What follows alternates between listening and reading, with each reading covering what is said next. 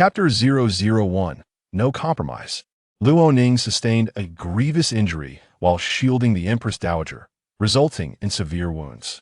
Her entire family prospered due to her sacrifice.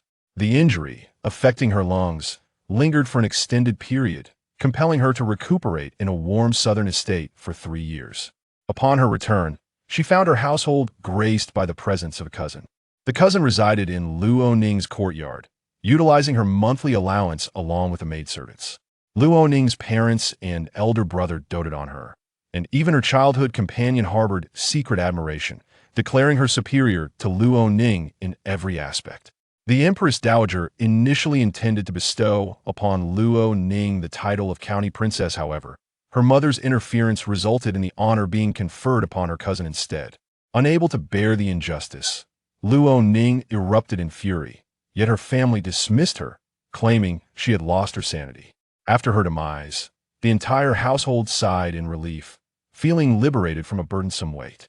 Luo Ning lingered as a ghost for 18 years, witnessing the gradual downfall of the Ofu, while those who wronged her met with tragic ends. Ultimately, she was reborn. Once again, she lived. "Miss, we are approaching the Third Emil Southern Market. Would you like to disembark for rest?" inquired the coachman. Luo Ning shook her head.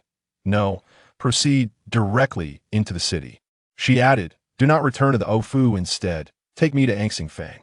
The coachman, though confused, complied without question. One of her returning maidservants, named Qiuhua, asked, "Miss, what is Fang?"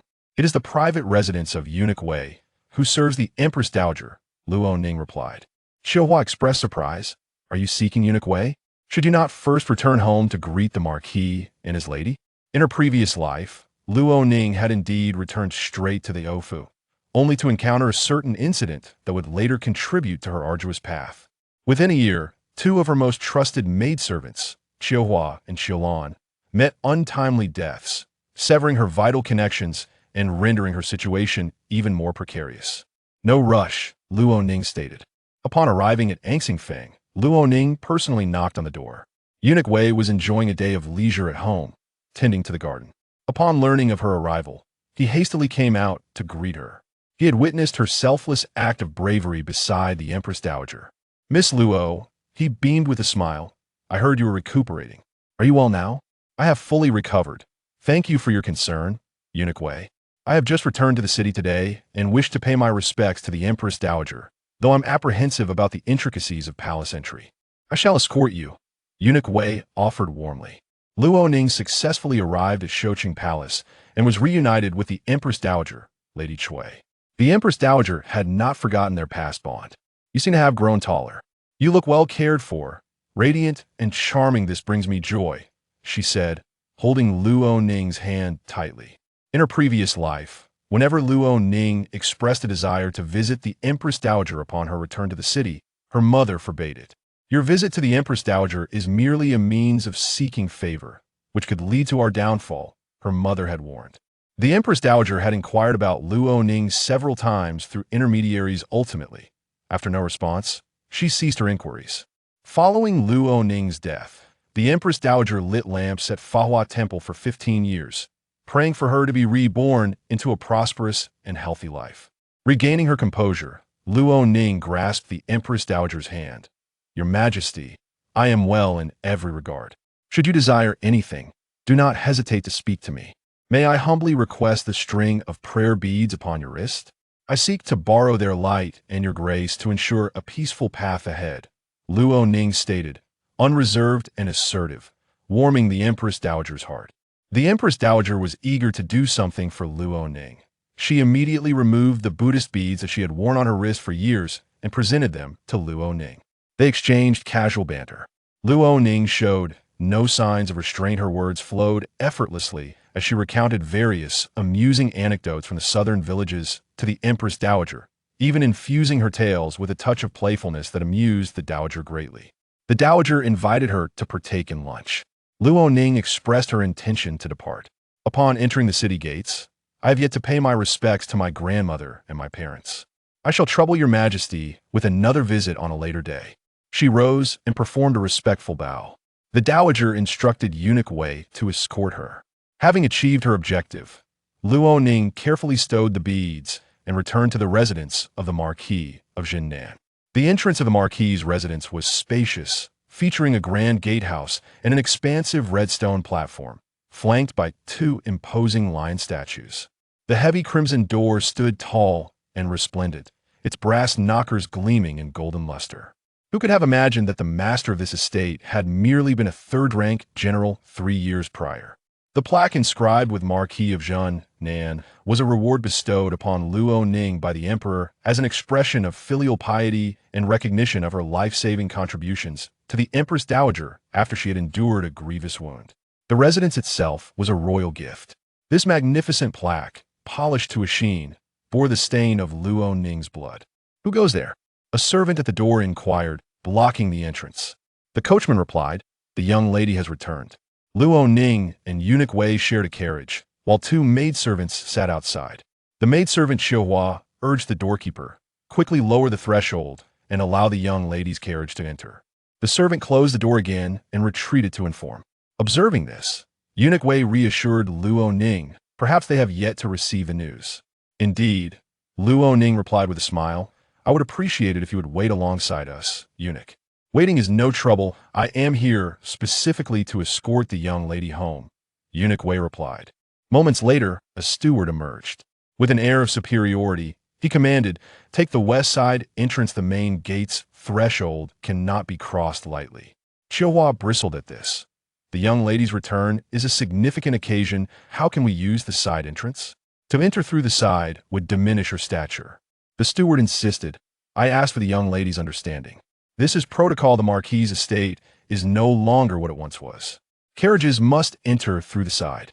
He added, "It has been quite some time since the young lady last returned. You will gradually become accustomed to the new rules." Shilong was left fuming.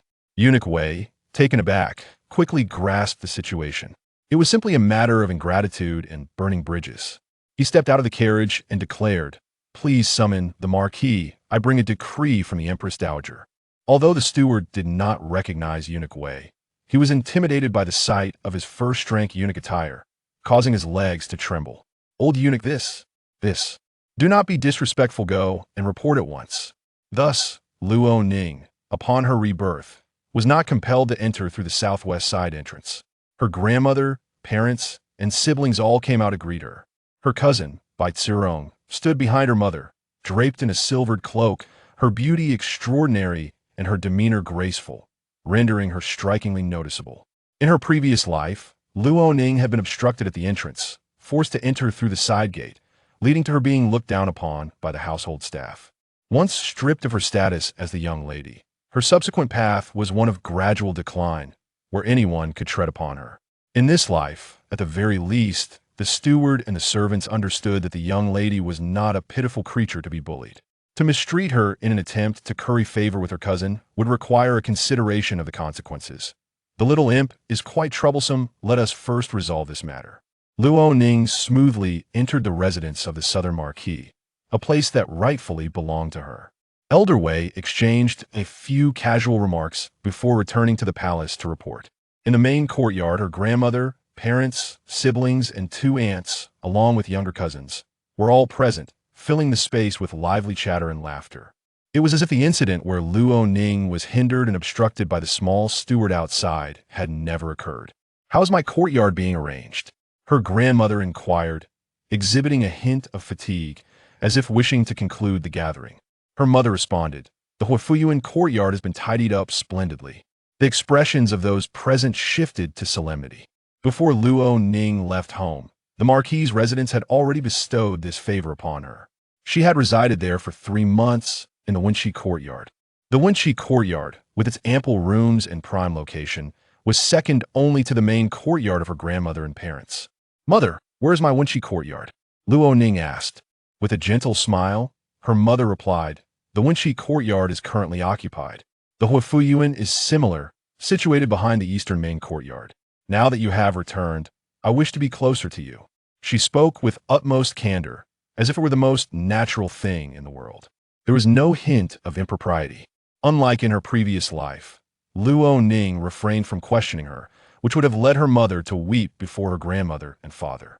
Instead, she smiled brightly, saying, I still prefer to reside in the Wenshi courtyard.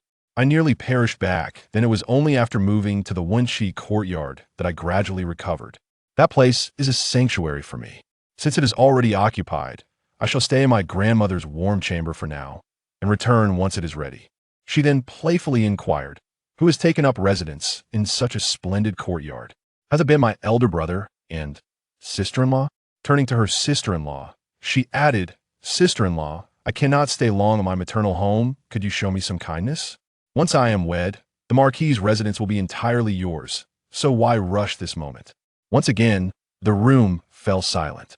Elder sister, it is I who have taken the Wenshi courtyard, her cousin by Xiong chimed in, smilingly responding. Chapter 001, Unyielding. Luo Ning sustained a grievous wound while shielding the Empress Dowager, leaving her severely injured.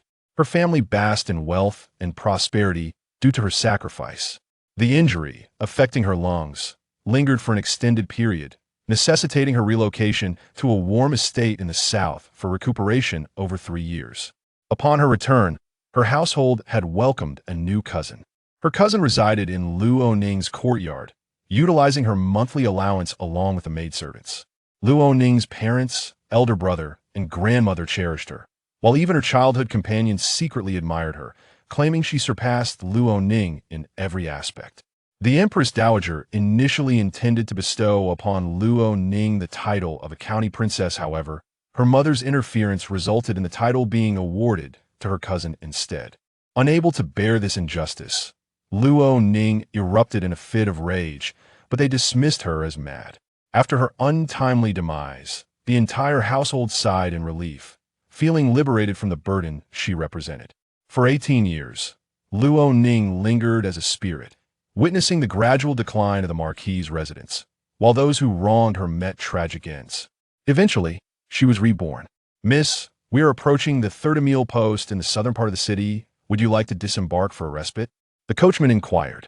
Luo Ning shook her head. No, proceed directly into the city. She added, do not return to the Marquis's residence. Take me to Xingfeng instead. The coachman, though perplexed, complied without question. One of the two maidservants accompanying Luo Ning, named Xiaohua, asked, Miss, what is Xingfeng? It is the private residence of Master Wei, who serves the Empress Dowager, Luo Ning replied. Xiaohua expressed surprise. Are you going to seek out Master Wei? Shouldn't you first return home to pay your respects to the Marquis and Madam? In her previous life, Luo Ning had returned directly to the estate, encountering a particular incident that became one of the reasons for her subsequent hardships. Within a year, her two most trusted maidservants, Xiaohua and Xiaolan, were murdered, severing her support and plunging her into deeper adversity. There is no rush, Luo Ning reassured her. Upon arriving at Xingfeng, Luo Ning personally knocked on the door. Master Wei, enjoying a day off, was tending to flowers and plants within his abode. Upon learning it was Luo Ning, he hurried to greet her. Miss Luo, he beamed. I heard you were recuperating. Are you well now? I have fully recovered. Thank you for your concern, Master Wei. I have just entered the city and wish to pay my respects to the Empress Dowager, but I fear the palace gates may be daunting. I shall escort you, Master Wei offered warmly. Luo Ning successfully reached Shoqing Palace and was granted an audience with the Empress Dowager, Lady Cui. The Empress Dowager, ever sentimental, remarked, you seem to have grown taller. You look well cared for, radiant and charming. This brings me joy. She held Luo Ning's hand tightly. In her past life, Luo Ning had repeatedly sought to visit the Empress Dowager upon returning to the city, but her mother forbade her. You approach the Empress Dowager merely to repay her kindness. This will lead to our demise, her mother had insisted. After Luo Ning's death, the Empress Dowager lit lamps at Fahua Temple for 15 years, praying for her to be reborn into a prosperous and healthy life. Regaining her composure, Luo Ning grasped the Empress Dowager's hand in return. Your Majesty, I am well in every aspect. Should you desire anything, do not hesitate to express it to me, the Empress Dowager urged. May I be so bold as to request the bracelet of prayer beads upon your wrist? I wish to borrow their radiance and your grace to seek a peaceful path ahead, Luo Ning articulated. She was forthright, not shying away, which warmed the Empress Dowager's heart. The Empress Dowager was eager to do something meaningful for Luo Ning. She immediately removed the Buddhist beads she had worn on her wrist for years and presented them to Luo Ning. They then engaged in light conversation. Luo Ning, devoid of any formality, spoke fluently and candidly, sharing amusing anecdotes from the southern villages with the Empress Dowager. Her words even contained a hint of playfulness, bringing joy to the Empress Dowager's heart. The Empress Dowager invited her to stay for lunch. Luo Ning expressed her desire to return, saying, "I have just entered the city and have yet to pay my respect to my grandmother and parents. I shall disturb your majesty another day." She rose and bowed. The Empress Dowager instructed eunuch Wei to see her off. Having achieved her purpose, Luo Ning carefully stored the beads and returned to the residence of the Marquis of Jinan. The entrance to the Marquis's estate was vast, with a majestic gatehouse and an expansive red stone terrace. Flanked by two imposing lions, the heavy red door stood tall and gleaming in gold. Who could have imagined that the master of this place was merely a third-rank military officer 3 years prior? The plaque reading Marquis of Jinan was bestowed upon Luo Ning after she had endured a wound, as a gesture of filial piety from the emperor, who wanted to commend her for saving the Empress Dowager. The residence itself was also a royal gift. This grand plaque, so polished, bore the stain of Luo Ning's blood. "What is it?" a servant at the door inquired. The coachman replied, "The young lady has returned." Luo Ning and eunuch Wei shared a carriage, while 2 maidservants sat outside. One of the maidservants, Chiuhua, said to the young servant, "Quickly lower the threshold and let the young lady's carriage in." The young servant closed the door again and went inside to report. Upon seeing this, eunuch Wei comforted Luo Ning. "Perhaps they have not yet received word." "Indeed," Luo Ning replied with a smile. "I would appreciate it if you would wait with us, eunuch." "Waiting is no trouble. I am here specifically to escort the young lady home," eunuch Wei said. After a moment, a steward emerged, his demeanor condescending. "Take the west side gate. The main gate's threshold cannot be crossed lightly." Upon hearing this, Chiuhua became indignant. "The young lady's return is a significant matter. How can we use the side gate? Entering through the side gate would demean their status." The steward replied, "I ask for your understanding, young lady. This is the rule. The Marquis's residence is no longer as it once was. All carriages must enter through the side gate." He continued, "It has been a long time since you returned. You will gradually become accustomed to the new regulations." Chiulan seethed with frustration. Eunuch Wei, astonished at first, quickly grasped the situation. It was merely a case of ingratitude and burning bridges. Eunuch Wei stepped out of the carriage, declaring, "Please summon the Marquis of Jinan. I carry the Empress Dowager's edict." The steward did not recognize eunuch Wei, but recognized the attire of a first-rank eunuch, causing him to tremble in fear. "Old master, this. Do not be disrespectful. Hurry and report." Thus, upon her rebirth, Luo Ning returned home without being forced to enter through the southwest gate. Her grandmother, parents, and siblings all came out to greet her. Her cousin, Bai Hong, stood behind her mother, draped in a silvered cloak, her striking beauty and graceful demeanor making her exceptionally noticeable. In her previous life, Luo Ning had been obstructed at the entrance, forced to enter through the side gate, which led to disdain from the household servants. Once deprived of the prestige of being the young lady, her path would have been a steady decline where anyone could trample upon her. In this life, at least the steward and the servants understood that the young lady was not a pitiful figure to be bullied. Those wishing to impose upon her to curry favor with her cousin would need to think twice about their prospects. "The little imp is troublesome. Let us first resolve this matter." Luo Ning successfully entered the mansion of the Duke of Jinan, a place that rightfully belongs to her. Elder Wei exchanged a few casual words before returning to the palace to report. In the main courtyard, her grandmother, parents, brothers, sisters-in-law, 2 aunts, younger siblings, and cousins filled the room with lively chatter and laughter, as though the earlier incident with the small steward attempting to obstruct her entry had never occurred. "How is my courtyard being arranged?" her grandmother inquired, a hint of fatigue in her voice, suggesting it was time to disperse. Her mother responded, "The Huifu courtyard has already been tidied up." The expressions of those present shifted, becoming more solemn. Before Luo Ning left home, the Duke's residence had bestowed this gift upon her. She had lived there for 3 months, occupying the Wenqi courtyard, which boasted numerous rooms in a prime location, second only to her grandmother's and parents' main quarters. "Mother, what am I Wenqi courtyard?" Luo Ning asked. Her mother smiled gently. The Wenqi courtyard is currently occupied. The Huifu courtyard is similar, situated behind the eastern main courtyard. Now that you have returned, I wish to live closer to you. She spoke with utmost candor, as if there were no misstep in her words. Unlike in her previous life, Luo Ning refrained from questioning her, which had previously led her mother to weep before her grandmother and father. Instead, she replied with a bright smile, I still prefer to reside in Wenqi courtyard. I nearly perished back, then it was only after moving to Wenqi that I gradually recovered. That place holds a special blessing for me. Since it is already occupied, I shall first stay in grandmother's warm chamber and return once it is ready. With a playful inquiry, she added, Who occupies such a fine courtyard? Did elder brother and sister-in-law move in? Turning to her sister-in-law, she continued, Sister-in-law, I cannot stay long at my maternal home. Could you not indulge me a little? Once I am married, the Duke's residence will belong entirely to you, so why rush this moment? A hush fell over the room once more. Elder sister, it is I who have taken residence in Wenqi courtyard, her cousin Bai Xiong replied with a smile. Chapter 002. Utilizing influence, making grandmother compliant. Luo Ning took temporary residence in her grandmother's western courtyard. Her grandmother occupied the western room, while the eastern room was quickly tidied up and furnished with bedding. Her sister-in-law faced complications during childbirth, and it was Awoke who summoned a renowned physician, thereby saving both mother and child.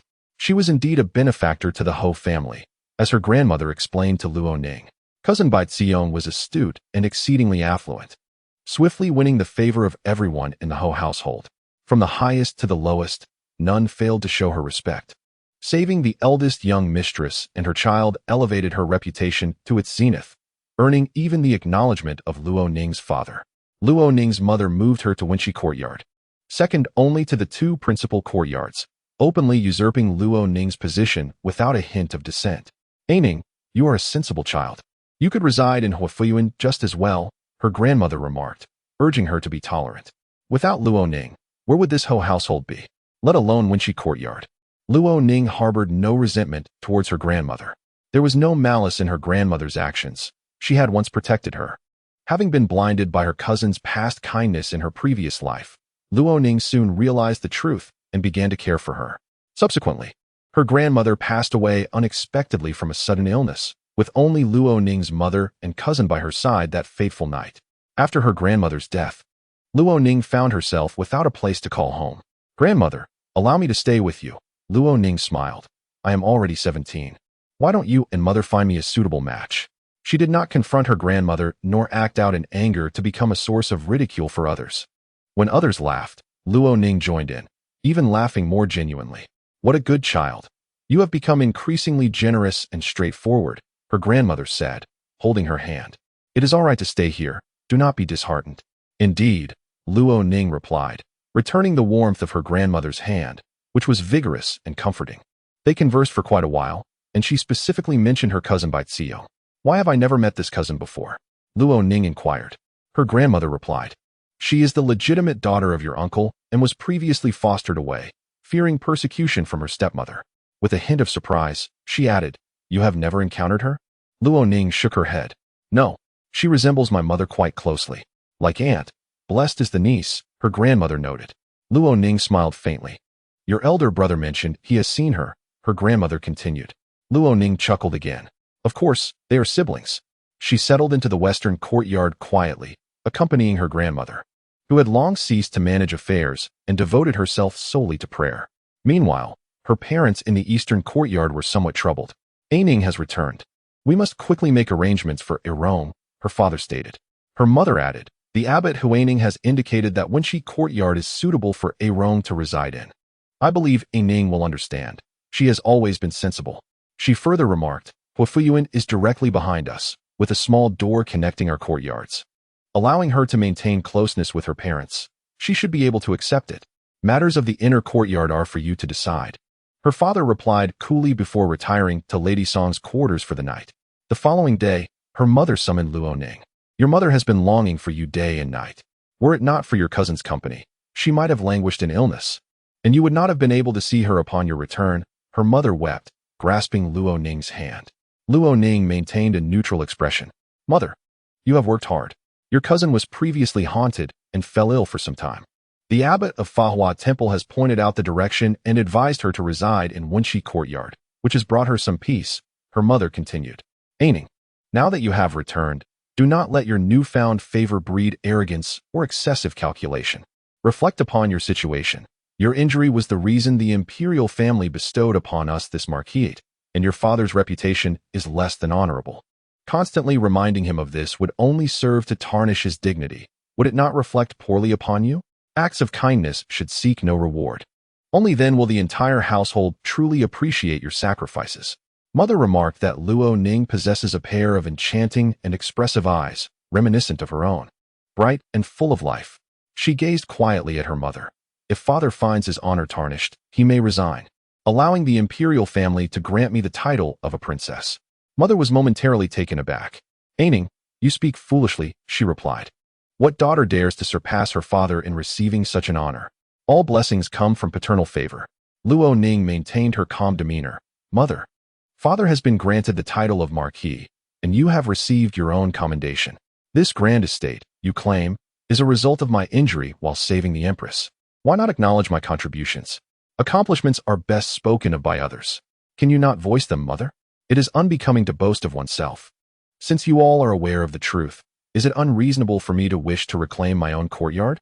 Luo Ning stood her ground. Mother, growing somewhat irritated, retorted, Aining, you lack decorum. The tension hung thick in the air. Mother recalled how eunuch Wei had escorted her home, and she stifled her temper. Aining, it matters not where you reside. The Wenxi courtyard is no more distinguished than the Huifu courtyard. It is inconsequential. Do not fixate on trifling gains. If it is all the same and of no consequence, then please return it to me, Luo Ning stated. Mother was rendered speechless. With a sigh, she lamented, You have changed, Aining. How have you become so obstinate and lacking in decorum? Luo Ning smiled gently. Mother, I do not comprehend your words. Is it excessive for a daughter to wish to reside in her own courtyard upon returning home? Must I seek the Empress to arbitrate this matter? Anger flickered in her mother's eyes, and she found herself at a loss for words. Luo Ning remained composed and courteous, her smile unwavering, denying anyone the opportunity to label her as mad. She returned to the west courtyard to accompany her grandmother in reciting prayers. Bai Xiong arrived at the marquise's quarters, softly advising her not to be upset. Aunt, I shall move out. No, she added, I have a plan. I shall have the old lady persuade Aining. The chill of December lingered, and soon it would be the Laba festival. Devotees hold this day in high regard, for it is also known as the Dharma Treasure Festival, during which the Buddhist community conducts rituals and distributes porridge. Each year, the guest quarters at Fahua Temple are fully booked, and the vegetarian feast is particularly lavish, costing 500 taels of silver per table. Despite its exorbitance, one must possess a certain status to secure a reservation. For many years, the Marquisate of Zhengnan had been unable to book the vegetarian feast for the Dharma Treasure Festival, leaving the old lady with a sense of regret. In the afternoon, while Luo Ning was gathering Buddhist beans with her grandmother, her mother arrived, accompanied by Bai Xiong. Mother, Arong has wonderful news to share with you. Her mother's face lit up with a smile. What good news? Grandmother inquired. Grandmother, I have successfully reserved the vegetarian feast at Fahua Temple for the 8th day of the 12th month, the day of the Dharma Treasure Festival, Bai Xiong announced with glee. Bai Xiong had taken to addressing the old lady as grandmother, just like the other children of the Luo family, as a sign of affection. A smile involuntarily graced the old lady's face. How did you manage that? The abbot Huining lent his assistance. He and I share a personal connection. Otherwise, we would not have been able to secure the vegetarian feast at 500 taels per table, Bai Xiong explained with a smile. The elderly matriarch smiled benevolently, saying, I see you've spent quite a bit again. On this grand occasion, my granddaughter merely wishes to express her filial piety, Bai Xiong remarked. The old lady nodded with appreciation. Sitting quietly beside them, Luo Ning listened attentively. She recalled the events of the previous year's Laba festival, which had unfolded due to her insistence on reclaiming the courtyard, much to her mother and Bai Xiong's chagrin. Consequently, snow began to fall on the 6th day of the 12th lunar month and continued unabated until the 9th, resulting in a snow disaster across the villages within 100 miles of Shengjing. Lives were lost, along with livestock. Seizing the opportunity, the censorate condemned the vegetarian feast on Laba, targeting Fahua Temple, which was compelled to produce a substantial sum of silver for disaster relief. The 6 noble families that had secured the vegetarian meals faced censure, including Luo Ning's father, who, along with 5 other dignitaries, endured public reproach. Although her mother refrained from directly attributing blame to Bai Xiong, she lamented, "Since a Ning returned, misfortune has befallen us." This gossip spread among the household servants, successfully shifting the blame onto Luo Ning, who, with just 2 maidservants, found herself unable to contest the accusations against the entire marquisate. Reflecting on this, Luo Ning interjected, "I heard that on Laba, there were only 6 tables for the vegetarian feast, each costing at least 500 taels of silver." Bai Xiong turned to her, noting the composure and serenity in her young demeanor. Indeed, on this day, many sought to partake. There are numerous Buddhists in the capital. Luo Ning continued, "Grandmother, wouldn't this offend others?" At her words, the old lady's smile faltered slightly. Bai Shi, Luo Ning's biological mother, smiled as she explained, "Those who can secure a spot are truly blessed. Devout Buddhists would not be angered, but rather envious of your grandmother's profound karma." The old lady appeared to relax a bit more. Luo Ning then urged, "Grandmother, it would be wise to withdraw from this." Her mother's expression darkened immediately. Observing this, Bai Xiong smiled and reassured, "Sister, I should have considered this more carefully. Rest assured, Master Huaining will personally vouch for us, ensuring we do not offend anyone. Let us withdraw." Luo Ning maintained a tranquil countenance, stating, "Grandmother, this matter is not auspicious." Bai Xiong's smile began to fade as well. The Marquis's wife was on the verge of displaying her anger. The old lady glanced between them, sighing inwardly. "Very well, for this year's Dharma Treasure Festival, I shall simply light a stick of incense." The old lady conceded, recognizing that her granddaughter had just returned, and this lavish vegetarian feast, secured through connections and considerable expense, was not truly for herself, but rather to contest over the courtyard. She was not senile. The courtyard rightfully belonged to her granddaughter, Luo Ning. Thus, she resolved to endure the pain of relinquishment and stand by Luo Ning's side. The Marquis's wife, accompanied by Bai Xiong, stormed out in a fit of anger, prompting whispers among the servants. Once back in her room, Luo Ning retrieved a meticulously carved set of Buddhist beads made from purple sandalwood. "Grandmother, please wear these during the Dharma Treasure Festival," she suggested. Upon seeing the beads, the old lady nearly gasped. "Mysterious Buddhist beads? These belong to Her Majesty. Indeed, she bestowed them upon me, saying they would ensure my safety. Grandmother, I shall lend them to you for a day, but they must be returned to me afterward." Luo Ning smiled. The old lady's face radiated sheer joy. Compared to the exorbitant vegetarian feast costing 500 taels per table, this string of beads represented true prestige, something to be admired and revered. She gazed at her granddaughter with immense pride. Why does she hesitate between Bai Xiong and her granddaughter? This is her bloodline, the true heiress of the Luo family. What is the matter with Bai Xiong? Is something amiss? Chapter 003. A triumphant first battle. On the 6th day of the 12th month, snow began to fall in Shengjing. By the 8th, the Luo family arranged for carriages, but traveling had become somewhat arduous. Nevertheless, on the occasion of the Laba festival, the matriarch insisted on visiting Fahua Temple to offer incense. Luo Ning accompanied her. The Countess Bai Xiong, and Luo Ning's 2 aunts, along with her half-sisters and cousins, were all to join the outing. Some murmured complaints. The roads were difficult, and the mountain paths were treacherous. It was quite cold. However, at the foot of Fahua Temple, young monks and benefactors from nearby villages tirelessly cleared the snow. Though the mountain path was somewhat slippery, it remained passable. The throng of people was greater than Luo Ning had anticipated, bustling and jostling in every direction. Reservations were required for the main hall where the sermons were delivered, but this had been arranged 2 months prior, and the matriarch had secured a spot.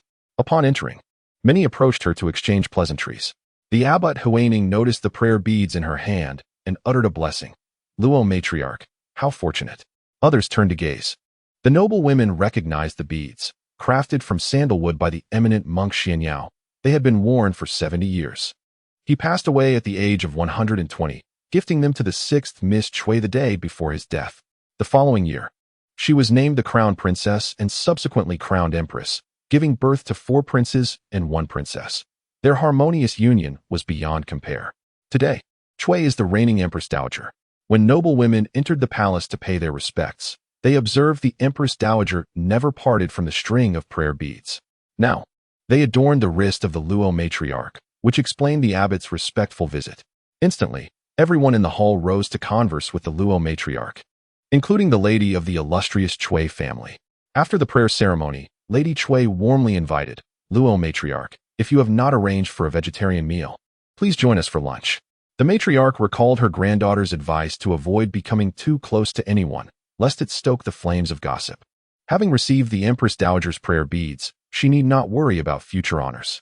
She must exercise restraint and caution. The matriarch shook her head. The weather is unfavorable, and my daughter-in-law and granddaughter are waiting at the entrance. I must return. I appreciate your kind offer. Lady Chui was unwilling to press the matter further. On the descent, the matriarch could not suppress her pride, recounting the earlier encounter. Luo Ning's mother, Bai, could not help but inquire, Mother, why did you not dine with Lady Chui? Bai Xiong held her breath in anticipation. The matriarch glanced at Luo Ning, who wore a gray squirrel fur cloak, and shook her head. Let us return. She complied, but felt a twinge of regret. The matriarch did not dwell on her disappointment for long, as news soon spread through the capital. Those residing in the city felt that this year's continuous 4 days of snow was particularly heavy. Unaware of how many homes in the villages had collapsed or how many livestock and people had perished from freezing, the court busied itself with disaster relief, overwhelmed with the task at hand. As in her previous life, a clever censor from the censorate, aware of the treasury's limitations, turned his attention towards Fahua Temple and the noble families, using the temple's Laba festival offerings to criticize them. He condemned the temple and the families who had arranged for vegetarian meals, pressuring them to contribute funds for disaster relief. The news spread far and wide, reaching even the common folk. Naturally, the Luo family had heard of it as well. In the evening, as the family gathered for dinner, Luo Ning's father broached the subject. Mother, you did not consume vegetarian dishes at that time, did you? No, the matriarch replied. Originally, A Rong had arranged for it. Fortunately, A Ning had the foresight to advise me to bring only the prayer beads and forego the vegetarian meal. Otherwise, it would have been you facing the consequences today. She continued. Our title, bestowed by the emperor following A Ning's injury, is inherently tenuous, lacking substantial merit. Should the emperor take offense, it could easily be revoked. A profound silence enveloped the dining table, thick with tension. Luo Ning's mother turned ashen, barely suppressing her anger. Her father moved his lips, wishing to voice something, yet refraining from argument. The others exchanged glances between Luo Ning and Bai Xiong. Terrified, Bai Xiong instantly knelt, exclaiming, It is all my fault. I nearly caused a calamity. Her tears flowed freely, creating a poignant spectacle reminiscent of weeping pear blossoms. Each tear, like pearls strung on a thread, fell gracefully, evoking both beauty and melancholy, drawing forth sympathy. Get up. Why should you be blamed? Luo Ning's elder brother quickly interjected. His sister-in-law moved to assist her, saying, Didn't it turn out all right? Why are you crying? Yet, Bai Xiong continued to weep. I am filled with dread. Foolish child, her mother chided gently. The others chimed in with words of comfort, while some remained silent, observing the scene unfold. Luo Ning's mother, her heart breaking, embraced Bai Xiong, offering solace. The grandmother spoke slowly, Please sit, do not cry. I have not said you were at fault. Your intentions were pure, though luck may not have favored you. She turned to Luo Ning's father, saying, A Ning is a fortunate daughter, blessed with good fortune. Her return has spared us from disaster. The father nodded in agreement. A military man. He was not one to act recklessly. On the contrary, he was shrewd, self-serving, and emotionally detached. During his time stationed away, he saw Luo Ning only a handful of times, lacking any real connection. Upon returning to court, he was occupied with social engagements, rarely seeing his daughters. Thus, he remained indifferent until this moment. My lady, the Wangxi courtyard must be cleared within 3 days. A Ning has been back in the capital for nearly 10 days and is still residing with her mother. This is inappropriate, he declared. Everyone at the dinner table sensed the shift in atmosphere. The young lady, meticulously cared for by the countess, was merely a distant relative. The legitimate daughter of the Luo family had returned. 10 days had passed without fuss or demands. She remained gentle, quiet, and courteous, patiently awaiting her turn. When the head of the family spoke, her courtyard was reclaimed without a hint of conflict. Luo Ning was acutely aware of the scrutiny upon her. With a subtle smile, she addressed her father, Thank you, father. I would be delighted to accompany grandmother, though I fear I may intrude. It would indeed be best to return home. Throughout, she did not waver in her resolve to remain in Wangqi courtyard, for it was rightfully hers. Mother, why does aunt dislike elder sister? On their way home, her cousin Luo Ning inquired of her mother. The second lady replied, she has disliked her since childhood. Why? Asked her daughter. She is her biological daughter. When she gave birth, she suffered severe hemorrhaging and nearly perished. After being saved, she could not move her limbs for half a year. Since then, she has been unable to tolerate Ning, the second lady explained. Luo sighed, feeling a twinge of pity for her elder sister. The uncle showed little regard for the inner chambers, while the aunt cherished her niece far more than her own daughter. The second lady found herself perplexed by these dynamics. However, it was evident that the matriarch, Madame Bai, harbored a long-standing disdain for Luo Ning. The second lady had even witnessed her striking Luo Ning, who at the tender age of 5, was entirely oblivious to the cruelty, as Madame Bai chastised her with the sole of her shoe. The old matriarch remained unaware of this incident, and as a sister-in-law reliant on the first branch, the second lady dared not voice her concerns. Subsequently, Madame Bai claimed publicly that Luo Ning had injured herself by bumping her mouth against the edge of the Kong. Luo Ning had undergone a profound transformation. Once quick-tempered and unable to endure hardship, she had matured into a composed and reserved individual, possessing remarkable self-cultivation. The second lady remarked on this change. Upon her return, Bai Ziyong appeared somewhat diminished in comparison. Bai Ziyong still needed to reclaim the Wangqi courtyard. Mother, the aunt intends to raise her niece as if she were the legitimate daughter of the Marquis, revealing her grand ambitions. Thankfully, our elder sister is formidable. Why should the benefits of our family be claimed by the Bai family? Luo added. The second lady covered her daughter's mouth, urging her to be quiet lest others overhear. Chapter 004. The first encounter with Prince Yong Luo Ning returned to the Wangqi courtyard. In her past life, a significant uproar had ensued. What rightfully belonged to her had, upon her retrieval, paradoxically bestowed a reputation of magnanimity upon her cousin, while she herself had consistently found herself at a disadvantage. The old matriarch had sent someone with daily provisions. The housekeeper was exceedingly courteous and respectful, not daring to treat her with any disrespect. Do you still wish for the 2 second-class maids you had before? Her mother, Madame Bai, asked, her tone tinged with a hint of sarcasm.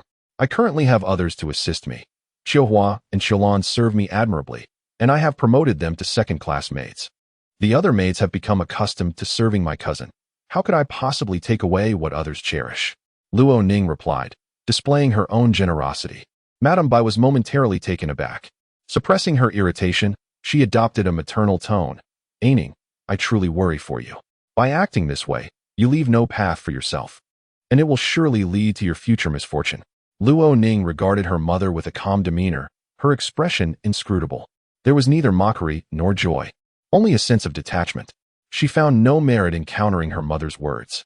Take care of yourself, Ning. A small kindness will eventually be squandered. And who will protect you then? Her mother continued. Luo Ning's expression remained unchanged. Mother, as long as the Marquis stands, my kindness shall endure. With that, Madame Bai stormed away. The old matriarch sent another housekeeper to Luo Ning along with 2 third-class maids. This housekeeper was specifically requested by Luo Ning. She was the wife of the ledger keeper from the outer courtyard, known as Mama Kong. In her previous life, Mama Kong had shielded Luo Ning from disaster, sacrificing herself in the process. From then on, Mama Kong would oversee the various affairs of the courtyard, with Qiuhua managing finances and Qiulan attending to clothing and jewelry. Luo Ning instructed them accordingly. The Wangqi courtyard comprised 4 main rooms, flanked by 6 side rooms on each side, along with a rear hall. And the courtyard was exceedingly spacious, rivaling the west courtyard of the old matriarch. What was even more advantageous was its prime location, directly facing the east and west main courtyards, with a rear garden and close proximity to the north corner gate of the back courtyard, overlooking the entire marquisate. It also allowed for independent entry and exit. Upon moving in, Luo Ning sought the key to the north corner gate. Naturally, her mother, Madame Bai, was unwilling to part with it. What do you need the key for? In the secluded chambers of the noble ladies, could one truly venture unceremoniously through the inner door? Such behavior is unbecoming, as my mother would say. Yet, Luo Ning did not press the matter further. Her mother had even taken the precaution of assigning 2 matrons to guard the northern gate, specifically to keep an eye on Luo Ning, recently reborn. Luo Ning faced a rather challenging predicament. Her financial resources were meager. Her cousin, Bai Xiong, had managed to gain considerable influence within the, nearly usurping Luo Ning's position as the esteemed young lady. This elevation was made possible by Luo Ning's mother, who had utilized both wealth and connections to pave the way for her. The dowry from her mother, as well as the family fortune of the Luo clan, now resided entirely in her mother's hands. As long as she remained unscathed, no one would demand an accounting from her. Moreover, there was an exceptionally affluent benefactor outside, providing both Luo Ning and Bai Xiong with financial support. What they sought was status. Bai Xiong transformed from an obscure daughter of the Bai family into a distinguished lady of Xingjing, with the serving as her stepping stone. They were not in want of money. It was Luo Ning who lacked such resources. Having settled her own literary quarters, Luo Ning enjoyed a restful sleep. The following day, she proceeded to the palace to pay her respects to Her Majesty, the Empress Dowager, and to return the precious prayer beads. Upon visiting Fahua Temple, she learned of the beads' extraordinary value, as they were a cherished possession of the Empress Dowager. Reluctantly, she declared, "I dare not be greedy." The Empress Dowager had treasured these beads for decades. Though she was willing to bestow them upon Luo Ning, when Luo Ning returned them, she did not insist further. This act served as a profound solace for her. The smooth course of her life was largely attributed to the support of the beads, which instilled in her a belief that her every judgment was correct and that she was under divine protection. "What is it that you desire?" the Empress Dowager inquired, expressing a desire to repay her. "Your Majesty has granted me titles and a residence. You have already given far too much." The Empress Dowager shook her head, saying, "Those are gifts from His Majesty. He governs the realm through filial piety, showcasing his devotion. It is not a favor from me. Your Majesty, I humbly request but one thing," Luo Ning replied. The Empress Dowager prompted her to state her wish. "While recuperating in the south, I took the opportunity to learn a bit of divination from a Taoist priest. I have a prophecy I wish to share with Your Majesty," Luo Ning stated, seeking the Empress Dowager's permission. "Pray, share it with me," the Empress Dowager encouraged. Luo Ning recounted her insights in detail. Upon hearing them, the Empress Dowager furrowed her brow in contemplation. As they conversed, a court eunuch entered to announce, "Your Majesty, His Royal Highness, the Prince Yong, has arrived." Luo Ning remained composed. The Prince Yong was the youngest son of the Empress Dowager and would ascend as the new emperor in 8 years. Before the prince could step into the grand hall, Luo Ning heard a sudden bark. A massive, pitch-black dog bolted into the room ahead of him. Upon sighting it, the Empress Dowager could not help but chuckle, exclaiming, "General Changing has come as well." She had a fondness for this dog. Yet, the creature's appearance was indeed fearsome. Luo Ning felt a brief moment of astonishment. In her heart, she could not help but exclaim sesame. She had become invisible to human eyes, yet this dog could perceive her. A gigantic and ferocious beast, feared by all, was able to see Luo Ning. She often played with it, and it would venture out at night to seek her out, keeping her company. Luo Ning had never encountered its master. Despite its imposing size, in her heart, it was an adorable creature, and thus she affectionately named it Little Black Sesame. The room was filled with palace maids and eunuchs, all of whom hastily retreated, their faces betraying anxiety and fear. "Mother," a man's voice, somewhat languid, drifted in. Just as Luo Ning caught sight of the man, the dog lunged toward her. The Empress Dowager was taken aback, fearing that General Changing would frighten Luo Ning to death. This dog was fierce, its teeth sharp, yet it would not bite unless commanded. It had previously pounced on those it found disagreeable, causing many to be startled. As the dog approached Luo Ning and sniffed her, she, as usual, raised her hand and gently patted its head. The large dog suddenly lay down before her, rolling onto its back, seeking affection. The newly entered Prince Yong's gaze darkened, his voice turning cold and severe. "Changing." The dog, prepared to enjoy the gentle strokes, scrambled back to the man's feet obediently. Luo Ning raised her eyes, locking onto a pair of deep, dark orbs. The man was strikingly handsome, with delicate features, thin lips, and a high nose. But his expression was cold and indifferent, with a hint of ruthlessness concealed within his gaze. He glanced at Luo Ning, his eyes heavy with curiosity. "What method did you employ to make my general so fond of you?" he inquired. Luo Ning stood and respectfully bowed. "This humble girl pays her respects to Your Highness." He scrutinized her, moving closer, even sniffing slightly to discern which fragrance had such an effect on his dog. yet he detected nothing but a faint scent of powder, vulgar. He frowned once more. The Empress Dowager laughed softly from the side. This is Miss Luo. She is the one who stood in front of me to shield me from harm. Only then did Prince Yong say, "You may rise." Luo Ning stood, while the black dog stealthily observed her, inexplicably drawn to her. Prince Yong, Xiao Huifeng, continued to appraise her from the corner of his eye. The Empress Dowager chuckled. "This dog possesses intelligence." She added, "How did you bring it into the palace? The censorate will surely report you for this. And I have received enough scolding on your account."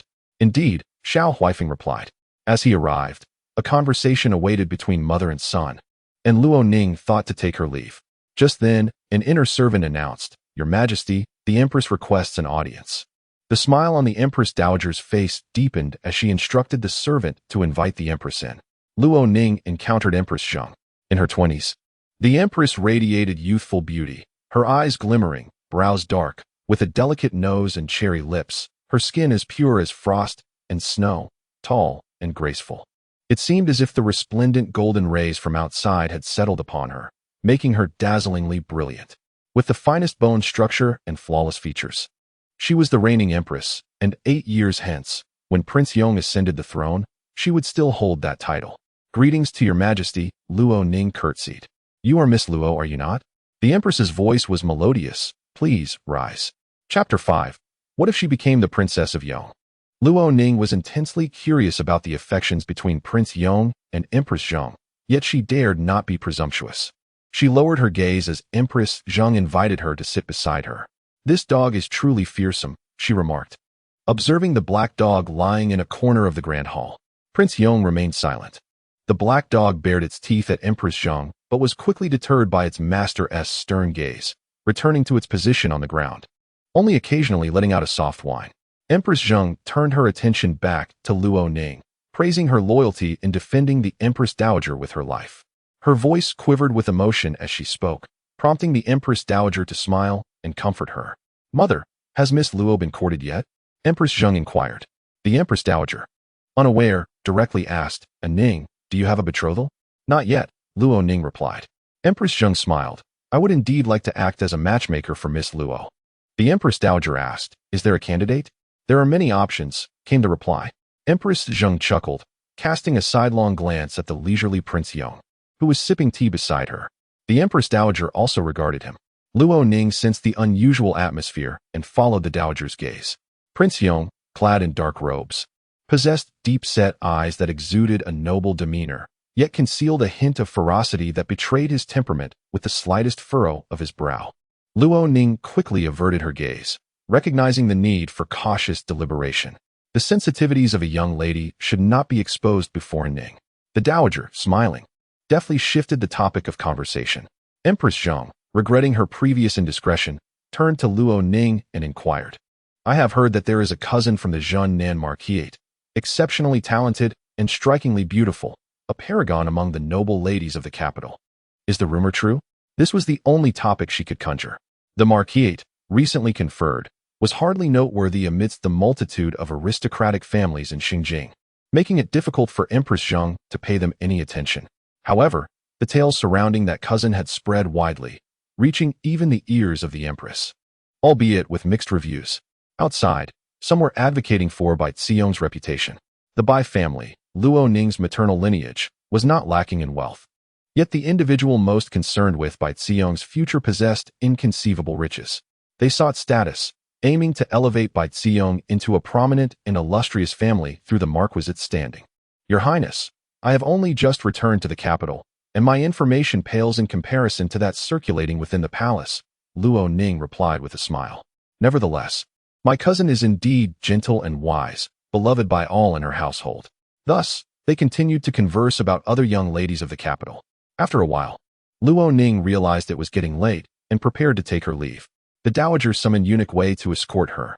Empress Zheng also had matters to attend to and bid farewell after Luo Ning rose. She even accompanied her for a short distance. "Do visit the palace often to alleviate the Empress Dowager's ennui. I am responsible for the 6 palaces, and the mundane tasks often leave me little time to fulfill my filial duties. Your ability to bring joy to the Empress Dowager is the greatest act of filial piety," remarked Empress Zheng. Luo Ning acknowledged this with humility. The Empress Zheng held no malice towards Luo Ning. Coming from a modest background, the Luo family had only been ennobled for 3 years, and they could hardly be considered new nobility. Their rise was not a cause for disdain. In the eyes of Empress Zheng, Luo Ning appeared as a favored pet of the Dowager, and none perceived such a favored companion as a threat to be wary of. Instead, they would offer small favors and shower compliments upon the cherished pet to curry favor with the Dowager. Empress Zheng's kindness towards Luo Ning was no different. "What are your usual interests?" inquired Empress Zheng again. "Aside from reading, I enjoy practicing with a whip," replied Luo Ning. "You can wield a whip?" Empress Zheng exclaimed with curiosity, her smile radiant. "That would indeed signify a well-rounded individual. I dare not claim such merit, Your Highness. It is merely a pastime," Luo Ning modestly responded. They chatted for a considerable time before allowing Luo Ning to depart. Within Shoqing Palace, the Empress Dowager Cui was inquiring of her son whether he intended to become engaged. At 20 years of age, he ought to have a princess by his side. The Board of Rites was pressing the imperial censor's office, which in turn was burdening His Majesty. Otherwise, the Empress would not have hastily raised the matter to alleviate His Majesty's concerns, the Dowager remarked. "And what of Miss Luo?" the Dowager asked.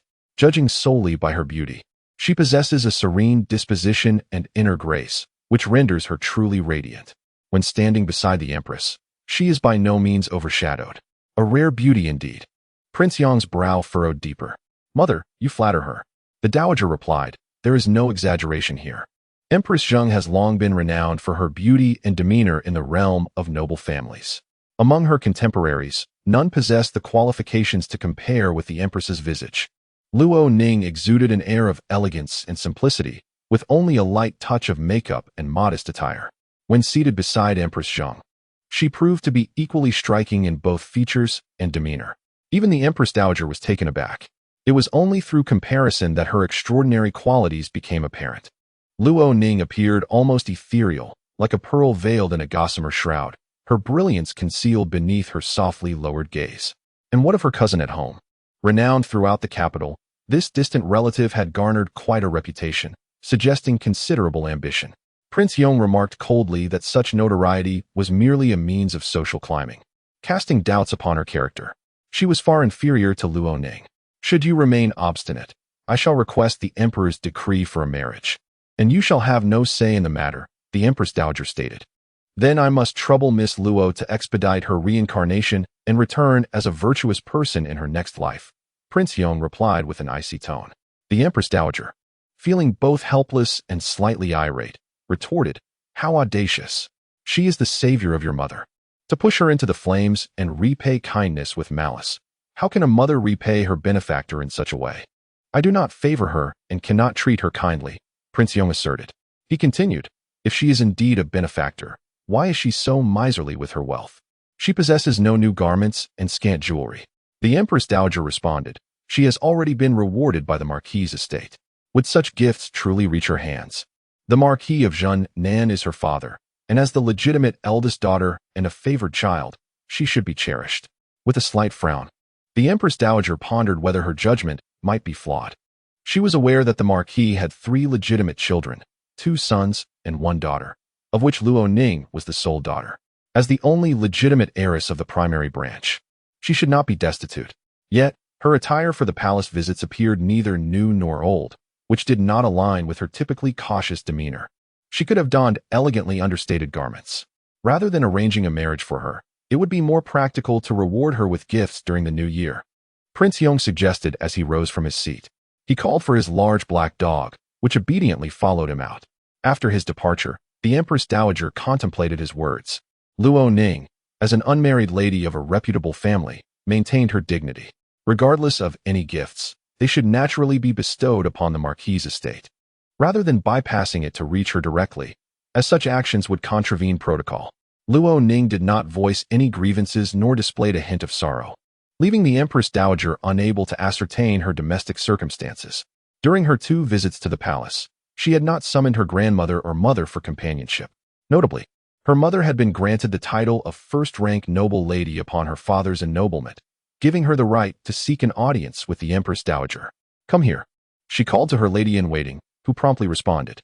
"Prepare 100 taels of gold, 3,000 taels of silver, along with fine fabrics and jewelry." to be sent to the Marquis of Junnan's estate.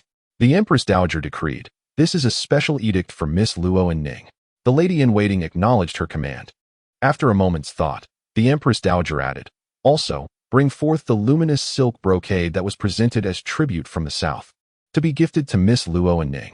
This exquisite silk, received 2 months prior, comprised 12 bolts. The Empress Dowager had retained 2 for herself, while the remaining were distributed among the Empress and favored concubines. Ultimately, 6 bolts of the brocade had flowed into the hands of noble families, attracting much praise, while the Empress Dowager's niece had boldly requested some, which was denied. Now, she chose to bestow these gifts upon Luo Ning. Such a precious item can serve to probe the attitudes of the Marquis towards Luo Ning.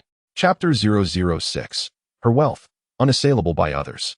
Luo Ning returned to the town's South Marquis in the afternoon, first visiting her grandmother before paying respects to her mother, the esteemed Lady Bai.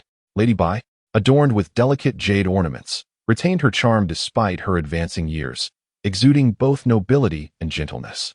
Ning, your frequent visits to the palace may disturb Her Majesty the Empress Dowager, which could be frowned upon, she remarked. Luo Ning maintained a serene expression, a gentle smile gracing her lips. Her Majesty does not seem to mind.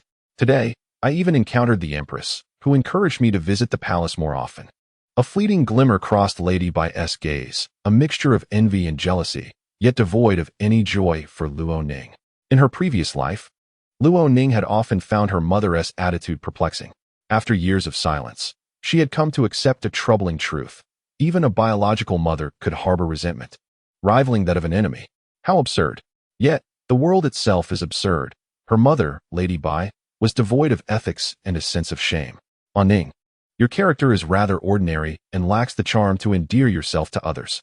I am always concerned that you may offend someone, bringing shame upon the Marquis. Next time you visit the palace, I shall accompany you, Lady Bai declared, belittling her daughter. Luo Ning chuckled softly. She was anything but ordinary. She was quite fascinating. After years of being a ghost, unknown to all but the black dog, she remained blissfully content. Perhaps another time, Mother, Luo Ning replied. Lady Bai inquired further. How do you find your residence in the literary elegance courtyard?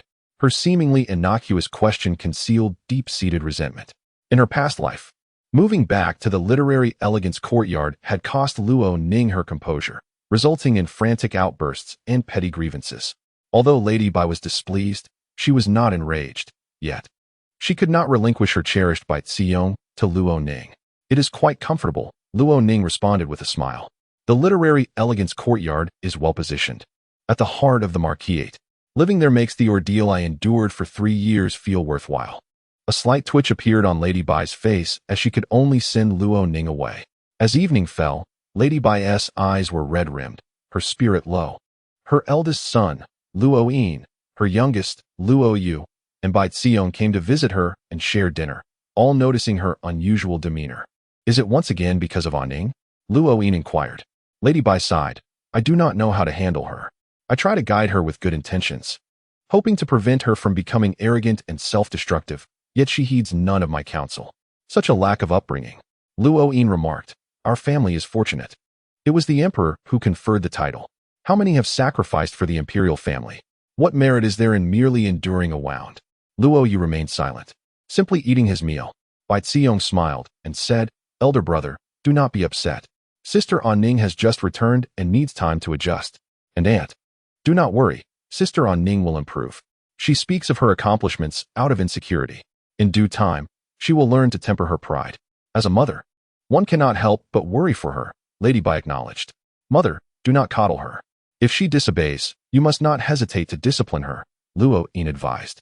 Lady Bai nodded in agreement. The following day, the Empress Dowager's gifts arrived at the town's South Marquis. Lord Luo Chongye of Junn'an led his household to receive the imperial decree, only to discover that the rewards were exclusively bestowed upon Luo Ning. The assembly was taken aback. Luo Ning held no distinguished status, merely a young lady yet to be married, rendering her unqualified for such honors. Her act of shielding the Empress Dowager from peril warranted this rare exception. Accepting the gifts, Grand Eunuch Wei, accompanied by several palace attendants, delivered the rewards directly to the Wenqi courtyard. Madame Bai, the matriarch, arrived at Wenqi courtyard with a radiant smile, exclaiming, Ning, Today is indeed a fortunate day, illuminating even your mother's face. Luo Ning smiled in response. Bai Xiong, exuding warmth and charm, added, Sister A Ning, congratulations. The Empress Dowager never forgets you. Luo Ning humbly acknowledged, the Empress Dowager is most benevolent. Pray, let us behold the exquisite floating light and jade brocade. I have only glimpsed it on the fourth miss of the Zheng family.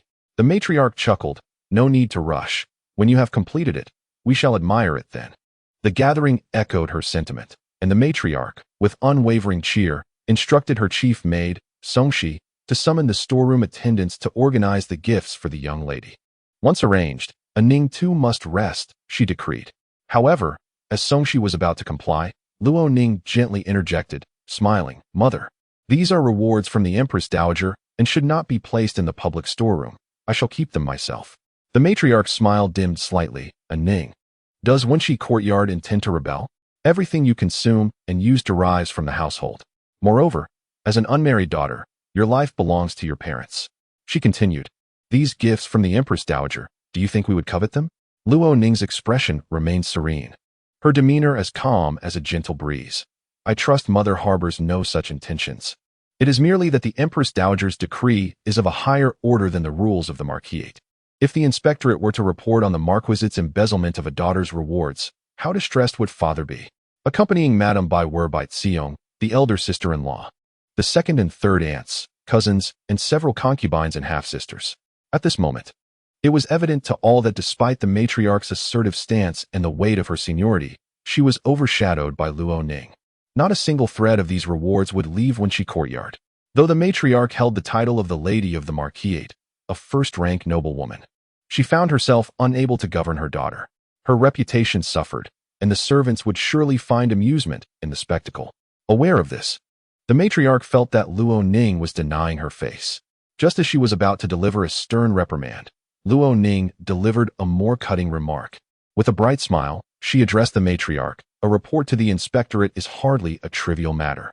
If it reaches the ears of the esteemed families in Xinjiang, they may mock our household for having never encountered imperial rewards, making a blunder that would forever tarnish our reputation, which would be detrimental to all. The matriarch, desperate to elevate Bai Xiong's status, realized that her efforts could not be jeopardized over such a trivial affair. Alarmed, yet a hint of smile returned to her face. A Ning speaks wisely. With that, they departed. Luo Ning observed as Bai clenched her teeth in frustration, her cheeks twitching, inevitably recalling her past life. In that existence, she had felt sorrow and rage, unable to comprehend her mother's preference for her cousin over her own daughter. She had longed to rip apart her own heart to reveal her grievances, yet her mother always responded with a tranquil smile, as if to brush past her pain. When had she ever felt such fury to the point of distorting her visage? Luo Ning closed the courtyard door. There is no sense of exhilaration, merely a state of tranquility. Having been granted a second chance at life, one should live it earnestly, with a heart as calm as still water. She has become her own home, her own kin, relinquishing any aspirations for their affection. The young lady displays a lack of understanding, boldly opposing the matron. In the eastern courtyard, the maids and matrons speak with deliberate intent. The servants each harbor their own thoughts. Indeed, the young lady is somewhat excessive. Yet the matron has not exhibited the maternal tenderness one would expect. Had it been her cousin, the matron would have shown greater consideration. The exquisite fabric is splendid, suitable for 2 garments to be worn during the New Year's banquet. The matron has already quelled her anger, speaking to Bai Xiong. On Ning shall surely shine brightly. No, it is you who shall steal the spotlight. On Ning, adorned in flowers and brocade, must not be overly ostentatious, the matron remarks. Bai Xiong, both astonished and elated, asks, Aunt, are you truly gifting this to me? Naturally. Anything of value is yours. The matron smiles, saying, Good child, I wish I could give you my heart and life. You have endured too much suffering in your youth. No, being by your side renders all hardships trivial, Bai Xiong replies, nestling in the matron's embrace. However, An Ning is unwilling to share. Do not worry, she will willingly offer it, the matron assures. Bai Xiong wraps her arms around the matron's waist, softly calling her mother. Chapter 007. Triumph over the elder brother within the Wenshi courtyard. There is universal joy. The Empress Dowager has bestowed a reward of 3,000 silver and 100 taels of gold leaves. This sum is sufficient to cover the expenses of the entire marquisate for over 2 years, alleviating Luo Ning's predicament. Young lady, the matron is rather displeased. She is your biological mother and would never wish you harm. Perhaps you should heed her directives, Mama Kong advises cautiously. This counsel arises from genuine concern and kindness. Yet, Luo Ning is acutely aware of her mother's true nature. She would not only endanger Luo Ning, but could potentially lead to her demise. My mother has a cousin whom she favors, Luo Ning states with a flat tone. Mama Kong responds, in your absence, the matron has constantly spoken of you. Her yearning for her daughter has led her to seek solace in your cousin. In her heart, you remain paramount. Did you witness this personally or hear it from others? Luo Ning inquires. Mama Kong is taken aback. I heard it from the matrons in the kitchen. Those matrons are all trusted confidants of my mother. Their words are deliberately intended for the ears of the entire household. Otherwise, how could a cousin, residing under dubious circumstances, escape gossip? Luo Ning asserts. Mama Kong is momentarily stunned. If she misses me so dearly, why does she not come to the southern estate to accompany me? Even if she cannot. Sending someone to visit or convey letters and gifts is a mother's duty, Luo Ning remarks with a gentle smile. Such talk of longing is but an empty phrase. Yet, she persistently convinces herself to believe it. You see, I fell gravely ill, recuperating far away, which truly evokes my homesickness, causing sleepless nights. Yet, it turns out that the cousin merely serves as a stepping stone for establishing her roots in the marquisate. Luo Ning continues. Mama Kong ponders this statement, horrified. Luo Ning waves her hand. Let us not discuss this further. Gather your belongings. With the Empress Dowager's support and our newfound wealth, what is there to fear? This marquisate is mine to reclaim. Mama Kong nods in agreement. She vaguely heard someone mention that the Empress Dowager disapproved of others taking credit, and she was somewhat concerned that the young lady might become too self-important and be resented. However, upon closer examination, such reasoning seemed rather implausible. Unable to comprehend the matter, she set it aside and followed Luo Ning's instructions. Luo Ning rewarded Mama Kong with 10 taels of silver, and Xiu Hua and Xiu Lan each received 6 taels, while the 2 rough-and-tumble maidservants were given 1 tael each, which constituted their wages for 2 months. Everyone was delighted. However, the following day brought no joy. The Wenshi courtyard lacked a small kitchen, and the meals delivered from the large kitchen were haphazard and unpalatable. On the surface, it was difficult to pinpoint any fault. The rice contained barnyard grass seeds, the vegetables were overcooked, the soup was excessively bland, and the braised duck was overly greasy. With a layer of oil pooling at the bottom of the bowl, Luo Ning sensed something was amiss but could not lodge a complaint. Otherwise, the matriarch would accuse her of being picky and overly sensitive, putting Luo Ning at a disadvantage. She picked out the barnyard grass seeds and blanched the duck to remove the grease, slowly consuming a bowl of rice. Time swiftly passed to the 15th day of the 12th month, a day that Luo Ning would forever remember. In her previous life, it was the most dreadful day upon her return home, one that nearly cost her life. The weather was cold, yet not exceptionally so, with merely a thin layer of ice coating the ground.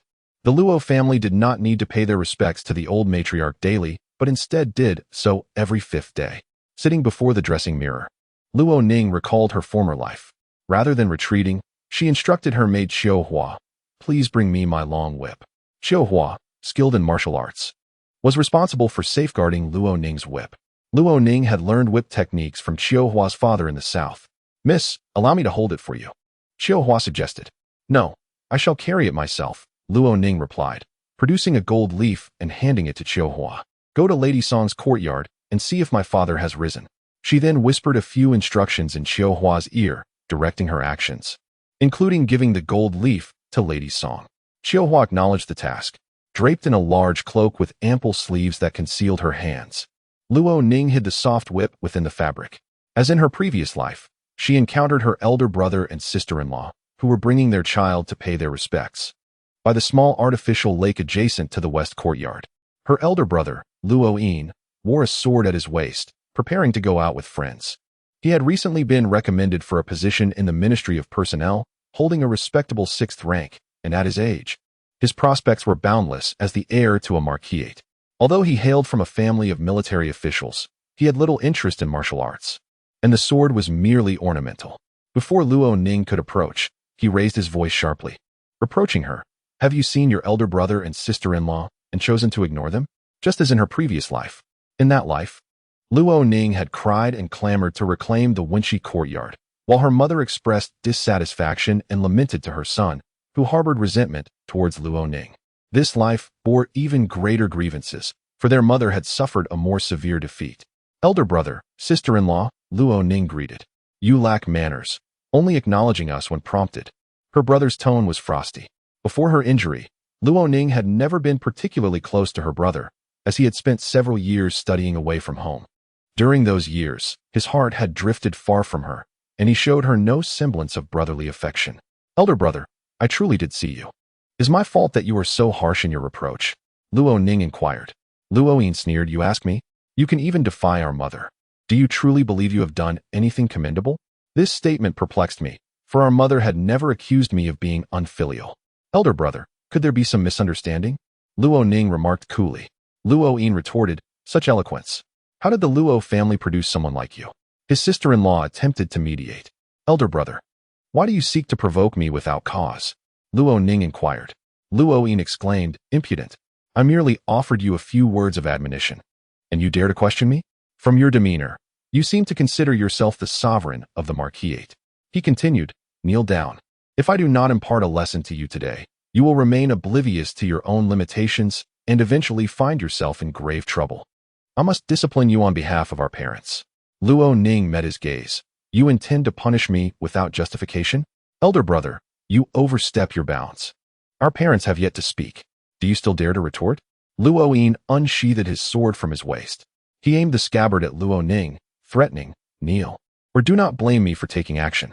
Luo Ning regarded him silently, which only fueled his rage.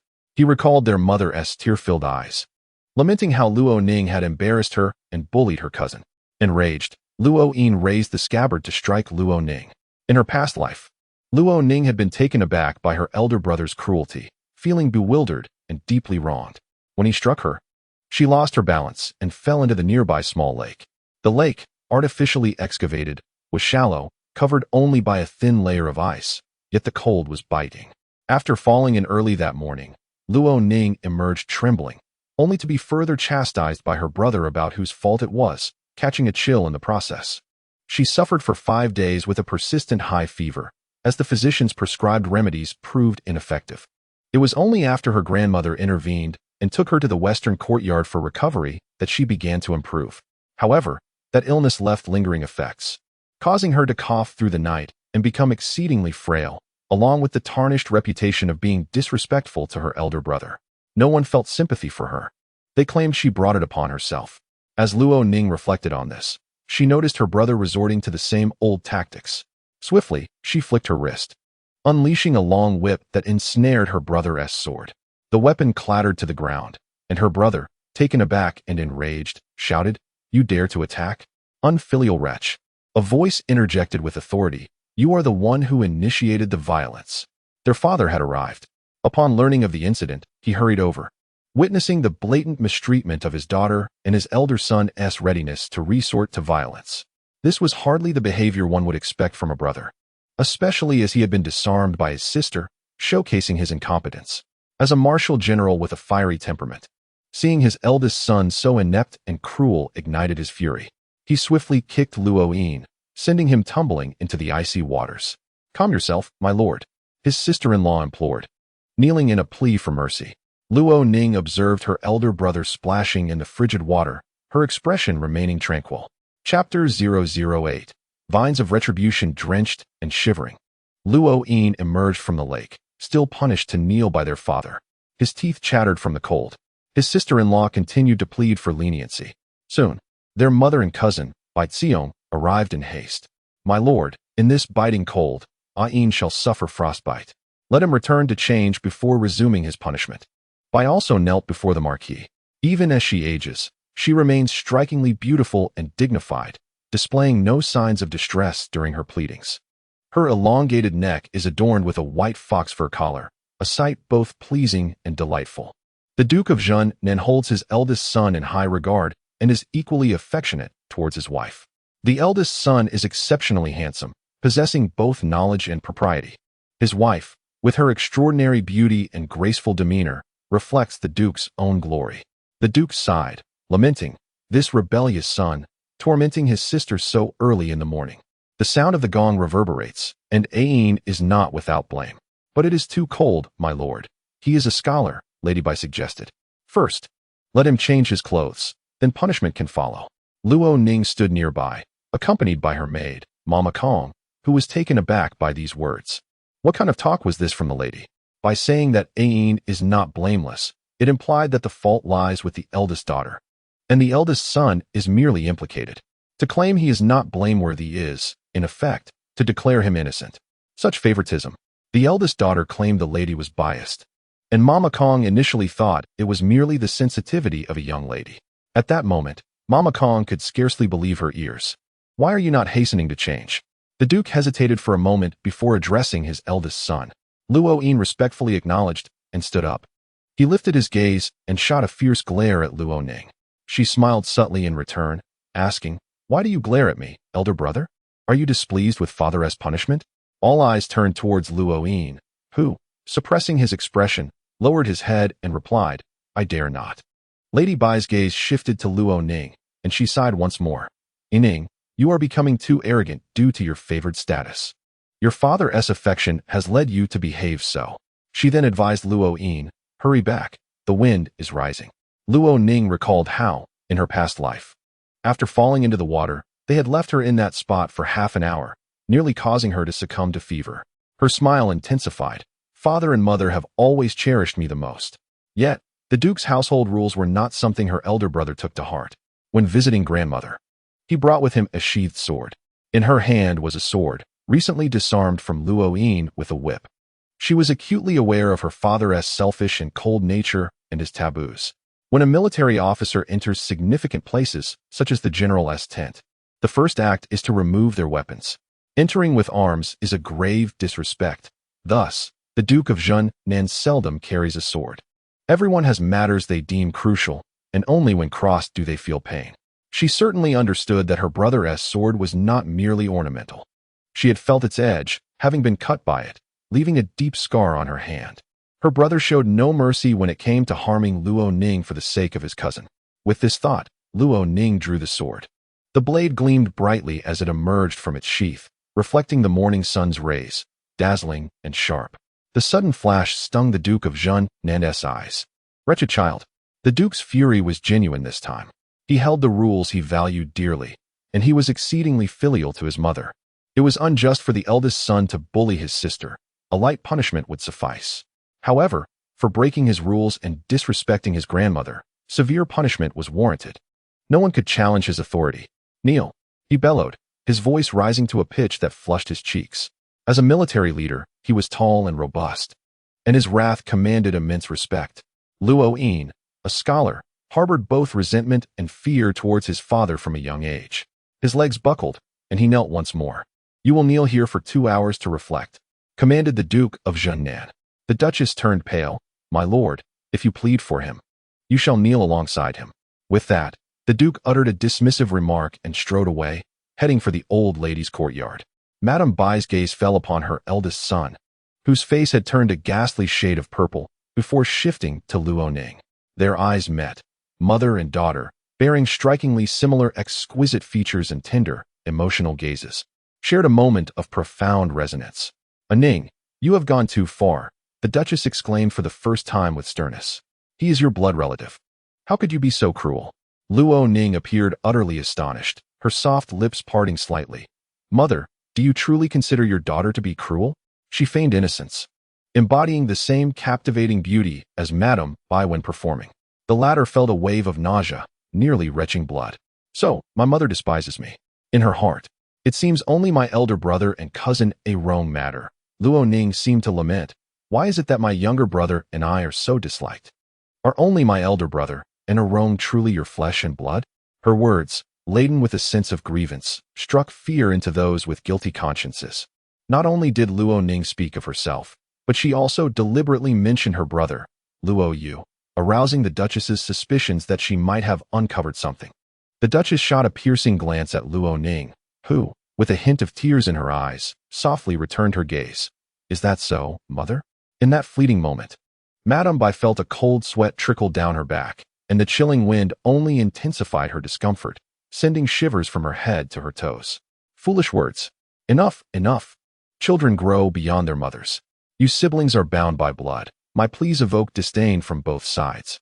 Let you quarrel as you wish. She caught sight of tears forming in her eyes, lamenting her fate. I have truly sinned, bringing you into this world. Awoke is your cousin. She has suffered from the lack of a mother since childhood, and you are envious of her. She added, particularly addressing Luo Ning, when I bore you. I bled profusely and could not move for half a year, suffering lasting ailments. Luo Ning remained unperturbed outwardly, yet her heart tightened painfully. She turned away, clutching her chest.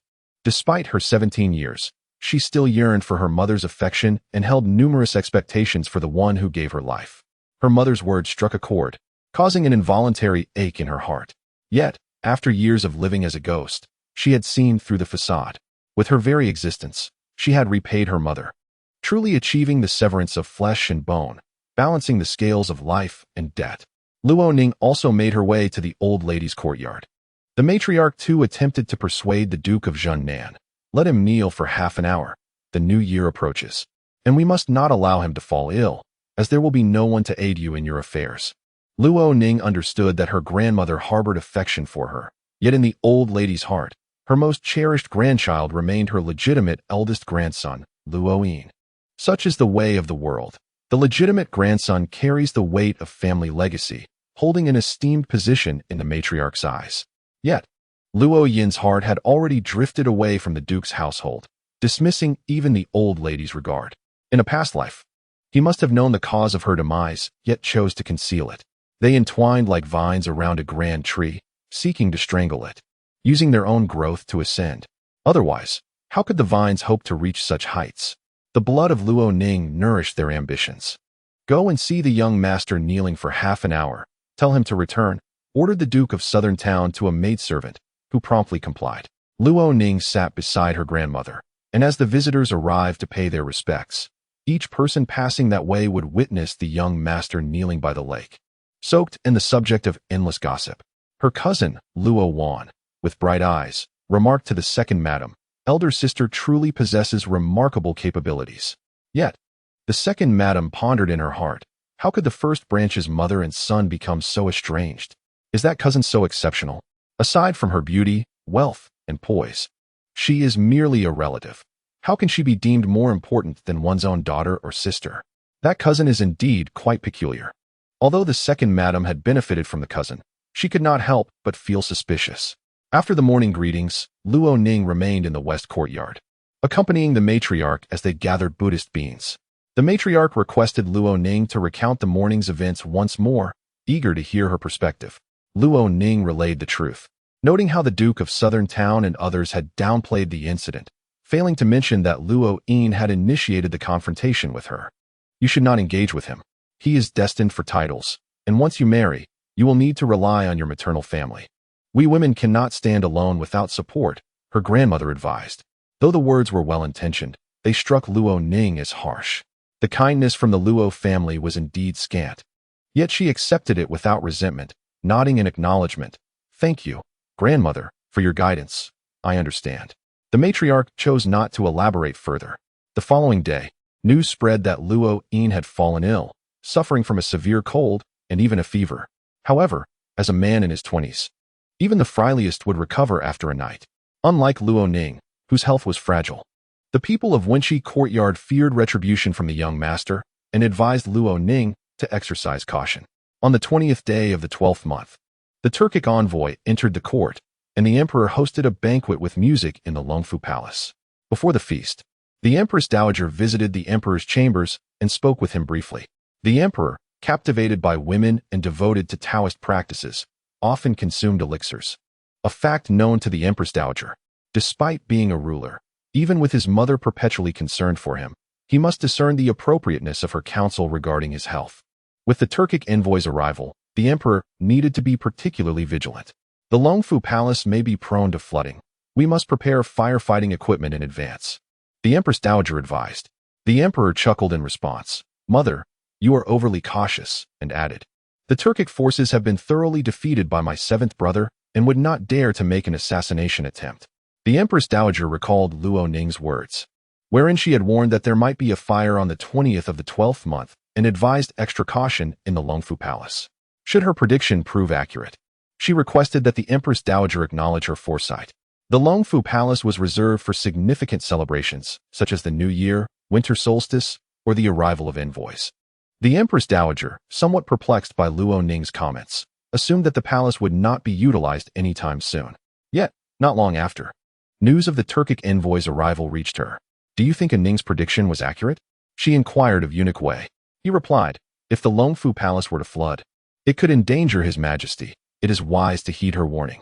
The Empress Dowager, harboring doubts, also felt that Luo Ning was not one to speak idly, and thus she issued her orders accordingly. She even personally urged the emperor to take heed. The emperor held a profound reverence for his mother. Even when her trivialities became bothersome, he refrained from voicing any dissent and merely nodded, stating, "I shall increase the number of guards." That evening, the Longfu Palace was abuzz with activity. However, amidst the dancers, an assassination attempt unfolded, targeting not the emperor, but rather the envoy from Turkic lands, specifically the second prince of the Turkic lineage. The emperor had preemptively doubled the guard, and despite the suddenness of the attack, the presence of precaution allowed for the swift elimination of the dancer responsible for the assault. In a shocking turn, the lead dancer ignited herself in flames and hurled a torch toward the wine vessels and the gathered ministers, plunging the hall into chaos once more. Fortunately, measures had been prepared for such emergencies, and the buckets of water intended for extinguishing fires were stored outside rather than within the palace. Once the tumult subsided, the emperor made his way to the Empress Dowager's longevity palace, still shaken by the events. These dancers had been trained for an extended period by the favored concubine, and the emperor had always remained unguarded around her. Had there been a lapse in vigilance and the Turkic envoy met his demise, it would likely have shattered the prospect of peace negotiations. "No one desires war," the emperor remarked.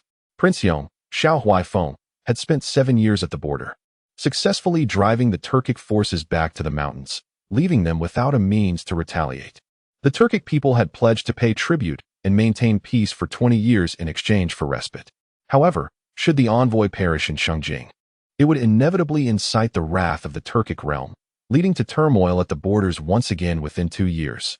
The second prince, who was quite fond of Shengjing, had consistently advocated for peace and harbored hopes of ascending to the throne as the new Khan.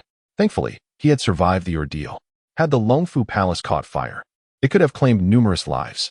The Empress Dowager trembled at the thought. The Feng family harbors treacherous intentions. The favored concubine hailed from the Feng clan, deeply entwined with the previous dynasty, a fact that the Empress Dowager had never been fond of. Unfortunately, the emperor held her in high regard. The more the Empress Dowager opposed, the more the emperor seemed inclined to favor the concubine, prompting her to refrain from voicing her discontent. With years of favor, the concubine had grown audacious, to the point where the emperor had already bestowed upon her a cup of poison. "Mother, you have alleviated a significant burden for your son," the emperor expressed with heartfelt gratitude, rising to bow before the Empress Dowager. "Your kindness shall never be forgotten." The Empress Dowager gestured for him to sit, smiling as she replied, "It was not my merit, but that of Ning." "Ning?" the emperor recalled, recognizing her as the daughter of General Luo, who had shielded the Empress Dowager 3 years prior, and now held the status of the legitimate daughter of the Duke of Zhennan. The emperor pondered this. In his 5 years of reign, he had conferred titles upon only 3 dukes, and though the Duke of Zhennan was one, he had deemed him of insufficient stature and military accomplishment, leading to his gradual neglect. "Does she possess such abilities?" the emperor inquired, astonished. "And Ning possesses some remarkable talents." The Empress Dowager replied, "I intend to reward her." After a moment's contemplation, she suggested, "What if we arrange a marriage for her through an imperial decree? Do you have anyone in mind? What of your 7th brother?"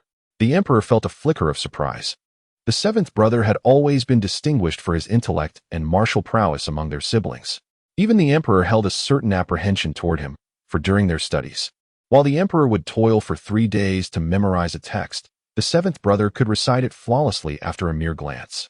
In martial training, the 7th brother exhibited exceptional talent, able to maintain a horse stance for 2 hours without faltering, while the emperor struggled to endure even half an hour. The late emperor had lavished affection upon his youngest son, a sentiment that was deeply ingrained. as the former emperor's health waned. The Empress Dowager grew concerned about the ministers vying for power and the potential rift between her two sons, thus advocating for the youngest to be stationed at the border. Upon his departure, the late emperor conferred upon him the title of Prince Yong. For a full 7 years, Prince Yong returned to the capital merely thrice to report on his duties, until he decisively vanquished the Turkic forces, leading to their disarray. Only then did the Empress Dowager feel secure enough in the stability of the court to summon him back. His demeanor was cold, and neither the Empress Dowager nor the emperor shared a close bond with him. Did he harbor resentment? After all, one who has been accustomed to luxury since childhood endured 7 years of hardship in a desolate land, suffering untold tribulations that neither the Empress Dowager nor the emperor could fathom. The emperor felt a sense of guilt towards his younger brother, as did the Empress Dowager. Thus, the emperor presumed that the Empress Dowager would surely select a lady of noble birth for the seventh prince, one of unparalleled character and beauty, hailing from a distinguished family. Among the 8 prominent families of Shengjing, the Chui clan stood at the forefront, boasting countless eligible young ladies for selection. Can Miss Luo be deemed worthy of my younger brother? The emperor inquired tentatively. The Empress Dowager responded, her character and beauty are indeed exceptional, though her lineage is somewhat lacking. Nevertheless, she is still the daughter of a reputable marquis, even if her roots are not as deep.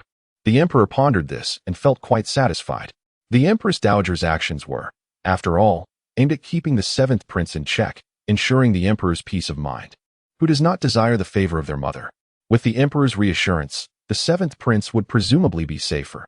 This was likely the Empress Dowager's intention, fearing that the seventh prince's accomplishments might overshadow the throne.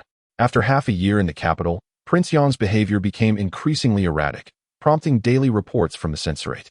One would expect the emperor to reprimand him a time or two, urging him to temper his ways, yet he refrained. The more he indulged him, the more the Empress Dowager grew alarmed.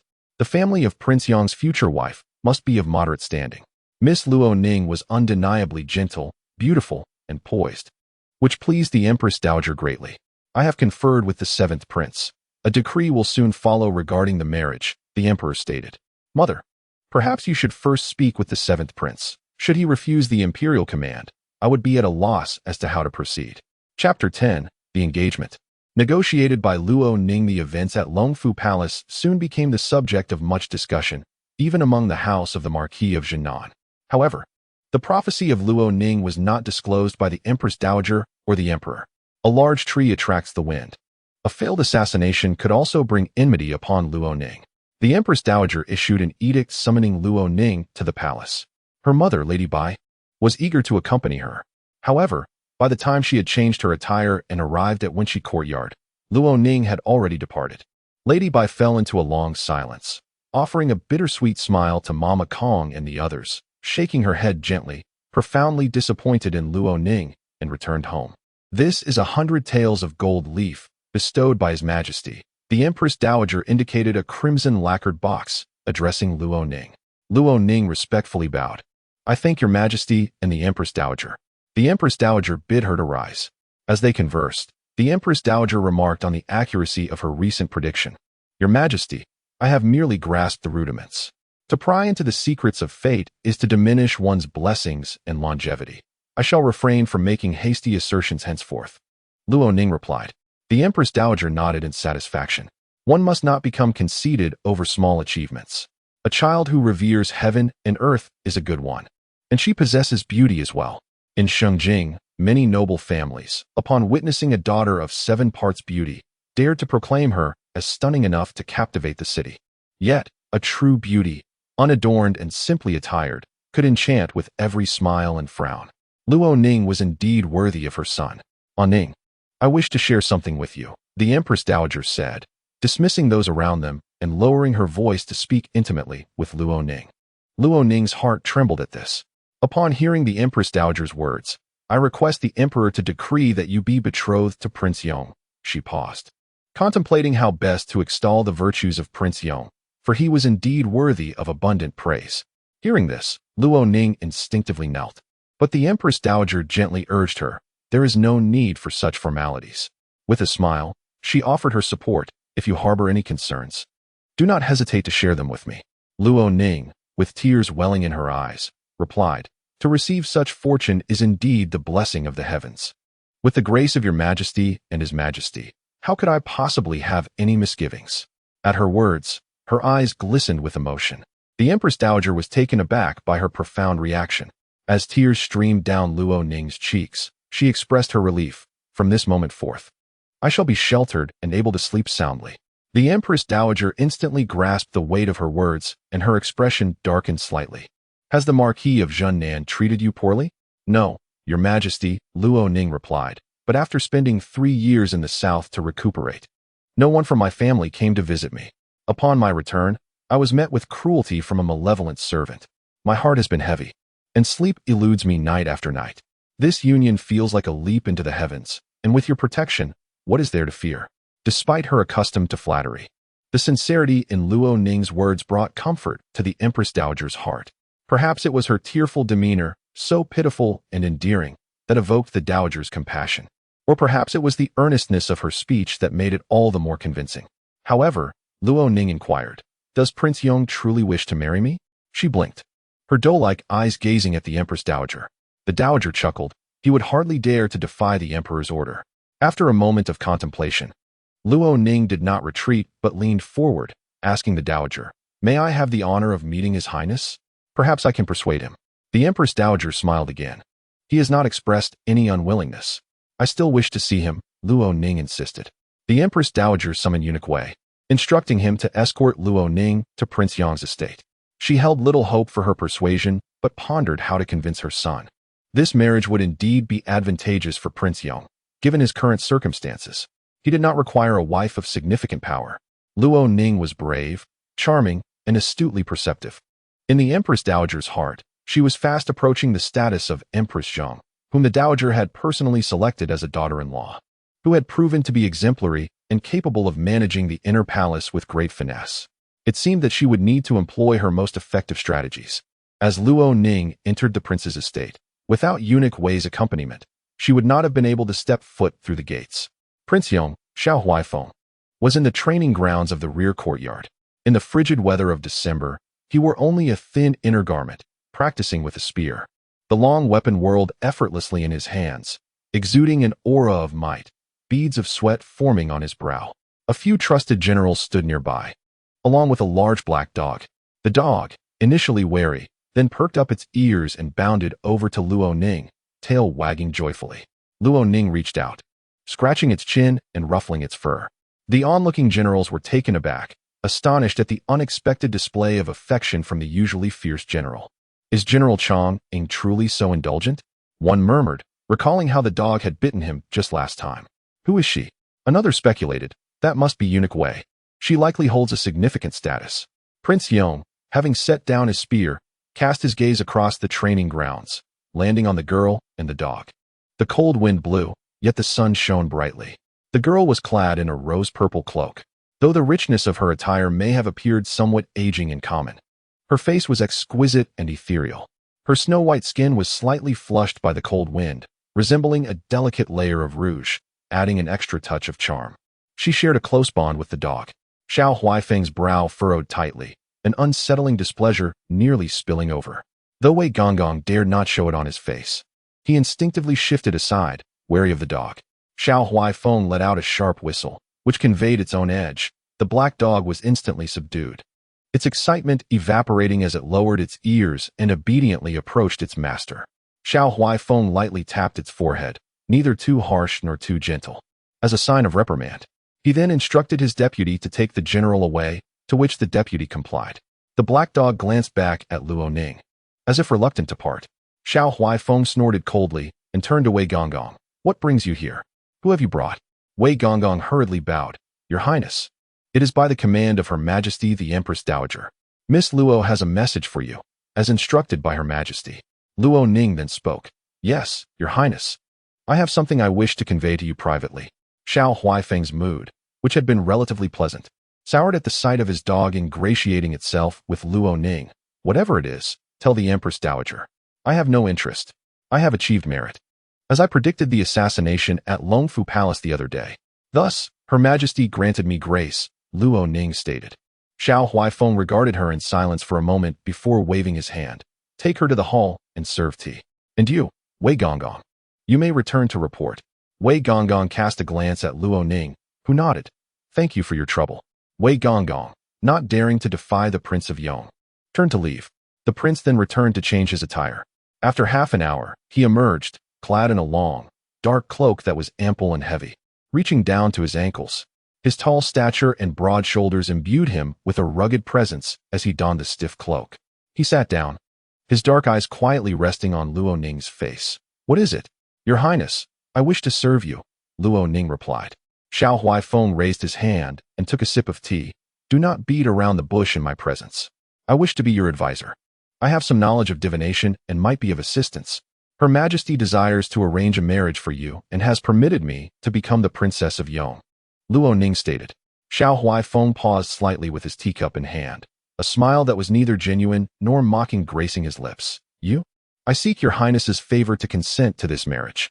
In 3 years, I will willingly feign death to extricate myself. Upon leaving, I will perform a divination. If your Highness wishes to fulfill your desires and marry a virtuous wife, you must wait at least 3 years.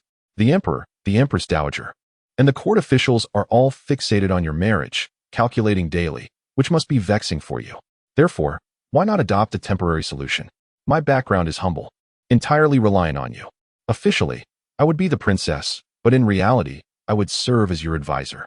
When the day of your destined match arrives, I only ask that you grant me a new name and status, establishing me as a noble lady, while publicly claiming that the princess has passed away. Luo Ning spoke at length, yet her tone remained gentle and composed, subtly conveying her precarious situation, seeking to leverage the prince's influence for her own benefit. Xiao Huaifeng finished his cup of tea, but continued to gently trace the edge of the teacup in his hand. A gentle tap seemed to strike at Luo Ning's heart, which raced with anticipation. The outcome of her endeavors hinged on this very day. Chapter 011. To serve? Xiao Huaifeng sat quietly, savoring a cup of tea. His dark pupils held a profound stillness, and he remained silent, the faint aroma of tea enveloping the hall. The tea was warm, though the chill of the 12th month lingered in the air, creating a delicate mist that swirled around. In this haze, Luo Ning felt a sense of confusion and nervously clenched her palms. A legitimate lady, a princess? After a considerable pause, Xiao Huaifeng finally spoke, his tone cold and sharp, like a blade poised to strike. Miss Luo, do you wish to place this prince in a position of great disrespect? What right does the prince have to bestow titles upon others? That is the prerogative of the emperor, she replied, her voice steady. Seeing that he did not outright reject her proposition, but rather seemed to entertain the notion, a flicker of hope ignited within her. She gathered her thoughts and chose the most prudent approach. Your Highness is the Emperor's brother and the son of the Empress Dowager, with your distinguished military achievements and reputation. Presenting such a request to the Emperor should not be a formidable task. Luo Ning refrained from invoking any mystical powers or prophecies. A person of great wisdom might be viewed with suspicion by the royal family. Her previous prophecy concerning the calamity at Longfu Hall was merely a means to establish her standing and gain further favor from the Empress Dowager, thus securing a path to survival. The Empress Dowager had even expressed a desire for her to become a daughter-in-law. Her future was beginning to take shape. She understood that Prince Yong had his own burdens, yet he never allowed them to weigh heavily upon him, nor did he reveal them outwardly. His marriage was under the scrutiny of the Emperor, the Empress Dowager, the Censorate, and several prominent families in Xinjiang. Meanwhile, the woman he cherished had married his elder brother and ascended to the role of empress, while he was stationed far from the capital, guarding the frigid northern frontier. Externally, he faced incessant troubles. Internally, he harbored no romantic notions. Luo Ning discerned his apprehensions and sought to adorn her own identity with a layer of prestige within this precarious space. She not only wished to survive, but to thrive. You have made a fair estimation. Indeed, I can assist you in realizing your aspirations. Xiao Huaifeng spoke again after a pause. Luo Ning lifted her gaze to meet his. He seemed displeased by her boldness, his brows slightly furrowed. She lowered her eyes, avoiding his gaze. The future princess must embody grace and wisdom. I have no desire to wed a fool who brings shame upon herself, he stated. I would never tarnish your reputation, your highness. I must also fulfill my filial duties before the Empress Dowager. Her Majesty has always regarded me with favor. I do not wish to boast, but I share a certain affinity with Her Majesty, Luo Ning hastily responded. If, After 3 years of marriage, your intentions stray. And you forget today's words, harboring ambitions of wealth and power. I shall ensure your demise and obliterate your family, he warned sternly. Before her arrival, Luo Ning had only a 50% chance of success. Nevertheless, she felt compelled to take the risk. To her astonishment, after a few exchanges, he had indeed acquiesced. It appeared that the pressure to establish a princess had become a nuisance to him, akin to a swarm of flies buzzing incessantly in his ear, impossible to swat away. A source of irritation. Thus, he was more easily persuaded by Luo Ning. Desperate, she accepted his offer gratefully. Thank you, your highness, she exclaimed, immediately bowing deeply. With sincere devotion, she made 3 resounding bows, leaving him no opportunity to retract his agreement. She had found a substantial ally. The mountain of support is, of course, not the Prince Yong, but the Empress Dowager. The Prince Yong would not patiently lend her his backing or make decisions on her behalf. She was destined to become the daughter-in-law of the Empress Dowager.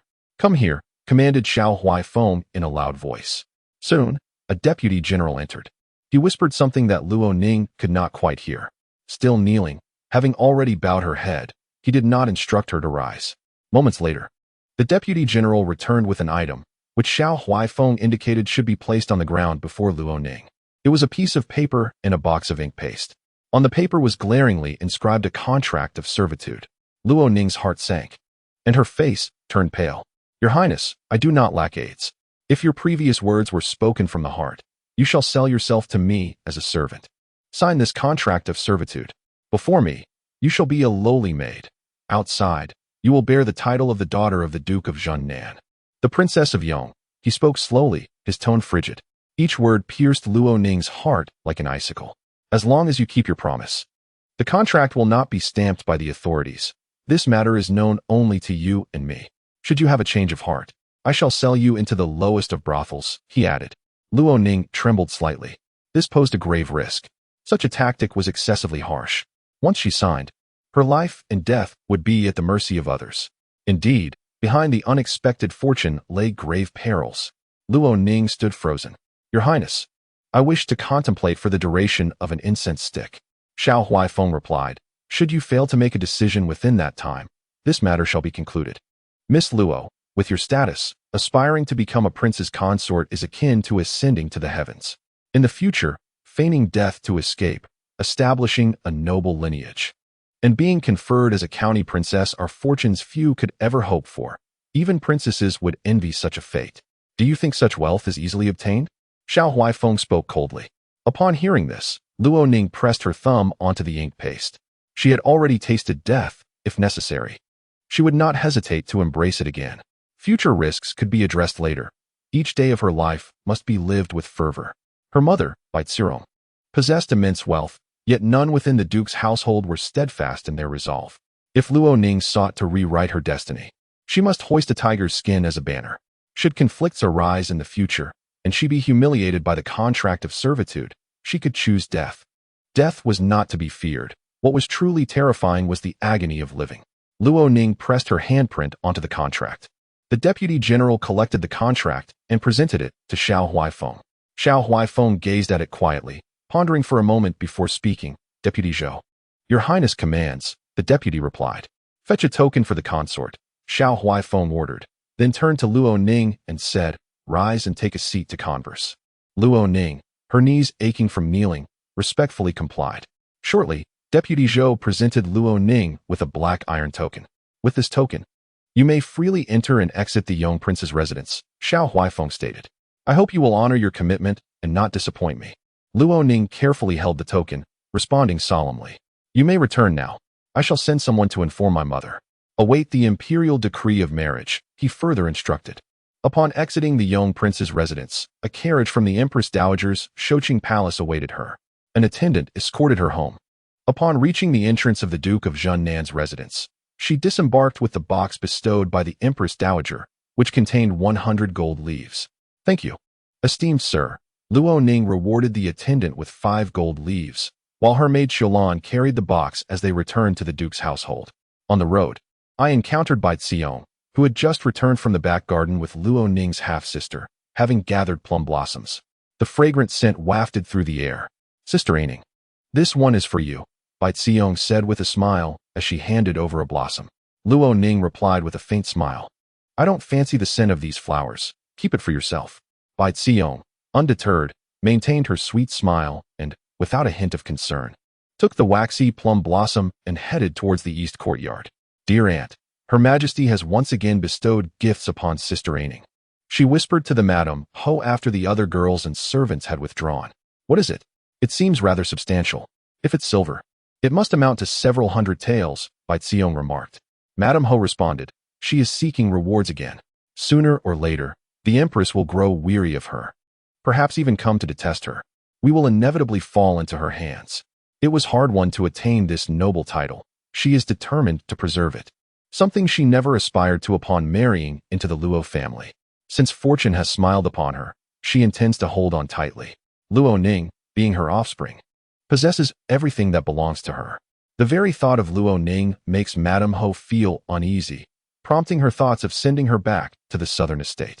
How much better it would be without her. Chapter 012. Finding a way to displace Luo Ning, Madame Bai prepared a feast and invited the Duke of Zhen Nan to dine in the main courtyard. The couple began discussing Luo Ning. My lord, Aining has become quite strange, Madame Bai observed. The Duke of Zhen Nan had sensed it too. That child was smiling brightly. Unlike her usual obedient self, devoid of any anxiety about returning home. Each time she smiled with such unwavering confidence, it made the Duke uncomfortable. As though his role as a father was diminished, relying solely on his daughter for the noble title. He felt that to not revere his daughter was to do her a disservice, a constant illusion fostered by Luo Ning. How outrageous, not to mention the accolades. Even a daughter's life is determined by her father, he asserted. My lord, Aining appears thin and frail. Perhaps it would be better to send her back to Shaoyang to recuperate, Madame Ho suggested cautiously, observing the Duke's expression, which was becoming increasingly revealing. She had intended to phrase it more delicately, yet within half a month of Luo Ning's return, her eldest son had been punished by kneeling and caught a chill.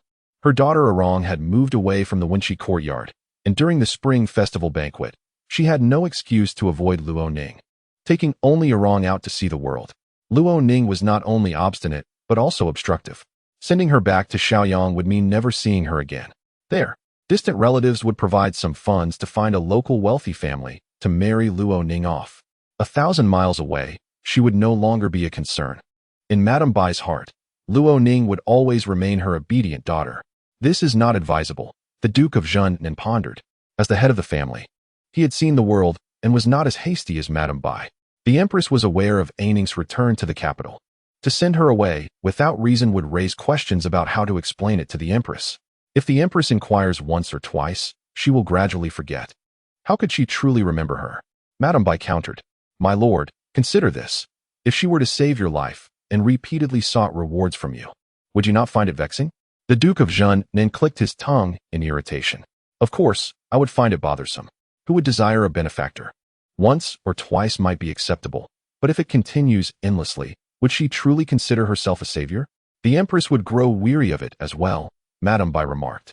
The Duke of Zhen Nan shuddered at the thought. If the Empress Dowager were to become vexed by Luo Ning, the title of the Marquis and the estate would be beyond his reach. From a young age, he harbored an insatiable thirst for power. After years of military service, facing life and death, he had yet to earn any remarkable accolades. In his adolescence, he aspired to guard the borders and maintain peace. Now, however, that ambition had been extinguished, leaving only a relentless pursuit of power. To retreat and remain a mere third-rank general, where anyone in the Ministry of War could overshadow him, was unacceptable. He had endured enough of subservience. Control her. Do not allow her to constantly seek the Empress Dowager, the Marquis of Zhen Nan advised. Let us wait a while longer.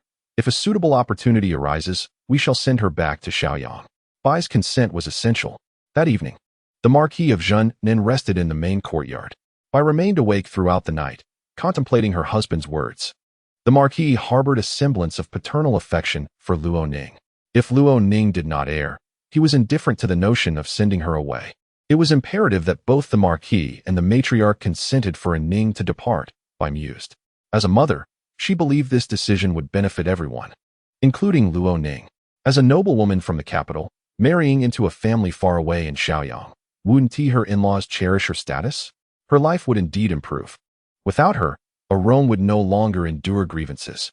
But I believed she could care for both Luo Ning and Arone, balancing her responsibilities. She needed to make a swift decision. Awakened by a nightmare, Luo Ning was drenched in sweat. She dreamt of an inferno consuming everything. Trapped within a locked room on the estate, the window drapes were scorched through, yet the window itself refused to budge. The courtyard was illuminated by the moonlight, revealing her mother and elder brother, by C.I. Rome, standing silently, gazing at the raging flames. She vaguely perceived her mother wiping away tears. While shedding tears, her mother hurled a torch inside, intending to end her life. In that moment, Luo Ning's rage burned hotter than the fire itself, which is why her spirit lingered, restless, in the city of Shengjing for over a decade. After the entire Marquis family perished, Luo Ning's spirit found peace. Upon her rebirth, she bore no resentment. The events of her past life were somewhat hazy. If not for tonight's dream, she would have forgotten them entirely. Why weep for me? Did you not send me to my death with your own hands? In the early years of her ghostly existence, she lingered near her mother, seeking answers. Alas, she was as insubstantial as a breeze, invisible to her mother. That single tear had ensnared Luo Ning, preventing her from finding peace even in death. After her rebirth, she found solace. She accepted her birth from Bai and acknowledged the tear that fell when she perished in flames. They were real, yet utterly devoid of significance. Luo Ning rose and called for the night attendant, Qiulan. Qiulan fetched warm water from the stove, mixing it in a copper basin to wipe Luo Ning's damp back. After changing her nightgown, Luo Ning suddenly inquired of Qiulan. The day after tomorrow is the little new year, is it not? Indeed, miss, Qiulan replied. In her previous life, 2 significant events transpired on the little new year. These events led the entire Marquis household to deem Luo Ning inauspicious, a harbinger of misfortune, prompting her parents and grandmother to subtly suggest sending her back to the southern estate. Naturally, Luo Ning vehemently opposed this, resulting in her crying and causing a scene once more. They then claimed her temper was volatile, possibly due to illness, and forced her into seclusion, tantamount to house arrest. In the Lunar New Year, when she returned to Beijing, she was not taken by her mother to partake in any banquets. Instead, her cousin garnered all the attention. Following the spring banquet, numerous families sought to propose marriage to her cousin. However, the suitors were deemed unworthy by both Madame Ho and Baitziro, being either 3rd or 4th rank civil or military officials or fallen noble families that paled in comparison to the Zhongnanhou residents. Subsequently, Luo Ning encountered the only son of the Grand Princess of Jiahong, Pei Ying, by chance. Their paths crossed a few more times, leading the Grand Princess to invite Luo Ning and her mother for a visit. The Grand Princess expressed her indifference towards family background when seeking a daughter-in-law, emphasizing only the virtues and beauty of the young lady, which led her to favor Luo Ning, despite her being 19 and considered an old maid in Xinjiang. This was also the reason for Luo Ning's demise. The Zhongnanhou residents could no longer aspire to a more advantageous alliance than the Grand Princess of Jiahong, and thus, it was imperative for them to concede to Baitziro. After changing her attire, Luo Ning returned to rest. Early the following morning, she summoned Mama Kong, who had previously served the old matriarch and was well acquainted with the housemaids and stewards of the West Courtyard. Please assist me with a task, Luo Ning instructed Mama Kong. Miss, please command, Mama Kong replied. Go to the market and purchase a statue of Guanyin, Luo Ning directed, handing her a paper detailing the dimensions and weight of the statue. Establish rapport with the maids and stewards in the old matriarch's courtyard, and ensure the statue is brought back and hidden in the old matriarch's small kitchen. After pondering, Mama Kong remarked, the vendor I deal with for the old matriarch's kitchen, Sister Hong, is a relative. Her sister-in-law is my aunt. Then it shall be even easier. Accompany Sister Hong, Luo Ning suggested, whispering a few additional instructions. Mama Kong diligently noted them. On the day of the little new year, the weather was rarely clear yet exceedingly cold. The treetops were veiled in thin mist, frozen into ice, appearing as if adorned with snow. Only the emerald bamboos remained lush and green. Luo Ning rose early for breakfast before heading to her grandmother's west courtyard. Upon her arrival, her elder sister-in-law, second aunt, third aunt, and cousin were already present, while her grandmother was inside preparing herself.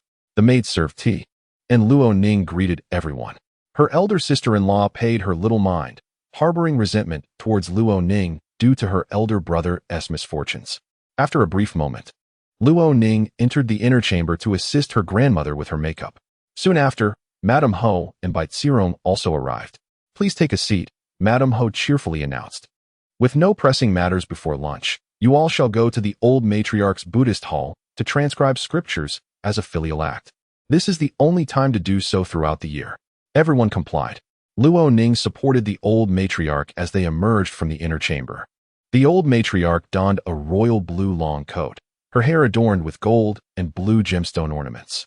Despite the jewelry's opulence, it only accentuated her amiable demeanor without adding any air of superiority. In contrast, Luo Ning's mother, having been a first-rank noblewoman for merely 3 years, exuded an elegance that seemed deeply ingrained in her very being. "Grandmother, this hairpin is truly beautiful," remarked Luo Xian, Luo Ning's half-sister. The old matriarch smiled and replied, "It was a gift from Rome for last year's birthday. This blue gemstone is unmatched. No one else is worthy apart from you." Old matriarch, Madame Bai remarked. Everyone offered their compliments, and the old matriarch glanced at Bai Zirong, who stood quietly nearby, nodding in approval.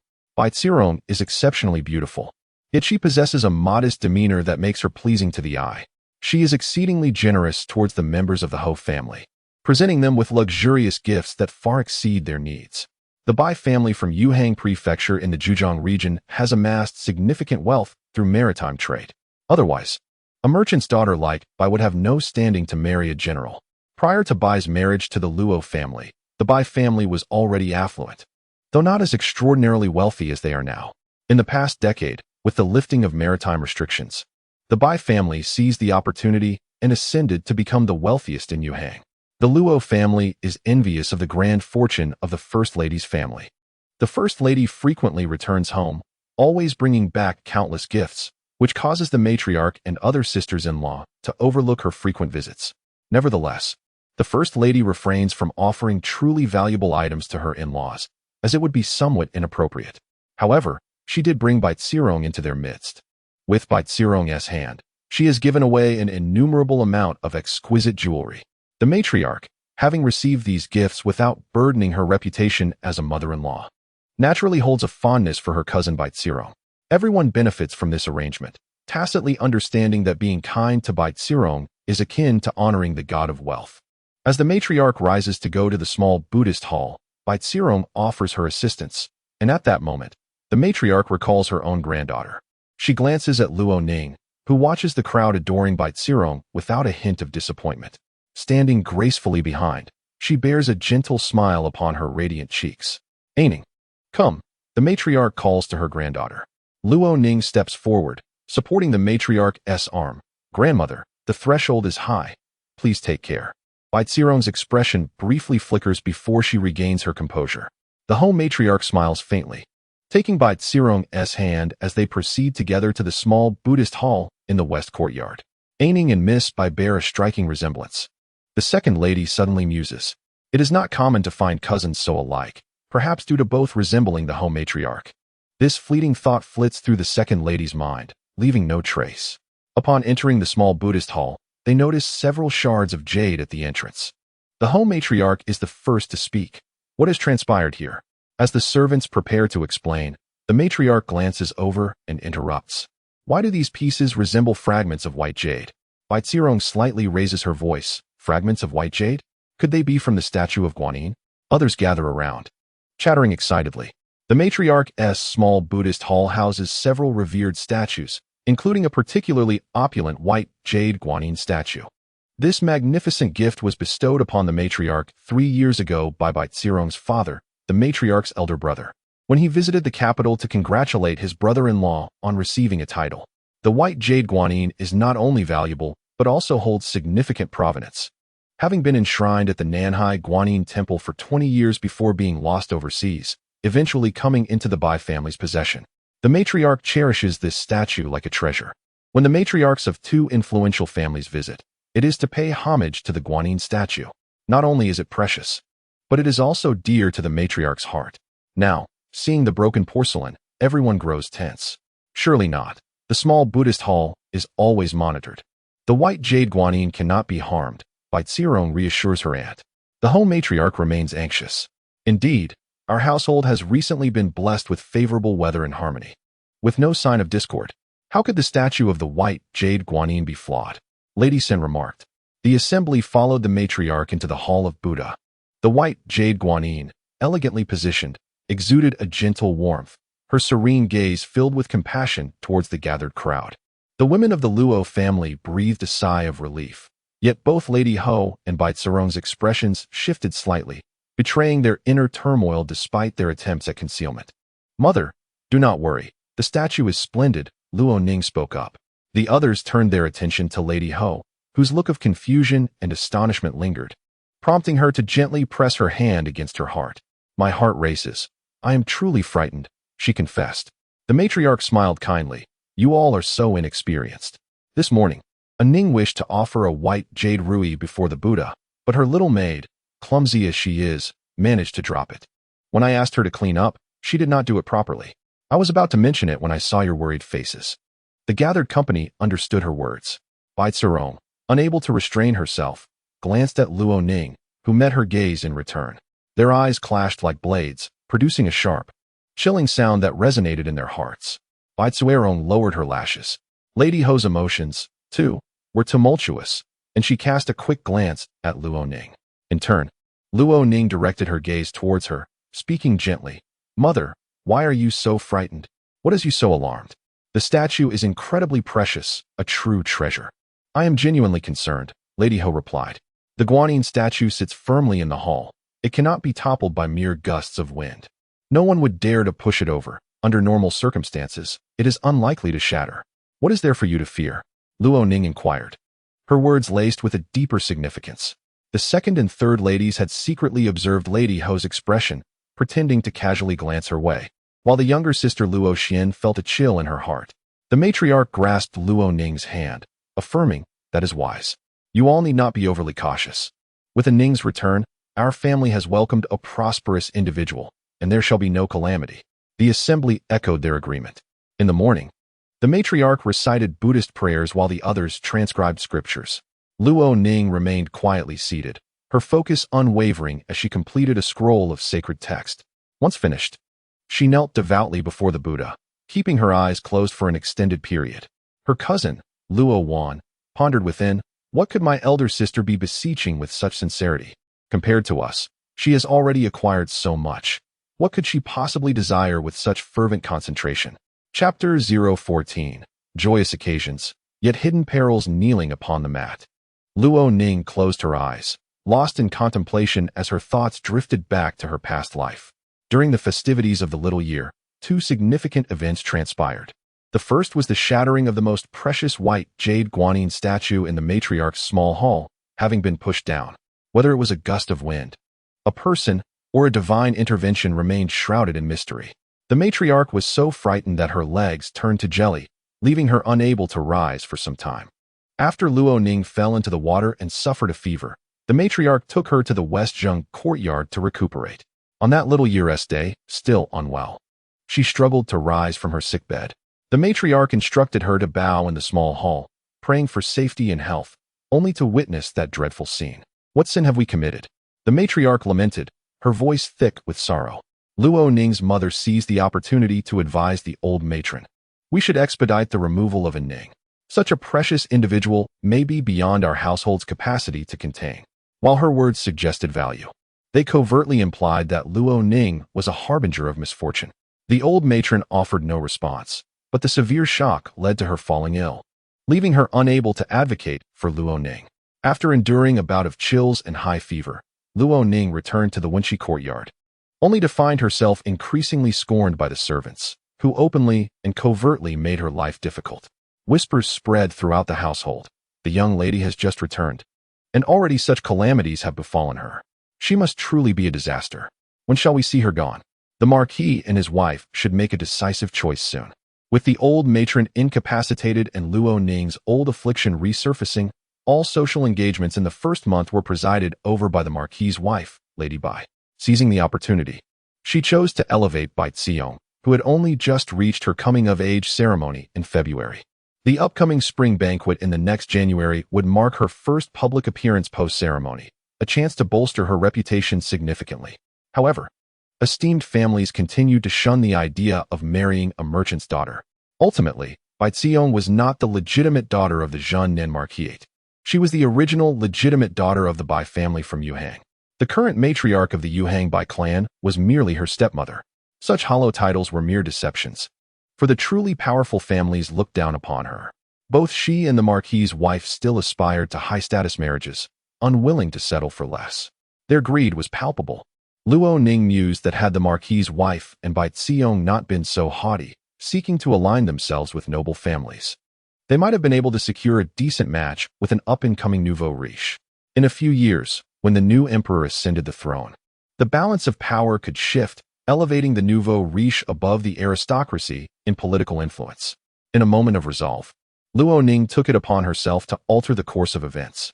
She instructed Mama Kong to procure a modest white jade statue of Guanyin from the market and enlisted Sister Hong's assistance to discreetly replace the genuine, valuable statue in the early hours.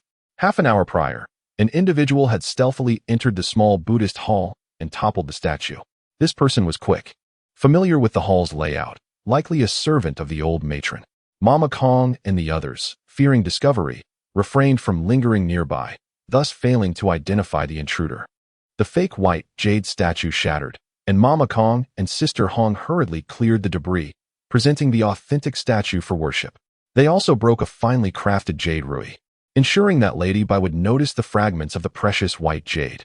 Upon her morning entry, Luo Ning had informed the old matron that her maid had accidentally broken a rui in the small hall, claiming it was to ward off misfortune for you.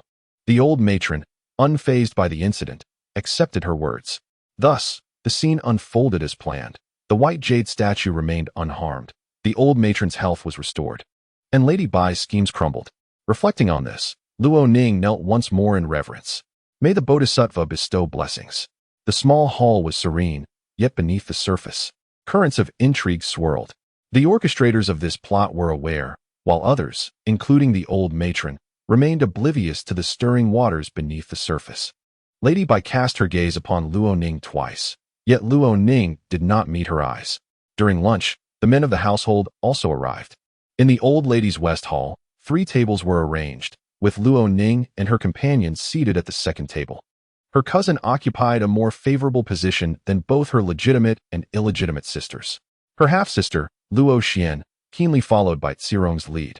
The 2 7-year-old twin half-sisters were too naive to grasp the situation, while only her legitimate sister, Luo Wan, expressed dissatisfaction. "Grandmother, how is your small Buddhist hall? I heard there was an incident." Luo Yin suddenly interjected, his words causing a brief stillness at the main table. The Duke of Zhen Nin looked astonished. What happened to the small Buddhist hall? The Duchess coughed gently, nothing of consequence. The old lady turned to them. After a moment's contemplation, she replied, "Something has been broken in the small Buddhist hall." The Duke of Zhen Nin inquired, "What was broken? Grandmother, was it something of great value?" Luo Yin asked. The Duchess Bai interjected, "A Ning accidentally shattered a jade rui. Such trivial matters have reached the outer court. Our servants should be more strictly managed." The Duke of Zhen Nan, displeased, remarked, "Must such trifles be discussed at the dining table?" He cast a discontented glance at his eldest son. Luo Yin, startled, felt a pang of resentment, his cheeks trembling slightly. Once he became the duke, he would unearth the Luo family's ancestral grave to vent the grievances that had plagued him since childhood. However, what of the Guanyin statue? Luo Yin glanced at Luo Ning's table, where she sat quietly eating, her demeanor composed. Her steadiness and focused gaze surpassed even by Tsirong's grace. Luo Yin furrowed his brow once more, cursing inwardly, "Disaster star, unfilial wretch." The Duchess, maintaining her composure, suddenly addressed the old lady, "Mother, I have some joyous news to share." The old lady inquired, "What good news?" "Concubine Song is pregnant. The Duke, in his old age, is to have a son. Truly a sign of prosperity," the Duchess replied with a smile. Concubine Song, seated at the last table, blushed and rose to bow respectfully to the old lady upon hearing the mention of her name. The Duke of Zhen Nan, unaware of this joyful tidings, smiled. "When was it diagnosed?" "This morning," the Duchess replied cheerfully. The old lady also smiled with satisfaction, recognizing the arrival of new life as a good omen. However, should this fortune falter, someone would inevitably bear the blame. The Duchess had initially wished to wait until the matter was confirmed before mentioning it. But with her eldest son being out of the loop and nearly causing a blunder, she felt compelled to bring it up to redirect the attention of the old lady and the Duke of Junnan. Luo Ning continued to eat in silence. After lunch, everyone dispersed to their courtyards to rest. The Duke of Junnan remained in the outer study, engaging in light conversation with his aides. As the new year approached, the aides were preparing to return home for the celebrations, and the Duke intended to reward them. The atmosphere inside and outside the study was pleasant, and everyone was in high spirits. The Duke felt content, despite some minor grievances regarding his legitimate daughter's return to the capital. Overall, things were looking bright. The Bai family from Yuhang had gifted him a New Year present of 10,000 taels of silver, and the thought of this wealth elevated his mood immensely. He increasingly valued his legitimate wife, Bai, as a source of prosperity. Bai Zirong, residing in the Duke's mansion, enjoyed a status and luxury exceeding that of the legitimate daughter, which was only fitting. Could Luo Ning provide him with such a sum of gleaming silver? Certainly not. The Marquis of Jinan was in high spirits, contemplating a reward for Bai Zirong to celebrate the upcoming new year. He recalled the mention of the exquisite floating light jade brocade by the Marquis's wife, Luo Ning, and a thought took root in his mind. Just as he was basking in his satisfaction, a maid rushed in, breathless and anxious. "My lord, something has happened." Chapter 15, The Lady's Defeat. The maid was from the courtyard of Concubine Song. "My lord, Concubine has encountered an incident," she said, her eyes brimming with tears and urgency. Concubine Song was the sister of the Marquis of Jinan, possessing beauty and charm, gentle and alluring, which prompted the Marquis to take her as his own. The Marquis was not particularly swayed by beauty, focusing instead on power.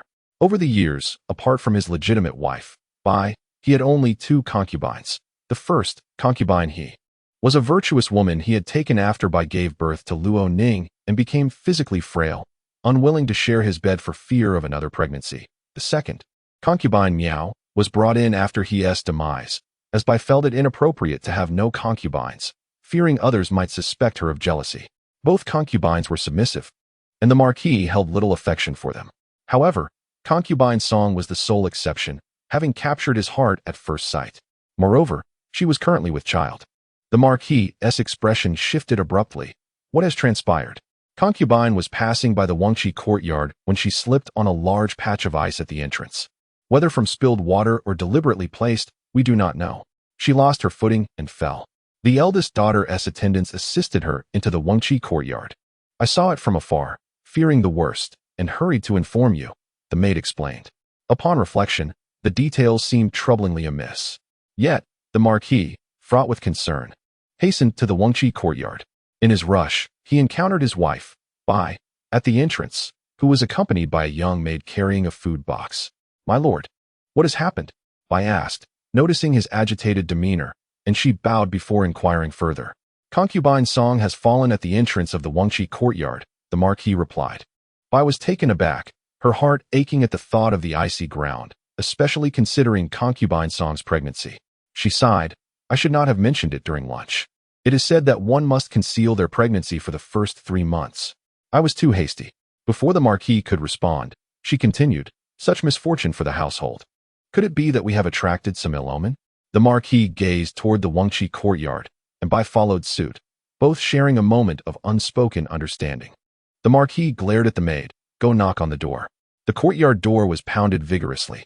Soon after, a soft, almost dulcet voice floated out. "Ouch. I fear my bones may be broken."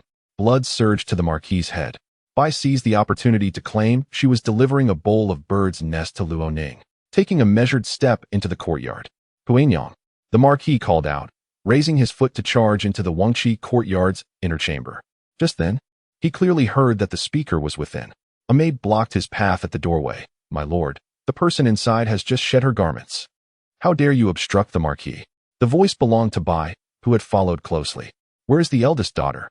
She cast a glance at her maid before attempting to lift the curtain. Ignoring her, the Marquis made to kick aside Qiu Lan, who had shifted a few steps aside, allowing him to burst into the inner chamber. In the ensuing moments, several individuals were in a state of disarray. Luo Ning's maid, Qiu Hua, was firmly covered by a brocade quilt, rendered completely unseen by Luo Ning and Concubine Song. Her attire was still half-dressed, with her skirt lying neglected on the ground. The maid's complexion had turned ashen. Lord Junnan stood in a daze. Lady Bai, the lord's wife, exhibited a hint of surprise, though her fingers were tightly entwined. Concubine Song rose and performed a courtesy. My lord, my lady, is there an urgent matter? Have I done something amiss? Lord Junnan supported her. Are you unwell? My lord, I am quite well, replied Concubine Song. Did you not fall? He inquired. Concubine Song appeared astonished. No, I did not fall. Who informed you, my lord? Were you not in the study? Following Lord Junnan was Concubine Song's maid, Li Juan. Li Juan, taken aback, knelt down, saying, I came to deliver a warming stove to my lady and saw her fall. Concubine Song was perplexed. I did not request a warming stove. Li Juan, unable to conceal her panic, stammered, I was merely concerned for my lady's comfort. Nonsense. I had asked Mama Kong from the Wenxi courtyard for a pattern to make shoes for my child to keep warm before leaving. Why did you come out with a warming stove? Concubine Song retorted. At this moment, Lord Junnan had regained some composure. He scrutinized each individual. His countenance darkening. What transpired? My lord, when I was en route to the Wenxi courtyard, I encountered Xiaohua. This girl was in such a state that she dirted herself. Being the young lady's maid, I feared she would be ridiculed by others in the courtyard. Thus I lent her my cloak to preserve her dignity, Concubine Song explained. She continued, however, she was unaccustomed to wearing such a large cloak, causing her to stumble even before reaching the entrance of the Wenxi courtyard. She fell heavily, injuring her knee and claiming to be in pain. The young lady and I deliberated whether to summon a physician to ascertain if her bones were fractured. Lord Junnan's expression shifted several times. Lady Bai's demeanor was so grim it could have dripped water.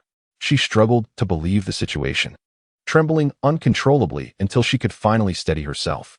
Witnessing this, Luo Ning spoke softly. Father, mother, my maid has fallen, causing you both alarm. What has occurred? The last few words were pronounced slowly. Lord Junnan turned to Li Juan, the one who had delivered the news, and commanded, Take Li Juan away for questioning. Li Juan was struck with terror. No, my lord, it was not me, She glanced at Lady Bai, who merely regarded her in silence, seemingly receiving a signal. Li Juan lowered her gaze and prostrated herself, weeping. I merely misjudged, my lord. Concubine Song interceded. My lord, with the new year approaching, please do not make things difficult for her. Consider it a blessing for my child. Lord Junnan felt an ominous premonition, unable to articulate his thoughts. He addressed Concubine Song. I shall escort you back to your quarters. Do not wander about carelessly in the future. He then turned to Lady Bai, noting, You are correct. My lady, the servants in this household are easily flustered over trivial matters, thus they require proper management. Perhaps, with the new year upon us, it is time to administer necessary discipline. Subsequently, the Duke of Junnan remarked, You are in charge. I have always placed my trust in you. Who could have foreseen such chaos within the inner chambers? Do you take me for a fool? The Duchess immediately knelt, exclaiming, My lord, I am wronged. The Duke, dismissive, strode away. Concubine Song followed him, exiting the Wenxi courtyard. Luo Ning observed her mother and approached to assist her, saying, Mother, please rise. The Duchess wished to shake off her hand, but restrained herself. I shall bring you a bowl of bird's nest, she replied, taking the opportunity to drink it while warm. She then remarked about the maid Xiaohua, expressing that she was of little use and suggested sending her back to Shaoyang to select a few more suitable ones. Mother, she merely stumbled, Luo Ning interjected. To dismiss her for this may invite others to accuse you of harshness. The Duchess could hardly muster a smile. She cast a quiet glance at Luo Ning before turning away. Chapter 16. It cannot be Luo Ning's mischief. She lacks the capability. The Duchess swiftly dealt with Concubine Song's maid, Li Juan. Li Juan's role was to incite Concubine Song to request various adornments from the Wenxi courtyard, accompanying her there. In icy conditions, she was to orchestrate a fall for Concubine Song, subsequently turning her over to the people of Wenxi courtyard while she rushed to inform the Duke of Junnan. Should the plan succeed, Li Juan would be elevated to a first-class maid in the main courtyard. If it failed, she would simply be sold off. When the Duke brought Concubine Song into the estate, he did not inform the Duchess in advance. Upon learning of this, the Duchess could not cause a scene over a mere concubine. With only one aged maid in the household, the Duke's actions were not seen as particularly inappropriate, compelling the Duchess to endure in silence. She assigned Li Juan to serve Concubine Song. Li Juan had always been loyal to the Duchess, with her contract still in the Duchess's possession. Concubine Song, hailing from a modest background, was unaware of the protocols of high society and thus ignorant of the origins of her surrounding maids. She did not even know to request the contract of her personal maid. This ignorance provided the Duchess with an opportunity to manipulate Concubine Song with ease. The Duchess would not permit Concubine Song to bear a child unless it was through someone she trusted. When Concubine Song's monthly cycle was merely 2 days late, her personal maid informed the Duchess, who was already aware. Initially intending to resolve the matter quietly, the Duchess found herself compelled to publicly disclose Concubine Song's pregnancy to displace blame onto Luo Ning. Further, she instructed Li Juan to cause Concubine Song to fall again. Even if the child did not come to term, the restorative medicines during the recovery would suffice to terminate the pregnancy. This loss would be attributed to Luo Ning. What should have been a straightforward affair became convoluted. The Duchess sat in the slightly dimmed eastern courtyard, slowly sipping her tea. Li Juan had been confined, having perished in the woodshed. This time, the Duchess's people witnessed her demise to prevent any further complications. As evening fell, the Duchess refrained from lighting lamps, choosing instead to sip her tea in the darkness. Her mind swirled with confusion and disbelief. After 2 decades of maneuvering within the Luo family, the inner household was predominantly under her influence. She had wielded power with an iron fist. She had believed that becoming a general's wife would chart her future. A merchant's daughter attaining such status would bring honor to her family. Yet, she never anticipated her fortune would surpass her expectations. Luo Ning, this seemingly inconspicuous daughter, has unexpectedly secured a noble title for the Luo family, a feat that Bai Shi could scarcely imagine, yet it has indeed come to pass. She has leaped through the Dragon Gate, ascending to the esteemed rank of a first-class noble consort. Being part of a marquisate, she has firmly grasped this position. Luo Ning is the only source of discontent for her. This is her daughter. Bai Shi harbors deep resentment towards Luo Ning, having disliked her since the moment she was born. Yet, being her own flesh and blood, her emotions sometimes betray her, preventing Bai Shi from being resolute. Rather than directly sending Luo Ning away, she plots to force her departure. The shattering of the Guanyin statue and the miscarriage of Concubine Song, 2 significant incidents occurring in quick succession, are enough to induce widespread panic within the marquisate of Zhengnan. The marquis and the matriarch will naturally align with Bai Shi's suspicions, believing that Luo Ning brings misfortune. Others will similarly fear the calamity she might attract. Each individual wishes for Luo Ning to depart. The Marquisess will undoubtedly arrange for Luo Ning to be sent back to Shaoyang on New Year's Eve. Simultaneously, she will muster her courage to take Bai Ziyong to pay New Year's respects to the Empress Dowager, utilizing Luo Ning's name. Upon entering the Shouqing Palace, she will provide explanations, confident that, given Luo Ning's previous kindness to the Empress Dowager, she will not impose difficulties upon the Luo family. Fortune often favors the bold. In this way, Bai Ziyong will earn the Empress Dowager's favor, paving a smoother path ahead. Bai Shi desires to make amends for the years of neglect towards Bai Ziyong. As for Luo Ning, not every child is afforded the protection of their parents. The gift of life is already a divine blessing. Luo Ning has no right to demand more. Who is the true mastermind behind these machinations? Mama Li from the matriarch's side, when instructed by the Marquisess to topple the Guanyin statue, claimed to have executed the task herself. Yet, the statue remains unscathed. How did Li Juan's side falter? Is Concubine Song aware of the situation? It cannot be a Ning. She lacks the capability and has only just returned to the household. Unfamiliar with its people. Who else could it be? The inner residence relies on me. Who would dare oppose me? This is baffling. The Marquisess finds it incomprehensible. And therein lies the true terror. Within the Wenxi courtyard, Luo Ning sits by the warm stove, tending to her maid Qiu Hua's injuries. Does it still hurt? Luo Ning inquires. Qiu Hua feigns a grimace, having genuinely fallen on the icy ground. Trained in martial arts from a young age, though lacking a renowned master, her skills are commendable, allowing her to maintain agility and control, thus avoiding severe injury. I am fine, miss, Qiu Hua replies. Yet, she expresses concern, miss. Do you think Concubine Song will betray us? Having accepted the gold leaves, she has agreed to put on a performance. With both the Marquis and the Marquisess present, she must understand the gravity of the situation. As she is pregnant, the Marquisess will not tolerate her Her life and that of her unborn child are at stake.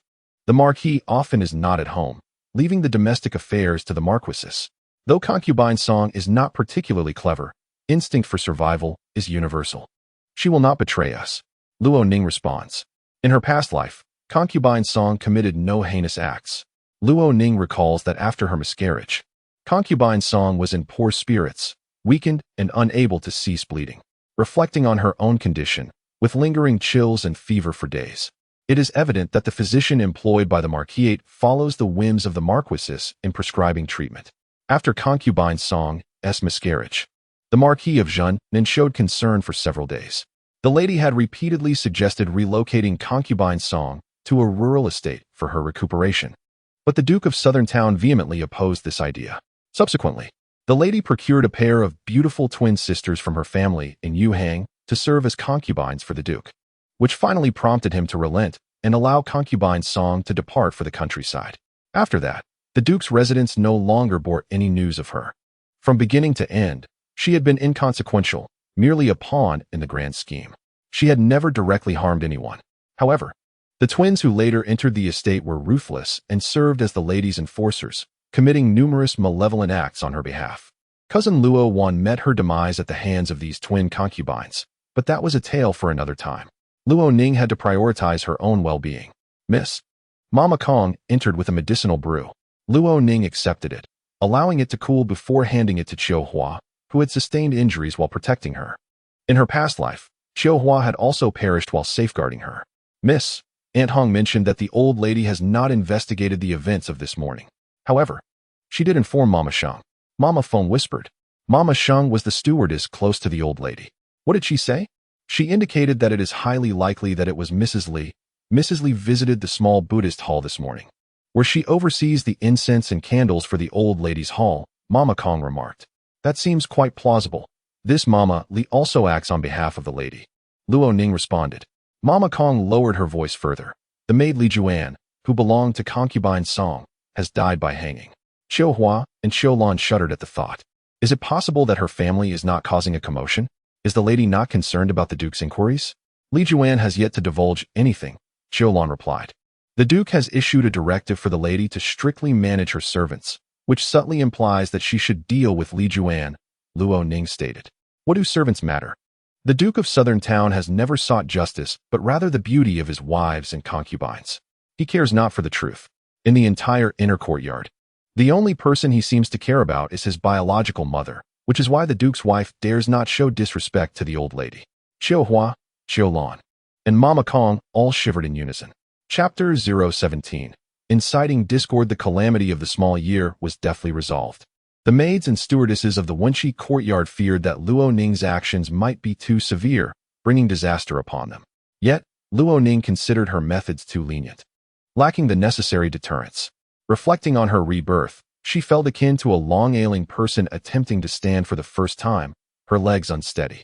She recognized the need to proceed with caution, avoiding major blunders. Tom was on her side. The Duke's wife was in a state of discontent, while her eldest son and daughter-in-law, along with Bai Xiong, offered her comfort. Leaning on her illegitimate daughter, Luo Xian, who seized the opportunity, she berated Luo Ning. Mother, elder sister is truly excessive, Luo Xian exclaimed. Luo Xian's biological mother, the late concubine He, had passed away, and she relied heavily on the Duke's wife, striving to outshine Bai Xiong at every turn. Enough, the Duke's wife sighed. A daughter's rebellion is not a grave matter. Disobedient and ungrateful children are not uncommon. Mother, as the lady of the Duke's residence, it is only natural to discipline the children, the eldest son, Luo Yin, asserted. If a Ning continues to act this way, send her to the ancestral temple for reflection for half a month. Do not let it affect your health. The eldest daughter-in-law, sitting nearby, thought to herself, a Ning has not been disobedient. Has she not performed well in every endeavor? It seems she has left no grounds for reproach. And she even allowed the old lady to shine. Sent to the ancestral temple, this is the punishment bestowed upon the wayward daughters of the esteemed families of Xingjing, a tradition firmly entrenched in custom. What pretext does the Duke of Zhen employ to send Luo Ning away? We shall discuss that later, the Duchess remarked. Setting aside the matter of a Ning, I will take my time to discern her character and foster a good relationship with her. Must mother still indulge her? Luo Ning was even more incensed, for she was utterly unaware of her own limitations. Bai Zirong sought to soothe Luo Ning, urging him not to be angry. Stealing a glance at Luo Xian, she jested, "If only I possessed the capability, I would lend my support to my aunt. Alas, I am not a member of the Luo family." A quick glance at Luo Xian. Luo Xian immediately replied, "Mother, I would willingly serve you. This is for your benefit and for my elder sister S." The Duchess smiled, praising Luo Xian as a good child. Seeing this, the eldest daughter-in-law hurried to curry favor, stating, "Mother, Yin is in the outer courtyard and cannot interfere with the matters of the inner residence. The daughter-in-law is also willing to lend a hand to alleviate your burdens." The Duchess finally revealed a gentle smile. "You are all good children. Furthermore, let us not speak of a Ning and instead celebrate the upcoming new year in harmony." In the Wenxi courtyard, Luo Ning sneezed twice. Sitting upright with a book, she practiced calligraphy whenever she grew weary, seeking to calm her heart. On the 29th day of the 12th month, the Duke of Zhen then summoned Luo Ning to the outer study. "Your maternal uncle has sent generous New Year's gifts. Our family cannot repay such kindness. But you have received the luminous silk brocade. You must share a piece with your cousin." The Duke stated directly, exuding the authority of a military general. He was tall and imposing, seated like a sturdy pine.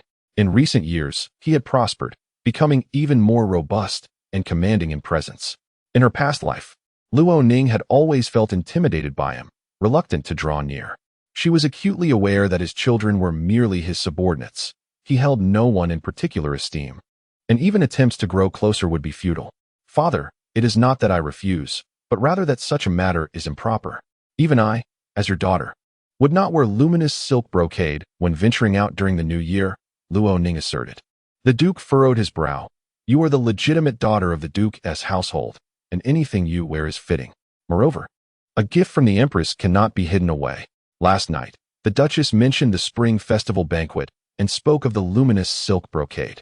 If both you and Bai Zirong were to receive a piece, the two children would certainly shine at the banquet, attracting suitable matches and securing advantageous alliances for the Duke's family, which would be a joyous occasion. Luo Ning should not monopolize it. "I am, but my cousin is not," Luo Ning replied. The Duke was momentarily at a loss for words. "Father, do you not recall how many New Year's gifts your maternal uncle sent each year before you became Duke of Zhennan?" Luo Ning questioned again. The Duke slightly furrowed his brow. He had long understood that the Bai family of Yuhang was affluent, their wealth immeasurable. During that time, the Bai family desperately sought to align themselves with the powerful and prestigious families, dispatching aides to the capital each new year with silver notes amounting to over 100,000 taels. The Duke had occasionally heard of this, drooling with envy. Unfortunately, he was merely a military general, in a dynasty that prized civil over military affairs, and with prominent families overshadowing him. A third-rank military general had limited capabilities. The Bai family had never sought his favor. Only when his wife returned to her family did she bring back a modicum of benefit. "The money from your maternal uncle was to purchase the Duke of Zhennan's reputation. He conducted business without knowing how many connections he secretly relied upon, laying numerous hidden pitfalls for you," Luo Ning stated. She continued, asserting that the title belonged to their family. If the maternal uncle wished not to give, he need not. They had no need to beg him in return. Furthermore, she added, if he were to cause a significant calamity, the first to be held accountable would be you, father. When the time comes, will the heads of our household be sufficient to fill the pit? The Duke of Zhennan felt a tremor in his heart. Did he not know? It was merely that his advisors seldom spoke the truth to him. He himself harbored a sense of luck and deliberately chose to ignore the reality. Luo Ning articulated the dilemma, placing it squarely before the Duke of Zhennan, forcing him to confront it. "According to your suggestion, shall we no longer accept the annual gifts from your maternal family?" he inquired coldly. "Gifts are a matter of reciprocity. To give excessively would be to entrap my father in injustice," Luo Ning replied. She continued, "Father, my uncle used to curry favor with the powerful, offering gifts worth tens of thousands of taels. While a gift of 10,000 taels is indeed extravagant and could sustain the Duke's household for several years, even the most splendid gift pales in comparison. When juxtaposed, one's disposition becomes unbalanced, and 10,000 taels may simply buy enmity." Luo Ning wished to assert, "Father, no matter how much silver you offer the Bai family, it is fitting, for you are raising their child. In the future, The entire Duke's household and the 3 generations of the Luo family's legacy will be relinquished, making their expenditures worthwhile. Indeed, that is a valid point. The Duke of Zhennan absorbed Luo Ning's words, his countenance darkening. The Bai family's condescension was truly vexing. When he married into the Bai family, it was partly for their generous dowry and partly due to being mesmerized by their beauty. Ultimately, how could a merchant's daughter be worthy of marrying him? At that time, he had already attained the rank of a 4th-grade military officer. The Bai family, being merely merchants, did not deign to curry favor with him. It was only now that they sought to exploit their connections, which was utterly intolerable. He sent Luo Ning back. Upon returning to the main courtyard, the Duke of Zhennan appeared irritable as he addressed the Duchess, saying, "For the spring banquet in the first month, instruct your niece to remain within the estate. It is an affront to our social standing to take a mere merchant's daughter out to a feast. Though they may not voice their disdain openly, they will certainly ridicule us behind our backs." The Duchess was taken aback. "My lord, has Arong done anything wrong? She is a good girl. Even the best of children is not your daughter." The Duke of Zhennan replied, "How you pamper her is of no concern to me. The spring banquet is of great importance, and you have compromised the dignity of the Duke's household. I will not let this go unpunished." The Duchess turned pale. She gazed at the Duke, unable to muster a retort for a long while. Who had spoken ill? Luo Ning? That concubine song? The Duchess had been anticipating this spring banquet to showcase Bai Xiong, allowing her to shine. The young ladies of the Duke's household were her true status. And who would dare to criticize her for being a merchant's daughter? Yet, the Duke inexplicably erupted in anger, blocking this path entirely. The Bai family had spent so much money. None of the Luo family possessed a shred of conscience. They truly deserved condemnation. No wonder Luo Ning was so detested. She was the biological daughter of Luo Chongya, resembling him. Luo Ning sneezed again. She had left the exquisite silk fabric untouched at the bottom of her trunk. This gift was bestowed by the Empress Dowager. While the Empress Dowager meant well, it was overly ostentatious and incited envy. She had no intention of using it, nor would she allow anyone else to do so. Chapter 018. Preventing Luo Ning from entering the palace. Poisoning on New Year's Eve. The Duke of Zhennan's household was relatively lively. Even if the Duchess was dissatisfied, she maintained a smile while managing the household affairs. She never dared to relinquish her responsibilities. The reason was simple. The Luo family's ancestors had some legacy, not solely reliant on the Duke of Zhennan, Luo Chongya, for their prosperity, nor were they merely beneficiaries of the Duchess's dowry. The Duchess's wealth only served to win hearts and embellish their status, not to control the financial lifeblood of the Duke's household. The Luo family boasts ancestral lands exceeding 3,000 acres, a bounty sufficient to ensure generations of descendants live without concern for sustenance. Should Lady Ho choose to relinquish her responsibilities in managing the household and hand over the accounts, she must elucidate the expenditures incurred under the Luo name for the sake of her maternal family over the years. These monetary gifts, which the Luo family had no obligation to provide, were merely a means for the Bai family to cultivate relationships, resulting in a net loss for the Luo. Furthermore, should she neglect her duties, it would sever her maternal family's future prospects. For nearly a decade, the Bai family has profited enormously through maritime trade, yet has failed to secure a matrimonial alliance with a family of higher status than the Luo, underscoring the disdain that the powerful hold towards merchants. The Luo family remains their sole connection. Previously, the Bai family had relied on their wealth to deliberately belittle the Luo, harboring aspirations to ascend to greater nobility through them. They view you as a stepping stone, yet fail to recognize your worth. Now that the Luo family has attained nobility, the Bai family and Lady Ho are more reluctant than ever to let go. This understanding is shared by the Duke of Zhennan, the elder matriarch, and the Bai family. Thus, even when receiving money, they maintain a demeanor of equanimity in their dealings with the Bais. Lady Bai, astute in her management of the household, has never faltered. Others, however, remain somewhat dazed, ensnared by Bai's charm and blinded by wealth, unable to grasp the underlying truths. On the first day of the Lunar New Year, the women of the household were to enter the palace to pay respects to Her Majesty, the Empress Dowager. Lady Ho arose at the break of dawn, preparing herself meticulously. Bai Xiong arrived early to assist her aunt in selecting jewelry. This set of rubies is splendid. It enhances your complexion beautifully, Bai Xiong remarked. Lady Ho replied, it is a bit too ostentatious. When entering the palace to pay homage, one must exude grandeur. Bai Xiong countered, After contemplation, Lady Ho indeed chose the ruby adornments. As she donned her elaborate ceremonial attire befitting a first-rank noblewoman, Bai Xiong could not conceal her envy. "Aunt, you truly married well," she whispered. Lady Ho dismissed her maidservants and took her hand, saying, "In the future, you shall marry even better than I. The title of the Ho residence and the wealth of the Bai family will be your wings, allowing you to soar to great heights." Bai Xiong's heart raced. "Aunt, I cannot dare to dream such dreams. I hail from a merchant background in Yuhang. Could you have imagined that I would enter the palace to pay my respects today?" Lady Ho chuckled softly. "Our destinies are intertwined with nobility. These people around us are our nourishment." Bai Xiong's cheeks flushed with warmth. "Even if not a princess, I should at least be a lady of a prominent family," Lady Ho continued. Bai Xiong blinked. "If that is truly the case, then my previous struggles were not in vain." Lady Ho gently embraced her, feeling a pang of sympathy. As the hour drew near for Lady Ho to depart, the sky outside remained shrouded in darkness. Suddenly, a messenger arrived from the palace. A eunuch from the Empress Dowager's residence conveyed the imperial edict. Lady Ho was to bring the elder daughter, Luo Ning, into the palace to pay New Year's greetings. Lady Ho knelt in gratitude, but her hand clenched slightly within her sleeve. She was reluctant to take Luo Ning along, fearing that Luo Ning might overshadow her, which would lead to unfavorable comparisons when Bai Xiong eventually made her own debut. Once compared, Bai Xiong would be at a disadvantage. The accolades of a talented woman, along with beauty, could not match the genuine status of the legitimate daughter of the Ho residence. Lady Ho had firmly resolved to marry Luo Ning off to a distant place, far away in Shaoyang. She would bestow upon Luo Ning an exceptionally generous dowry, a gesture to compensate for her mother's absence. However, the Empress Dowager commanded her to bring Luo Ning into the palace, and to refuse such a decree was not an option. Upon hearing this news, Bai Xiong could not conceal her envy. The Empress Dowager was exceedingly kind to sister Ning, and she was indeed fortunate.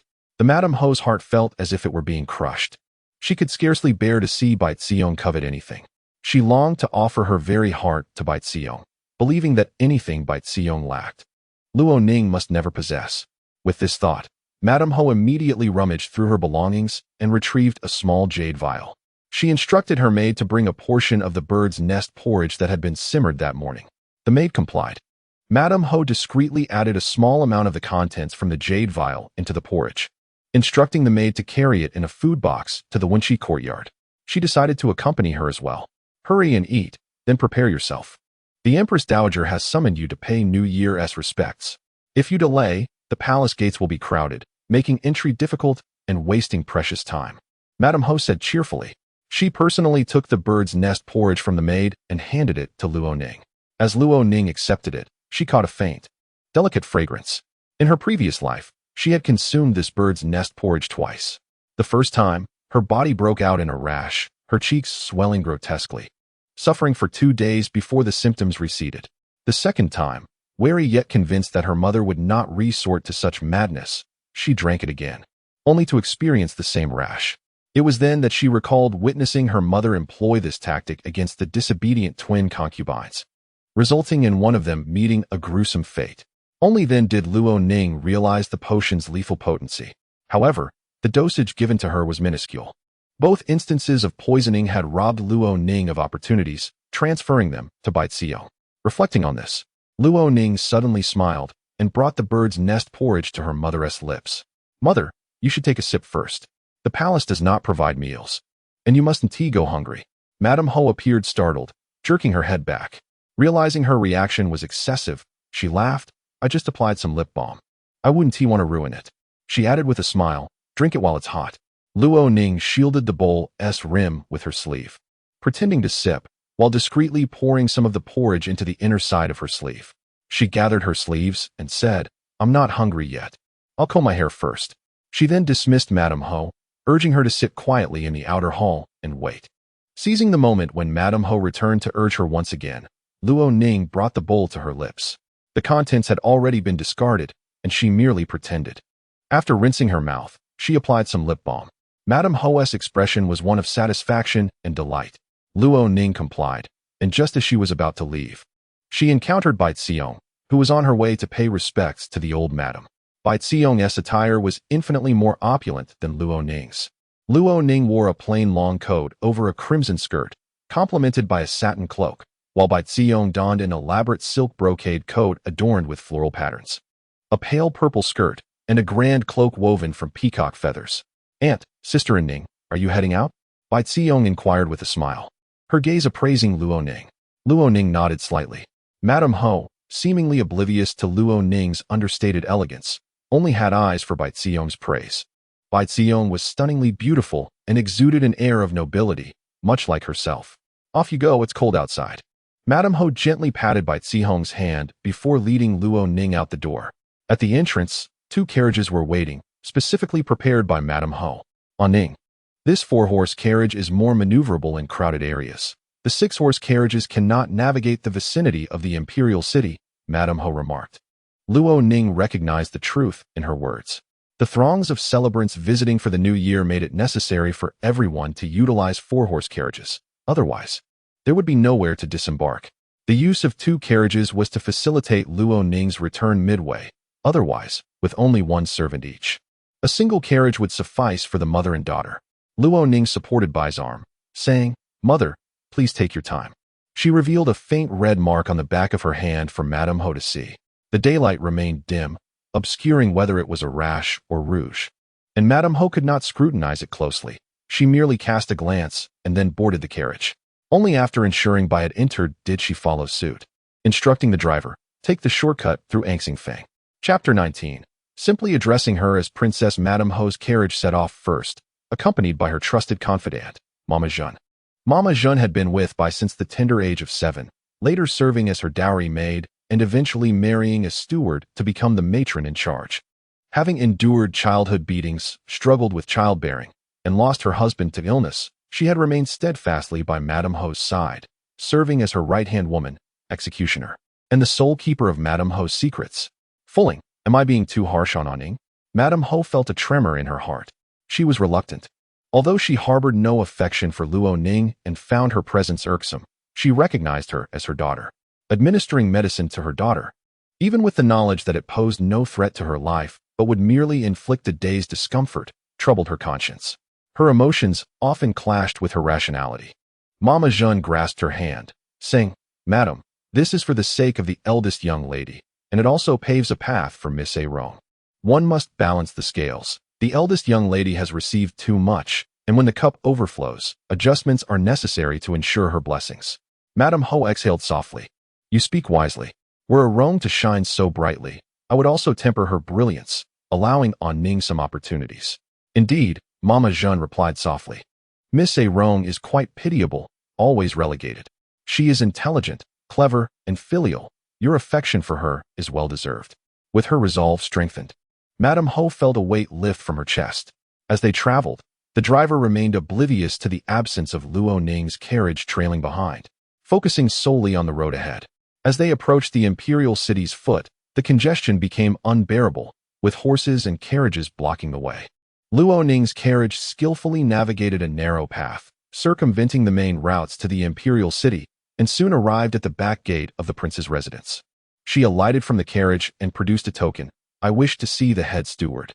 The guard on duty at the back gate, upon seeing the token, did not ask her to wait, but immediately stated, "Princess, please come inside."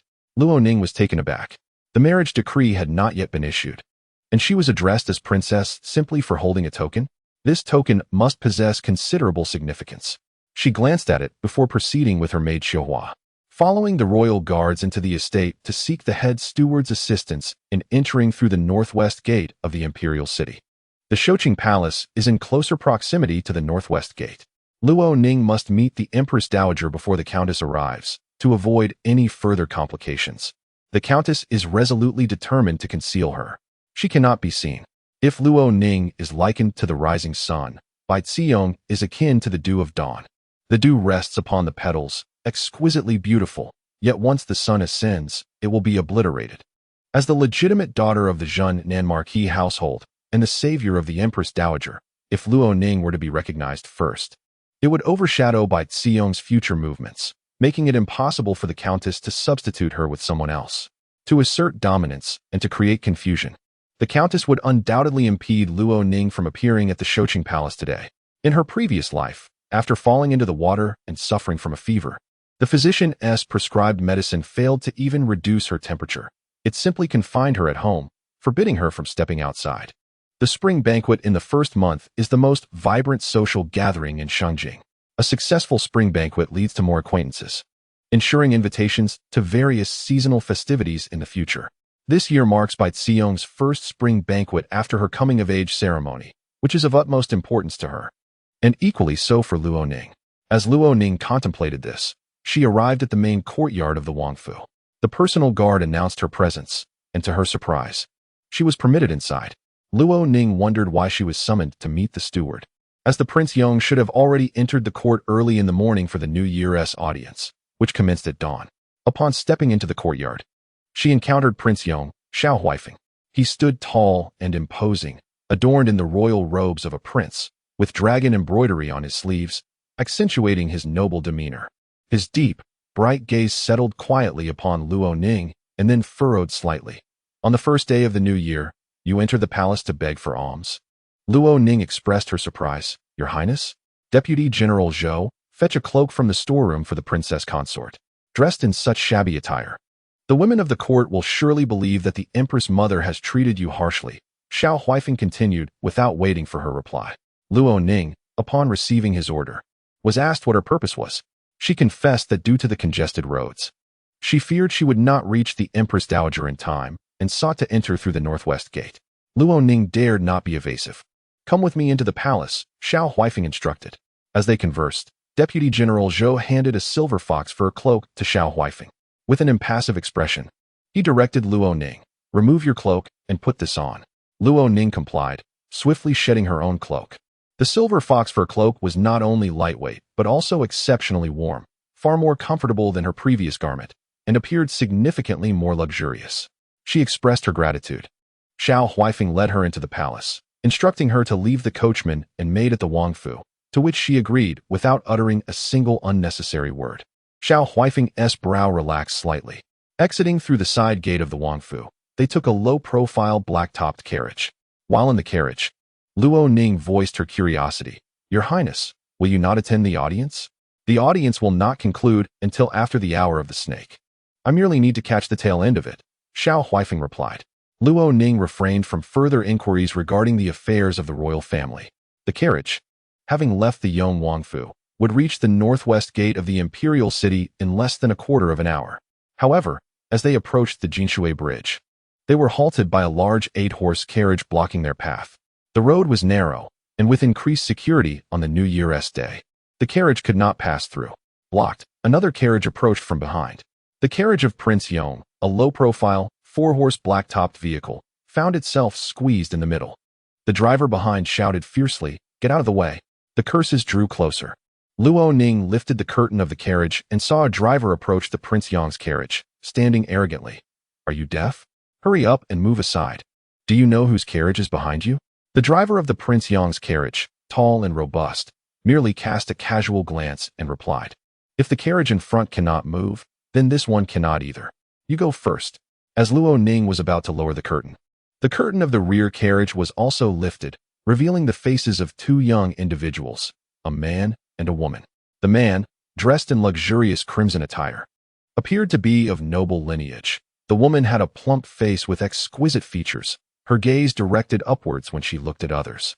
Enough with the nonsense. Just smash this carriage, the woman commanded, her voice melodious yet tinged with a hint of petulance. The man chuckled, Fourth sister, do not be so hasty. Just push this carriage aside, and we can squeeze past.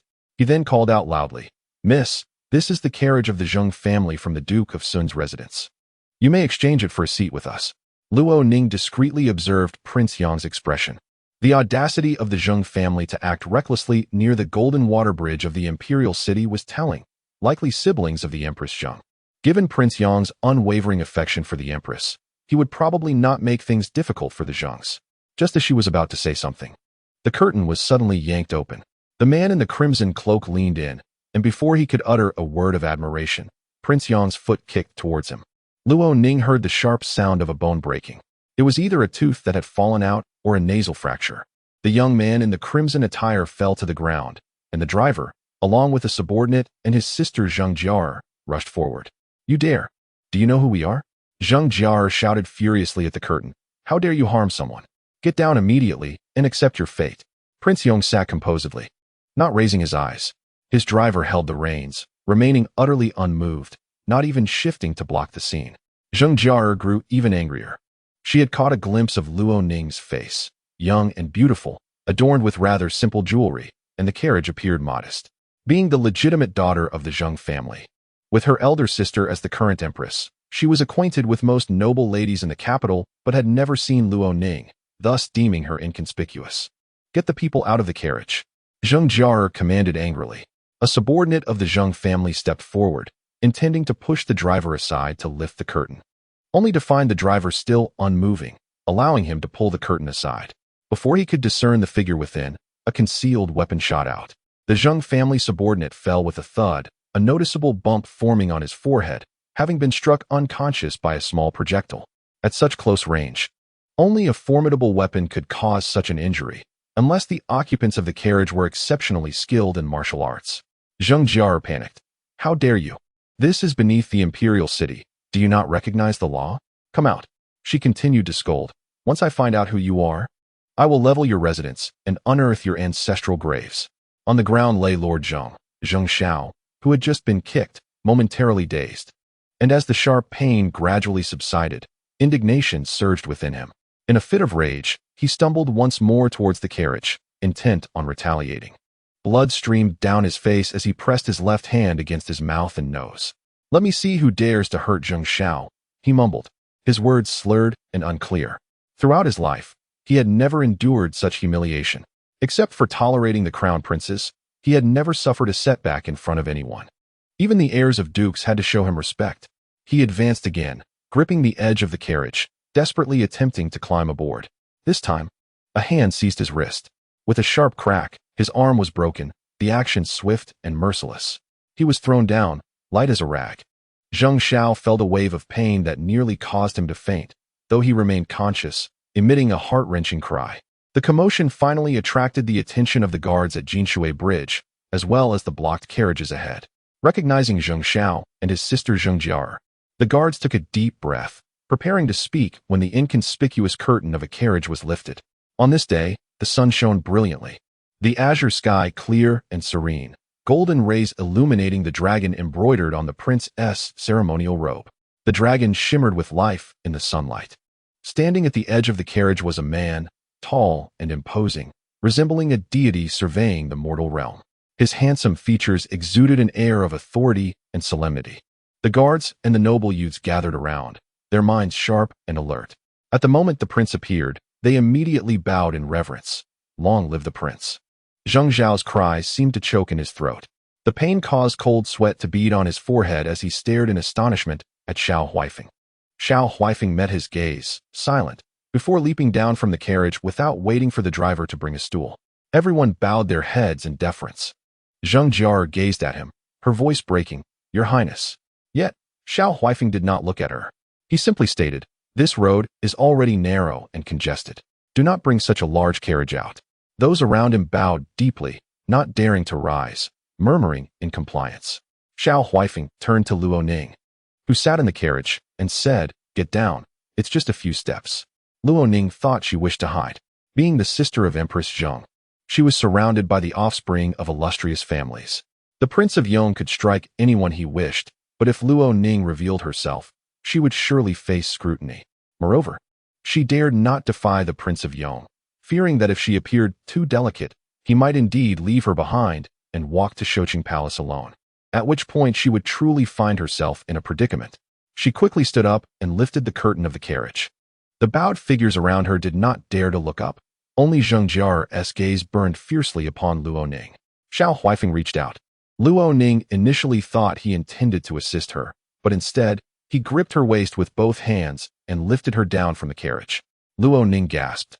In that fleeting moment of being suspended in air, her spirit felt as though it had left her body for an instant. Once he set her down, he strode forward, and Luo Ning hurriedly followed. His long strides made her nearly break into a run, and moments later, they crossed Jinshui Bridge and entered the northwest gate. The guards, recognizing the Prince of Yong, did not dare to impede him and respectfully allowed him to pass. Due to the unforeseen events, when Luo Ning and Prince Yong arrived at Shoqing Palace, the first group of guests had already begun their New Year greetings. Among them were several esteemed princesses, the aunts and sisters of the current emperor. The commoner girl has seen the Empress Dowager. Luo Ning first performed her respects. The Empress Dowager, along with the princesses, was somewhat taken aback to see her enter alongside Prince Yong. It was a fortunate coincidence, Luo Ning remarked. The Empress Dowager bid her to rise.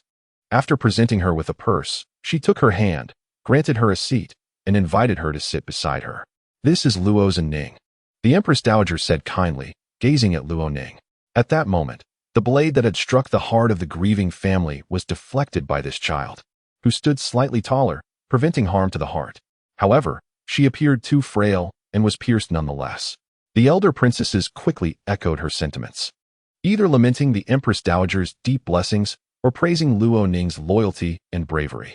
Meanwhile, Prince Yong was left aside. Seizing a moment, he offered his New Year greetings to the Empress Dowager before proceeding to the main hall.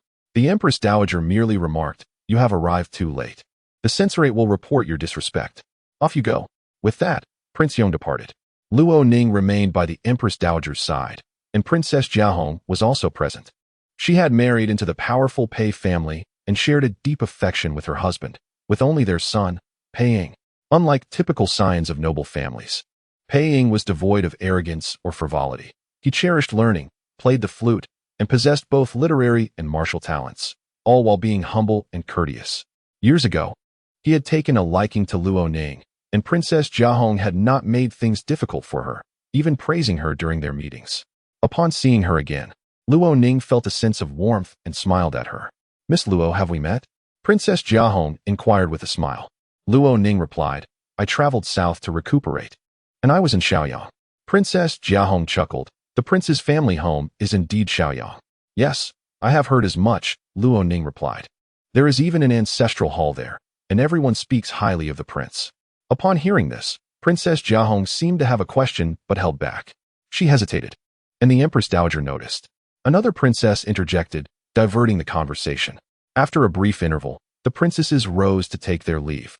The Empress Dowager did not summon the next group of noble women, but chose to engage in a private conversation with Luo Ning, inquiring about her circumstances and how she had entered the palace with Prince Yong. Luo Ning explained, "On the way, I became separated from my mother's carriage amidst the throng of people and carriages. Fearing I wouldn't make it in time, I veered into Prince Yong's residence, hoping to take a shortcut." She then recounted the events that transpired by the Jinshui Bridge. The Empress Dowager listened without anger, smiling gently. The children of the Zheng family have reason to be arrogant. Aside from the Cui family, the Zheng family holds considerable influence in court. She continued, "Fortunately, you were not alone. Otherwise, you would have borne the brunt of it. Were you frightened?" Chapter 021. Luo Ning's plea of poverty. Luo Ning was not frightened. Xiao Huifeng was remarkably swift, delivering his blows with such efficiency that she was too captivated by his actions to feel fear. Prince Yong had broken young Master Zheng's arm and left him bleeding from the nose. Luo Ning informed the Empress Dowager. The Empress Dowager chuckled. "Then let Duke Sun go and lodge a complaint. We need not concern ourselves." Luo Ning agreed. Throughout the morning, she remained by the Empress Dowager's side. Noblewomen came in succession, each group consisting of 7. Every one of them laid eyes upon Luo Ning. Luo Ning mused that by the end of today, everyone would be aware that the legitimate daughter of the Zhennin Marquis had returned to the capital, and the Empress Dowager still held her in high regard. The nuances of her status were difficult to articulate, yet her reputation undoubtedly resonated throughout Xinjiang. There were both advantages and disadvantages to her situation. With a serene smile, Luo Ning gracefully took her place beside the Empress Dowager. When addressed, she would discreetly gauge the Dowager's expression before responding appropriately, demonstrating her keen ability to read the room. It was her first time realizing the multitude of noble ladies holding the title of first-rank matron within the city. The aristocracy had proliferated to such an extent that the burden of supporting them fell heavily upon the common folk in the land. No wonder, she thought, that upon ascending the throne, Prince Yong's first action was to elevate new nobility while suppressing the established clans. The clans not only drained the lifeblood of the populace, but also undermined imperial authority. Luo Ning's mother, also a first-rank matron, had only arrived at Shoqing Palace at the end of the 4th hour. Upon seeing Luo Ning, she momentarily lost her composure before breaking into a most fitting smile. As the courtiers paid their respects to the Empress Dowager, the lady-in-waiting introduced Luo Ning. Luo Ning noticed the glimmer of pride in her mother's eyes, a joy derived from being acknowledged and esteemed. "Madam Luo, you have truly raised your daughter excellently. She is both courageous and loyal, a paragon for women," remarked one lady. The Empress Dowager responded with a smile. "Indeed, Madam Luo, I am quite pleased. You have indeed invested considerable effort in educating a Ning." Lady Bai, taken aback, spoke somewhat haltingly. "It is a Ning's fortune to have gained the favor of your majesty and the esteemed ladies. However, please do not be too strict with her. Young ladies are at an age where vanity and beauty captivate them. While modesty is commendable, we cannot be overly harsh. During the new year, one should dress more splendidly. I have bestowed upon a Ning 2 bolts of shimmering silk brocade. Is it that the Marquis's household was too busy to prepare garments?" The Empress Dowager inquired with a knowing smile. This statement carried profound implications. Observing Luo Ning's attire and contrasting it with the resplendent red jewels adorning Lady Bai, the disparity between mother and daughter was stark. The matrons were all astute. How could they fail to comprehend? It was simply unacceptable for a daughter to be dressed so plainly while her mother adorned herself so magnificently. Unable to overlook this incongruity, the Empress Dowager pointed it out directly.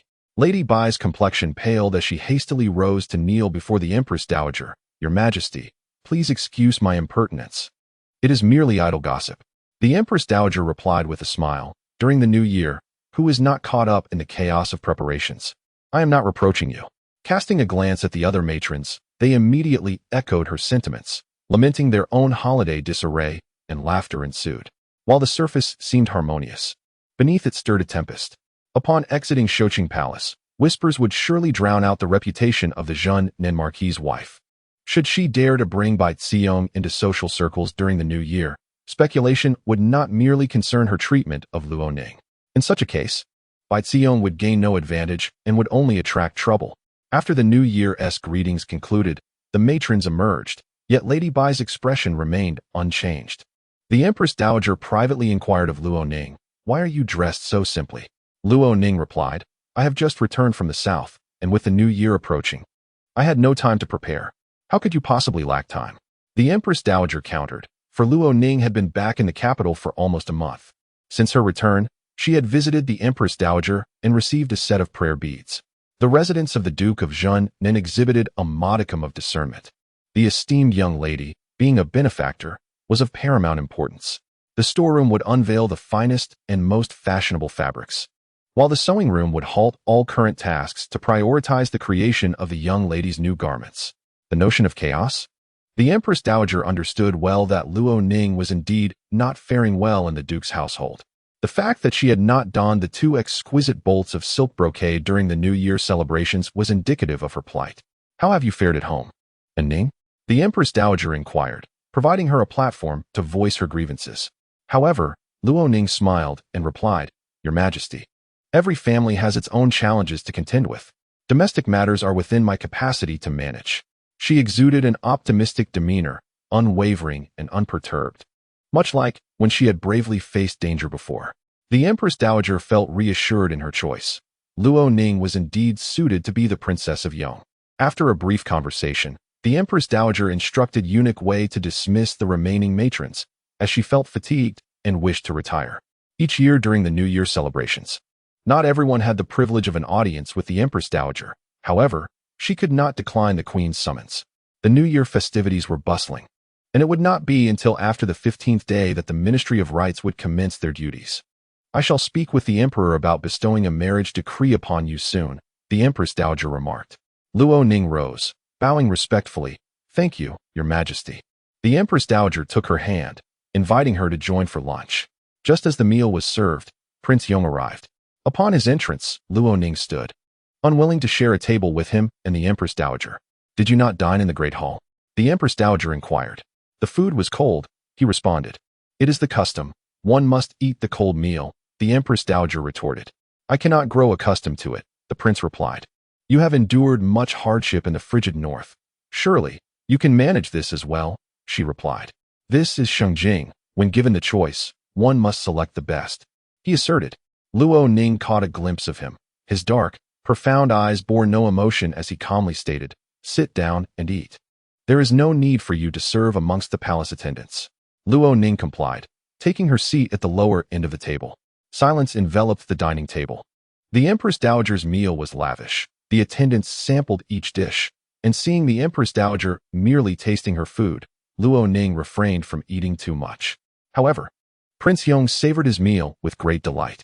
The Empress Dowager remarked to Luo Ning, "If you are hungry, feel free to eat more. I, having aged, dare not indulge too much." Only then did Luo Ning feel emboldened to eat heartily. After the meal, Prince Yong escorted her out through the northwest gate.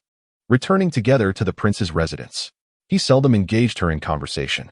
Upon reaching the residence, accompanied by Luo Ning's maid Shulan and the carriage driver, she returned to the Duke of Junnan's household. After arriving home, she first visited the old lady's courtyard. The lady of the house had yet to return. "Mother is at the queen's palace, where she has been treated to a meal," Luo Ning explained. The old lady nodded. Inquiring about various matters, what did the Empress Dowager say? Both aunts, the eldest sister-in-law, and several younger sisters, including Baitsirong, awaited eagerly for Luo Ning to share amusing anecdotes. In all of the duke's household, only the lady of the house, the Bai matriarch, possessed the privilege to enter the palace for New Year greetings, while Luo Ning had been an exceptional case called into the palace. It was all trivialities, Luo Ning chuckled. Though, when mother and the other ladies entered to pay their respects, the Empress Dowager advised her not to be overly strict with me, remarking that my attire was excessively modest and lacked the vivacity of a young girl. All eyes turned towards Luo Ning. Within the confines of the household, the young ladies adorned themselves in garments of considerable elegance, yet only Luo Ning's long coat was crafted from ordinary fabric, embellished with a simple pattern. In stark contrast stood Bai Xiong, draped in a resplendent array of colors, her skirt intricately embroidered with golden threads depicting begonia flowers, radiant and opulent. The matriarch's countenance darkened. She had presumed that the steward was attending to these matters. The Luo family was not destitute. The annual rents from their ancestral fields amounted to several thousand taels, sufficient to provide their granddaughter with fine attire. A palpable silence enveloped the room. Even Bai Xiong refrained from voicing her thoughts.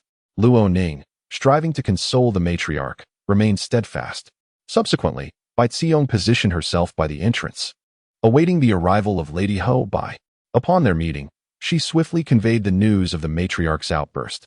Lady Ho inhaled deeply, suspecting that Luo Ning had orchestrated this humiliation, fearing that during the spring banquet in the first month, the noble women would gossip about her. Without delay, she proceeded to the Wenchi courtyard. "Ning, open your trunks and allow me to see if you possess any garments." Lady Ho stormed in, her fury palpable. Chapter 22. Setting traps. Luo Ning had just returned from the west courtyard of the matriarch. She had changed into a simple everyday jacket and, cradling a cup of tea to warm her hands, was startled when Lady Ho burst into the room in a fit of rage. Luo Ning regarded her calmly. In her previous life, Lady Ho had maintained a composed demeanor, utilizing insidious tactics to drive Luo Ning to the brink of madness, subsequently slandering her. The frantic state Luo Ning had succumbed to then mirrored the current fury of Lady Ho. A faint smile graced her lips, as she mused that her mother might have also felt a sense of satisfaction, the urge to compel one to walk a path of no return. Yet, she had once harbored the wish for her mother to champion her cause. Justice, however, must be earned. Luo Ning set down her teacup and discreetly signaled to her maid, Cholan, revealing a hint of anxiety. "Mother, what troubles you? You spoke in the presence of the Empress and the esteemed ladies in Shoqing Palace, did you not?" Lady Ho strained to maintain a steady tone, but her voice wavered, sharp and high-pitched. Realizing her loss of composure, she attempted to regain her authority, albeit ineffectively.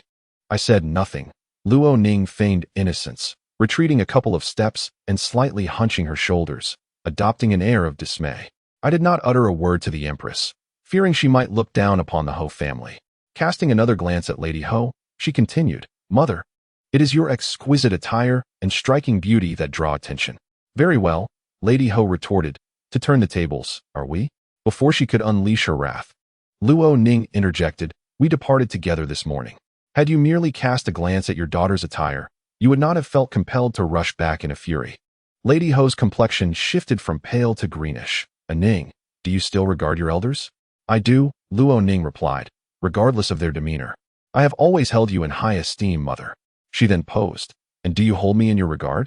In a fit of rage, Lady Ho dismissed her words, insisting, is my treatment of you not sufficient? I endured great hardship to bring you into this world. Mother, if you wish to see your daughter's trunks, please do so. There is no need to dredge up past grievances. Luo Ning stepped forward, her previously hunched shoulders now resolute, a gentle smile upon her lips. She had drawn Lady Ho's ire to its nadir.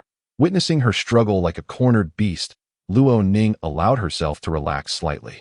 However, the moment she smiled, Lady Ho jolted, regaining some composure, yet her disbelief lingered. How could the steward of Shaoyang deny Luo Ning any garments?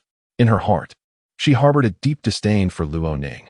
She resented her lavish upbringing, surrounded by countless servants. She loathed that she had a name and lineage, with both parents present. She despised her perpetual beauty, which led many prominent families to subtly propose matches. Every time she beheld what Luo Ning possessed, the Marchioness was reminded of Bai Zihong, who had none of these advantages. Had Bai Zihong possessed even a fraction of what Luo Ning enjoyed, the Marchioness would not have felt such profound sorrow. This sorrow only intensified her contempt for Luo Ning. Nevertheless, she refrained from treating Luo Ning poorly in terms of food and clothing. With so many servants at her disposal, the Marchioness was compelled to maintain her own dignity, for what would it look like if others uncovered her disdain in front of her husband and mother-in-law? She could not afford to explain herself.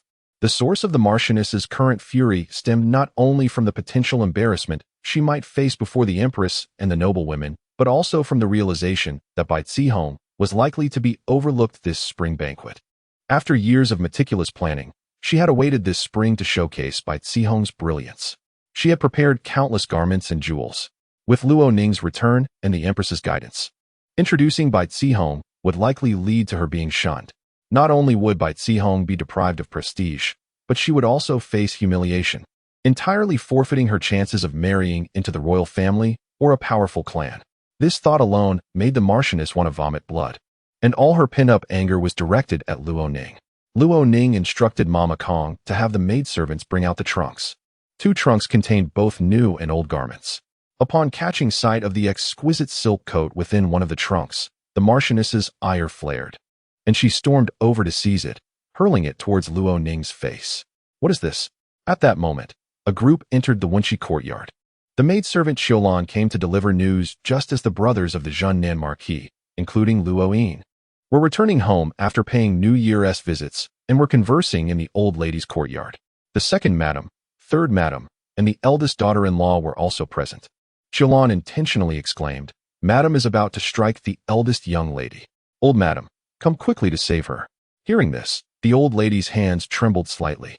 She intended to head towards the Wenqi courtyard, and the Zhengnan Marquis had no choice but to support her. The others were eager to witness the spectacle and followed suit. The eldest son, Luo Ning, led the way, intending to shield his mother. However, upon entering, he was confronted with the scene of the Marchioness Bai's unrestrained fury. What is all this commotion about? The Zhengnan Marquis inquired. The Marchioness's anger quickly transformed into tears, cascading down her cheeks. "My lord, I have lost my composure. It is truly a Ning who has gone too far." She deliberately donned shabby attire to complain at the Shoqing Palace. The Empress, in front of several noblewomen, questioned whether the Ho residents mistreated in Ning. "My lord, this not only concerns the dignity of the Ho family, but also affects your reputation. If the censorate seizes upon this, your official standing will suffer." The Zhengnan Marquis furrowed his brow, turning his gaze to Luo Ning, then back to the Marchioness Bai. Luo Ning had changed into more commonplace attire, while the Marchioness, despite her rage and tears, remained resplendent. The mere adornment of her ruby headpiece rendered her exceptionally noble. "And Ning, what is the matter with you?" the Zhengnan Marquis asked, directing his attention to her. All eyes turned upon her. The eldest son, Luo Ning, pointed an accusing finger at her in anger. "She is doing this on purpose. Ever since she returned, she has been jealous, blaming us for favoring our cousin more than her. With such pettiness and malice, where is the grace befitting a lady of a noble family? On the first day of the new year, engaging in such detrimental actions." Luo Ning quietly observed them. Madame Ho took a deep breath, stifling her tears. "My lord, look at this box of garments. The exquisite silk long coat is of great value. yet she refuses to wear it. The old lady also appeared perplexed. Luo Ning picked up the long coat from the ground and shook it out. Then, before her father, uncles, and brothers, she turned around and unfastened her simple outer jacket. Others attempted to intervene, but Luo Ning acted swiftly. Her two uncles had no choice but to turn away, even without her outer jacket. Luo Ning's undergarments were substantial enough to maintain her dignity. Subsequently, she donned the long coat that Madame Ho had thrown to her. With a gentle smile, Luo Ning inquired, "Am I to wear this when I meet Her Majesty the Empress?" "Father, mother, are you both certain?" The room fell silent. Everyone gazed at Luo Ning in astonishment. The sleeves of the long coat were notably short. A collective gasp echoed in the room. Wearing such an obviously ill-fitting garment into the palace was far less appropriate than donning a simple, well-fitted outfit. The expression on Lord Zhennan's face shifted several times. Madame Ho stood there, her face trembling, her lips turning pale for a moment, though hidden beneath her lipstick. Upon my return to the capital, no one inquired if I needed clothing. After all, I am a daughter. I cannot resort to begging, can I? These seemingly respectable garments were made 3 years ago. Grandmother, father, mother, I have grown, I have matured.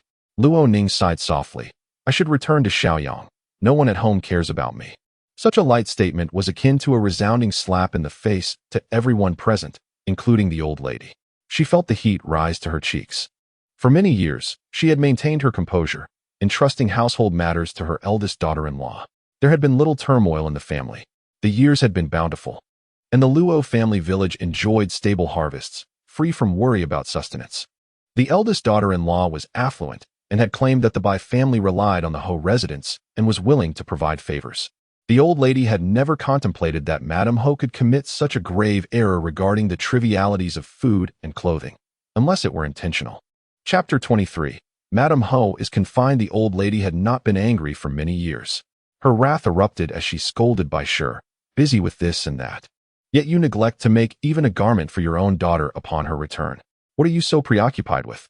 Do you wish to change the Ho family name to Bai before you are satisfied? Such severe accusations were made. Madame Ho fell to her knees. Bai Zifeng hastily followed suit, pleading with the old lady. Grandmother, please calm your anger. Upon seeing her, the old lady's ire intensified. How can a mere distant cousin, living as a guest, possess garments of finer quality than my granddaughter? What do you wish to do with the Ho family?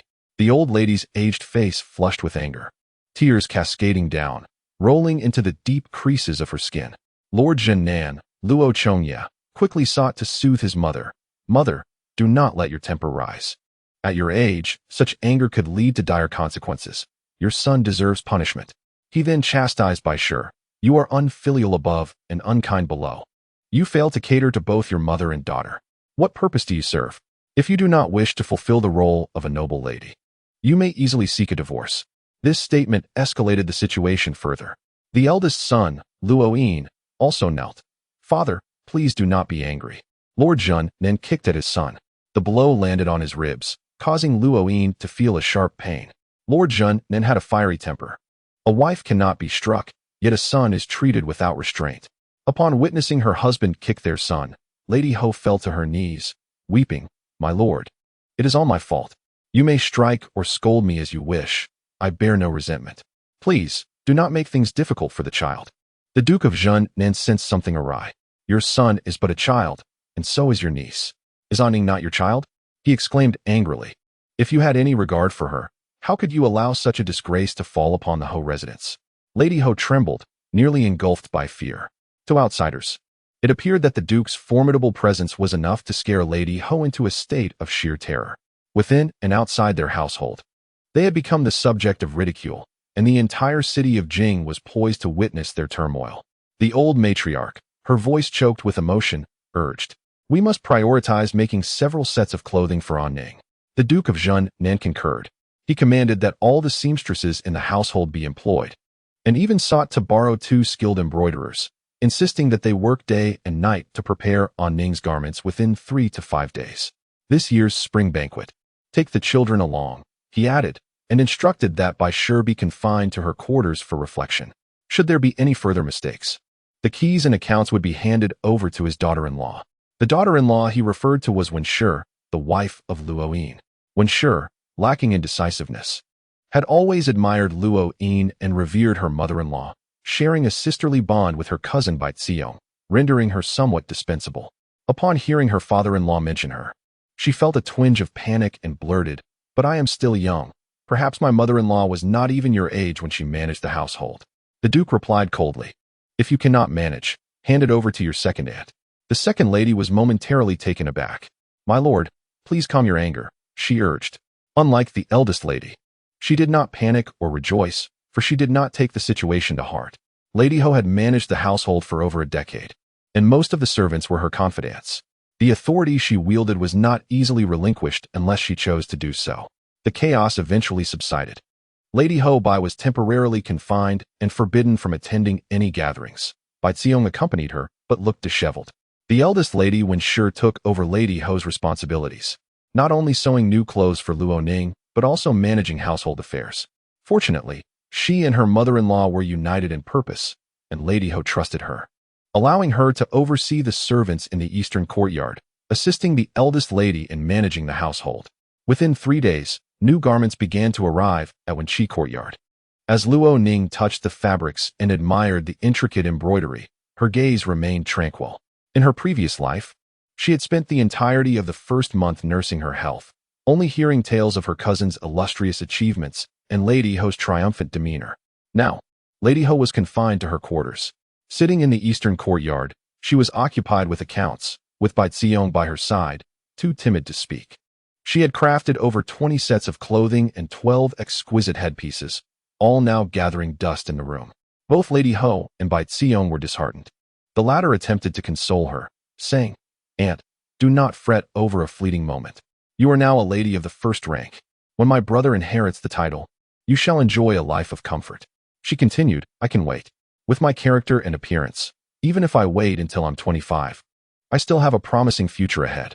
Lady Ho grasped her hand, saying, "Child, such words.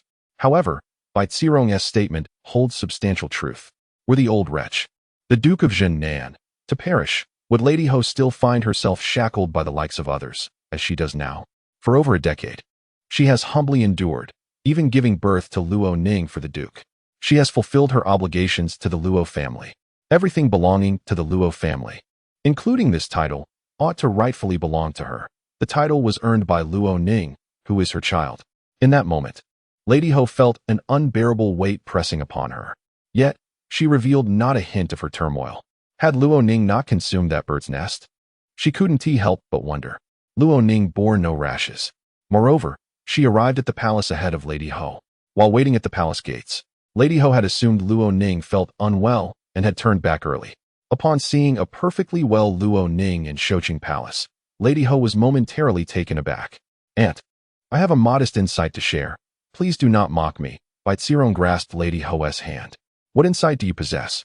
Lady Ho inquired. "My hopes of marrying into a prestigious family seem bleak, for those individuals wield considerable power. However, should an opportunity arise, and I gain entry into the royal family," Bai Xiong articulated. Lady Ho paused in surprise. Currently, most concubines in the imperial harem are recommended by prominent families to the Ministry of Rights, from which candidates are selected for the emperor. Merely reaching the ministry is a formidable challenge, as it is controlled by the aristocracy. Their intricate connections ensure that opportunities are seldom extended to outsiders. Furthermore, when these noble families seek young and beautiful maidens, they often resort to altering the names of their own distant relatives to incorporate attractive women into their lineage. Thus, the palace is never short of concubines. These women either hail from esteemed backgrounds or have been favored servants rewarded with titles. Lady Ho had never entertained this path, for it seemed unattainable. "Aunt, you are a lady of rank. Opportunities will surely present themselves. I could take the surname Bai, or even Chui or Zhang. Once I enter the palace, with my talents and beauty, I am certain to earn the emperor's favor," Bai Xiong asserted. "If fate smiles upon me, I might bear a prince. That would indeed be a true transformation for a merchant's daughter. Aunt, we must not be disheartened by the spring festival banquet in the first month. Luo Ning has saved the Empress Dowager's life, and being your daughter, surely we shall have our chance," Bai Xiong continued. Lady Ho's eyes brightened a fraction. "You speak wisely," Lady Ho replied. "Moreover, with Luo Ning gaining the Empress Dowager's favor, and as a lady of rank, I might have the opportunity to bring you into the palace. Thus, I ought to be more forgiving towards Luo Ning. She composed herself, recognizing the need to cultivate Bai Zirong's ascent to a higher position. She must not allow the minor annoyances of Luo Ning to drive her into despair. With this thought, Lady Ho regained her composure, her anger dissipating entirely. Indeed, Luo Ning displayed a lack of filial piety and deserved a lesson. Yet, her benefits must not be diminished. Perhaps it would be wise to procure some adornments for her. The Bai family possesses ample wealth. How can she create such turmoil and inconvenience for me? Lady Ho sighed. Bai Zirong responded, it is because she has lived too comfortably. The young lady of the Luo family has always basked in glory. She has never known hardship. Lady Ho immediately recalled the struggles Bai Zirong had endured and gently embraced her. Chapter 024. Luo Ning wins hearts. Luo Ning's garments were finally completed. The elderly matron presented her cherished collection of 3 exquisite headpieces as a gift to Luo Ning, and also took out her private savings to commission 2 additional sets for her at the goldsmiths. The mother and son of the town's South Marquis seized the rare opportunity to converse intimately. After Ning returned to the capital, there was an unsettling atmosphere at home. The elderly matron remarked, Ning is no longer Ning. She is your wife, and there is also that cousin. The Marquis nodded in agreement. The cousin resided in the inner courtyard, avoiding entanglements with the outer courtyard's affairs. Generous gifts had garnered significant advantages for the Bai family, and the Marquis held no objections towards her. She was sweet-tongued and endearing. In the Marquis's heart, she was even more charming than a legitimate daughter, evoking some familial affection.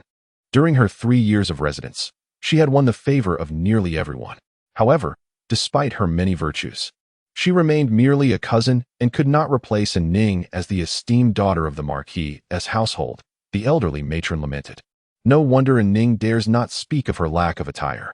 The Marquis dismissed the women's jealousy, and Ning is excessively cautious. Our shortcomings cause her unease, which is why she is so wary. The elderly matron advised, speak to your wife. The cousin has reached marriageable age and should be promptly sent back to Yuhang to wed. The Marquis pondered. The Bai family wishes to find a match for a Rong in the capital. Everyone aspires to elevate their status. Your wife's ambitions are not misplaced, though they may be overly ambitious. I have no objection to seeking a marriage, but a match that rivals the esteemed daughters of the Marquis's household is simply unattainable. The elderly matron interjected, the Bai family dares not harbor such foolish fantasies. How could Bai Ci Rong compare to a daughter of the Marquis? A few years of living in the Marquis's household might gild her, but it does not alter her origin as a merchant's daughter. Then that is for the best. The elderly matron concluded, encourage your wife to settle this matter swiftly. The Marquis contemplated, Ning is older than a Rong. We should first seek a suitor for Ning before considering a Rong. Ning, as the legitimate daughter of the Marquis's household, deserves a careful selection for her marriage. There can be no mistakes regarding family background or character. The elderly matron insisted, yet the Marquis remained indifferent.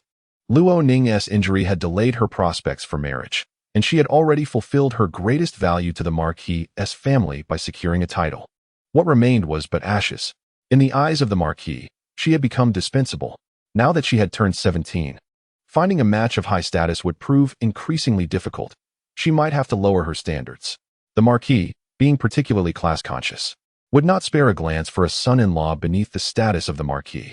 Mother, let Bai Shi handle these domestic affairs, he stated. The elderly matron inquired, do you not care for Ning's happiness at all? The Marquis replied dismissively, let Bai Shi manage it. She is Ning's biological mother and will not harm her. He added, Ning has been too rebellious towards Bai Shi lately. This is merely a contest between mother and daughter. Children must be disciplined. And Bai Shi understands the balance. Do not intervene too much, mother.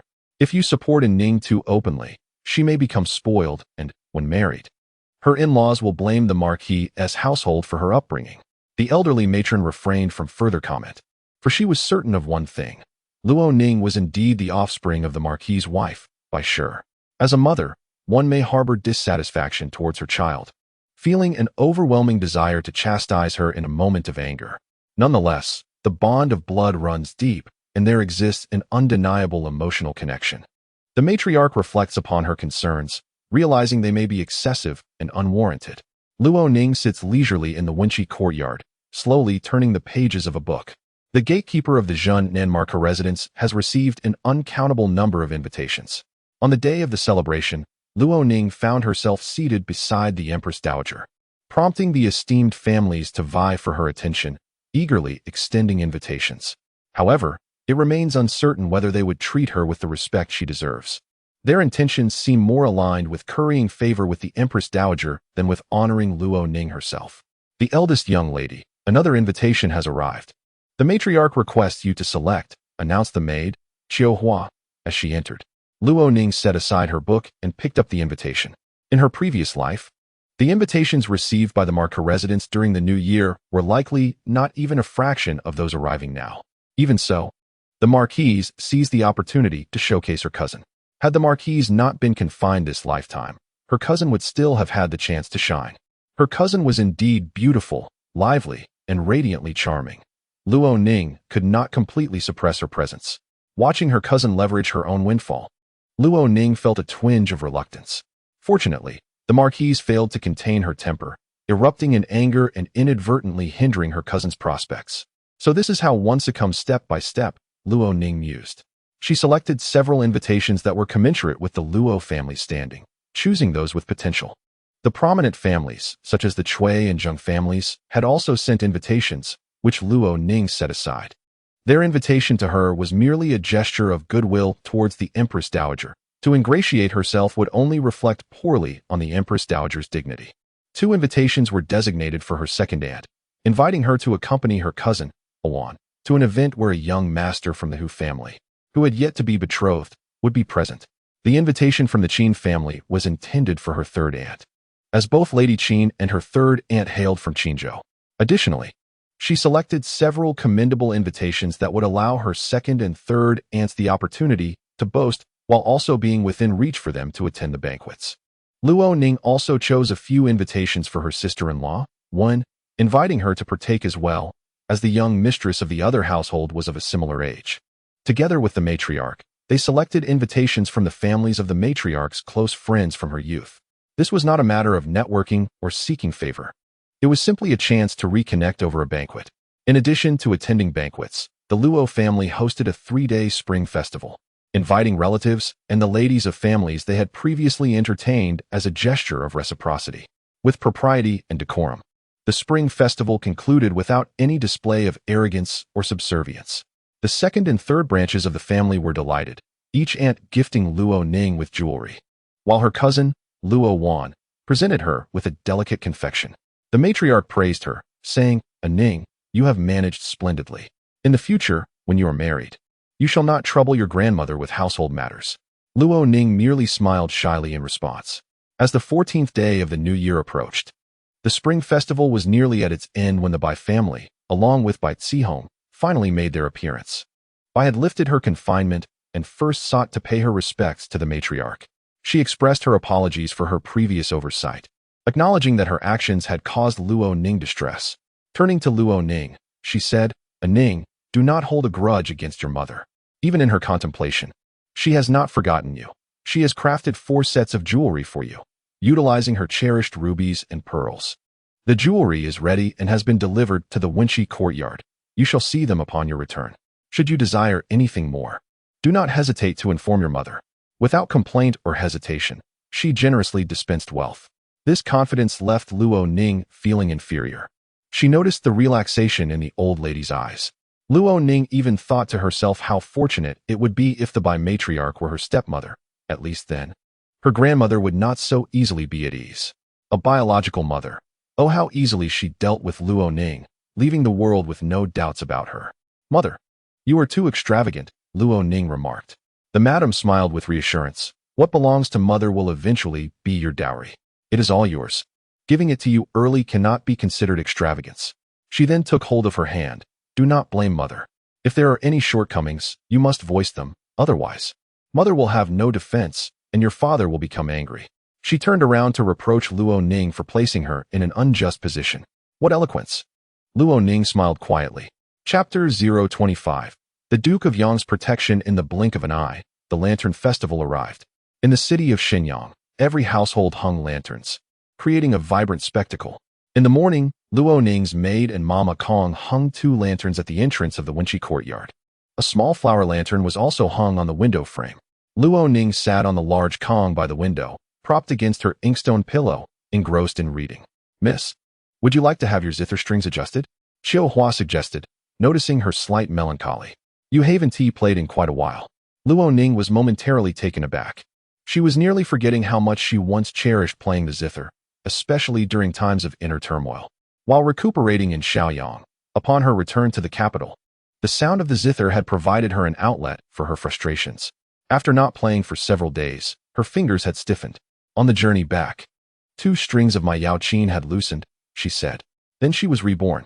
Preoccupied with trivial matters, she had completely forgotten about her zither. Luo Ning set her book aside. Please fetch it. We shall visit the zither shop. She added, this Yao Qin is quite aged, though merely an ordinary instrument.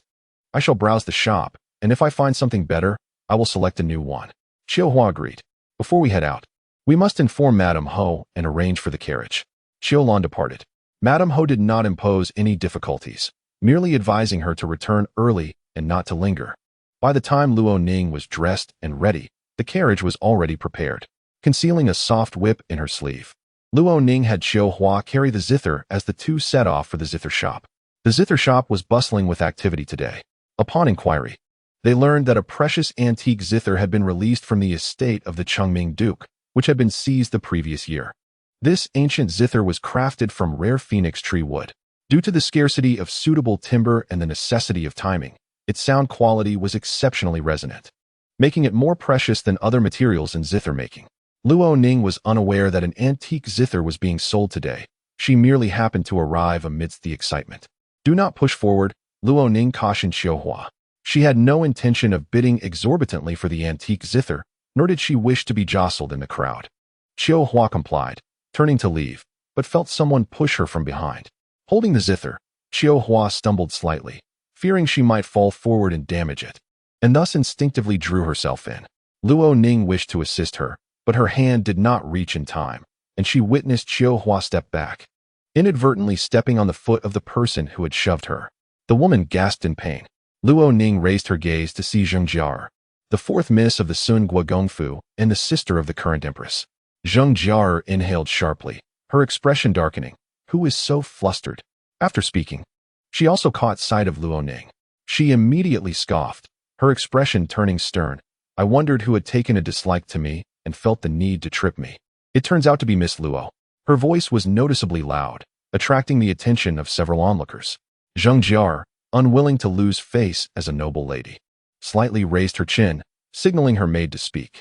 Her maid, displaying great arrogance, stepped forward with the intention of slapping Chiu Hua. However, Luo Ning seized her wrist. Having practiced with a whip, her wrist strength was not something an ordinary woman could rival, rendering the maid unable to move her hand. Release me, or I shall report you to the authorities. The maid fumed. Luo Ning let go of her. The maid stumbled backward from the push. Zheng Jiar's expression darkened further. Do you dare to act violently? How bold of you. Miss Zheng, it was your maid who acted violently first. In this noisy place. Do you wish to dwell on this unintentional mishap and tarnish your own reputation? Luo Ning inquired. She added, when jade meets a rough stone, I shall not suffer losses. Zheng Jiar sneered. Do you think that by belittling yourself, I will let you off the hook? She turned and exited the music shop, her maid following closely behind. Luo Ning exchanged a glance with Chiu Hua and then left the music shop as well. These shoes took me 3 months to embroider. How will you make amends for your servant stepping on them? Zheng Jiar demanded, with a delicate oval face and exquisite features. She spoke with a slight lift at the corners of her brows. Young and not overtly harsh, she nonetheless exhibited a spoiled and willful demeanor. Miss Zheng, how do you intend to make amends? Luo Ning countered. Zheng Jiar extended her foot. Kneel down and lick the dust clean, and I shall not hold you accountable. Luo Ning's expression remained calm, her eyes glimmering with clarity, and she slightly shook her head. That is impossible. She continued, just now, I saw you push my maid, and it was she who lost her balance and stepped on you. What nonsense. Who am I to push a servant? Zheng Jiar raised her brows even higher. If I pushed her, shouldn't she have fallen forward? Listen to yourself. Your words are contradictory. Luo Ning replied. Miss Zheng, are you truly intent on being unreasonable? Your servant has harmed me and soiled my shoes. Naturally, you as her mistress must repay the debt. Zheng Jiar coldly stated, someone, take her back. I wish to interrogate her. She raised her voice slightly. From the shadows, two hidden guards emerged, surrounding Luo Ning and Xiaohua. Xiaohua positioned herself in front of Luo Ning. It was merely a careless act by the maid, unrelated to my lady. She added, the maid was indeed pushed, causing her to lose her balance. Miss Zheng, do you intend to take the law into your own hands in Shengjing? Who do you think you are, to question me? Zheng Jiaoter scoffed. First, I shall reward her with 20 slaps. The hidden guards advanced, and Luo Ning swiftly drew her long whip from her sleeve. She and Xiaohua had only learned martial arts from Xiaohua's father, who was from a security background, imparting only basic skills meant to strengthen the body. The techniques taught to the two girls were nothing more than rudimentary tricks meant to intimidate. As Luo Ning swung her whip, it was intercepted by a Zheng family guard. He yanked it forcefully, but Luo Ning refused to let go, nearly losing her balance. Just then, a sudden gust of wind swept through. The guards, more alert than Luo Ning and the others, instinctively attempted to evade, but a sharp pain struck the back of their necks. Their bodies staggered, and they fell forward. Luo Ning quickly retreated a few steps, raising her gaze to see across the street to a tea house. In the elegant private room of the tea house, with the window ajar, one could faintly discern shadows of figures within. She recognized this hidden weapon. Zheng Jiao's complexion shifted dramatically. Who could be concealed there? She had a suspicion. It was in a similar manner that her brother had been rendered unconscious by the Prince Yang. One of Zheng Jiao's other shadow guards whispered to her, Miss, you should return to the carriage. I will investigate. Do not act. First, take this woman away. Zheng Jiao commanded. She was willful, headstrong, and fiercely unyielding, certainly unwilling to spare Luo Ning. The shadow guard hesitated, anxiety coursing through him. Yet, bound by his master's orders, he reached for Luo Ning's neck, intending to incapacitate her before carrying her away. Be swift. Luo Ning, sensing danger, retreated a step. Suddenly, a large black dog burst forth from the opposite tea house like a whirlwind. Its massive size startled passers-by, causing them to shriek in terror. Before the shadow guard could react, he was tackled to the ground by the beast.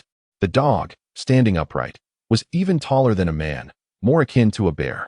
Its forepaws pinned the guard's chest, while its sharp teeth clamped onto his throat. The guard was rendered speechless as blood streamed from his neck. With a sickening crack, his eyes rolled back, and his hand fell limp. The black dog released its grip, bloodied fangs glistening, its fierce gaze now fixed on Zheng Jiao, letting out a menacing growl. Zheng Jiao, now pale with fear, stumbled back, struggling to maintain her footing. Her maid supported her as they retreated into the tea house. A young attendant from the tea house brandished a door bolt to ward off the black dog, trembling in fear. Luo Ning approached, gently stroking the dog's head. Instantly, the creature's ferocity diminished, and it nuzzled against her palm. From the tea house, a whistle pierced the air. Reluctantly, the dog withdrew from Luo Ning's touch, swirling back to the tea house like the wind, provoking another round of terrified screams from the onlookers. Luo Ning cast her gaze toward the second floor, aware that Prince Yang was present. Since she had encountered him, and he had intervened to assist, even sending a dog to eliminate threats, she could not feign ignorance. At the very least, she owed him a word of thanks. Accompanied by her maid Xiaohua, she too entered the tea house. Chapter 26. Permission to sit at the same table upon entering the tea house. Luo Ning approached the private room at the far end of the second floor, where guards stood sentinel. As she advanced, before she could produce her token, the guard acknowledged her, Your Highness. He then added, The prince and the princess have arrived. Luo Ning felt a twinge of discomfort. The imperial marriage decree had yet to be issued. Even if the decree were to be proclaimed, until the Ministry of Rites selected an auspicious date for the wedding, she would merely be a consort. Come in, a low voice beckoned from within. Luo Ning lifted the curtain and entered the private room. There were 3 people and 1 dog present. The black dog, upon seeing Luo Ning, seemed eager to please. Its blood-stained lips had been wiped clean, though remnants of its dark fur remained indistinct. Prince Yang, Xiao Huifeng, sat at the western side, clad in a pale blue silk robe, his expression one of impatience as he cast a glance at his dog. The creature immediately lay down, intimidated and hesitant to approach Luo Ning. Fixated by the prince's gaze, Xiao Huifeng finally turned his attention to Luo Ning. She sensed a distinct shift in his demeanor today. His brows remained stern, concealing an undercurrent of danger and ferocity, but the pale blue robe lent him an aura of warmth. I have come to pay my respects. Your Highness, I am deeply grateful to His Highness for coming to my aid. Luo Ning respectfully curtsied. Xiao Huaifeng spoke in a rather indifferent tone. Rise. As Luo Ning stood, she added, I apologize for the intrusion, Your Highness. I merely came to pay my respects and shall take my leave now. Since you are here, please sit and enjoy a cup of tea, Xiao Huaifeng replied coolly. Seated across from him were two gentlemen. One possessed a delicate and handsome appearance, fair-skinned, and bore a slight resemblance to Xiao Huaifeng. He smiled brightly, though an undeniable sorrow lingered in his brow. The other was equally striking, donned in a crimson robe befitting a noble family, exuding a carefree charm. His gaze was compelling, imbued with a certain allure, whether directed at people or animals. And even without a smile, there seemed to be a hint of mirth on his face. This is my third brother. This is my cousin, Cui Zhengqing. Xiao Huaifeng introduced with rare patience. This is Miss Luo, the eldest daughter of the Luo family, my fiancée. Both men chuckled at this. Xiao Huaifeng's third brother was the Prince of Chun. The decree for their marriage would not arrive for several days. The Prince of Chun remarked, Your hasty decision might put Miss Luo in a rather awkward position. He glanced at Luo Ning. Although slightly tense, she exhibited no signs of embarrassment. Upon hearing the prince's words, Luo Ning proactively clarified, as long as His Highness consents, the marriage is settled. The form of address is entirely at His Highness's discretion. Cui Zhengqing burst into laughter. Seventh brother, your fiancée is quite forthright. Being from the Duke of Zhennan's household, she is indeed a woman of noble lineage. Is she not? Xiao Huaifeng remained silent. The Prince of Qin added, I witnessed your whip performance earlier. Your technique was rather unrefined and truly a sight to behold.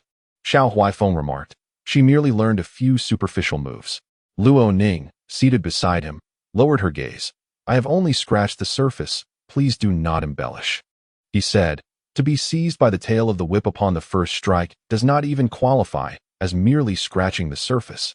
It is hardly worth mentioning. He likely harbored a strong aversion to foolishness.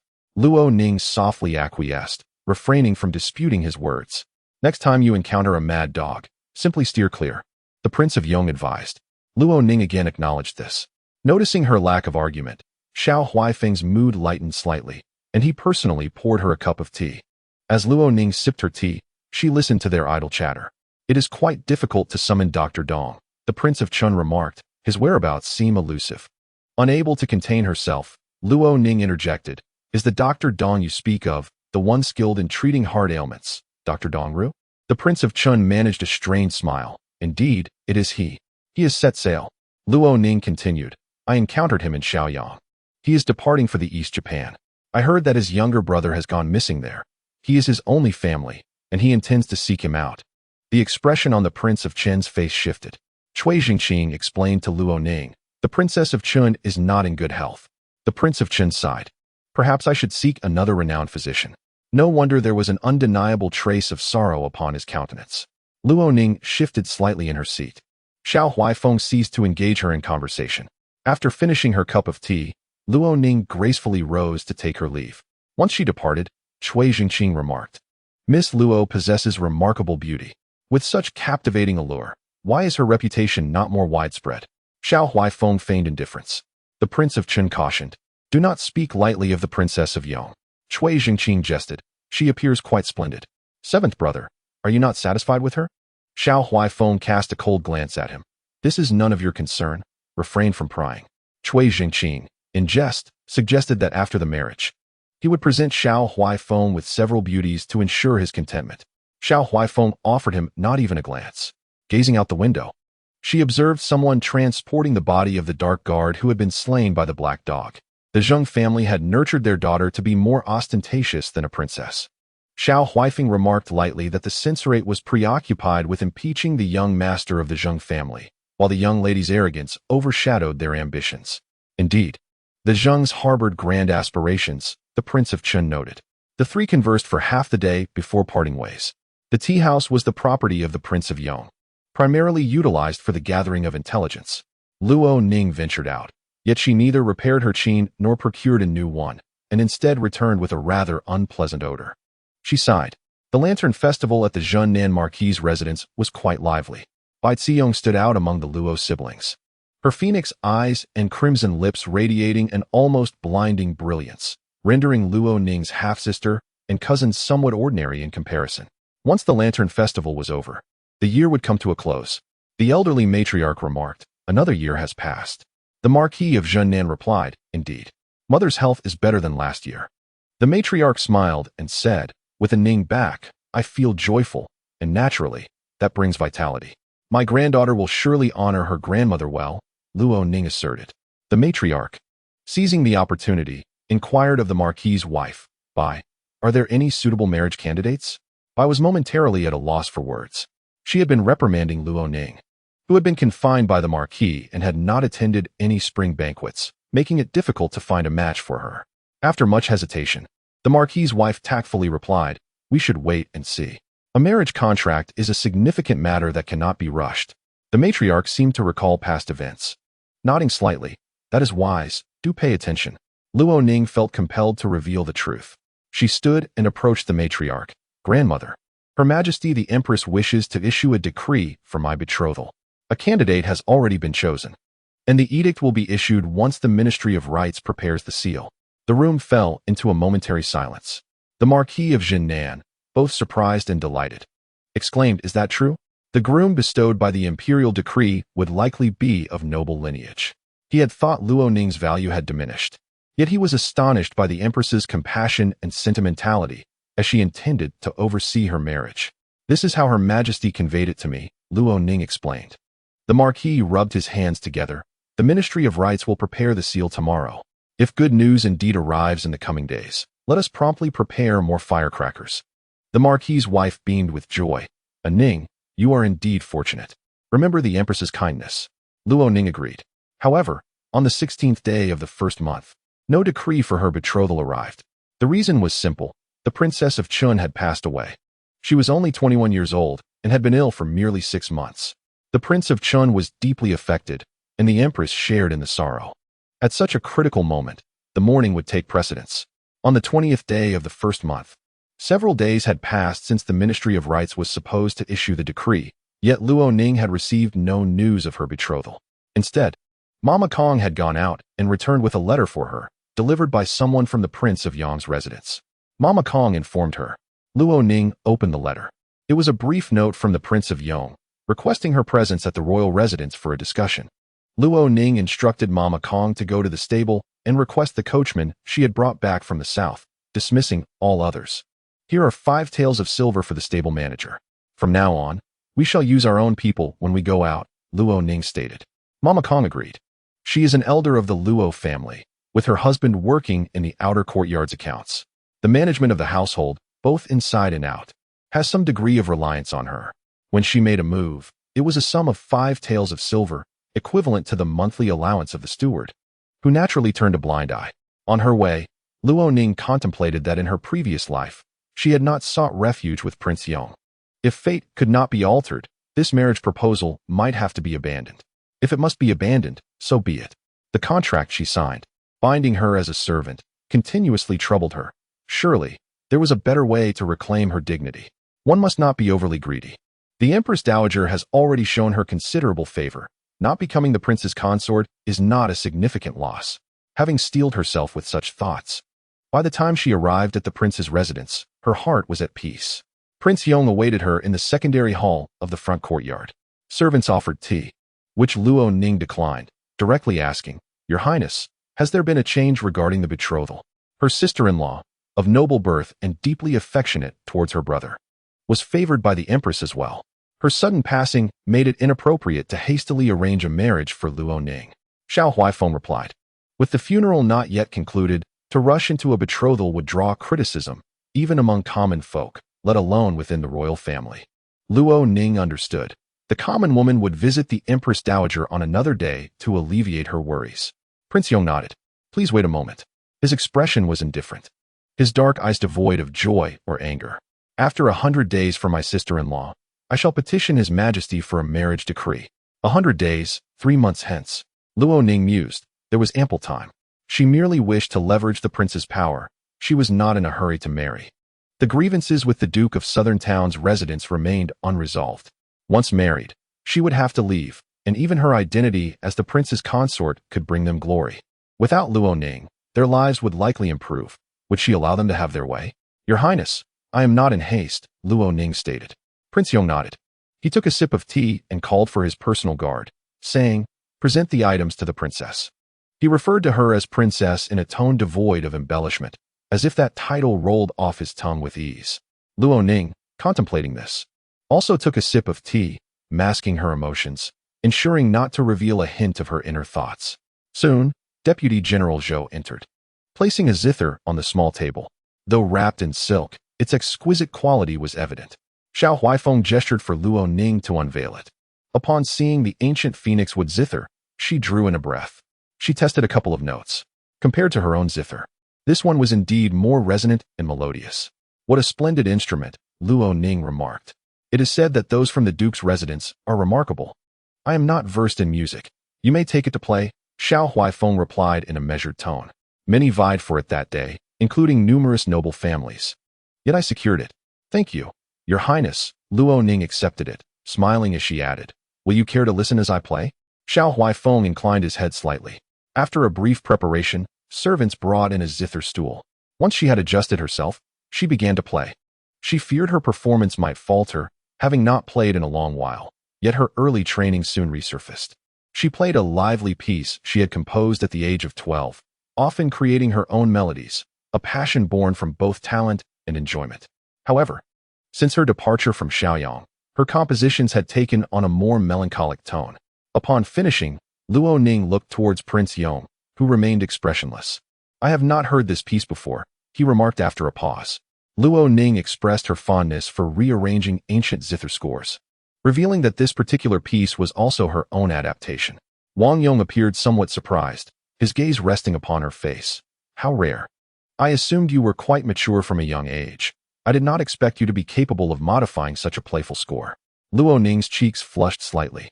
This remark, however, could hardly be construed as a compliment. She accepted the zither gracefully. Xiao Huaifeng then remarked, "Your zither skills are commendable.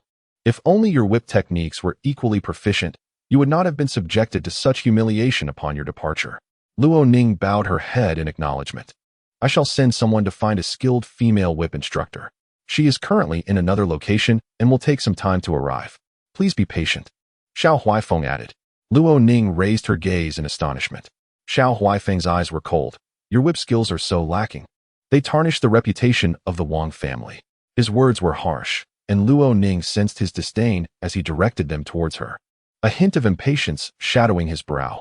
He had always excelled in every aspect since childhood, driven by an intense competitive spirit. In his eyes, Luo Ning was hardly noteworthy. Were it not for the contract binding her, which made her a more manageable betrothed, he likely would not have considered marrying her at all. Yet, Luo Ning, possessing a discerning mind, recognized the advantages she had gained. She felt a deep gratitude towards him, vowing to repay his kindness. "Thank you, Your Highness. Once I have an instructor, I shall practice diligently to ensure I do not disappoint you," Luo Ning promised. Xiao Huaifeng's expression did not soften. He merely nodded slightly. Remaining as indifferent as ever, "I hope you honor your word." Holding the zither, Luo Ning departed the Wang residence. Upon returning to the Wangqi courtyard, she refrained from immediately practicing her whip techniques. She realized that under Qiu Hua's tutelage, she had perhaps failed to grasp the true essence of whip mastery. The more one strives down the wrong path, the further one strays from the truth. It would be wiser to wait for the instructor's arrival to correct her approach from the beginning. However, her zither playing was quite proficient, as she had once received guidance from a master of the craft. Luo Ning began to play in the courtyard, performing a lively piece that uplifted her spirits, far more than the melancholic tunes. The sound of her zither resonated beyond the courtyard, drifting into the distance. Meanwhile, discussions regarding Luo Ning's marriage proposal were underway at the Zhen Nen Marquisate. When Luo Ning broached the subject, the Marquis was unperturbed, harboring expectations for a suitable match, and spoke openly about it, allowing the entire household to hear. However, upon the issuance of the decree, the palace had yet to respond, causing the Marquis to feel anxious. He summoned Luo Ning for an inquiry. Luo Ning candidly informed him, "The Princess of Chun has passed away. It seems there is little inclination to arrange my marriage at this time, likely to wait at least until the mourning period of 100 days has concluded." The Marquis furrowed his brow in concern. Even upon the death of the former emperor, the mourning period was merely 27 days. It is not as if the Empress has died. Why should the passing of the Princess of Chun delay matters for 100 days? He fixed her with a piercing gaze, questioning her integrity. Certainly not, she replied. You must have misunderstood. The Empress Dowager is merely considering the matter. It has not been finalized. The Marquis retorted, that cannot be so. Luo Ning maintained her composure, responding calmly. Father, regarding my marriage, I am capable of waiting. Why should you not be able to wait? The Marquis, taken aback, was filled with indignation. He chastised Luo Ning vehemently. Outside, the maidservants overheard the furious outburst of the Duke of Jinan, who spoke of arranged marriages, speculating that Luo Ning's betrothal was merely a fabrication. The rumor spread, leading to idle gossip within the Duke's residence. The meals at the Wenqi courtyard began to deteriorate once more. Upon her return, the fare sent from the main kitchen was abysmal. After receiving a reward from the Empress Dowager, Luo Ning instructed Mama Kong to use some silver to influence the kitchen staff. Coupled with her recent triumph over the Duchess, the servants began to adapt, and her meals improved significantly. In the first month of the new year, the Duchess was confined to her quarters, resulting in an increase in the quantity of food delivered to the Wenqi courtyard. However, now, with the Duke merely having a fleeting temper, the quality of Luo Ning's meals had again declined. She had invested at least 20 taels of silver into this matter, a considerable loss. We must add a small kitchen to our courtyard, Luo Ning remarked to Mama Kong. Mama Kong replied, I can cook. If the lady agrees to establish a small kitchen for us, I assure you that Miss will dine well. Allow me to devise a plan. Luo Ning contemplated the excuse she might use. Yet, before she could initiate her own endeavors, the circumstances began to conspire against her. Chapter 28. Unable to marry Luo Ning. He became a monk since her rebirth. Luo Ning's spirits had been remarkably buoyant. After enduring years as a wandering spirit, the anguish of her past life faded into the sepia tones of memory. Only occasionally, when provoked too harshly, did a tinge of sorrow surface, but for the most part, she felt lighthearted. Now, she permitted any unexpected events to unfold. As her betrothal approached, the passing of the crown princess delayed the arrangements, yet she remained untroubled. The Duke's disbelief in her character and the ensuing rumors within the household did not dampen her spirits. She focused solely on matters within her control. For instance, she no longer wished to invest effort in managing the main kitchen. It was a place of substantial resources, filled with the Duchess's loyal servants, rendering Luo Ning's financial contributions fruitless and unheard. Moreover, the cuisine offered was far from delectable. She yearned for a modest kitchen of her own. While this small kitchen would require her own funds, she could not make that decision unilaterally. It required the approval of the household matriarch. Miss, the old lady requests your presence. A maid from the matriarch's quarters informed her as Luo Ning pondered the prospect of her small kitchen. Draping a cloak around her shoulders, she made her way to her grandmother's quarters. Smiling, her grandmother greeted her. Ning, you have received great fortune. The Grand Princess Jiahong has sent 2 invitations for her birthday banquet. The Grand Princess Jiahong was turning 39 this year. According to the customs of Xinjiang, this was a significant milestone that warranted grand celebrations.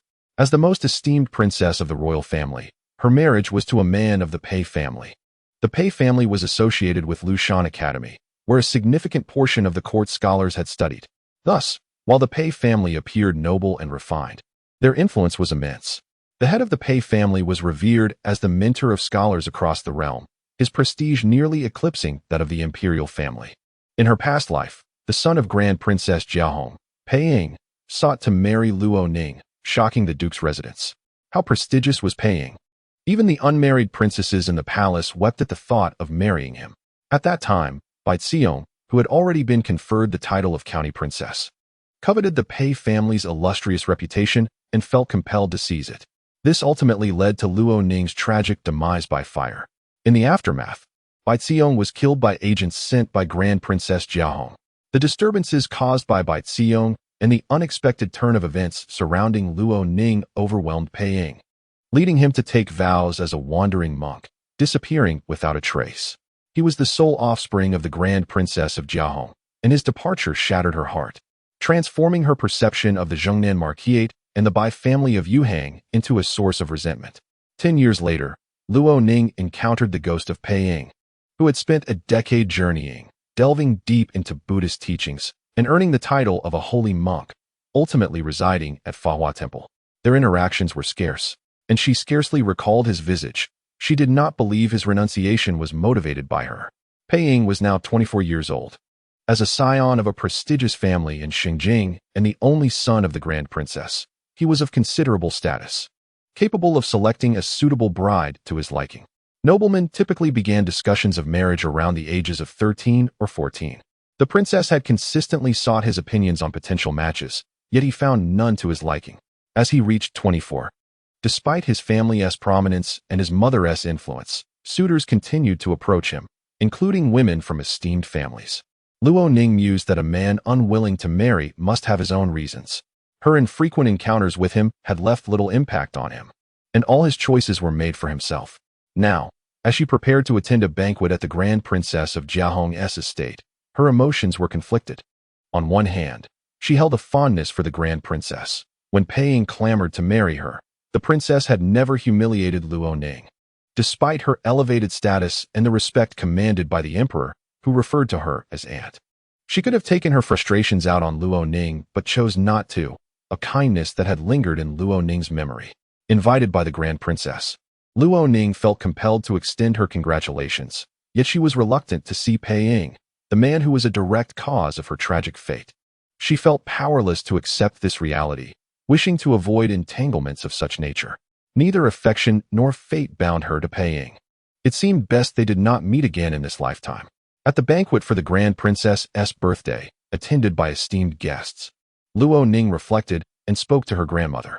The elder lady nodded in agreement, noting the likelihood of the Emperor and Empress Dowager also attending. Luo Ning remarked that her acquaintance with the Grand Princess was minimal, and even though she had a debt of gratitude to the Empress Dowager, it did not warrant such kindness towards her. The elder lady looked at her in mild surprise, asking what troubles her. "It is merely unexpected," Luo Ning replied, "and I feel a certain unease about these unforeseen events. Yet, it also presents a splendid opportunity. Grandmother, why not take Awan along, so she may also experience the world?" Her cousin, Luo Awan, was a fine young lady, though her past life had ended tragically. She continued, "With our second uncle serving the court, Awan is a legitimate young lady of the Luo family. Soon, she will reach marriageable age, and it coincides perfectly with the Grand Princess's auspicious celebrations." The ceremony for Awan's coming of age was simple. The Marquis's wife arranged a banquet and invited an acquaintance, the wife of a third-rank general, to style Awan's hair. The elder lady pondered, "If you do not attend, who among us will?" It would surely raise eyebrows. "You are the matriarch, and your words carry the weight of a mountain within the Marquisate. Who would dare to question your decisions, lest they face paternal retribution?" Luo Ning remarked. The old matron was amused. After some contemplation, she cautioned Luo Ning to keep this matter confidential for the time being. On the day of the birthday celebration, she would arrange for someone to accompany her. There would be only 2 invitations. The Marquis's wife, in a gesture of courtesy, would send one to the old matron for her perusal. However, the old matron had no intention of sharing it with the Marquis's wife, as she deemed her incapable of hosting such a grand affair. After all, it was the birthday of the esteemed Princess Jiahong. Upon returning to the Wenxi courtyard that evening, Luo Ning overheard the maidservants discussing the upcoming birthday celebration of the princess. The Marquis's wife, Bai, had specifically summoned Luo Ning. "Your spring attire has already been arranged," she said. "You must present yourself elegantly at the princess's residence. Is there any jewelry you desire?" Bai inquired. Bai Xiong, serene and gentle, sat nearby, smiling at Luo Ning. Luo Ning returned the smile, replying, "Mother, I shall heed grandmother's wishes. Your grandmother seldom ventures out. It is rare for her to take such an interest. We must not dampen her spirits," the Marquis's wife stated. Luo Ning understood this as a test. The old matron had neither confirmed nor denied her attendance, but Bai was evidently eager to attend. "You should inquire with grandmother," Luo Ning suggested with a smile, revealing nothing of her intentions. The Marquis's wife, left with no alternative, allowed her to depart. "Aunt, it is highly likely that His Majesty will attend this birthday celebration," her elder brother remarked, which the Marquis also speculated. Bai Xiong whispered, "Even if the Emperor does not attend, many other noble matriarchs and accomplished scions will surely be present. In such a vast sea of opportunities, seizing a chance to fish is exceedingly simple. To miss this opportunity would be akin to fishing in the ocean, arduous, perilous, and likely to yield nothing." The Marquis's wife was determined to grasp this opportunity. The previous confinement had not instilled fear in her. Rather, it had ignited a deeper resentment towards the Duke of Jinan. "Mother will assuredly take you along, Rome," the Marquis's wife said softly, ensuring no outsiders could hear. The esteemed guests at this birthday celebration would be numerous. 10 spring banquets could not compare in significance to this one. The Marquis's wife sought to atone and seized this chance. "Mother, the invitation has been taken by grandmother." Bai Xiong replied. It was ill-advised to present it to her. Who could have foreseen that the usually ascetic matriarch would suddenly take an interest? Yet, such a significant matter cannot escape her notice. Otherwise, the Duke of Jinan might reproach the Marquis's wife for showing disrespect to her mother-in-law, a burden she could not bear. "I will find a way," the Marquis's wife assured. In truth, resolving just one issue would render this conundrum effortlessly solvable. Chapter 29. Luo Ning's Vigilance. Sitting in the Wenqi courtyard, Luo Ning took out the qin gifted to her by Prince Yong and played a melody. The maidservant Qiulan remarked, "Miss, there seems to be something lacking in the music." Luo Ning inquired with a smile, "Is it perhaps the absence of a flute accompaniment?" Qiulan's face lit up with realization. "Indeed, that is the case." She chuckled. "In Shaoyang, the residence we occupied was adjacent to Madame Feng's courtyard. Whenever you played the qin in the backyard, she would always accompany you with her flute."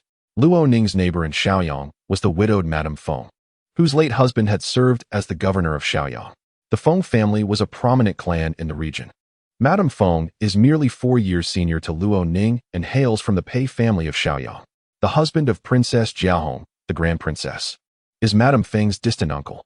After becoming a widow, Madame Feng, burdened by sorrow, vacated the ancestral Feng residence and took up solitary living in a quaint courtyard in the southern part of the city, surrounded by lush green bamboo, with a backdrop of sprawling lychee trees. Previously, Luo Ning had recuperated in the Shaoyang ancestral home, but as her health gradually improved, she found the bustling atmosphere of the old residence isolating, devoid of genuine companionship. In her final year there, she expressed to the clan leader her desire to relocate to a more tranquil setting. The clan leader consented and selected a residence in the city's south, conveniently adjacent to Madame Feng's abode. The clan leader advised her to avoid any conflict with Madame Feng, as both the Feng and Pei families wield considerable influence locally, which they could not afford to provoke. On her first day at the new residence, Luo Ning instructed Qiulan to prepare several types of pastries, which she then delivered to Madame Feng as a courtesy. However, Madame Feng did not come out to meet her. Nonetheless, her stewardess greeted them warmly the following day, returning the favor with several exquisite supplements. Throughout a year of living next door, Luo Ning had never formally encountered Madame Feng. On a few occasions, when their paths crossed, Madame Feng, donning a pointed hat, concealed herself meticulously. From a distance, she appeared to be unlike the petite and delicate southern women. Rather, she was tall, accentuating the small stature of her maidservants. Madame Feng did not initiate conversation with Luo Ning. Instead, it was her personal maid who would come forward to bow in greeting. Luo Ning had received delicacies such as lychee chicken soup prepared by Madame Feng's cook, as well as various confections and occasionally new fabrics. In the evenings, while Luo Ning played the piano, Madame Feng would always respond with a melodic flute accompaniment. The poignant and sorrowful notes of Luo Ning's piano harmonized beautifully with the tender and lingering sounds of Madame Feng's flute, akin to a gentle blanket enveloping her as she struggled in the cold water. In Luo Ning's heart, she perceived Madame Feng as a somewhat reclusive elder sister, lacking in conversation, yet possessing a kind heart. The eve before her return to the capital, Luo Ning made a special visit to the largest instrument shop in Shaoyang, purchasing an exquisitely crafted and costly purple bamboo flute. She also selected a small jade button, painstakingly threading it to the flute as a gift for Madame Feng, to express her gratitude for the companionship and care she had received over the past year. She mentioned her impending departure, yet Madame Feng remained elusive, not making an appearance. Her maid expressed gratitude on behalf of Madame Feng, conveying her wish for a safe journey, as the distance was considerable. Luo Ning felt a tinge of regret. On her way back to the capital, her spirits lifted considerably, almost restoring the buoyancy of her childhood. However, she was soon taken aback by the upheaval in her family. In her rebirth, the memories of her past in Shaoyang had faded over the years, nearly forgotten until Qiulan brought them to light. Her flute playing was enchanting, resonating with grandeur yet deliberately restrained. Standing tall and vigorous, The sounds she produced were exceptionally pleasing. Luo Ning remarked, "Indeed. It is during your piano sessions that you find joy, even if only for a fleeting moment." Qiulan replied. Luo Ning then put away her guqin, addressing Qiulan and Qiuhua. "I ought to pay a visit to Princess Jiahong. The princess's residence often sends parcels to the husband's hometown. I could include some trinkets from the capital for Madame Feng." Qiuhua chuckled. "The princess's residence already sends packages. Madame Feng has no need for more." "This is merely my sentiment," Luo Ning asserted. Once again, it was mentioned that gifts should be sent to the patriarch and the younger siblings next time. Though it was uncertain who would deliver them, it was also decided to include a gift for Madame Feng. After agreeing to this, they put away the zither and prepared to rest. That night, Luo Ning faintly heard the sound of a flute in her dreams. The following day, Mama Zhen, who served Lady Hou Bai, personally visited the Wenxi courtyard and cheerfully informed Luo Ning that many flowers had arrived in the back garden. She expressed uncertainty about the young lady's preferences and deemed it inappropriate to send them indiscriminately. "Miss, the lady requests that you select 2 pots," she added. "Tomorrow is the 3rd young lady's coming-of-age ceremony, and these flowers will add charm to the banquet. You should also choose a pot to present to her. Each young lady is expected to give a gift." Luo Ning nodded in acknowledgement and invited Mama Zhen to enjoy some tea. However, Mama Zhen had other matters to attend to and took her leave. Once she departed, Luo Ning fell into contemplation. In her past life, during the 1st month of the lunar calendar, she had been unwell and missed the spring banquet, thus failing to receive an invitation to the Grand Princess Jiahong's residence and also missing her cousin Luo Wan's coming-of-age ceremony. Consequently, she could not rely on her memories to decipher Mama Zhen's intentions. Even without the recollections of her previous life, Luo Ning sensed that this matter was far from simple. It was not merely her overthinking. Such a trivial task could have been easily delegated to a maid, yet Mama Zhen was specifically sent.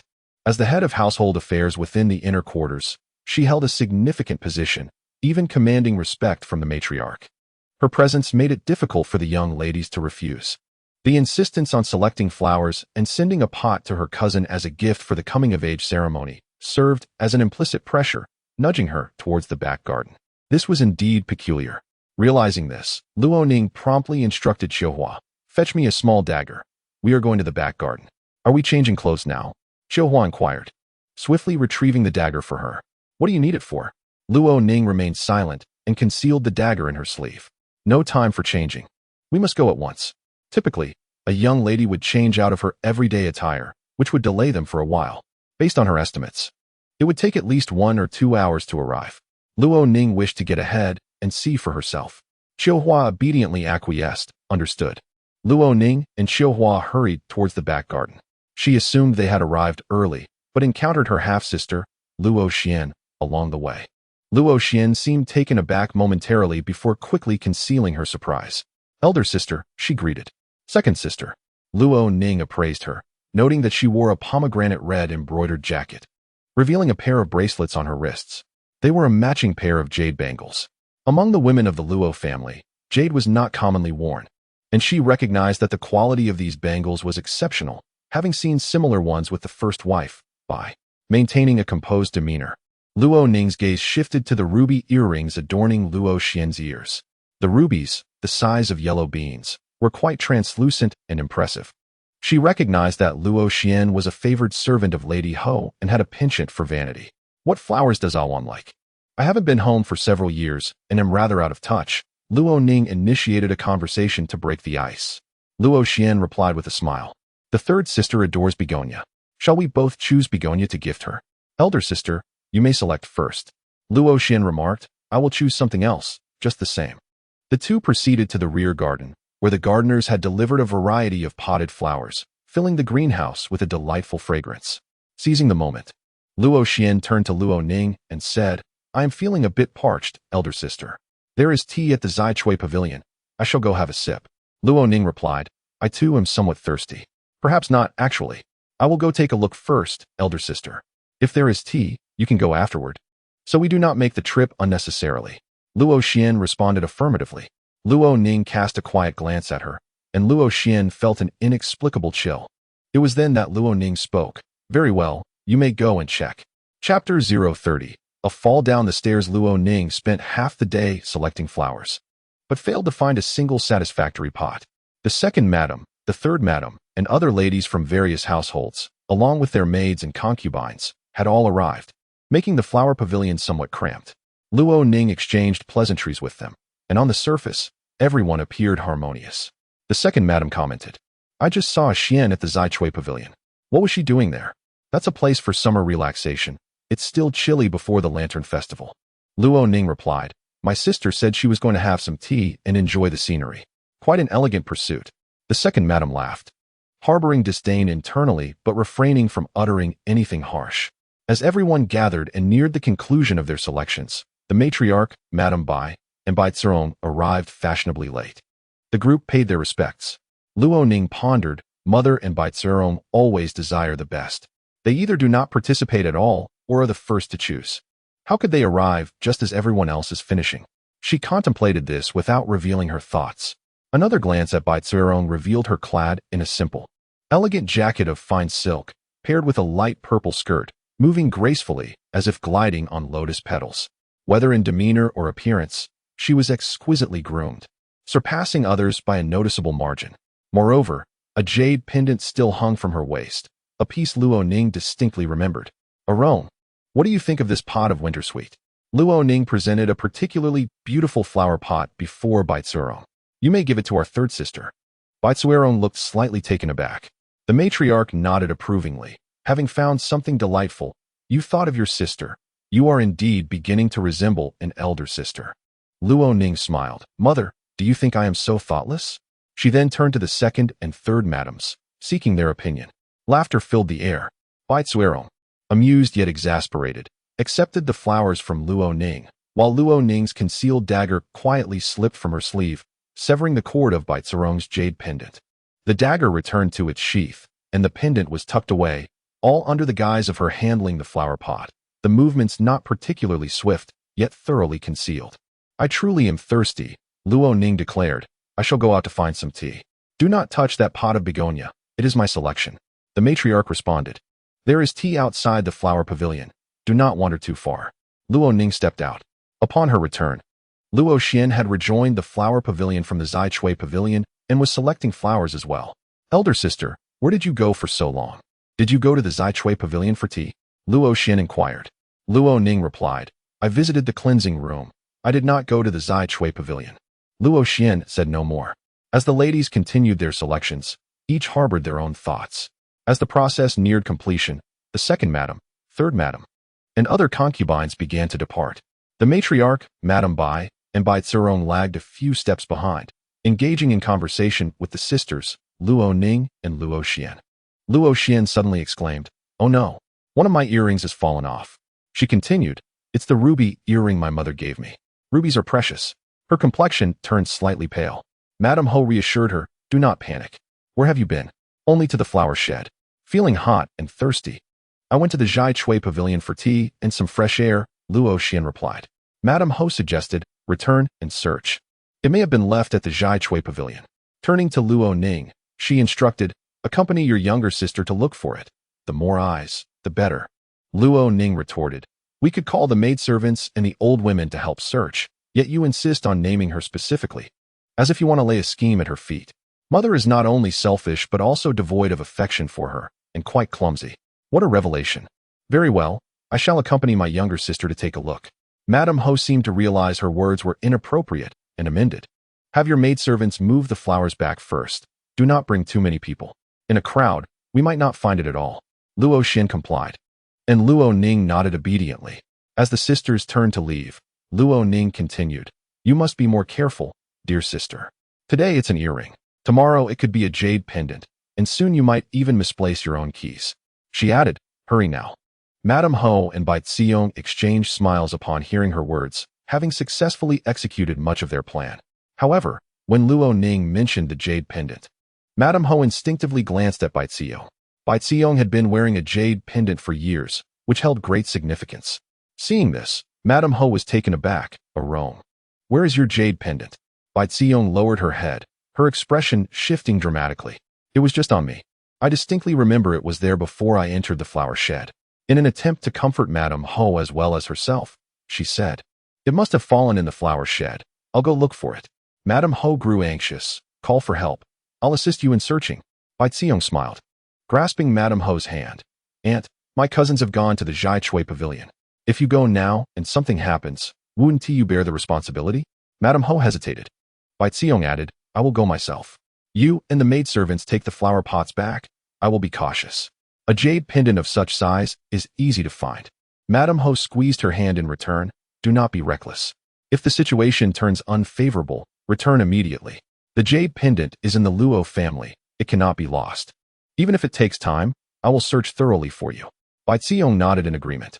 She turned and headed back to the rear garden. After searching the flower shed and inquiring with the gardener, she did not find her jade pendant, considering it was something she frequently used. And its material was not particularly valuable. The people of the Ho residence were likely familiar with it, whether they were masters or servants. Anyone who found it would likely bring it to Madame Ho in exchange for some favor. Bai Xiong felt a sense of urgency, but remained composed. Exiting the flower shed, she glanced toward the Zhai Chui pavilion. At that moment, her heart leapt. Her jade pendant was hanging on the railing of the second floor of the Zhai Chui pavilion, fluttering in the breeze. Having not seen it yet was a relief, but once she did, her mind fixated solely on the pendant, and she hurried towards the Zhai Chui pavilion. She knew it was not appropriate for her to go. Luo Xian would handle the matter well on behalf of Madame Ho, and her presence might hinder progress. Yet, it was her jade pendant. Upon her arrival, she spotted Luo Ning and Luo Xian at the staircase of the second floor of the Zhai Chui pavilion, engaged in an argument. Do you intend to search my person? It is utterly absurd. I need your ruby earrings. Luo Ning's tone was quite harsh. The plan was unfolding smoothly. Bai Xiong paused, contemplating retrieving the jade pendant later. But Luo Ning had already spotted her. Cousin, come and adjudicate. Luo Ning's cheeks flushed with anger. Her younger sister accused her of having hidden her ruby earrings. Eldest sister, I meant no offense. I merely wished to see if they had inadvertently attached themselves to you. Luo Xian interjected. Your words are exceedingly unreasonable, Luo Ning retorted. Cousin, come here. She called for Bai Xiong twice.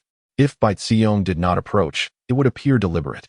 By stepping forward, she could remain uninvolved while also serving as a witness. With this thought, she ascended the staircase, her face alight with a smile. A Ning, a Xian, please do not quarrel. It is foolish for sisters to bicker over trifles, losing their harmony.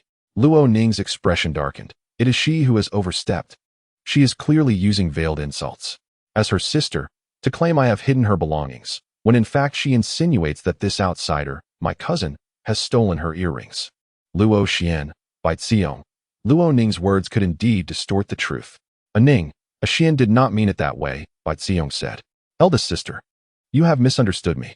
Luo Xian seemed inclined to defend Luo Ning, yet her hand pushed against her. Luo Ning had anticipated this, secretly pulling Bai Xiong, causing Luo Xian to tumble onto Bai Xiong. The two lost their balance, and Luo Ning seized the opportunity to shove them both, simultaneously slipping Bai Xiong's jade pendant into Luo Xian's waist sash, and the two tumbled down the staircase. Seeing that the jade pendant had drawn Bai Xiong near, Luo Ning took it from the banister. However, Luo Xian, too anxious, failed to notice her. The two screamed as they rolled down the stairs. This was no trifling matter. The staircase, which had seemed sturdy, suddenly collapsed in a section, sending Luo Xian and Bai Xiong crashing to the ground below. The ground was littered with large, sharp stones. Luo Ning heard their agonized cries. So it was intended that I would suffer injury from the fall. She stood above, surveying the scene. Such a minor plan had led to such convoluted consequences. Chapter 031. The fall from grace of my cousin. The illegitimate sister has fallen down the stairs, wailing. Luo Ning, alert, noticed someone outside. Standing tall at the second floor landing, her gaze swept past the window of Zhai Chui Gu, where she spotted a woman. The woman, clad in an ill-fitting coarse garment, hurriedly fled. Luo Ning recognized her by her figure and hurried stride. No wonder the staircase collapsed after the fall. It was evidently tampered with beforehand. It seemed that the stair had been hollowed out and supported by wood. Once someone fell, the wood would be kicked away, causing the stairs and the person to plummet together. With this realization, Luo Ning shouted loudly, "Help! Help!" Her cries, along with the pained wails of Luo Xian and Bai Xiong, attracted several gardeners and a rough servant from the back garden, who were tending to the branches. They rushed to assist. They advised Luo Ning, "Miss, please remain still for the time being. Zhai Chui Gu has not been repaired in many years." It is feared that the other boards may also be loose. Luo Ning replied, "Do not mind me. Quickly check on my younger sister and cousin." A scene of chaos unfolded. Madame Ho, Bai, was also summoned to the back garden by her maid. Witnessing this scene, she was taken aback upon seeing Bai Xiong. Visibly stained with blood, her heart ached profoundly. "Arome, where are you hurt?" Bai Xiong could only moan in pain. "Aunt, it hurts." Madame Ho's eyes were reddened with distress. "Quick, someone fetch a rattan chair to carry Miss Arome back, and also summon a physician." The servants hurried away. The rattan chair in the storeroom required a thorough search. They found only one and brought Bai Xiong back. Meanwhile, Luo Xian, unconscious from his agony, was carried back by a sturdy woman. Luo Ning remained in the Zhaizue pavilion, unable to descend. As Madame Ho departed, she shared a brief moment of eye contact with Luo Ning through a gap in the stair planks. Luo Ning noticed the glimmer of tears in her eyes, so genuine and filled with resentment. Standing silently, she allowed the chilly breeze of late January to caress her face, her palms icy within her sleeves. After a moment of introspection, she let out a self-deprecating smile. Had her mother ever worried for her in such a manner?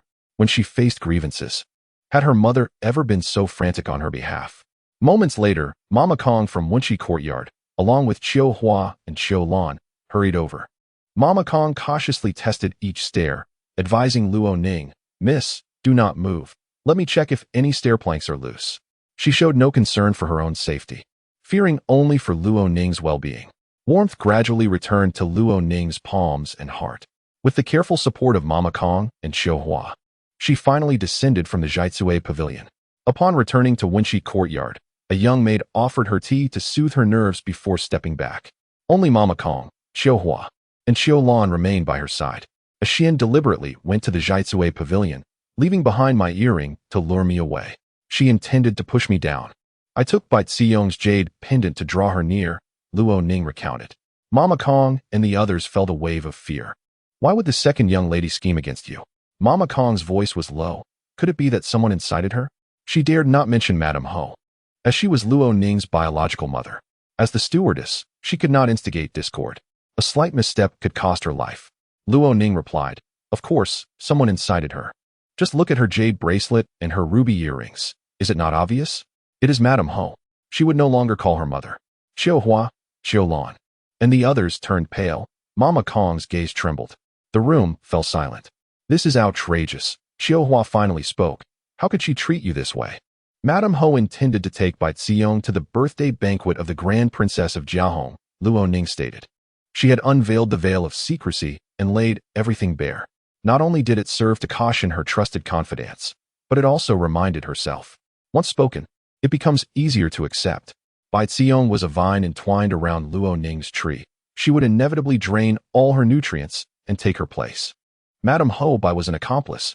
Luo Ning remained resolute. They had yet to gain any advantage and would not be lenient towards her. Driven by greed and self-interest, they might become even more deranged. In her previous life, Luo Ning had been nearly drained dry, and they had all sought to end her. In this life, how could they allow her to escape? "You must remain vigilant, with your wits about you," Luo Ning advised Mama Kong and the others. Chiu Hua and Chiu Lan nodded earnestly. Although Mother Kong nodded slightly, she was still shaken. You are the biological child of Madame Ho. When she gave birth to me, she endured much suffering," said Luo Ning. Madame Ho may not have even wanted to conceive Luo Ning upon discovering her pregnancy. She had no choice but to carry it to term. Who could have predicted that she would experience severe hemorrhaging during childbirth, nearly losing her life? This only deepened her regret and resentment. Perhaps Luo Ning was the embodiment of her discontent with fate and her loathing for the Duke of Jinan. In her previous life, Luo Ning could not comprehend this. Yet, each individual's thoughts differ. At times, a person struggles to understand their past self, let alone others. Luo Ning had already forgiven herself. It was no longer essential to dwell on the question of biological connection, as Madame Ho had many children of her own. Noticing that Mother Kong was still lost in thought, Luo Ning gently reminded her, smiling as she added, "Cheer up. You can rely on me moving forward." The others responded affirmatively. Mother Kong ventured out to gather information, while Luo Ning approached the matriarch. "Third aunt has arrived. The second miss and cousin miss fell down the stairs. The second miss is in dire straits. Her left leg is fractured. and she may be unable to walk for months. Even if she recovers, her mobility will be compromised, third aunt reported. The matriarch, reciting a prayer, lamented, "What a sin. What a pity. They went to the Zai Chui pavilion to play. How could they not have repaired the stairs?" She expressed her discontent with Madame Ho's mismanagement of the household. The eldest sister is so busy that she neglected the back garden.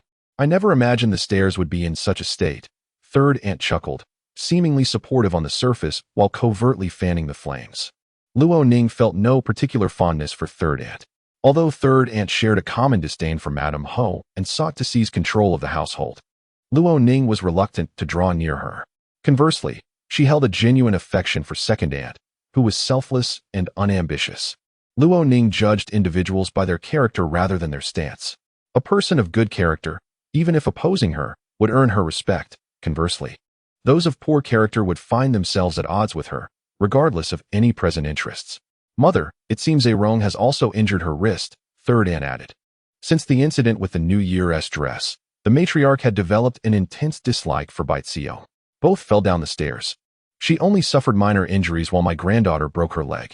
How is it that she is so fortunate?" the matriarch coldly remarked. The second miss was underneath, and Arong was on top. "She fell upon the second miss," third aunt explained. The matriarch rose and said to Luo Ning and third aunt, "Let us go take a look." Third aunt replied, "They are all in the east courtyard." Luo Ning assisted her grandmother, accompanied by two maids. As they made their way to the east courtyard, Madame Ho was weeping. Upon seeing her mother-in-law and sisters-in-law arrive, she composed herself. "The children are just playing. I did not mean to trouble you." Her gaze flicked toward Luo Ning, suspecting her involvement in the matter. Luo Ning met her gaze, her eyes profound, devoid of warmth or retreat. The matriarch responded sharply, "If you don't tell me, do you think I will remain ignorant? What transpired? Speak of it." Madame Ho replied, "It was just the few of them, merely indulging in play. Grandmother, I was also at the Zai Chui pavilion. In truth, I witnessed a portion of the incident." Luo Ning interjected. Madame Ho's expression tightened. Chapter 32. Luo Ning's wish fulfilled. Luo Ning, in the presence of Madame Ho, the third madam, in a room full of maids and servants, revealed all that she knew. She even mentioned, "I caught a glimpse of a shadow. It must have been her playing tricks below." The old lady immediately inquired, "Who was it?" Luo Ning pondered for a moment, casting a fleeting glance at Madame Ho. "The figure seemed somewhat familiar, but I cannot recall at this moment. I am certain I have seen her before." Madame Ho's expression shifted slightly, yet she quickly regained her composure and confidence. The old lady declared, "We must investigate thoroughly. This is a conspiracy." "Indeed, mother, your daughter-in-law will ensure a detailed inquiry," replied Madame Ho. Her voice was steady, though a hint of anxiety flickered in her countenance, beads of sweat forming at her temple, which she discreetly wiped away. The old lady turned her attention to Luo Xian, who lay weakly on the bed, a splint set by the bone doctor. After expressing her concern, the old lady asked Luo Xian, "Has someone harmed you?" Having grown up under Madame Ho's care, Luo Xian was acutely aware of who her benefactor was. Moreover, incapacitated as she was, her attendants were also aligned with Madame Ho. Any utterance from her could result in severe repercussions. Thus, with tears welling in her eyes, Luo Xian lamented, "Grandmother, it is all my fault. I should not have been so playful. I lost my earring over a trivial matter and insisted on searching for it. In my panic as I fell, I inadvertently pulled Arong down with me." As she spoke, her voice quivered with emotion, possibly from genuine pain, fear, or a sense of injustice. Seeing her distress, the old lady and the third madam recognized that they would glean no further insights from her. They then proceeded to check on Baizio. The doctor had examined Baizio's hand. While her wrist was unbroken, a significant swelling had formed at her right joint, accompanied by excruciating pain. Her chin had struck a stone, leaving a shallow cut, and her entire chin was swollen. Fortunately, there were no broken bones nor disfigurement. "Grandmother, third aunt, it is all my fault," Baizio confessed. Her manner of addressing the old lady and the third madam was much more familiar than that of Luo Xian. To those uninformed, it seemed she was the true scion of the Luo family, while Luo Xian appeared merely as a guest. "I quarreled with Sister Aining and Axian. I should not have involved myself. Now, having sustained an injury, I have caused concern for grandmother and my aunts, and I feel remorse for Axian," Baizio continued. "I merely intended to mediate the dispute." Madame Ho hurried to console her, while the old lady and the third madam refrained from commenting, privately marveling at her eloquence. Had this been 3 months prior, both Luo Ning and Luo Xian would have faced reprimand for Bai Ziyong's words. However, upon Luo Ning's return home, numerous events transpired that led the old lady to harbor dissatisfaction toward Bai Ziyong, and the third madam's ambitions regarding the steward's authority began to surface. Their perceptions of Bai Ziyong had shifted. Once the inclination to find fault arose, one could discern a person's true nature. The old lady remained silent. The third madam mused. Such a clever tongue, yet a heart of malice. Madame Ho continued to comfort Bai Ziyong. Endure these trials, and take good care of yourself. After a brief moment, the old lady, supported by the third madam, made her way back to the western courtyard. The third madam openly praised the lady while subtly undermining her. Meanwhile, Luo Ning remained in the eastern courtyard, as Madame Ho prepared to address her. What was the quarrel about between you and your second sister in the Zhaicue pavilion? Madame Ho inquired. Luo Ning's gaze was clear and unwavering as she fixed her eyes on her mother. Mother, my younger sister lost her earring, and she mentioned it in your presence. Have you forgotten that you asked me to search for it alongside her? Lady Ho was momentarily speechless. Luo Ning understood her intention, to intentionally place the blame on her, hoping that Luo Ning's guilt and trepidation would lead her to divulge information. The question lingered. Had she truly seen that woman? Could she recognize her? And did she know of Luo Xian's plans? Yet, as soon as she began to speak, Luo Ning countered her. The mother and daughter exchanged a few words, but Lady Ho's objectives remained unfulfilled. However, she gleaned insight into Luo Ning's strategy. I am certain I could recognize that woman. However, she was too far away, and I might misjudge, Luo Ning remarked. Lady Ho felt a tightening in her chest. Seizing the opportunity, Luo Ning continued. Mother, I have also been somewhat shaken by recent events and wish to recuperate in peace. During my recovery, I will require some late-night snacks. If I were to go to the main kitchen every night, I fear the servants might gossip about my gluttony. Indulgence is hardly a commendable reputation, Luo Ning added before Lady Ho could respond. Mother, the Wenqi courtyard is spacious and has many residences. I wish to set up a small kitchen. In noble families, a small kitchen is not merely an additional expense, but a privilege. Only the old matriarch and Lady Ho possess such a luxury in their quarters, allowing them to enjoy meals apart from the communal pot. Others, even if financially well off, lack the status to establish one independently. Luo Ning, however, boldly brought it up. That is inappropriate, Lady Ho pondered. If I provide you with a small kitchen, what will others think? Your grandmother and father might reproach me for being unfair in household matters. Then I shall speak to grandmother and father myself. Would that be acceptable? Luo Ning replied. The title of the Ho family was acquired at great personal cost to me. As a result, I suffer from lingering ailments and wish to have something warm to nourish me at night. I trust grandmother and father will be understanding. Lady Ho's face flushed with anger. She longed to reprimand Luo Ning further. Luo Ning, however, was more forthright. Mother, you must attend to my younger sister and cousin. It would be wise for me to consult grandmother first. This hinted that, should she have a small kitchen, she could turn a blind eye to the matters regarding Zhaicue Pavilion.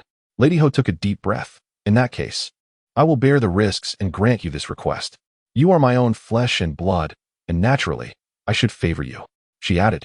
The reason for my initial refusal was merely to avoid the servants speculating that you are becoming spoiled due to favoritism, which would tarnish your reputation. Since you are unafraid, I shall arrange for a stove to be made for you tomorrow. But if you hear any idle gossip in the future, you must not weep. Luo Ning agreed. After her departure, Luo Xian was carried back to her courtyard to recuperate, while Bai Ziyong was sent to Huifuyuan. Once Lady Ho had settled Bai Ziyong, she returned to the East Zheng courtyard, where, upon receiving tea from her maid, she hurled the cup to the ground in frustration. Her expression was contorted with rage. She had wished for Luo Ning to suffer a broken leg, rendering her unable to attend the banquet, allowing Lady Ho to accompany Bai Ziyong instead. Yet, this trivial matter had taken a turn for the worse. Lady Ho had thwarted Luo Xian, who could have served as a stepping stone for Bai Ziyong. But now it seemed she would be left with a permanent ailment, rendered useless. Moreover, Lady Ho was compelled to provide Luo Ning with a small kitchen to silence her. She could not ascertain whether Luo Ning had truly seen that woman or could recognize her, so she could only focus on keeping her steady for the time being. Madame Ho is certainly not afraid of Luo Ning's privileges or her comfortable life. Rather, it is the fact that with her privileges, Luo Ning can overshadow Bai Ziyong in every aspect within the confines of the Ho residence. The Bai family expended immense resources, and Bai Xiong devoted considerable effort to win the hearts of the people within the Ho residence, striving to establish her reputation. In the end, however, a mere small kitchen makes Luo Ning the unparalleled young lady in the eyes of the servants. What concern is there for Bai Xiong? Building a reputation is a slow and arduous process, yet it can be dismantled in an instant. Upon this realization, Madame Ho was filled with a deep resentment that lingered for a long time, compelling her to shatter a teacup in her frustration. It had been many years since she had felt such humiliation. The last time was when she learned of her pregnancy with Luo Ning. Despite her efforts to secretly consume contraceptive potions during her unions with Luo Chongya, Luo Ning stubbornly persisted and became a calamity from the very beginning. Chapter 033, Winning Hearts. Soon, a small kitchen was established in Wenchi courtyard. Mama Kong, acquainted with the procurement personnel for the small kitchen from the old lady's side, ventured out to purchase ingredients, navigating the process with ease. Not only did Luo Ning enjoy sumptuous meals, but the maids and servants were also well fed. Many within the Zhen Nanho residence envied and even resented her. The servants, however, showed Luo Ning a great deal of respect. This morning, while fetching water from the tea room, Sister Jishu even instructed me to go first, saying that the eldest young mistress was not in a hurry. Luo Ning's little maid, Chu Shuang, mentioned that the hot water from the Luo family was uniformly supplied by the tea room, especially for morning and evening ablutions, with 7 or 8 stoves in operation. The number of masters was substantial, and the order of service was dictated by established protocols. For instance, when Bai Xiong's maid went to fetch hot water, apart from the old lady and Madame Ho's servants, everyone else was expected to yield to her. Since the eldest young mistress is the sister-in-law of the young lady, her maid also took precedence over Luo Ning's.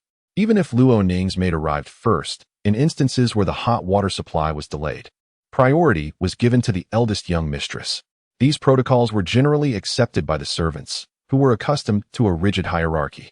With the establishment of the small kitchen, those around Luo Ning began to walk with greater dignity. In the seemingly trivial matter of fetching hot water for morning rituals, the eldest young mistress's maid did not vie with her, and little Chu Shuang felt a sense of pride, unable to resist returning to boast to her mistress and sisters. "Do not be so pleased," reprimanded Xiaolan sternly. "As you move about the courtyard, you must always remember the rules. The eldest young mistress is the sister-in-law of the young lady. Even if her maid is given precedence, you cannot fetch water first.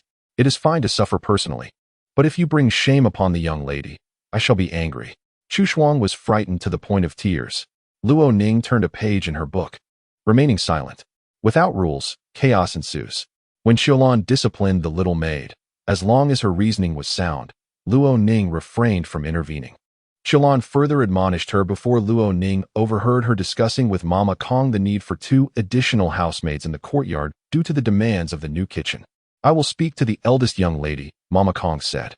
As she entered the inner quarters, Luo Ning, seated on the large bed by the window, set down her book and awaited her response. Mama Kong relayed the discussion she had with Xiaolan to Luo Ning. "Do you have any trustworthy individuals?" Luo Ning inquired. "If so, have them assigned. If not, I shall select 2 from grandmother's side." Madame Kong contemplated for a moment and mentioned her acquaintance with the individuals from the servants' quarters. There were numerous individuals residing there. If a man served in the and his wife or daughter lacked any remarkable skills, they could only secure a trivial position attending to miscellaneous tasks. Such roles offered no remuneration, merely sustenance in the form of 2 meals a day. In Luo Ning's courtyard, both the coarse servant women and the young maids received a monthly wage of 500, along with meals and 2 sets of clothing per season, amounting to an annual income of 5 or 6 taels of silver, thus providing for their food and attire. "I shall seek 2, Madame Kong declared. Luo Ning responded. "They should not be overly clever. Simple and honest will suffice." Madame Kong agreed. Soon, 2 women were brought in, both in their 30s, robust and taciturn. After arranging for them, Luo Ning proceeded to speak with the lady of the house. "If there are too many, I shall cover their wages myself, as well as their meals and clothing," Luo Ning stated. The lady of the house intended to reject this notion, unwilling to acquiesce to Luo Ning's desires. However, upon recalling that Bai Xiong had 4 coarse servant women and 4 coarse maids, along with 2 third-tier maids and 2 second-tier maids, her words caught in her throat. The personnel in Wenchi courtyard were scant, with even the junior maids in the Luo Xian's courtyard outnumbering Luo Ning. You ought to consult me first, the lady of the house remarked. This trivial matter should not trouble you, mother.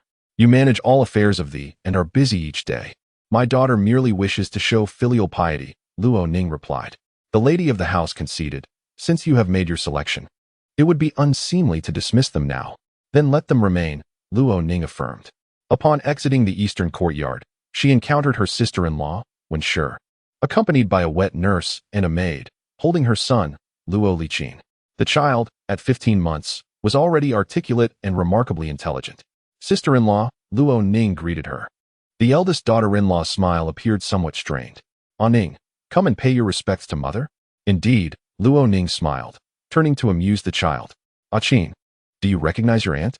I do, the little nephew replied, his voice soft and sweet. Auntie, Arong, Luo Ning noted. The eldest daughter-in-law's smile grew increasingly awkward as she quietly instructed the wet nurse, take him inside. It's windy. We mustn't let the child catch a chill. The little nephew continued to call out, Arong, Auntie. Luo Ning maintained her smile, merely stating, he is quite astute. Many children of his age have yet to learn to speak. Indeed, everyone praises him, the eldest daughter-in-law responded. Luo Ning then added, much like you, sister-in-law. You too are an exceedingly wise person. She concluded, I have matters to attend to.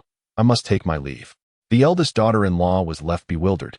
Luo Ning understood that her sister-in-law, Wen Shi, was a woman of soft disposition, perpetually under the thumb of her husband and mother-in-law, lacking her own opinions. During her difficult childbirth, Baixiong had summoned a midwife, saving both mother and child, which engendered in her a lasting gratitude towards her mother-in-law and Baixiong. This incident was also pivotal in Baixiong establishing her authority within the. Perhaps the eldest daughter-in-law would never realize that this act had been orchestrated with ulterior motives. Luo Xian had fallen, and the lady of the house along with Baixiong required a new enforcer. As Luo Ning made her way to Wenqi courtyard, she pondered that this indecisive woman, unable to discern right from wrong, was indeed the perfect candidate. After all, she was still her sister-in-law. The younger half-sister, being of lesser status, could hardly overshadow Luo Ning. However, Wen is the elder sister-in-law and holds considerable influence within the Ho residence. As the primary wife of the eldest son, not only does the matriarch dote on her, but the servants also regard her as the future mistress, treating her with utmost deference. Even the Duke of Zhennan values her highly.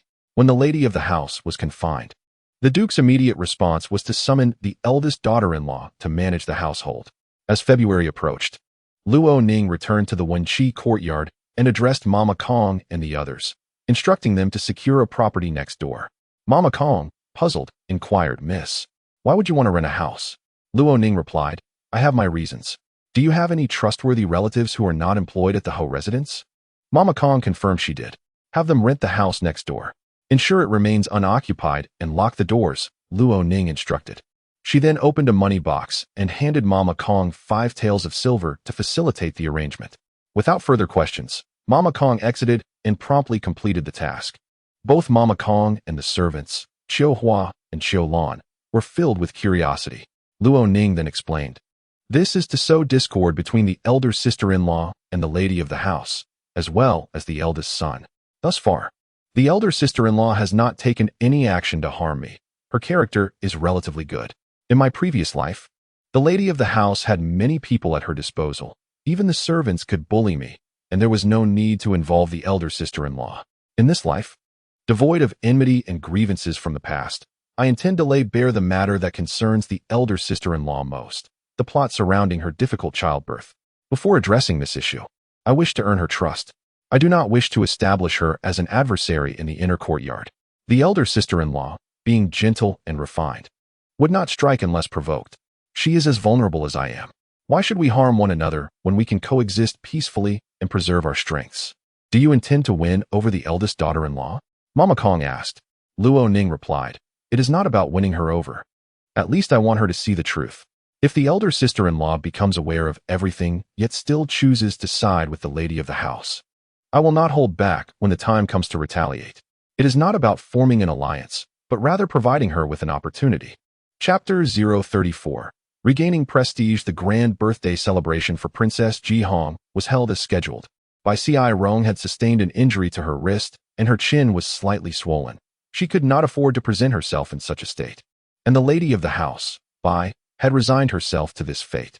The matriarch took Luo Wan to the banquet, with Luo Ning absent. The lady of the house felt somewhat relieved, though she maintained a facade of propriety. Upon returning in the evening, Luo Wan was rather excited.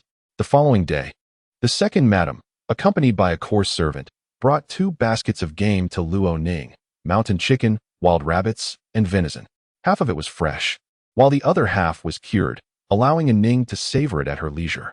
"These are from my dowry estate," the second madam remarked. "You have truly touched my heart, auntie.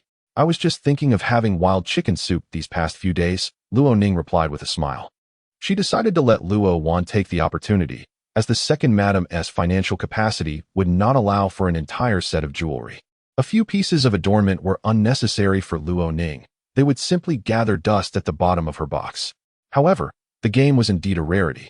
And since Luo Ning had recently added a small kitchen, she could prepare the wild chicken soup to present to the matriarch and the lady of the house, thereby seizing the chance to show off. Thus, she expressed her gratitude, stating, "This has truly touched my heart."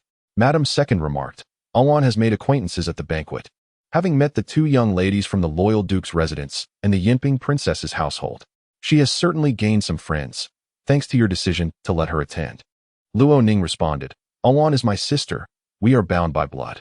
I have already received the favor of Her Majesty the Empress Dowager. If I were to seek more, would it not incite resentment among others? With benefits at hand, one must first consider their own kin. I understand this degree of closeness."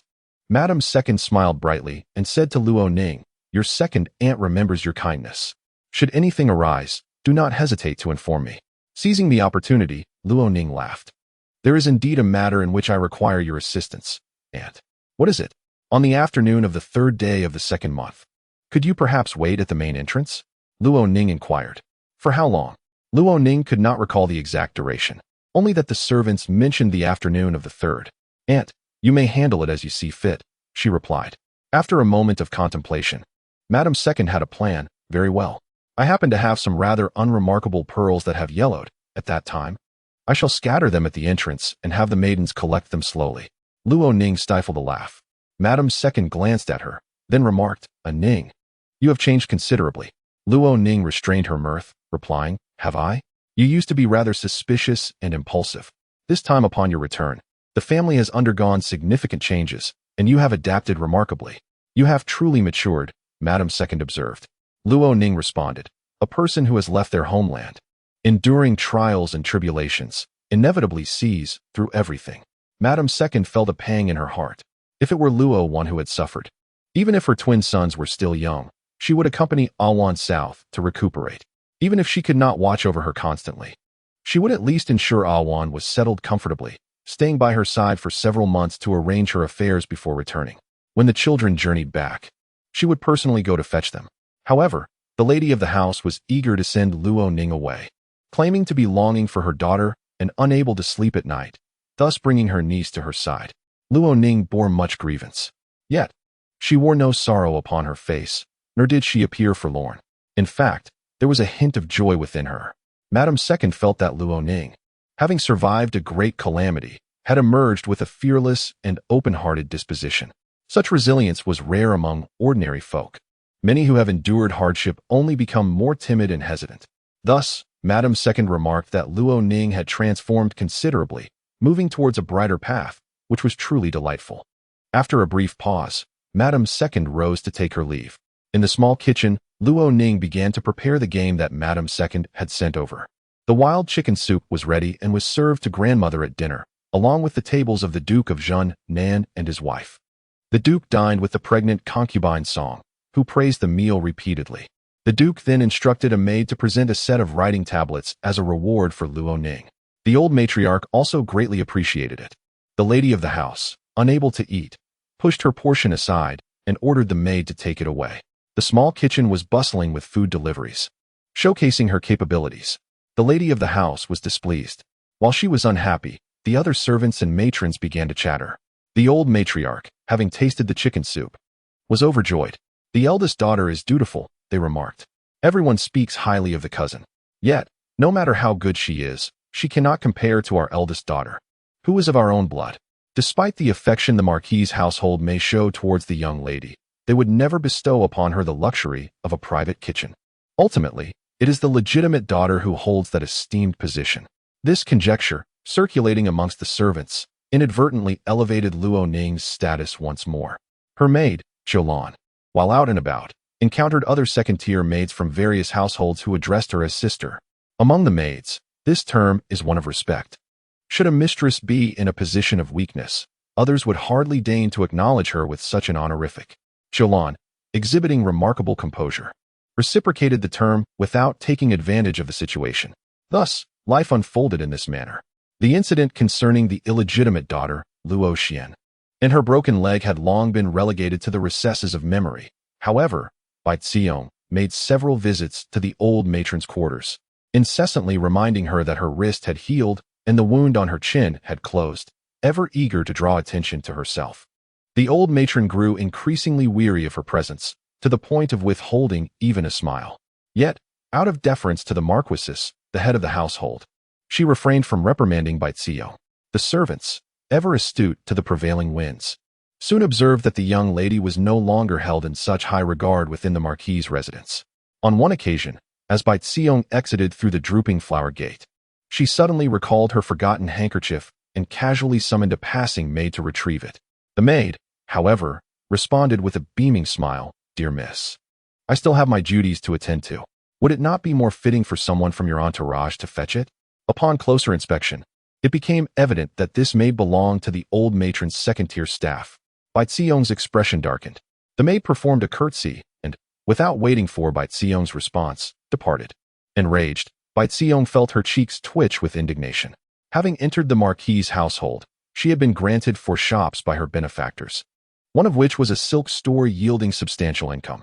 Today, she intended to review the accounts, but the encounter with the maid had soured her mood, prompting her to seek out the Marquisess to lodge a complaint.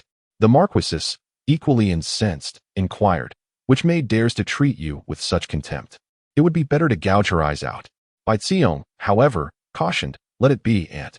That maid is quite cunning. She will surely inform the old matron first. Provoking her would only incite her wrath." The Marquisess replied, "This old hag, why does she not just expire?" Bai Xiong was startled and quickly glanced around, relieved to find only her confidant, Mama Zhen, present. "It is all Aining's doing. Since her return, she has stirred chaos in this household, and it will take time to restore clarity," the Marquisess lamented. Just as Luo Ning had anticipated, the Marquisess's thoughts turned to the eldest daughter-in-law. The illegitimate daughter, Luo Xian, had become a mere pawn, while the legitimate wife, the Wen family, was now to be called upon. The Wen family, possessing a gentle disposition, had never been favored by the Marquisess. Her father held the rank of a 4th-grade official within the Ministry of Revenue. In the realm of civil service, their status surpassed that of military officials, and securing a marriage with a member of the Wen family was considered a commendable alliance for the Luo family, even if their temperaments did not harmonize. However, the Marquisess had always appreciated the Wen family's pliability. With the birth of a grandson, the situation had shifted, and now, as the Luo family held the title of the Marquis of Southern Town, the Marquisess adopted a stricter attitude towards Wen, scrutinizing her every move. Such a daughter-in-law, she deemed unworthy of concern, would merely serve as a piece in her strategic game. Chapter 035. Scandals unveiled these past days. The Marquisess has been exceedingly busy. With the arrival of spring, the household's affairs became increasingly intricate, requiring the daily attention of over 20 individuals managing internal matters. The external affairs were overseen by Luo Ning's 3rd uncle, who reported back to the Marquis of Southern Town each month. The Marquis of Jinan, a martial figure, chose to disregard the matter and entrusted it to the lady of the house. As affairs within and outside the residence intertwined, the lady of the house failed to pay attention to Luo Ning. She had already devised a plan to utilize the grand lady's influence to suppress Luo Ning, dismantle her small kitchen, and elevate Bai Xiong. The Empress Dowager had not summoned in Ning for some time, indicating that she had sufficiently saved face and would no longer concern herself with her. The lady of the house mused. Although there had been no formal betrothal, Luo Ning still held a favor, and the lady hoped for an opportunity to present Bai Xiong before the Empress Dowager. This matter required careful deliberation, striking with precision. It was prudent to remain still for the time being.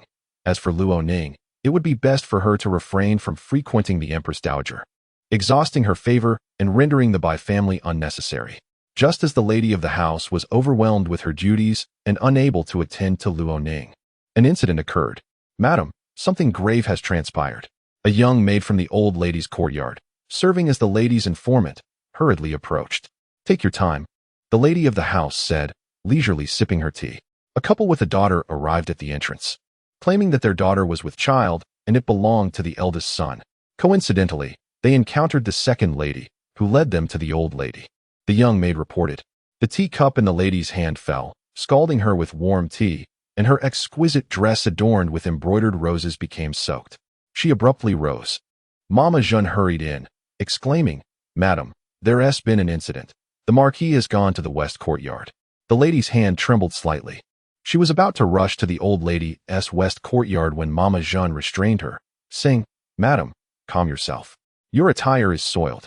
Going like this will only solidify the eldest son's guilt." Regaining some composure, the lady tightly grasped Mama Jeanne's hand, demanding, "What is happening? I am utterly in the dark." Mama Jeanne replied, "I am equally unaware. The eldest son has never mentioned it. It would be best if he did not acknowledge it." She added, "The eldest son is still at the yamen. Perhaps it would be wise to summon him back for an explanation." The lady of the house nodded in agreement. Within the Wunshi courtyard, Luo Ning received a message relayed by the second lady. She then rose and made her way to the west courtyard. In her previous life, her elder brother Luo Ning had become acquainted with the daughter of the owner of the Southern City bookstore. The young lady, named Nan Shi, possessed unmatched beauty and, at 17, remained unmarried, indicating her parents' ambitions. The eldest son of the Marquis residence was destined to be conferred the title of heir and become the Marquis of Jinan, making him the most influential person the bookstore owner could connect with. Thus, Nan Shi became Luo Ning's beloved, captivating him utterly. Upon discovering she was with child, Nan Shi's parents sought refuge from Luo Ning, directly approaching the Marquis residence. In her previous life, rumors circulated about this affair, and Luo Ning had inadvertently overheard a conversation between the lady of the house and Mama Jeanne while eavesdropping at the east courtyard. The doorkeeper, a trusted confidant of the lady, directly brought Nan Shi and her parents into the inner courtyard, concealing the news. However, the eldest sister-in-law had heard about it. Luo Ning witnessed her eldest sister-in-law weeping bitterly. "There are 2 concubines in the house, and I suggested elevating an aunt, but he refused. I thought he was ambitious. Yet who knew he simply despised the concubine's ordinary appearances? If he truly loved Miss Nan, wouldn't it be appropriate to formally take her as a concubine?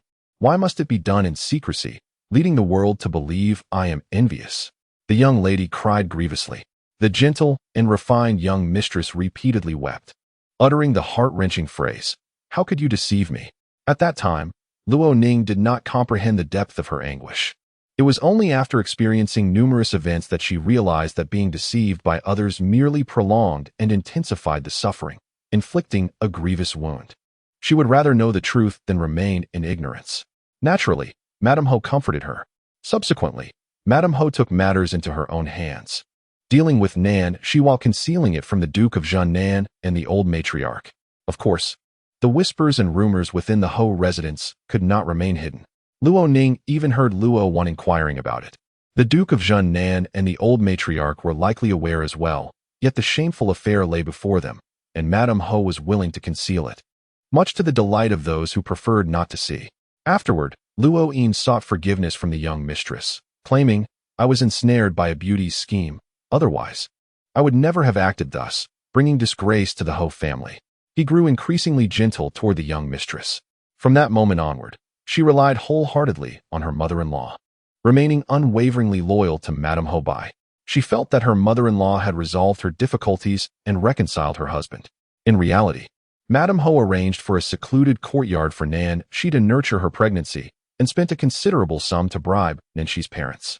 Madame Ho also advised Luo Ning, stating that his father-in-law, a civil official, was ascending the ranks and that he could not afford to confront the young mistress openly. The young mistress continued to be misled. At that moment, before Madame Ho, she sorrowfully questioned how one could deceive her, yet Madame Ho did not take it to heart and continued to mislead her, turning a blind eye to her suffering. When turmoil erupted in the Ho residence, both the young mistress and her child faced dire consequences. Luo Ning pondered whether, had she known the truth back then and made preparations, she could have saved herself and her child from peril. Upon arriving at the western courtyard, chaos reigned within.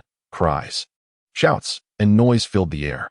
The Duke of Junnan's voice thundered, demanding, "Bring Luo Ning back.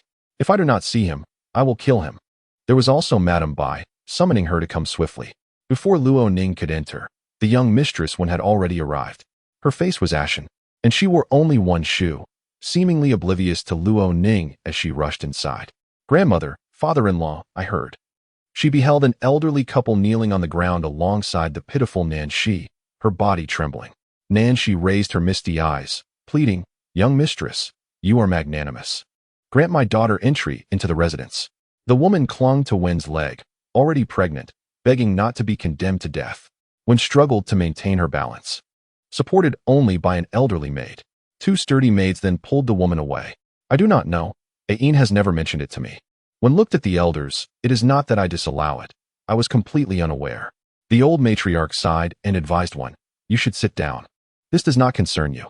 One complied, taking a seat beside the second lady, her hands still trembling. Luo Ning entered. Both the Duke of Junnan and the old matriarch noticed her. She merely offered a slight bow and sat beside her sister-in-law. Madame Ho arrived shortly thereafter. The Duke of Junnan abruptly demanded to know if she was aware of the situation.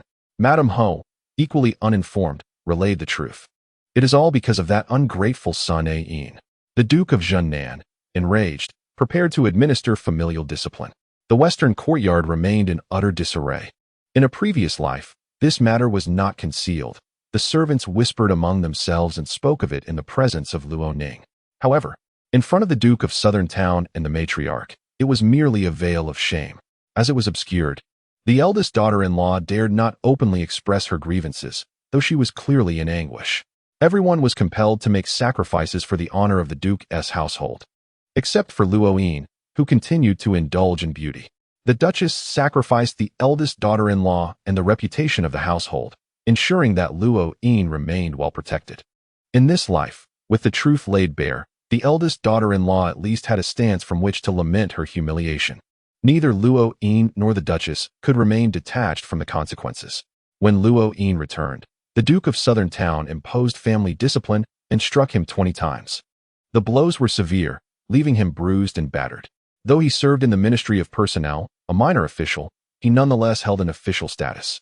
Should this incident escalate, his prospects for promotion would be jeopardized.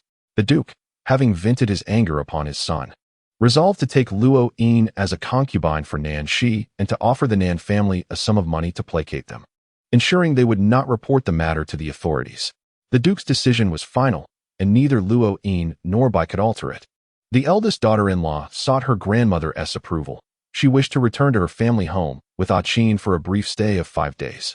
The matriarch consented. Chapter 036. Luo Ning's Machinations. The truth unfolds. The turmoil within the Duke's household swiftly subsided. Ultimately, this incident was not a particularly egregious scandal, and the Board of Censors could find no embellishments to make of it. The Luo family, being of lesser influence among the powerful, garnered little interest beyond the gossip of their own servants. Luo Ning delivered 2 delicacies to the second madam, expressing gratitude and leading them to her grandmother. The second madam smiled and remarked that the family likely did not wish to escalate matters. Indeed, the Wen family would surely harbor resentment for having their husband's disgrace exposed. Luo Ning replied, "It is certainly better than being deceived." The second madam agreed, adding, "However, the Wen family has returned to their maternal home. From now on, they may not share the same sentiments." Luo Ning smiled faintly, and the second madam chose not to say more. The new concubine, Nan Shi, entered the household 4 months pregnant. Within 3 days, she expressed discomfort and desired to move to the estate. She communicated this to the matriarch, who was taken aback. The Duchess interjected, "Mother, she is a young lady from a modest background and indeed cannot adapt to our grand estate. She must also care for her unborn child. Her comfort is paramount." Nan Shi nodded in agreement, requesting the matriarch's understanding. The matriarch glanced at Bai and reluctantly acquiesced. With her departure, the Duke would likely find some relief. Otherwise, there would always be a thorn in his side, and the eldest daughter-in-law could find peace of mind. Yet, one wonders how the Duchess managed to persuade Nanxi in just 3 days. Nanxi departed, leaving the servants of Wenqi courtyard astonished. The eldest lady is truly remarkable, they exclaimed. The new concubine's parents came to cause a scene, determined to enter the Duke's household. Yet within 3 days, she willingly chose to leave, remarked Xiuhua. Luo Ning understood the reason. The quarters arranged by the Duchess comprised 3 exquisite courtyards furnished with the finest rosewood furniture, and her every need was meticulously attended to. Furthermore, Nanxi's parents received 2,000 taels of silver. Rather than retreating to the countryside south, she would prefer to remain in the city, enjoying a modest life as the lady of the house, and surely her parents would not object. Wealth can often cloud one's judgment. The eldest sister is likely to return soon, Luo Ning remarked casually. After bidding farewell to South Shi, Madame Ho visited the Wen family. The Wen parents reproached Luo Ning for his lack of understanding, yet upon learning that South Shi had been sent to the countryside, their spirits lifted considerably. On her way back, the young mistress wept before Madame Bai, deeply moved. Mother, aside from you, no one else considers the daughter-in-law with such thoughtfulness, the Wen matriarch expressed. Madame Ho felt a surge of joy within her heart. She had initially intended to manipulate the Wen family, but South Shi's arrival nearly disrupted her plans. Unexpectedly, this incident had fostered greater gratitude in the Wen matriarch. Seizing the opportunity, Madame Ho declared, from now on, this Ho residence will be yours as a couple. If your mother does not protect you, who will? Once you enter the household, you shall be as dear to me as my own daughter. The Wen matriarch had been in considerable distress these past few days. Madame Ho's maneuver not only offered warmth, but also mended the rift in her heart. After shedding tears, she felt much better, and the Ho residence returned to its former tranquility. Luo Wan quietly confided in the second madam. This uproar created by the eldest sister has had no discernible effect, except for the eldest brother receiving a beating. The second madam chuckled. The servants will still have their gossip. What do the servants matter? Mother, I believe the eldest sister's intention was to create discord within the main branch. At the very least, the eldest sister-in-law and the eldest aunt cannot unite in purpose, Luo Wan asserted. The second madam nodded with approval. You have grown up. Unfortunately, the eldest sister's efforts were in vain. Luo Wan felt a twinge of concern for Luo Ning. The second madam pondered. Let us wait and see. I observe that Ning is quite unperturbed. Perhaps this is merely the first step, with her true strategy yet to unfold. 10 days after this incident, Luo Ning visited her grandmother in the morning and saw the eldest sister supporting the eldest brother as they took a stroll in the courtyard. The eldest brother was now able to rise from bed, requiring more movement to invigorate his circulation. Upon seeing Luo Ning, the eldest brother shot her a venomous glare, while the eldest sister offered a polite nod as a form of greeting. What a calamity you are! Luo Ning could not help but curse as soon as Luo Ning departed. The eldest sister reflected that his punishment was due to his own misbehavior, and he had no right to blame his younger sister. The younger sister only recently became aware of these matters. With South Shi sent away, the young mistress felt a slight enhancement in her reputation, overwhelmed with gratitude at that moment. Yet, in the stillness of the night, a chill lingered in her heart. Even if the cracks had been temporarily mended, they still existed, lurking in the shadows and robbing her of sleep. However, she did not blame her mother-in-law. Her husband had erred, but the South family had plotted first, so he was only half at fault. The young mistress reassured herself and continued to assist the eldest son in his walks. One afternoon, the young mistress's son was taken out to play by the wet nurse. After some time, the wet nurse hurried back, breathless, to inform the young mistress, the eldest young lady has taken the child out. The young master wanted candy, and the eldest young lady said she would take him to the market to buy some, forbidding the maid from following. The young mistress was taken aback, feeling that Luo Ning would not harm the child. Yet, given her husband's and mother-in-law's wariness towards Luo Ning, she feared that Luo Ning might direct her frustration towards the child. She hastened to the Wenqi courtyard. Inside, Mama Kong smiled and reassured her, "Do not worry, young mistress. The eldest young lady has taken little Qin to buy candy, and they shall return shortly. If you are feeling apprehensive, you may wish to take a look. Moreover, I must also step out, as a relative has rented a house. Dear madam, might you allow me to accompany you?" The matter concerning the child has her in a state of anxious distress, and without further contemplation, the madam replied, "Let us go." As the carriage departed, following the directions of Mama Kong, they set off to find Luo Ning. Mama Kong's relative had rented a residence in Wangxiafeng, where she alighted first. "Madam, please take your time," Mama Kong remarked as she disembarked. To her surprise, a carriage was blocking the entrance, seemingly in need of repairs. The madam's heart was ablaze with urgency, yet she found herself unable to leave. Lifting the carriage curtain, she unexpectedly spotted the mother of Nanshi. This woman had previously caused quite a scene at the town's South Marquis residence, leaving a lasting impression on the madam. In less than half a month, the woman appeared adorned in splendid attire, bedecked with gold and jewels, and had taken up residence in such a seemingly fine abode in Wangxiafeng. A sudden wave of suspicion washed over the madam. Luo Ning had taken the child without reason, and Mama Kong insisted on disembarking at this location, with the carriage obstructing their path. Contemplating this, her hands trembled involuntarily. Accompanying the madam were a wet nurse and a trusted maid, both loyal to her. In a quivering voice, she instructed the wet nurse, "Please, knock on the door." The wet nurse, puzzled yet obedient, complied. The madam also stepped down from the carriage. Upon knocking, she approached and declared, "I have come to see Madame Luo." The young servant, noticing her opulent attire, chuckled, "Madam is resting. I fear she cannot be disturbed. Would you like to see the lady instead? Please allow me to announce your presence." After a brief moment, Nanshi's mother appeared. The madam recognized her from the previous commotion and now found her somewhat surprised, yet graciously smiling. "Madam, you have come." The woman greeted warmly. The madam maintained her composure. "My mother-in-law sent me to check on my sister." The woman breathed a sigh of relief. The Marquis's wife is truly kind-hearted. "Madam, you are also benevolent in your treatment of Ashi. Please, come in." As she entered, the madam beheld a refined courtyard adorned with exquisite rosewood furnishings, far grander than her own residence. The bustling maids and servants, numbering at least 10, suggested a household that rivaled her own status as the Marquis's eldest daughter-in-law. Inside, Nanshi was resting. Adorned with ruby jewelry and clad in luxurious silk, she rose to greet the madam, though her maid supported her as she did so. This time, the madam remained composed, using the pretext of visiting Nanshi on behalf of her mother-in-law to engage in casual conversation. After a brief exchange, a steward arrived.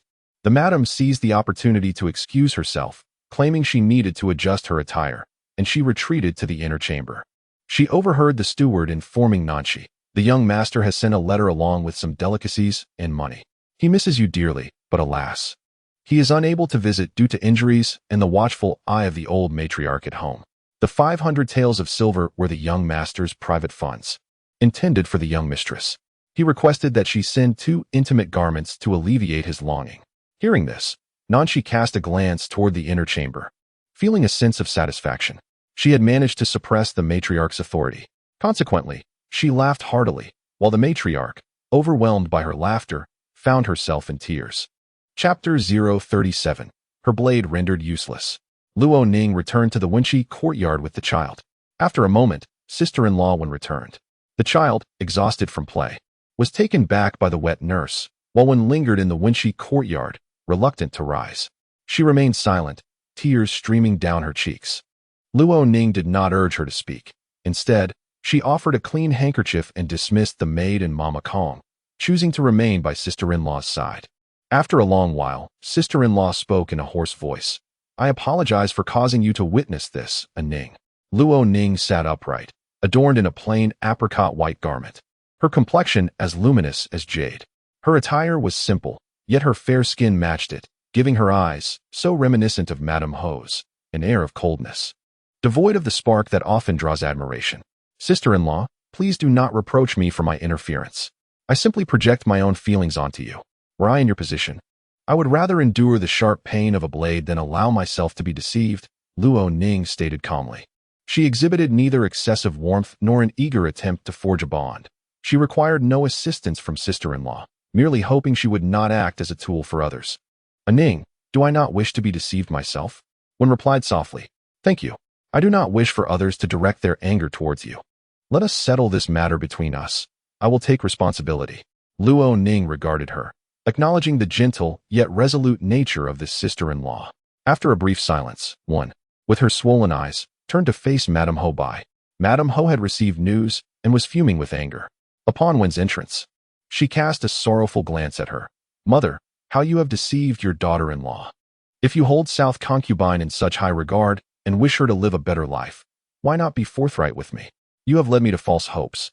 Madame Ho, suppressing her temper, retorted, this matter is not as you perceive it. She pressed further, demanding to know who had taken her there. It was Ain who instructed the steward to deliver items to South Concubine. I overheard it. When wiped her tears, revealing that among the household, only Ning was cunning enough to manipulate her into taking the child outside, subsequently using the pretense of chasing after the child to visit Wan Xiaoling. When had always been honest and unassuming, and her distance from Luo Ning, coupled with Luo Yin's capricious nature, led Madame Ho to believe her. Madame Ho reproached her. You should have consulted me first. She continued, indeed, I had her moved. This was for the sake of your marital harmony. That concubine had been pregnant before entering the household, which you did not consent to. I feared it would cause discord between you and Ain. Moreover, South had schemed against Ain, who does not genuinely care for her. By relocating her, I aim to gradually distance her and later rectify the situation to vindicate you. My intentions are sincere, all for the betterment of your union. Do you think I am to be doubted? Wen quickly raised her gaze, her eyes brimming with tears, exuding warmth. Your daughter-in-law would never presume. Mother, you have always treated me well, and I am fully aware of this. Ultimately, it is I who has miscalculated in this matter. Seeing that she had swiftly grasped the situation, Madame Ho released a sigh of relief. I will silence Ning. From now on, you should interact with her less. She added, do not inform Lord Ho or the elder madam. We must remain united for the prosperity of our household. Understand who truly cares for you.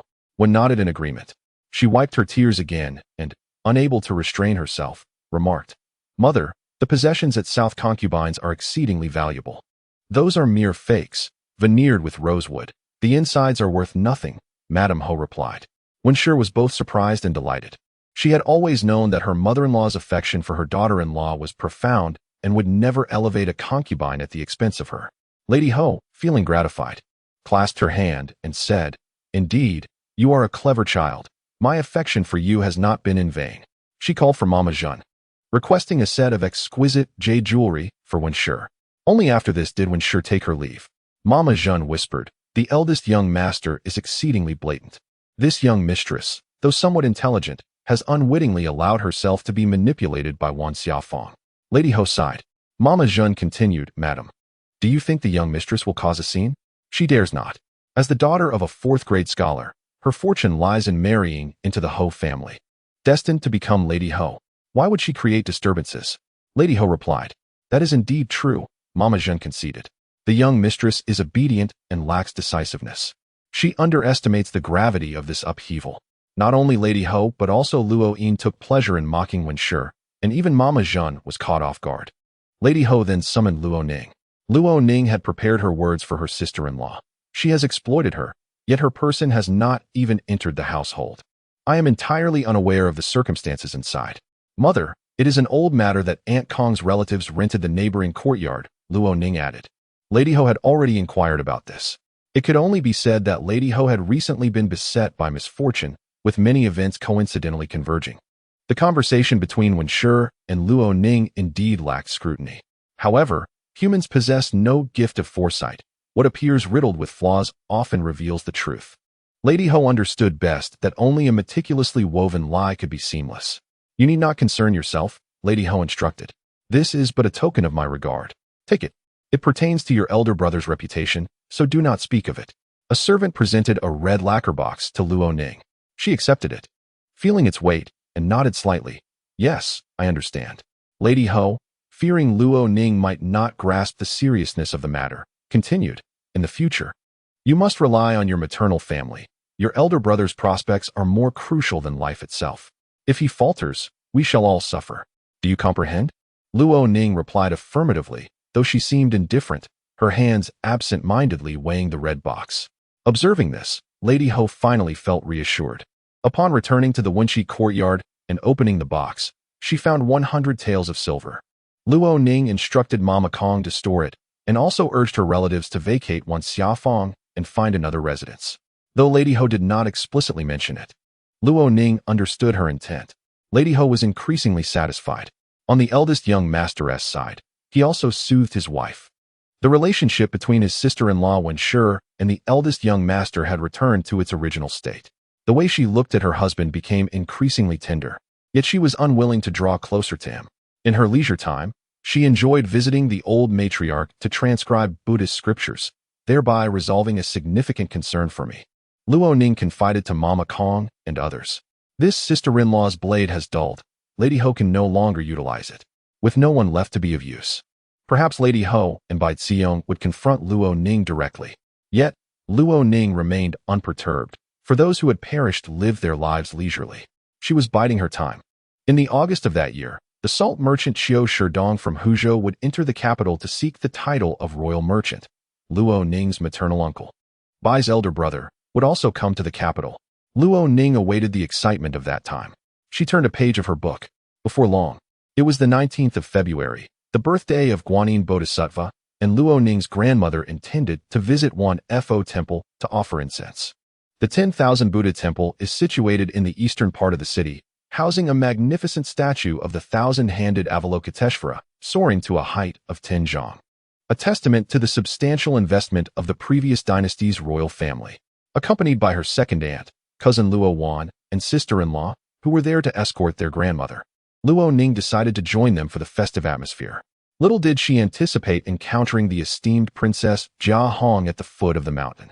Her cousin, having attended the princess's birthday banquet, approached with poise to pay her respects.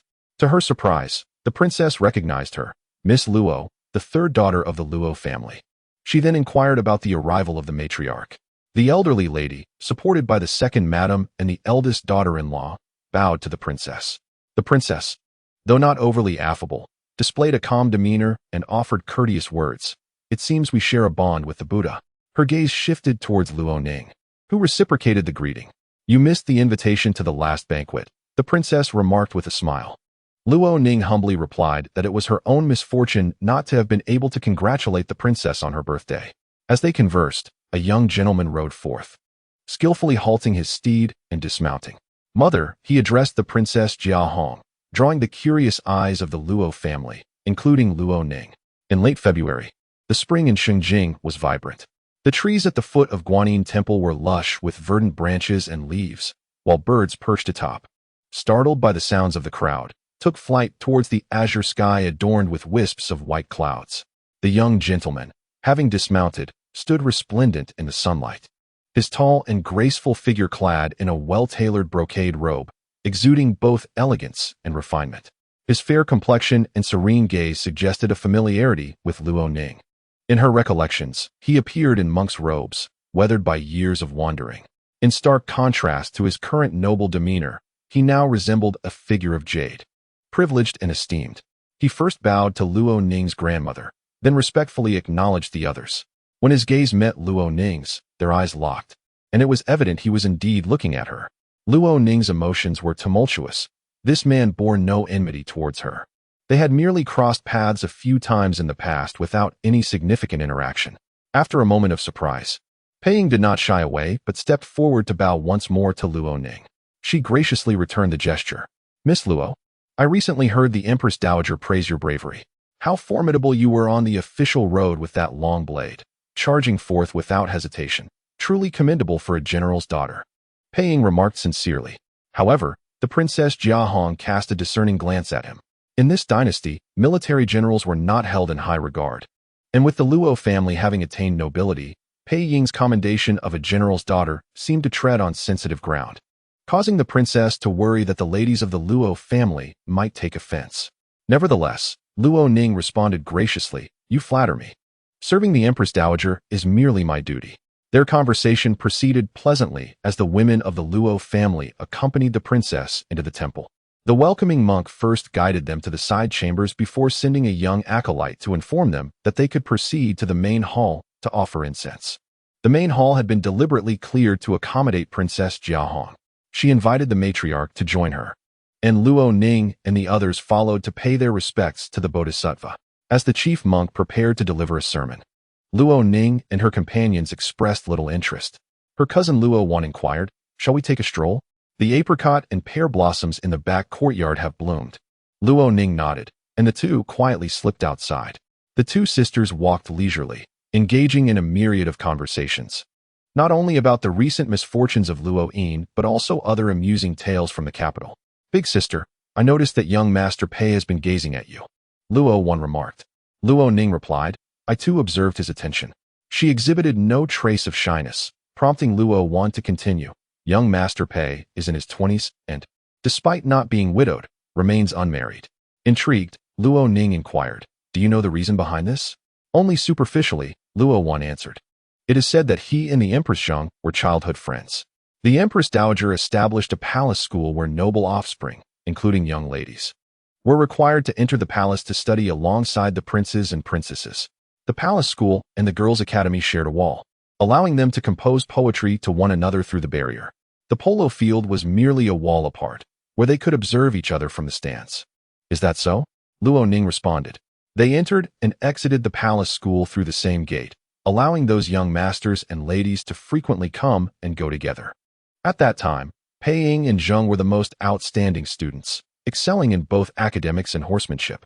After Zheng became the empress, Pei Ying embarked on travels and rarely appeared, spending years away from the capital. Luo Wan continued, lowering her voice, do not speak of this outside. To speak ill of the empress could lead to dire consequences. This was whispered by Miss Chun, the daughter of Princess Yanping, who also attended the palace school. Others would not dare to speak of it. Luo Ning remarked, so it is due to Empress Zheng. Suddenly enlightened, she asserted. How could Pei Ying renounce marriage simply because he could not wed her? This rationale is utterly unfathomable. I have never believed it. Even in death, it mattered little to him. Moreover, Pei Ying is a few years senior to Empress Zheng. Both were exemplary figures in the palace school, frequently encountering each other. Over the years, it would be quite natural for affection to blossom. And what of the Prince Yong? Luo Ning inquired. Luo Wan replied. Miss Chen also mentioned Prince Yong. He did not study at the palace school. The Empress Dowager Cui bore 4 princes, 3 of whom accompanied the crown prince in his studies. No other attendants were invited. The crown prince has a dedicated study room. Miss Chen further mentioned that the crown prince often visited the palace school to see Zheng, and their relationship was quite amiable. However, as time passed, with many consorts, his bond with the empress became rather ordinary. As of now, Empress Zheng has no offspring. In a past life, after the emperor's demise, the young emperor, supported by the Cui matriarch, was born of a beauty. It was Prince Yong who managed the affairs of the previous dynasty. After the young emperor's untimely death, Prince Yong ascended the throne. Luo Ning was aware of the deep affection between Prince Yong and Empress Zheng, knowing he would defy the world for her. Yet she had never heard of any past connections between Pei Ying and Zheng. It was indeed a novel revelation. You have gained much insight from your social interactions, Luo Ning remarked with a smile.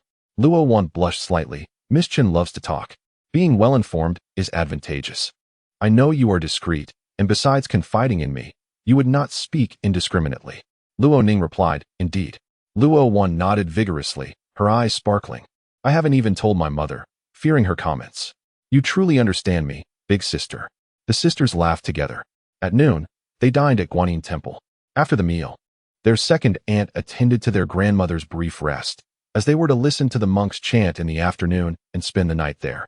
Luo Ning, having no habit of napping, noticed the temple surrounded by fields of flowers, with the compassionate yet majestic thousand-hand Guanyin standing at the center. She felt compelled to explore and pay her respects. Concealing her whip within her sleeve, Luo Ning set out alone. Today, there were originally many worshippers, but upon the arrival of Princess Jiahong, the temple dispersed them all. At this moment, the mountain path was deserted, save for a young monk sweeping the ground. In the distance, Luo Ning heard the sound of a flute, gentle and soothing. At first, it seemed incredibly familiar, reminiscent of a melody she had composed herself. Upon closer inspection, however, it felt somewhat different. The sound emanated from a nearby pavilion, where she vaguely discerned a corner of a jade-colored robe, akin to that worn by Pei Ying. She halted in her steps, standing on the mountain path, straining to listen to the flute's enchanting notes, which evoked a sense of recognition, yet were not entirely the same. She focused intently, trying to discern the melody when someone behind her inquired, "Are you going up or down?" Startled, Luo Ning turned to see Prince Xiao Huifeng standing behind her. Dressed in a dark robe adorned with gold-threaded cloud patterns at the cuffs and collar, he was tall and broad-shouldered, the robe accentuating the strength of his figure. His expression was unreadable, and his dark eyes were deep and inscrutable. "Your Highness," Luo Ning greeted respectfully. The prince, towering in stature, glanced upward and spotted the man playing the flute in the pavilion. His expression remained impassive, though a hint of impatience flickered in his gaze. "Do not block the way here," he admonished. "If the flute sound can so easily captivate you, your resolve is weak. You must cultivate yourself further. I do not desire a foolish princess." Luo Ning felt her cheeks flush and wished to explain, yet she found herself at a loss for words. How could she confess that she was vain enough to think her composition renowned, even played by Master Pei? The resemblance to her melody was tenuous at best, making it awkward to articulate. Without this explanation, her secretive enjoyment of Pei Ying's flute playing felt somewhat undignified. Embarrassed, she lowered her head, replying, "Yes, I shall remember my place." She stepped aside, but the prince insisted, "Accompany me up the mountain." Reluctantly, she followed him. The head monk greeted the prince and selected a meditation room at the summit, where he would expound on the teachings specifically for the prince. Thus, Luo Ning learned that the prince had come to Guanyin Temple at the behest of Prince Chun to light 3,000 lamps in memory of the deceased Princess Chun. The head monk spoke privately with the prince, and Luo Ning found the discourse beyond her comprehension. As the afternoon sun warmed the meditation room, and her stomach felt full, she began to nod off. She forced herself to sit upright repeatedly, but as an hour passed, time seemed to drag on interminably. When the session concluded, she exited the meditation room first. The fresh air and sunlight revitalized her, brightening her demeanor considerably. The prince remained behind her, and she dared not stretch. Although her joy was hard to conceal, unbeknownst to her, a figure stood at the entrance of the meditation room. "Miss Luo," Pei called out. Just as the prince stepped out of the room, he coincidentally caught Luo Ning turning to look at Pei Ying. The delight on her face was still evident, and it did not escape the prince's notice. Chapter 39. The prince's harsh words. Pei Ying approached to pay his respects. "Your Highness," he acknowledged. The prince, displaying an air of indifference, nodded slightly. "Has your aunt rested well?" "She has risen," Pei Ying replied. "Please lead the way. I wish to see my aunt." The prince commanded, and Luo Ning remained rooted to the spot. The prince, referring to her as princess, did not include her in his visit to their relatives. Thus, once they had walked far enough away, she returned to her quarters. The prince and Pei Ying were cousins, with Pei Ying being 2 or 3 years older than the prince. However, in the face of the celestial family's power, the bonds of blood and kinship are trivial. It is the hierarchy that holds paramount importance. During the evening repast, Luo Ning unexpectedly encountered the Prince Yong. She was slightly taken aback. The prince sat with Pei Ying, while the ladies of the Luo family accompanied the princess. After the meal, they were required to listen to the monk expound the scriptures. Luo Ning found it impossible to concentrate, pondering that she would not return next time. With the prince present, she felt compelled to remain seated. Her younger cousin, too intimidated to leave alone, stayed beside her. Once the chanting concluded, the hour was late, and the Prince Yong prepared to descend the mountain and return to his residence.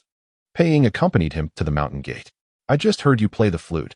Your performance was commendable," remarked the prince, his expression inscrutable. Pei Ying was taken aback. Though this prince was his cousin, he had always been haughty and aloof, having been cherished by the late emperor while his brothers were deemed mediocre. Pei Ying had scarcely exchanged more than a few words with him. When the prince was 13, the late emperor's health declined, and the Empress Dowager conspired with the Cui family to exile him to a desolate borderland for 7 years. It was not until the new emperor ascended the throne and the court stabilized that the Empress Dowager summoned him back to the capital. In Pei Ying's mind, the Prince Yong was characterized by his cold pride, seemingly disdainful of mingling with common folk. Yet he inquired about the flute. "I have studied for a few years," Pei Ying replied. The prince asked, "What melody did you play on the back mountain?" "An original ancient tune," Pei Ying stated. The prince remained silent, a slight curl of his lips suggesting amusement. Although he said nothing and his expression was subtle, Pei Ying felt as if he had heard a derisive snicker. "It was merely a playful composition, hardly fit for high society," Pei Ying remarked. The prince replied, "Indeed, the melody is entirely off. Anyone listening would find it quite jarring. If one lacks the skill, it is better not to attempt alterations." Pei Ying thought back to the prince's childhood, remembering that he had not been one to engage with others. Apart from the crown prince, everyone else treated him with utmost deference, save for the third prince, who dared to jest with him. Pei Ying felt unjustly criticized and was displeased. His grandfather was a renowned scholar, and even the censors dared to chastise the emperor in his presence. They treated his grandfather with respect and courtesy. Pei Ying himself was exceptionally talented, Had he ever endured such humiliation? He smiled quietly. The melody is acceptable, barely pleasing to the ear. However, the prince may not be accustomed to such refined tastes, surely. The tunes of Qin Lu and Chu Guan would be more to your liking. The prince turned his gaze back to him. The lantern's light at the mountain gate was dim. His dark eyes, like those of a leopard, glimmered with sharpness. You are familiar with both refined and popular melodies. You must possess considerable insight. Next time, please have your mother encourage your aunt to motivate your progress. You are a fine individual, possessing a commendable appearance. Do not allow yourself to fall into disrepute. Pei Ying's cheek twitched. Having been away from the capital for over 2 years and only recently returned, he had not offended this prince, nor had they even met. Why then was he being reproached? After delivering his scorn, the prince did not depart, but inquired, "May I see your flute? This item is precious. I cannot show it." Pei Ying coldly refused. He turned and returned through the mountain gate. The prince swiftly descended the mountain and rode back to the city. At this hour, the city gate was already locked, but upon recognizing him, the guards hastily opened the gate. His demeanor was cold, and the guards, fearing to provoke his ire, were visibly anxious. The following day, after partaking in the morning repast at Guanyin Temple, the ladies of the Luo family descended the mountain alongside the princess. At the foot of the mountain, the princess spoke to Luo Ning. "The Shaanxi festival is approaching, and I shall host a spring banquet. You must attend." Luo Ning replied, "I would never dare to miss it this time. I am grateful for your kindness, esteemed princess." The princess smiled with satisfaction. "You seem quite agreeable." After a few casual exchanges, Pei Ying remained quietly by her side, listening intently. He was gentle and refined, speaking softly, and played the flute beautifully. The mention of the flute reminded Luo Ning of the widow, Madame Feng of Shaoyang. "Are you familiar with Madame Feng?" Luo Ning asked the grand princess. The princess cast a glance at Pei Ying, whose expression was unchanged. "Ah, she has quite a wild temperament," the princess chuckled. Luo Ning expressed mild surprise. "Is that so?" "Madame Feng prefers tranquility." "She does not favor tranquility. She favors boats," the princess replied with a laugh. "What do you mean by favoring boats? Is it related to ships?" Luo Ning inquired. "I shall explain in detail another day," the princess said. "What prompted your curiosity about her?" "We have been neighbors for a year, and she has been exceedingly kind to me. If you are sending something to the prince's family, I would like to include some gifts for her," Luo Ning stated. The grand princess replied, "I shall be sending something next month. Prepare your items and send them to the princess's residence." Luo Ning agreed. On their way back, the grand princess summoned her son to join her in the carriage. "Shouldn't you let her know?" The princess teased her son. Pei Ying's face flushed with embarrassment. "That would be inappropriate. If discovered, I would be mortified." "It is not a disgraceful matter," the princess remarked. "For a young man, it is indeed disgraceful to lose face in front of young ladies." "Mother, please do not drive your son to despair," Pei Ying said earnestly. "Once a poor impression is formed, it may be irrevocable. Please keep it a secret. Not a word must be let slip." Princess Jiahong chuckled softly, choosing not to press further. Upon returning to the Marquis's residence, Madame Bai, the Marquis's wife, had already received word from the steward and was waiting at the entrance with Baiziro. Assisting the elderly matriarch, Madame Bai smiled and asked, "Did you encounter Princess Jiahong at Guanyin Temple?" "It was a fortuitous meeting," the matriarch replied. "Had I known yesterday, I would have hurried up the mountain," Madame Bai lamented. "With such a connection, we should not treat her lightly." The matriarch replied in a calm tone, "It is the princess who has graciously hosted us, not the other way around. Do not speak of treating her lightly. It would leave us without a place to stand." Madame Bai felt a wave of awkwardness. She lowered her gaze, remaining silent for a moment before admitting, "I was thoughtless." The matriarch withdrew her hand. "You may attend to your duties. There is much to do at home." The second lady and the eldest young mistress assisted her back to the western courtyard. During lunch, Madame Bai summoned the eldest young mistress, Wan, to the eastern courtyard to inquire about the events at Guanyin Temple. "Aside from the princess, were there any other distinguished guests?" Madame Bai asked. "I do not recognize them," Wan replied. "Had I not married into the Marquis's family, I would never have encountered such nobility." This statement was indeed accurate. Madame Bai found it agreeable and continued, "Did the prince accompany the princess?" "I have heard that the princess has a son. Did he come to fetch her?" Wan replied. "The princess's residence was bustling. I stayed close to my grandmother and did not dare to look around." "What of the others?" Madame Bai pressed. "It seems there were none. All were from the princess's household," Wan responded. Madame Bai asked the question she most desired to know. Did the princess converse with Ning? She did, when confirmed. What could be heard? When Sure pondered, it was merely trivial matters. She inquired about her health, the medication she was taking, and how the household treated her. Lady Ho felt a pang of anxiety. What had Ning said? The old matriarch and second aunt were present, and naturally, Ning spoke highly of everything. Wen Sure remarked upon this. Lady Ho, trusting Wen Sure's words without doubt, allowed her to return home.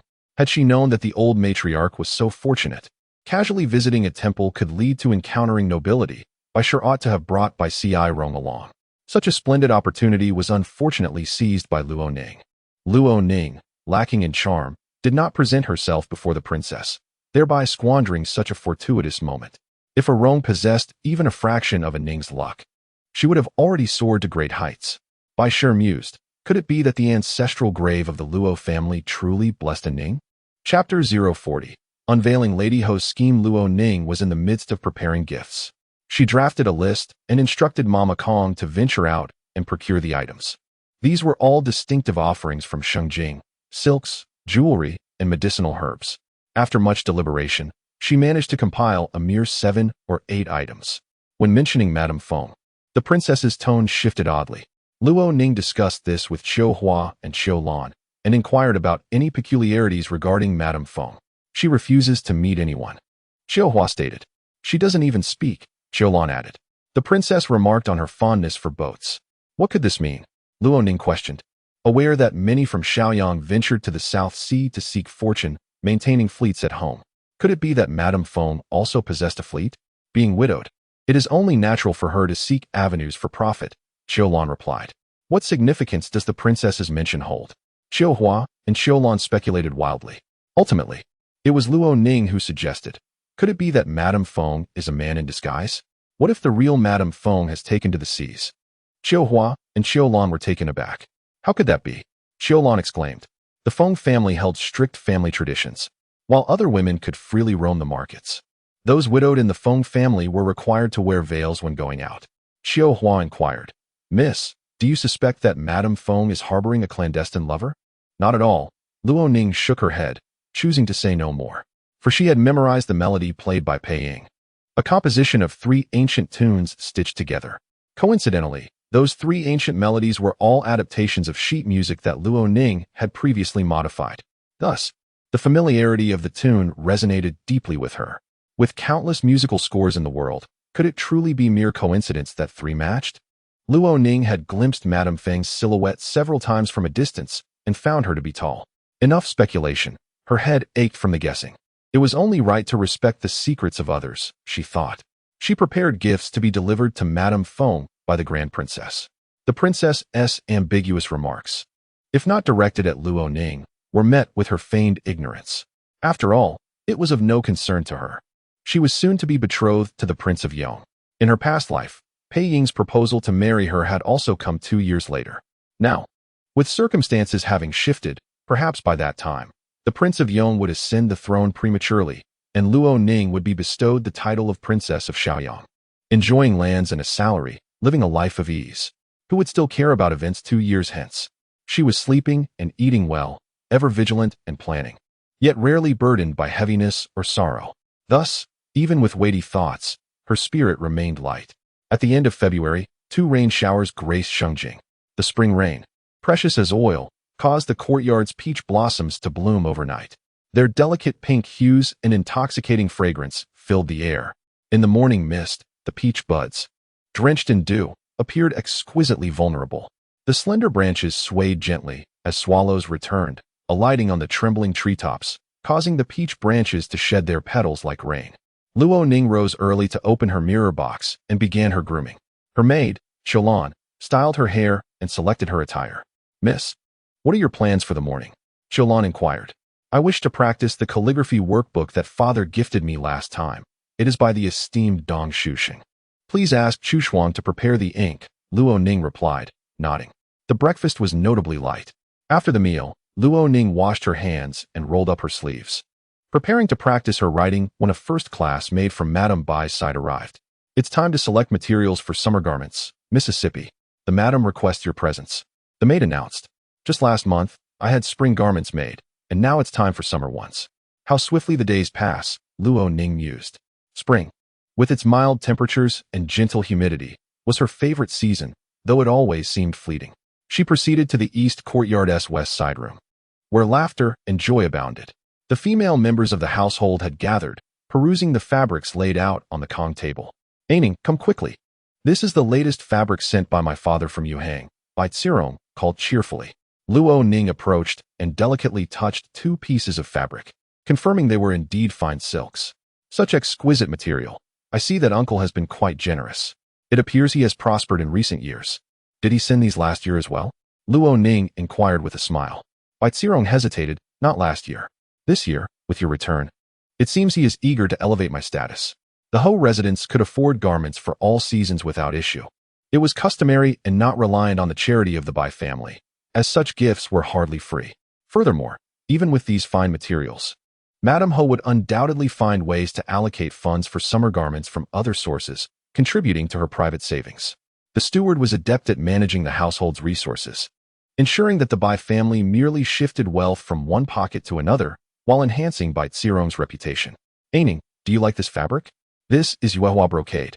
The most comfortable for summer, light and cool. The madam changed the subject. Luo Ning nodded. I adore it. With such fine fabric, surely we must invite embroiderers from outside to craft the garments? That is only natural, the madam replied with a smile. I have already engaged 3 embroiderers from the brocade workshop. They will expedite your new attire. Luo Ning remarked. There's no need for outside embroiderers.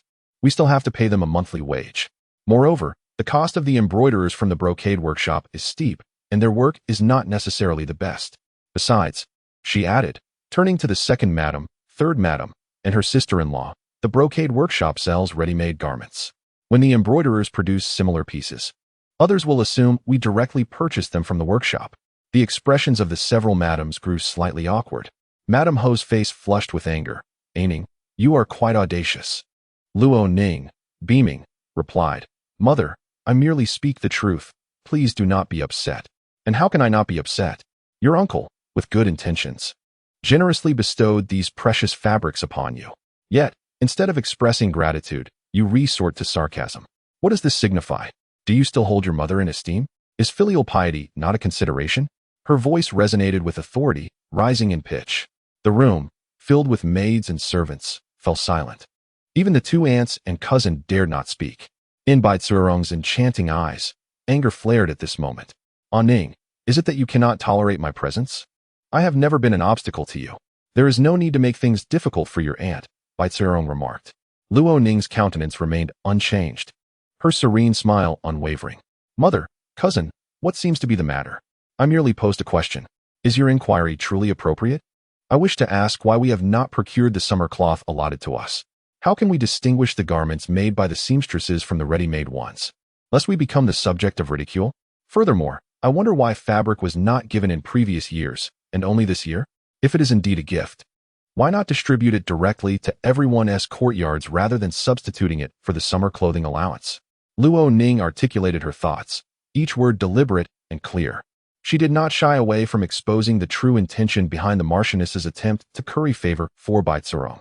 The third mistress could not suppress a laugh. I find myself confused. Is this truly a gift, or merely an allowance for summer garments? Sister-in-law, are we to mingle in this manner? Have we incurred a debt of gratitude while failing to receive what is rightfully ours? The Luo family does indeed have a harvest, does it not? If we were to craft garments from the fabric intended as gifts, would it not suggest that our family relies on the Bai family to afford clothing? That would hardly be a respectable notion, would it? Chapter 41. Another blow to the Marchioness's authority. The matter of the summer garments incited the Marchioness's fury. She yearned to reprimand Luo Ning, yet found herself lacking a firm ground to stand on. The entire household was aware of the situation. Even the Duke of Zhen had heard of it, and sent someone to summon Luo Ning to the outer courtyard. A young maid reported. The eldest young lady is in the west courtyard of the old lady. She certainly knows how to evade confrontation. The Duke of Zhen scoffed, rising to make his way to the west courtyard. Luo Ning was assisting the old lady in sorting out the Buddhist beans when the Duke approached with an imposing demeanor. Yet her expression remained unchanged. The old lady furrowed her brow. Whom do you seek to blame? Mother, I have just heard that Ning embarrassed the lady in front of the female relatives and the stewards, the Duke of Zhen stated. casting a glance at Luo Ning. Such a disobedient daughter. Does mother intend to shield her? The old lady set down the beans, adopting a stern expression. Do you comprehend the full scope of the matter? Regardless of the reason, causing the head of the household to lose face is a grave sin. Luo Ning continued to sort the beans while reciting prayers, as her grandmother would prepare the collected beans each first day of the month, cooking them to distribute to beggars. Luo Ning frequently assisted with this task, devoted and sincere. The Duke of Junnan's overwhelming rage did not interrupt her work. You have already rendered judgment, leaving me with no words to counter. You may return. To claim that Ning has disrespected her mother is unfilial. Yet, you speak to your mother in such a manner, and that is considered great filial piety? The old lady coldly inquired. The Duke of Junnan took a deep breath. Mother, your approach places me in a difficult position. In this household, are there no rules? Must the household's regulations be enforced without regard for circumstances? Demanding filial piety as a means to chastise a child? The old lady interrupted him. Very well, I shall allow her to defend herself. Luo Ning finally ceased her actions. She first rose to her feet, paying her respects to the Marquis of Junnan, before recounting the events of the morning in meticulous detail. She spoke candidly about the purpose behind the Marchioness's attempts to win the hearts of the people for Bai Zizhou. Our Luo family can afford to eat and dress adequately. If the Bai family is to furnish the fabric for our customary garments, it would only lead to disgrace for my father and embarrassment for the Marquisate. I merely suggested that since it is my uncle and cousin doing a favor, the fabric should be delivered directly to each household, allowing them to manage it themselves. Mother was furious. The ostentatious display of summer garments is merely a ploy to magnify this small favor, prompting everyone to remember and express gratitude. Father, if our Luo family cannot afford clothing, the Bai family would never offer us fabric. They do not provide assistance in times of need. They only embellish what is already good. You are well aware of how the Bai family takes advantage of others, elevating themselves while stepping on the downtrodden. For the sake of a few garments, we risk tarnishing the reputation built over a century by the Marquisate. Luo Ning's words struck a chord with the Marquis of Junnan. His anger intensified. Yet it was now directed not at Luo Ning, but at the Marchioness. I was unaware of these intricacies, remarked the Marquis of Junnan. The elder matriarch scoffed. Now you are informed. Some individuals speak in half-truths, deliberately misleading others. The Marquis of Junnan rose. Mother, I shall confront Bai. You should address her properly. She manages the household affairs. She is not merely a representative of the Bai family. Confusing summer garments with favors, attempting to belittle our household's women, is utterly unacceptable. She must come to her senses. She is no longer a Bai woman, but a Luo matron. She should not overly favor her natal family or her niece. The Marquis of Junnan stormed off in a fury. The elder matriarch remained unsettled. She instructed Luo Ning to continue picking beans. Sorting the beans was a rather tedious task, yet Luo Ning kept her company, lightening the mood somewhat. A moment later, Mama Kong brought several pastries to the western courtyard. Luo Ning offered her grandmother a taste of the chilled cake, which was refreshing. Any discord within the family is trivial. Please do not be upset, grandmother. The elder matriarch smiled faintly. They shared a moment of indulgence in the treats. Meanwhile, the Marquis of Junnan confronted the Marchioness in the eastern courtyard, demanding to know if Luo Ning's claims were true. The Marchioness responded with evasive arguments, but the Marquis focused on the crux of Luo Ning's words. Do you not trust your wife? She pleaded, kneeling and weeping. Is it truly worth such a tempest over this minor affair? Even the children can sense the impropriety. Yet you deem it trivial? Is it a matter of great significance only if the Marquisate changes its surname? He thundered. The Marchioness trembled, my lord. My loyalty to the Marquisate is as steadfast as the heavens. If there is even a hint of disloyalty, calm your anger, my lord. This is all my doing. Interjected Mama Jeanne, kneeling with tears streaming down her face. She interrupted the Marchioness's oath. This matter does not concern you. The Marchioness hastily retorted. Mama Jeanne bowed her head, resolutely taking responsibility for the issue. Madame Ho, witnessing the situation unfold, could not sacrifice herself and her children, thus she bowed her head, acknowledging her negligence in heeding Mama Jeanne's advice, stating that if punishment were to be administered, it should fall upon her. This old wretch harbored too much selfishness. Dragging this matter further would warrant 20 lashes. The steward of the inner court shall be replaced, concluded the Marquis of Junnan. Mama Jeanne bowed in gratitude, thanking the Marquis for sparing her life.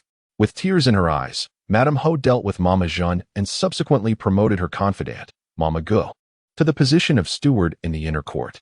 The days of Mama Gu reigning supreme within the inner residence had officially commenced, marking a significant shift following Mama Jeanne's punishment and dismissal. Luo Ning returned to the Wenxi courtyard, preparing to practice her calligraphy after dinner. She diligently practiced for 3 consecutive days. The summer garments for the Ho residence were once again being crafted, yet this time, the various houses were not summoned to select fabrics from Madame Ho. Rather, stewardess Mama Gu, accompanied by maids bearing a box of cut fabric samples, was tasked with selecting materials for the masters. Luo Ning chose 6 summer garments, all in elegant colors.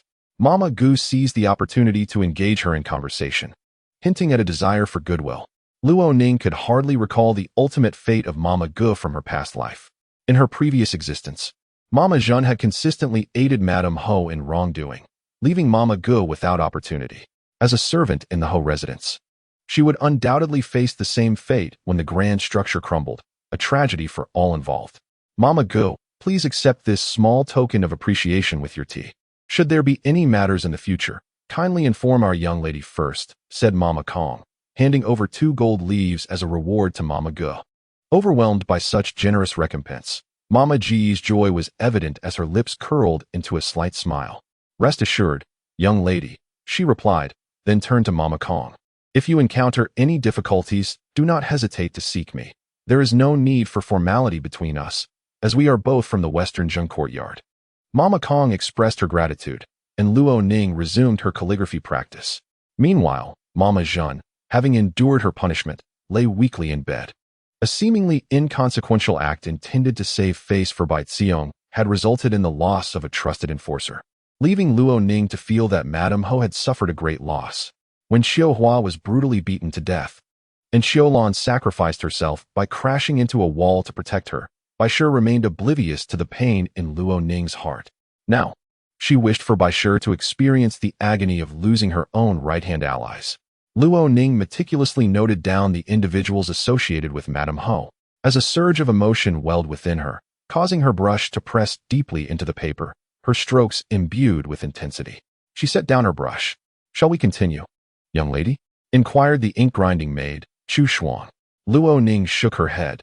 Today, my thoughts are too unsettled. It is futile to continue. One cannot write well if the mind is not at peace. Much like in life, if one cannot remain calm, they will be led astray, akin to my former self. And the current Madame Ho, Bai Shi. In the back of the Eastern Zheng courtyard resided Madame Ho's most trusted maids. Mama Jeanne's wound remained swollen. Madame Ho and Bai Xiong visited her. Upon returning to the sitting room, Madame Ho smashed her teacup once more. Bai Xiong, seated beside her, cautioned, "Aunt, be mindful not to let your anger harm your health." How vicious she is, Bai Shi exclaimed, her throat constricting painfully, nearly choking on blood. I have done her no wrong, yet she retaliates with such malice. Chapter 042. Another malicious plot emerges, yet Luo Ning uncovers vital information. Madame Ho, too, felt unwell. Her heart aching, her appetite diminished.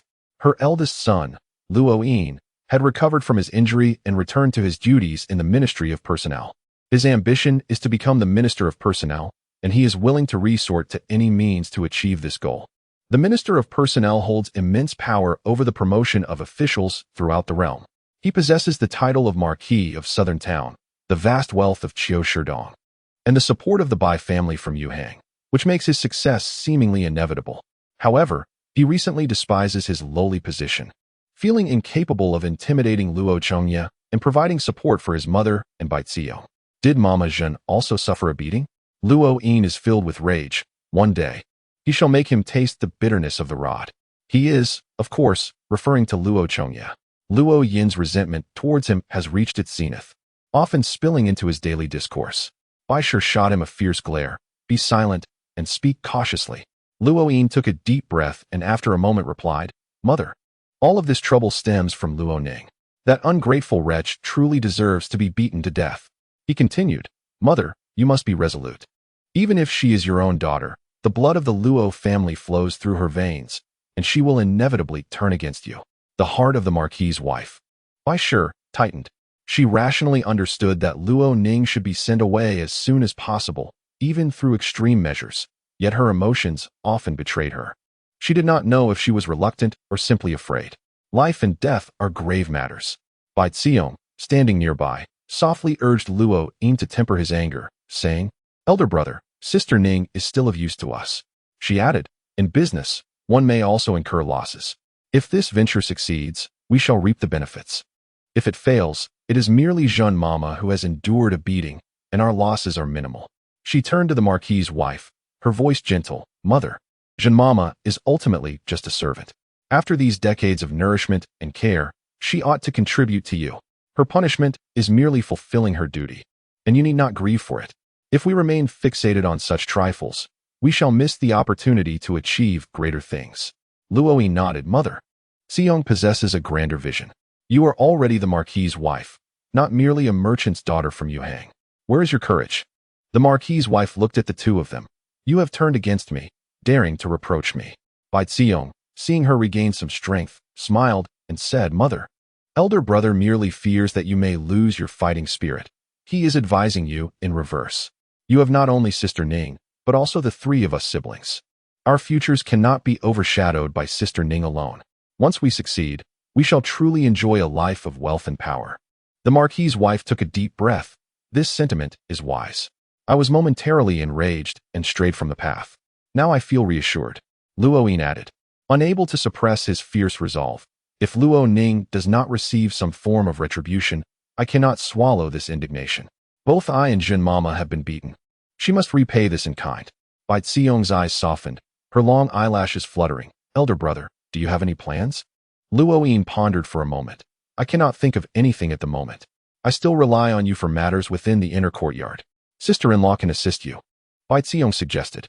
The Marquis's wife also contemplated. The Shaanxi festival is approaching, and the noble women of Shengjing will venture outside to enjoy the spring. Many esteemed families will host spring outings. Sister Ning will undoubtedly receive invitations. This presents an opportunity, Bai Xiong reminded. Luo Ning acknowledged, "Indeed." The Marquis's wife considered and then said, "The opportunity during the Shaanxi festival should be reserved for Xiong. She needs to make her presence known.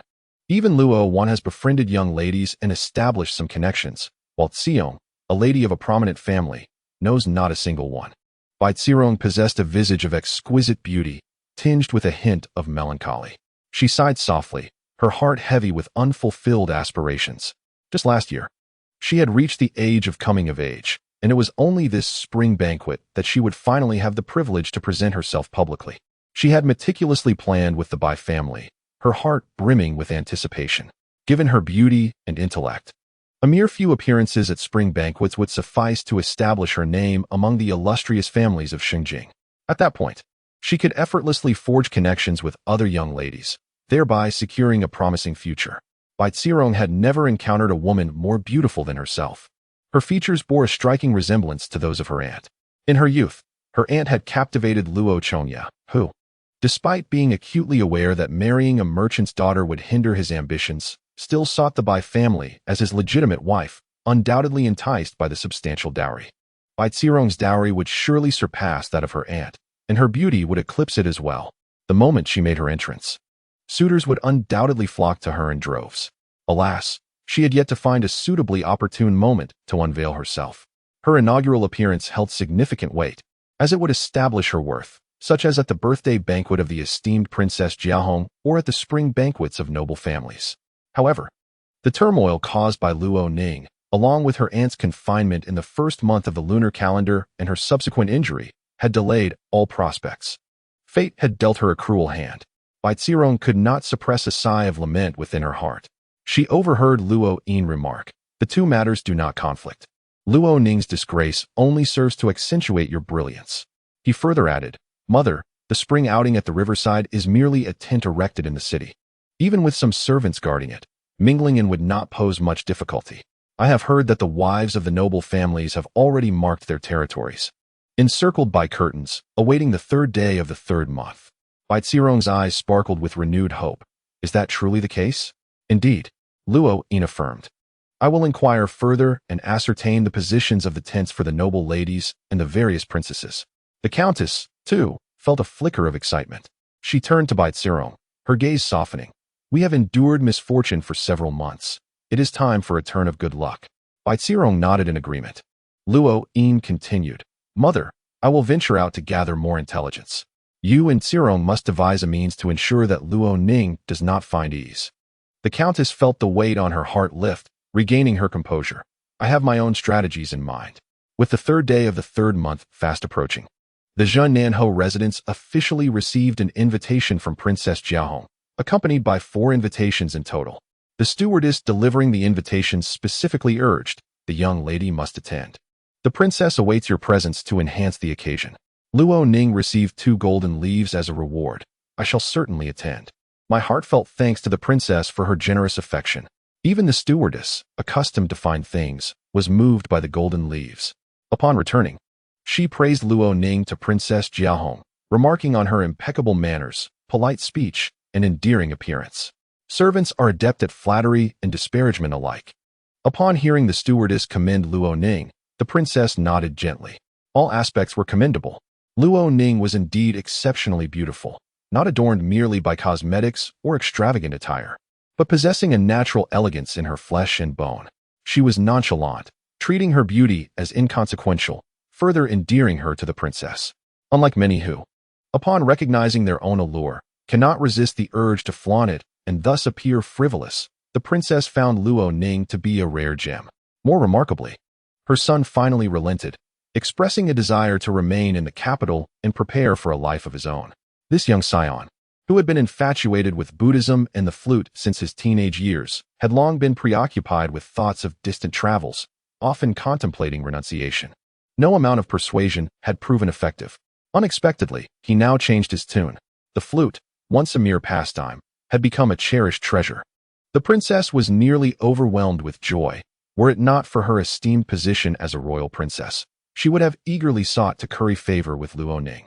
Although the Luo family held a status neither too high nor too low, the princess harbored concerns about Luo Ning's modest demeanor. It was only upon witnessing the approval of the servants that she truly felt at ease.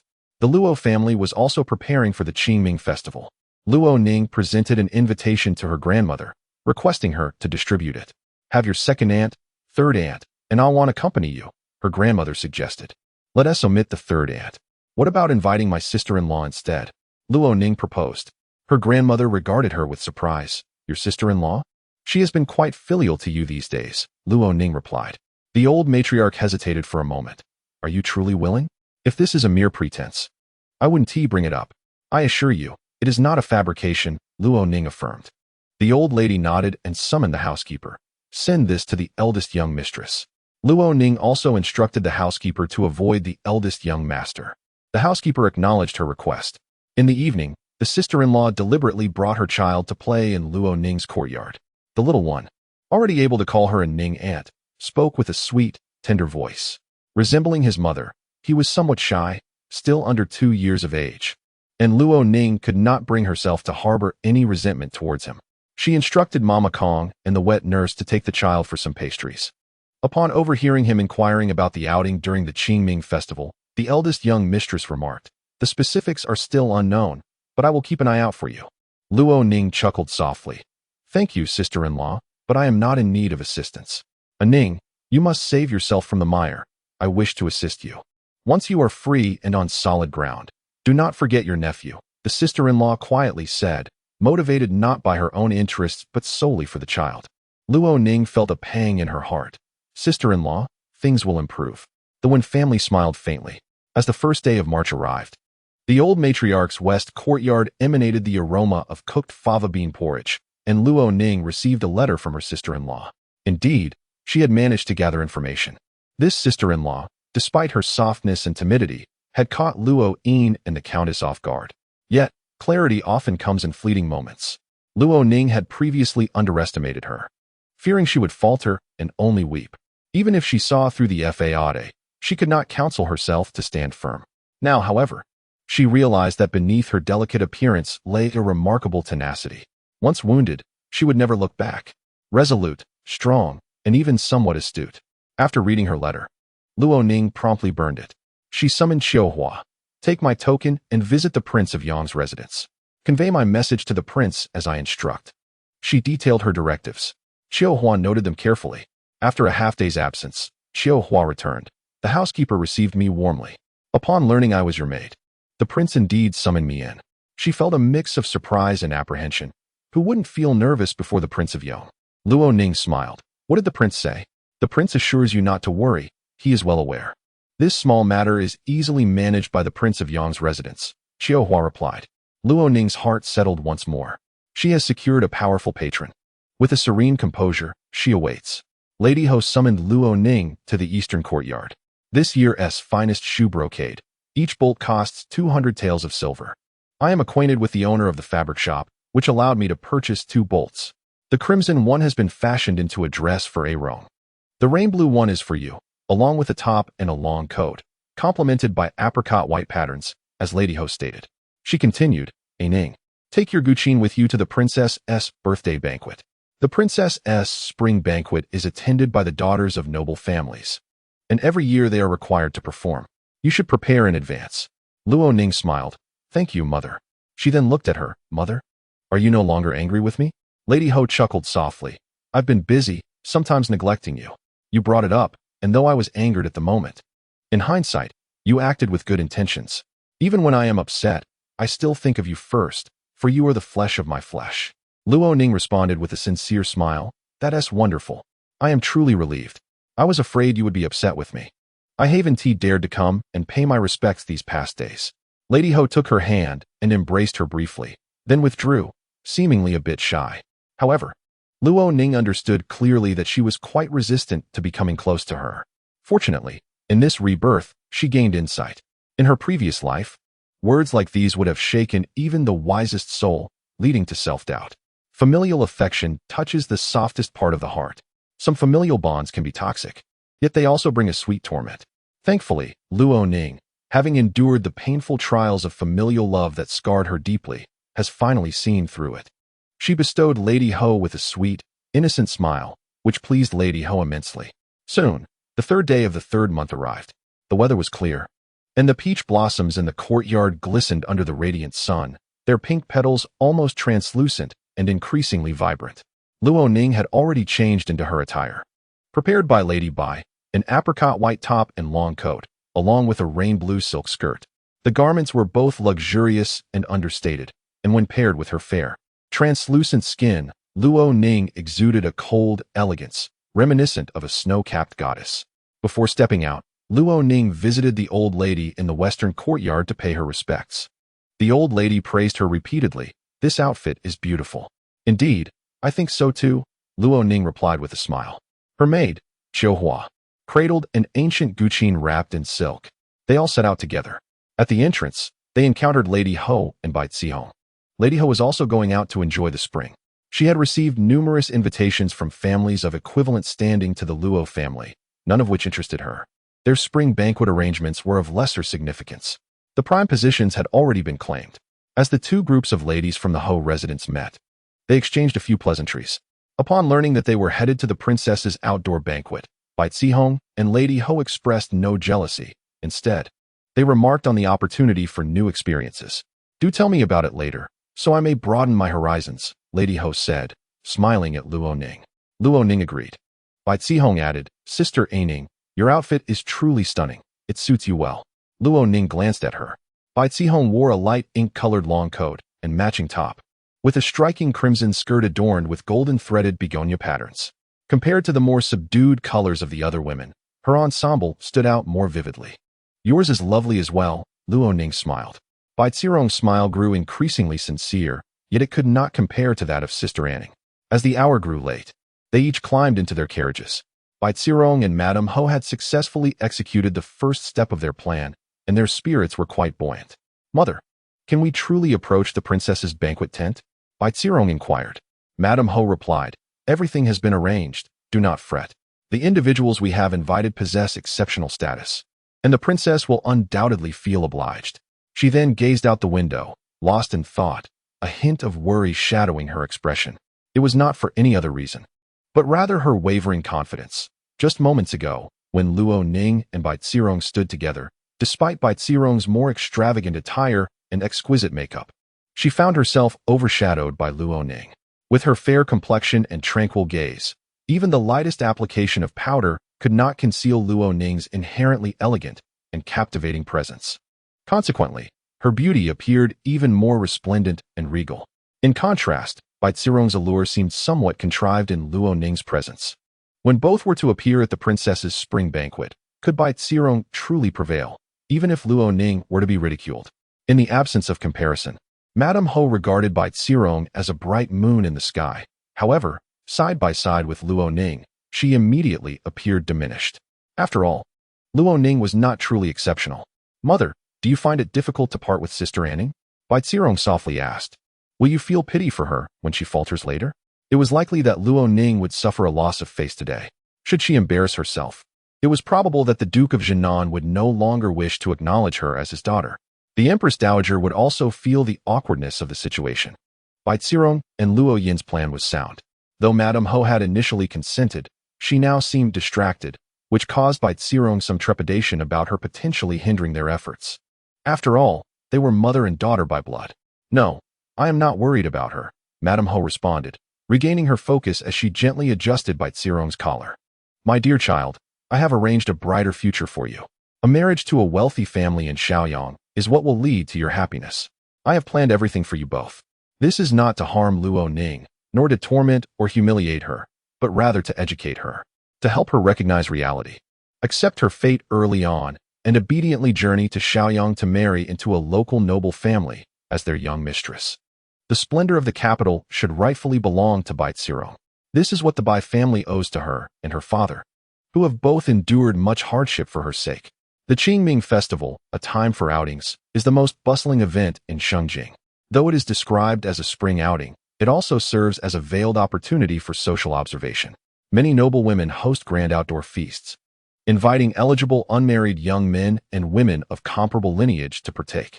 Along the riverside on the outskirts of the city, some engage in water play, symbolizing the cleansing of impurities and a prayer for blessings and disaster relief. Others seek fertility and the dispelling of misfortune. The open space by the river was adorned with numerous colorful canopies, each more vibrant than the last. When the Luo family women disembarked from their carriage, they were met by attendants from the princess's residence. Luo Ning spotted Pei Ying, who was clad in a sky-blue robe that closely matched her silk dress. He bowed respectfully, saying, "My mother sent me to await the guests. Miss Luo, please follow me." The Luo family women followed him toward the canopies. Luo Ning could not help but observe him, noting his gait and silhouette. It was hard to discern anything, as her memories of life in Shaoyang were from over a decade ago. She was now the reborn Luo Ning. Luo Ning could only recall the melodies she had played. Furthermore, in her previous life, she had never questioned Lady Feng's propriety, and thus had not paid particular attention to her demeanor or pace. Yet, curiosity tugged at her. Her cousin, Luo Wan, gently tugged at her sleeve. "Elder sister, there are people around." It was then that Luo Ning realized she might have been gazing too intently at Pei Ying. She smiled and grasped her cousin's hand in return. In the distance, she spotted Lady Ho, Bai Shi, and Bai Ziong, who were accompanied by their maidservants and were observing Luo Ning and her companions. Adjusting her skirt, Luo Ning continued forward, deciding to let them rest for a while. Soon enough, who would be the first to shed tears? This matter was known only to Luo Ning and her sister-in-law. When sure, while her cousin and second aunt remained oblivious. Chapter 044. An eye for an eye within the canopy of the esteemed Princess Jiahong. Over 30 small tables adorned with soft cushions were arranged. The canopy merely shielded the outside gaze, preventing prying eyes, while the interior was open and basked in the warm sunlight, almost to the point of being sweltering. In this enlightened era, it was customary for men and women to share the same table, especially at the gatherings of nobility, which were celebrated as delightful and elegant affairs. However, among the princess's guests, men were few, predominantly replaced by ladies and young misses, with several men being their relatives seated beside mothers and sisters. As the Luo family entered, all eyes turned to her. The second aunt, having attended the princess's birthday banquet previously, was no longer anxious. She confidently led the girls forward to pay their respects. Princess Jiahong beamed with delight. "I do enjoy a lively gathering. Seeing everyone here brings me joy. Please, take a seat and enjoy some sweet wine." In the distance, the sound of a qin could be heard. Surrounding them were 7 or 8 curtains, erected by the ladies of noble families, who had already greeted the princess.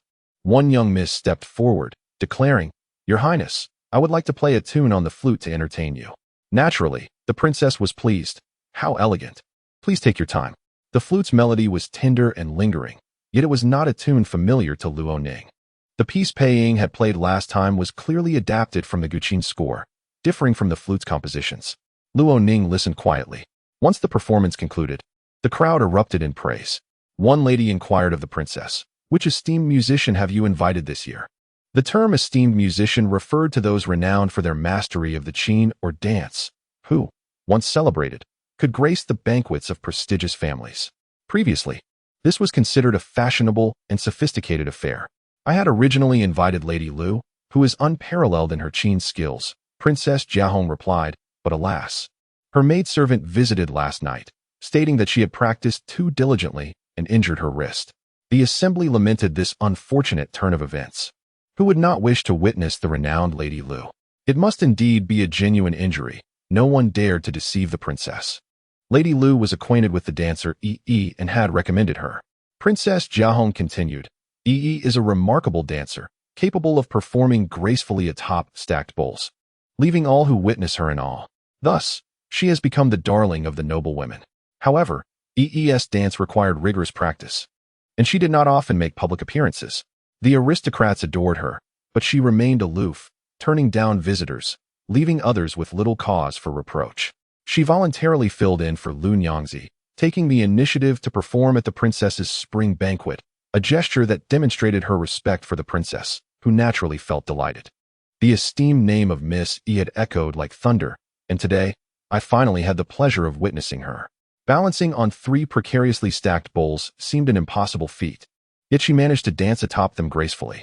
I had long admired her talent and was finally able to feast my eyes upon her artistry. I had heard whispers of her even more astounding dance, performed atop the mouth of a vase. During the last spring banquet at the residence of Prince Jing, her skill had left an indelible impression on all present. The women of the Luo family, seated towards the middle of the hall, listened intently. Given the Luo family's social standing, they could not afford to invite such a renowned performer, revered by the nobility, hence they had never seen her before. Curiosity flickered in their eyes, yet they dared not express it, fearing ridicule for their lack of worldly experience. Luo Ning, however, was aware of her prowess from a previous encounter. Indeed, Miss Yi's artistry was exceptional. As her skills progressed, the heights upon which she danced grew ever more daring, leaving the audience in utter awe. Tragically, she fell victim to the affections of a nobleman who insisted on taking her as a concubine. When she refused, foul play ensued. While dancing on a stack of 12 bowls, she fell and broke her leg. For a dancer, a broken leg meant the end of life. She succumbed to despair. She was a talented yet unfortunate soul. While Luo Ning's musical skills were commendable, they lacked novelty. Miss E, on the other hand, inspired anticipation among every guest at the banquet. Soon, all the attendees had arrived. As the maidservants served wine and delicacies, a figure entered, whispering discreetly into the ear of Princess Jiahong. The princess smiled and remarked, "Master Huainan? I am not well acquainted with him, though he occasionally delivers talismans to Her Majesty. Please, invite him in." Master Huainan was allowed to visit the Shouqing Palace twice a year, which elevated his status, and the princess could not afford to dismiss him. Today, at the spring banquet, the master was to present the princess with a talisman, a sign of good fortune, which could not be refused. Moments later, Master Huainan entered, accompanied by 2 individuals, the Lady Bai and Bai Zirong. The members of the Luo family exchanged glances, recognizing them. Whispers filled the air. Who are they? Why has Master Huainan brought women along? They are not nuns. The young lady from the Luo family bore a resemblance to the 2 newcomers. Speculation abounded. The princess remained composed, though a hint of confusion crossed her face. Master Huainan bowed, and the Lady Bai and Bai Zirong returned the gesture. "Your Highness, I apologize for the sudden visit. I bring a talisman, wishing you longevity and blessings." Master Huainan joined his hands in reverence. The princess smiled in gratitude. "Thank you, Master." He stepped forward to personally hand the talisman to the princess and then retreated. The princess turned her gaze to Lady Bai and Bai Zirong, inquiring, "Who are these 2? Master Huainan replied with a smile, "This is the wife of the Marquis of Jinan, and this is Miss Bai. Our fates are intertwined. And knowing I was to pay my respects to your Highness, she wished to join in paying homage." It is an act of virtue, and I could not refuse her goodwill, so I brought her along. Please do not take offense, Your Highness. What a grandiloquent statement it was. Miss Bai, possessing the ability to summon the abbot of Fahua Temple for her purposes, certainly commands considerable talent. The assembly could not help but direct their gazes towards her, as well as to the women of the Luo family. Naturally, upon hearing these words, the princess found it inappropriate to express her displeasure, though she was not particularly pleased. Seizing the moment, Bai Zirong and Madame Ho knelt in homage, expressing their fortune in being able to see the princess, and humbly requesting her forgiveness for their unannounced arrival. Please rise, the princess replied with a smile, dismissing the matter as trivial. Since you are here, do join me for a cup of wine. Summoning a maid, she instructed, bring in a table. The maid swiftly entered with a low table, placing it at the rear. Bai Zirong and Madame Ho's plan had been surprisingly successful. The noble women observed with a mix of disdain and curiosity regarding their connection with Master Luo Ning, cautious not to disrupt the delicate balance. Especially since Luo Ning was favored by the Empress Dowager. In essence, the relationships were intricate. The noble women and young ladies, astute as they were, refrained from any rash actions. Adapting to the unfolding situation, they vaguely surmised the underlying reasons and found amusement in the spectacle. This scene was indeed captivating. Exchanging a glance with Madame Ho, Bai Zirong remained composed, though she could not conceal the delight evident in her eyes. Turning her gaze toward Luo Ning, she found her quietly returning the look. Offering a subtle nod, Bai Zirong responded with a smile. Surely you are seething with fury inside, yet you maintain a facade of calm, Bai Zirong mused to herself. Her effortless entry into the princess's spring banquet would undoubtedly have caught Luo Ning off guard, likely infuriating her to the point of rage. Bai Zirong felt assured that, in terms of both grace and allure, she surpassed Luo Ning. Just wait until Lady Lu arrives. That will surely provoke you further. She thought as she lowered her head and took a delicate sip from the tea on the table. Both she and Madame Ho were acutely aware that the assembly might be scrutinizing them, judging their audacity and crashing the princess's banquet with disdain and derision. However, they would soon shift their focus to the lively spectacle surrounding Luo Ning. Bai Zirong sought no ostentation today. She only required this opportunity. By making an appearance at the grand banquet of Princess Jiahong, she could once more elevate her standing without error, navigating through the event unscathed. There would be ample invitations to come, presenting more opportunities to shine, so there was no rush to display her talents. She had secured her foothold. Princess, everyone has arrived, announced the maid at the entrance. Bai Zirong felt a thrill of excitement. The maid's mention of everyone surely indicated that Lady Lu had arrived, as the other performers lacked such honor. Her elder brother's intelligence had proven exceptionally accurate. His investments over the years had yielded fruitful connections, now allowing her access to valuable information. Seated at the edge, Bai Zirong and Madame Ho gazed toward the entrance, where all eyes turned as the curtain was drawn aside. A woman entered, her figure tall and slender, with long hair cascading gracefully down her back like freshly unfurled ink silk, exuding a languid yet striking elegance. She donned a gown of soft ink hue, paired with a crimson skirt embroidered with golden peonies. The interplay of her dark hair and the muted attire formed a harmonious unity, promising a captivating sight when she danced. Yet, within the confines of the curtain, every gaze, including that of the usually unenthusiastic Pei Ying, was fixed upon Bai Zirong. This lady, who had boldly intruded upon the princess's banquet with the aid of the abbot, was clad in an identical attire to that of the renowned performer. What could be the intention behind such an act? The renowned courtesans are indeed celebrated far and wide, yet they are of humble origins. The identity of Miss Bai remains undisclosed for now, but she must at least be a woman of respectable lineage, one would assume. Is she losing her senses? Not only did the guests witness her behavior, but even Miss Yi observed it, promptly displaying her displeasure. Although she remained silent, her furrowed brow spoke volumes. What is transpiring? A lady in attendance broke the silence with a smile, addressing Miss Bai. How have you come to adopt the attire of our esteemed entertainers? The faces of Bai Zirong and Madame Ho turned nearly ashen. In particular, Bai Zirong appeared unsteady, almost on the verge of collapse. Her lips trembled, her mind engulfed in a sudden, excruciating pain, entangled in apprehension and fear. Thus, she exclaimed uncontrollably, "No, I did not. How could I ever emulate the attire of a performer? This is an act of malice."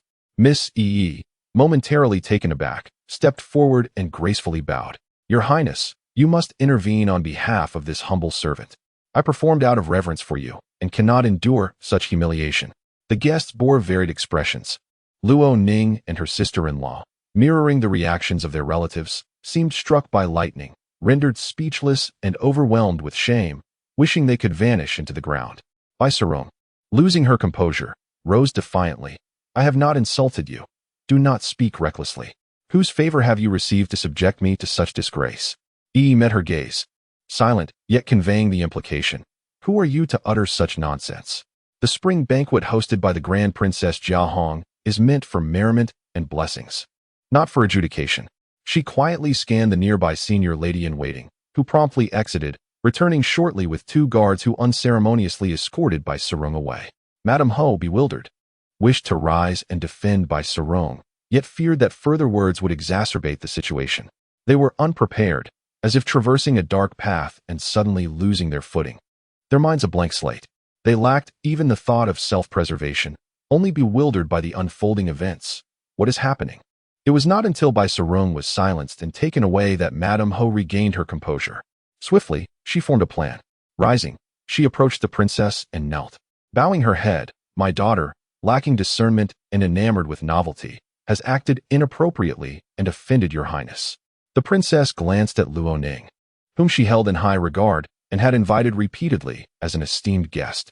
A potential future daughter-in-law of the princess's household, her reputation was of utmost importance. Yet, in this moment, Luo Ning was so embarrassed she wished to bury her head in the earth. The princess felt a mix of compassion and anger. "What daughter of the Zhen Nan Ho family are you?" she inquired loudly. Madame Ho's tactics may have thrived within the confines of the inner quarters, but here, they faltered. Trembling, she replied, "She is my niece from my maternal family." "No wonder," the princess remarked. "I thought the daughters of the Zhen Nan Ho family to be bold and wise.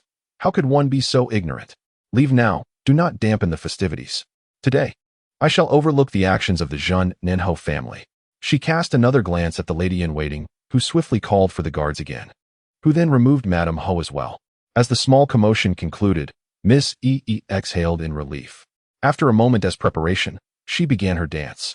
In this performance, she unveiled new intricacies, dancing atop the mouth of a plum vase. Her grace was exquisite, as if treading upon solid ground, her movements both intricate and captivating. The audience marveled, their eyes transfixed. Even Luo Ning found herself entranced. The turmoil brought by Bai Xiong and Madame Ho regarding the curtain seems to have been forgotten by all. As one dance concluded, the princess was overjoyed, repeatedly calling for rewards, generous rewards. In an attempt to curry favor with the esteemed Princess Jia Hong, who might still be displeased over earlier events, Yi performed 2 additional dances, each more breathtaking than the last. The audience internally acclaimed her talent. It was no wonder her reputation was so illustrious. Who could watch without offering praise? Following Yi's solo performances, there were also songs and dances, all choreographed by the dancers of the princess's court, which added to the lively atmosphere of the banquet. It was likely that the noble women would gossip about her, as the elder sister whispered to Luo Ning, despite the embarrassment they had experienced. Luo Ning smiled slightly, declaring, "I wish for them to be embarrassed." As for Luo Ning herself, once she was betrothed to Prince Yong, she would have countless sycophants, who would dare to expose her flaws in such circumstances. When Prince Yong ascended the throne, and she ventured south to become a county princess, all officials and noble families of Shaoyang would be compelled to regard her favorably. She had no dealings with those noble women from the capital. Their opinions of her held little significance. Madame Ho and Bai Xiong plotted against Luo Ning.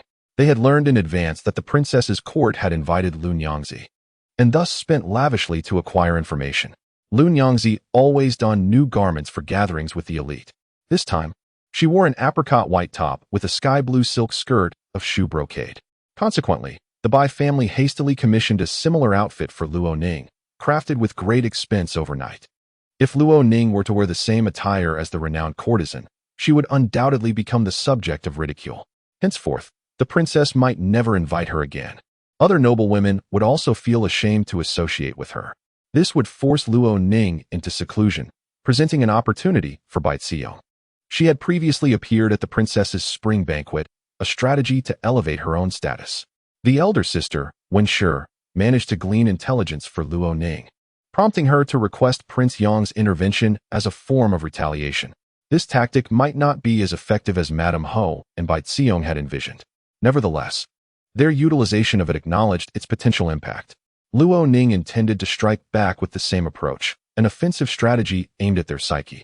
It would swiftly dismantle the composure of Bai Xiong and Madame Ho, causing them to crumble, as they perceived this method as particularly malicious with dire consequences. Indeed, upon seeing Yi's attire, Madame Ho appeared as if frozen, stiff, and bewildered, while Bai Xiong lost her composure, speaking in an exceedingly unpleasant and careless manner. Should they have devised an alternative plan, they might not have revealed such disgraceful behavior. Their loss of decorum was, after all, the most severe consequence of the situation. "Do not worry about me, elder sister," Luo Ning said with a quiet smile. Luo Wan cast a curious glance at Luo Ning, who gestured for her to enjoy the sweet wine and watch the performances without distraction. Amidst the joyous and harmonious atmosphere, a female official quietly entered to whisper to Princess Jiahong. The princess stood and walked to the entrance to greet her guest personally. Moments later, she entered the curtain with a man clad in a dark robe. All within the tent rose to their feet, respectfully addressing him as Your Highness. Luo Ning and the others similarly stood and bowed. Prince Yong inclined his head slightly. The princess led him to the seat of honor, adding a small stool so that the two could sit together. "What brings you here?" the princess inquired. Prince Yong replied casually, "The Chui family's curtain is next door. My aunt invited third brother to enjoy the spring scenery, and I merely accompanied him." As the third brother found himself somewhat inebriated, he turned to greet his aunt once more. "Is he any better?" the princess inquired, referring to whether the crown prince had recovered since the passing of the princess consort. "For 9 out of 10 days, he is in a state of drunkenness," remarked the young prince. The princess sighed. How pitiable. As they conversed, the young prince's gaze subtly drifted towards Luo Ning. Sitting upright, Luo Ning sipped wine and indulged in pastries. During the Shaanxi festival, warm food was eschewed, and only sweet wine was consumed to warm the stomach. His attention was light and fleeting, quickly returning to the conversation. He had not come specifically to seek her out, but to return a token. She had sent a maid to request his assistance, and the token had been delivered to the royal manor. He had opted not to send the maid back, but intended to present it to her personally, alongside a few inquiries. Chapter 045. Luo Ning's subtle influence. The springtime was splendid, with fragrant incense wafting within the drapery, harmonizing with the gentle mist by the riverside on the outskirts of the city, creating an enchanting atmosphere. After consuming 2 cups of sweet wine, the young prince sat beside the princess, casting only a fleeting glance at Luo Ning before diverting his gaze entirely. However, several young ladies covertly scrutinized him. Opposite Luo Ning was Miss Pei, the niece of the prince consort of the Grand Princess of Jiahong, who struggled to contain her gaze. She was the most conspicuous in her admiration. The Grand Princess of Jiahong did not disapprove. Rather, she beckoned her forward. "You. Do you have a piece prepared for today?" Miss Pei, known as Pei Yu, was the most outstanding among the unmarried daughters of the Pei family, blessed with beauty and adept in music, chess, calligraphy, and painting. She also possessed exquisite penmanship. Her calligraphy displayed in the classroom of Lushan Academy for the admiration of scholars, indicating her esteemed position within her family, particularly adored by her grandfather. The Spring Appreciation Feast on the 3rd day of the 3rd month featured an opportunity for eligible young men and women to meet. Pei Yu boldly gazed at the young prince, and naturally, the princess sought to provide her niece with the chance. She had recently mastered a particular piece and wished to solicit the princess's appraisal. Pei Yu approached gracefully, bowing with poise. The princess glanced at the young prince, whose handsome countenance bore a serious expression, seated with a posture straighter than those around him, exuding an air of authority from his dark eyes. Observing him closely, Pei Yu felt a surge of anxiety, not from shyness, but from trepidation. The formidable general, even without armor or weapon, emanated a chilling aura that inspired awe.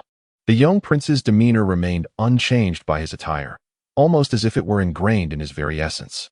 "Then, please perform a piece," the princess instructed. The Spring Appreciation Feast inherently included displays of talent, such as music and painting. Miss Pei obliged, as a servant brought in a piano stool for her. She sat down and began to play. Luo Ning, also a musician, recognized immediately the exceptional skill of Miss Pei. The piece she performed, titled Gazing at the Mountain Moon, was a lament often expressed by young ladies, reflecting on distant mountains and moons with melancholy, uncertain of what the future held. The melody was captivating, and Miss Pei played exquisitely. Yet, her performance lacked the emotional depth that typically accompanies such expressive art. Both music and song require a certain emotional investment to resonate with the audience. Upon concluding her piece, praise erupted from all around. However, Pei Ying, seated below, stole a glance at Luo Ning at that moment. The princess also commended, "Indeed, very well done. Your skills have improved." She turned to the young prince and asked for his opinion. His expression remained indifferent. The music is lifeless, as if feigned sorrow. Such pretense feels contrived. In the gathering, Luo Ning observed the interaction. The princess had praised him, yet Lord Yong persistently belittled her, demonstrating a lack of respect towards the royal.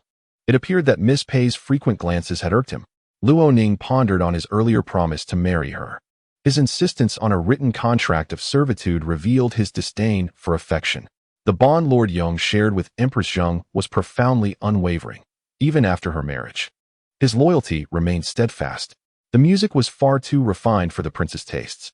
Suddenly, Pei Ying spoke up, only to be met with a disapproving glance from the princess, which silently urged him to remain silent. Lord Yong directed his gaze toward Pei Ying, remarking that music should not be categorized as high or low art. This was not the first time his cousin had made such a statement, showcasing an unsettling arrogance.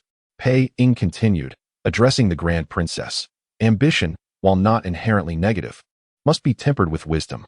At his age, my cousin should not be so pretentious. Such attitudes risk wasting his potential. The princess felt a surge of annoyance.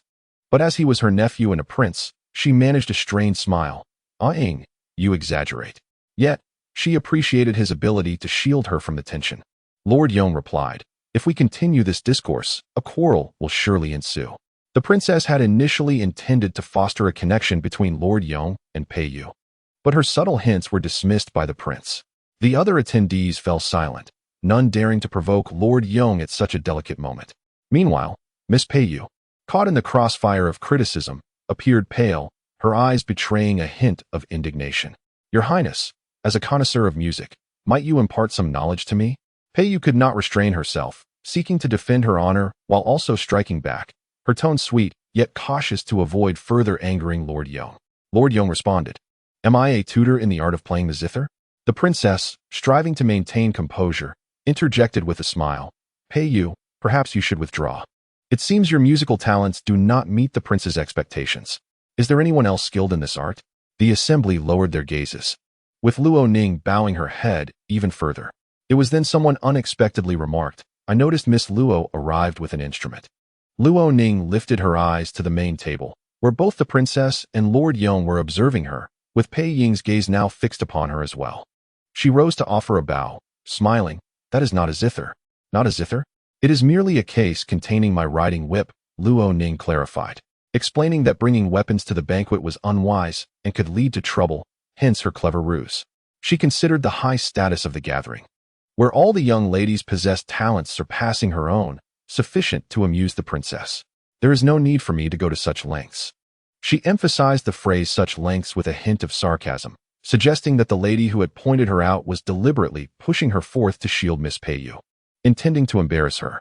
The princess, perceptive to such trivialities, questioned the necessity of drawing attention to Luo Ning. The audience understood the underlying message and turned their gazes toward the lady in question, who, momentarily flustered, could not articulate a response. Lord Yong's expression softened slightly, as he likely mused that Luo Ning had not brought disgrace upon him. At this juncture, it was indeed unwise to compel her to perform. Not only was she to shield Miss Pei Yu from criticism, but she also placed Lord Yong in a precarious position, should he praise or chastise. Lauding Luo Ning while incurring the ire of the Pei family and their close associates. Chastising Luo Ning, leaving her equally humiliated. Does her dignity not matter? Caught in a dilemma, she deftly navigated the situation with grace. Luo Ning's cousin, her second aunt, and sister-in-law all held a deep admiration for Luo Ning's astuteness. Even the princess and Pei Ying regarded her with appreciation. "Very well, the hour grows late. Let us bring forth the flower baskets and blooms," the princess proclaimed. The court lady complied, and soon, a maid entered, carrying the items and distributing them among the unmarried young ladies at the banquet. The young women received meticulously woven willow flower baskets, neither too large nor too small, lightweight and easy to carry, while the young men were presented with flowers. This was yet another tradition of the third day of the third month, a competition of flowers and grasses. In recent years, a modern twist had emerged. Young ladies would stroll by the riverside, holding their flower baskets. If a gentleman took a liking to one, he would gently place a flower in her basket. The one who collected the most blooms would naturally bask in glory. This was not mere flirtation, but a courtship ritual. Hence the careful selection of flowers. In her previous life, Luo Ning had never participated in such an event. Clutching the flower basket, she observed intently. "Ah, please lead them to the riverside for a stroll," the princess instructed. Once the youths departed, the princess and the noble women intended to wash by the river as well. Luo Ning and her cousin each held their flower baskets, rising to bow to the princess before following the others out from the tent. Out of the corner of her eye, she noticed the Prince of Yong holding a peony. Chapter 46. A kick to the dandy. The riverside was spacious. Groups of young ladies walked arm in arm, most cradling their flower baskets. Some already boasted a few flowers within. Luo Ning's cousin, Luo Wan, was more concerned with gossip than the whereabouts of the young men or who bestowed flowers upon her. Just now, Bai Xiong made quite the spectacle, Luo Wan remarked. Luo Ning nodded. She had surprisingly managed to persuade Master Huaining. Remembering something, Luo Wan shook her head. No, she has always maintained a good rapport with Master Huaining. Previously, when my aunt suggested she stay in your Wenqi courtyard, it was at Master Huaining's behest, as he claimed that courtyard could ward off malevolent spirits. After Bai Xiong sought the renowned physician to save the eldest lady and her child, the Luo family unanimously acknowledged her merits. Even the Duke of Southern Town recognized her. When it was proposed again that she reside in Wenqi courtyard, no one in the Luo family opposed it, as it was directed by such a venerable monk. It seems even those who renounce worldly desires can harbor emotions. Master Huaining is rather entangled in the secular realm. Let her be, Luo Ning laughed. Luo Wan continued. She is simply too peculiar. Even when clad in attire identical to everyone else's, no one mocked her, yet she stirred up trouble herself. Luo Ning chuckled once more. Indeed, when it comes to retaliation, targeting the heart is the most effective strategy. A different approach would not have led Bai Xiong to lose control in such a manner. Within the princess's tent were a dozen or so noble women, each a matriarch of esteemed families. Soon, news would spread among the aristocracy. The financial backing supporting Bai Xiong had cultivated her reputation over 2 years, only to be utterly destroyed in a single day. Henceforth, her path to prominence was severed. This commotion would undoubtedly become fodder for conversation at future spring banquets on the 3rd of March. Perhaps she should return to Yuhang swiftly and spare herself further embarrassment in the capital, suggested Luo Wan. She likely finds it hard to leave, Luo Ning replied. Nevertheless, this fall truly was quite severe. Luo Wan was not averse to the conversation, and her enthusiasm grew. The two sisters seldom shared such intimacy. Luo Wan was 2 years younger than Luo Ning, who had gone to Shaoyang to recuperate at the age of 14. Prior to that, in their youth, the Luo family had hired private tutors to enlighten them in reading, writing, and the arts of music, chess, calligraphy, and painting. Until they reached maturity, they were forbidden from socializing outside the confines of their home, leaving little room for gossip. Therefore, such candid discussions had been rare. As they spoke, they wandered further along, eventually arriving at a wooden bridge. Luo Wan wished to sit and rest. Wan, if Bai Xiong does not trouble you, do not oppose her. You must understand that your marriage prospects are still in the hands of the madam of the Ho family, Luo Ning advised. Speaking as an outsider in the presence of her younger cousin, without addressing her as mother. I cannot stand by while Bai Xiong bullies others, Luo Wan replied. It is clear she wishes to supplant you. I am aware, Luo Ning responded. By what right does she presume to do so? Aunt truly cannot distinguish between kinship and distance. As they conversed, they noticed someone approaching from a distance. Luo Ning recognized the individual. It was someone she had met on 2 previous occasions. She pulled her cousin and stood to retreat, as Zheng Jiaer had already spotted them. Stop, Zheng Jiaer called out, carrying a basket filled with 7 or 8 flowers, brimming to the top. The lightness of the basket and flowers symbolized the young lady's worth and allure, which Zheng Jiaer personally bore with pride. Accompanying her were 4 or 5 other young ladies, each with 1 or 2 flowers in their baskets. None could rival Zheng Jiaer, or walk alongside her. There were also several young gentlemen, among them Zheng Jiaer's brother, Zheng Xiao, who had recently recovered from a beating administered by the Prince of Yong. After 3 months of recuperation, his injuries had healed. He still wore a crimson robe, adorned with a jade hairpin, exuding both elegance and charm. He was quite handsome, though his gaze betrayed a frivolous nature. "Are you also attending the spring banquet?"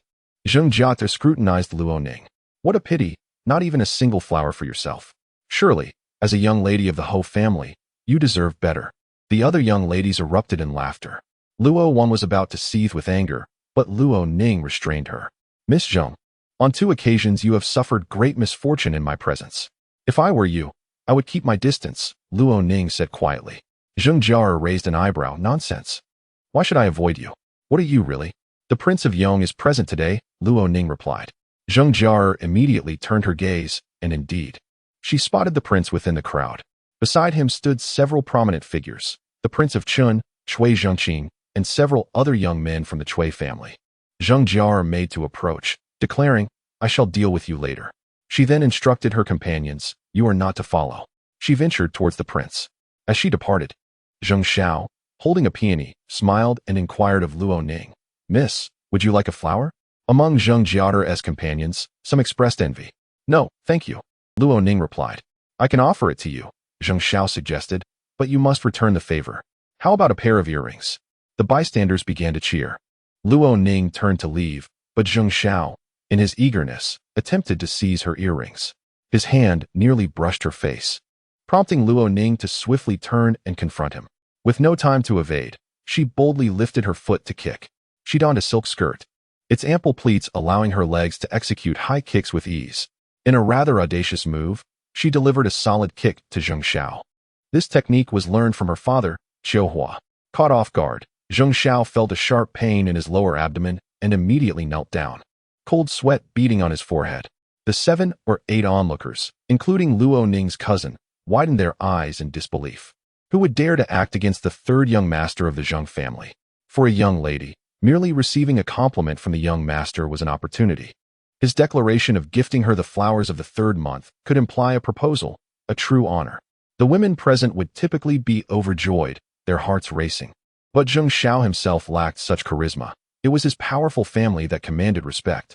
Among the current prominent families, the Chui clan stood firmly at the top, while the Zheng, Pei, and Wang families were on equal footing, all beyond the reach of common folk.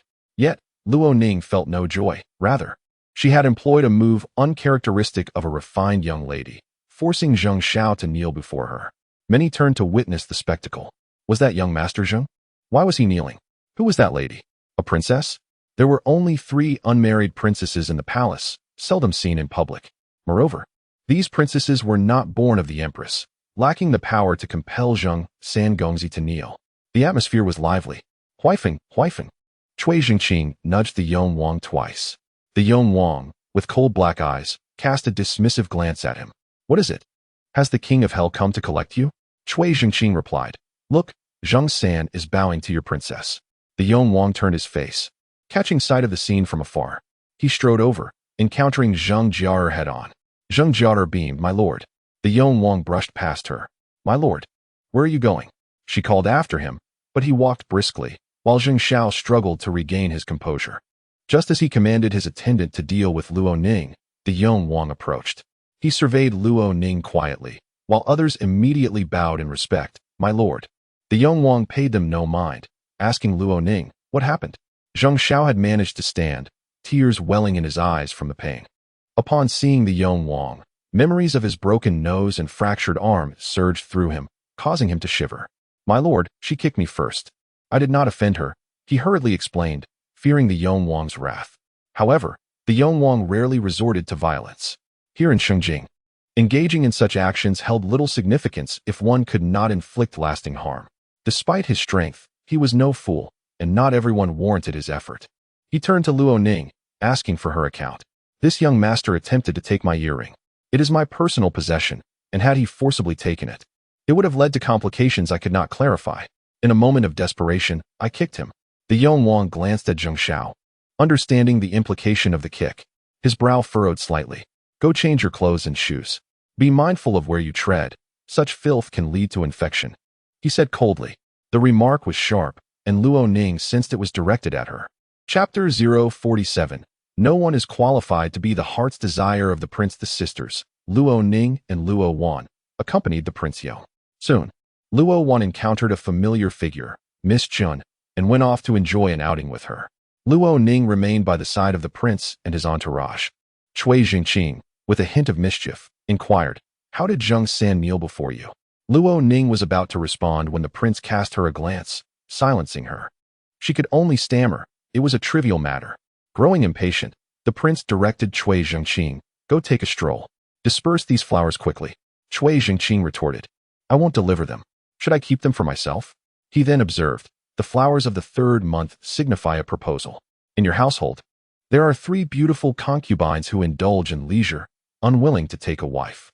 Cui Jingqing nodded vigorously, affirming, "Indeed, that is the case."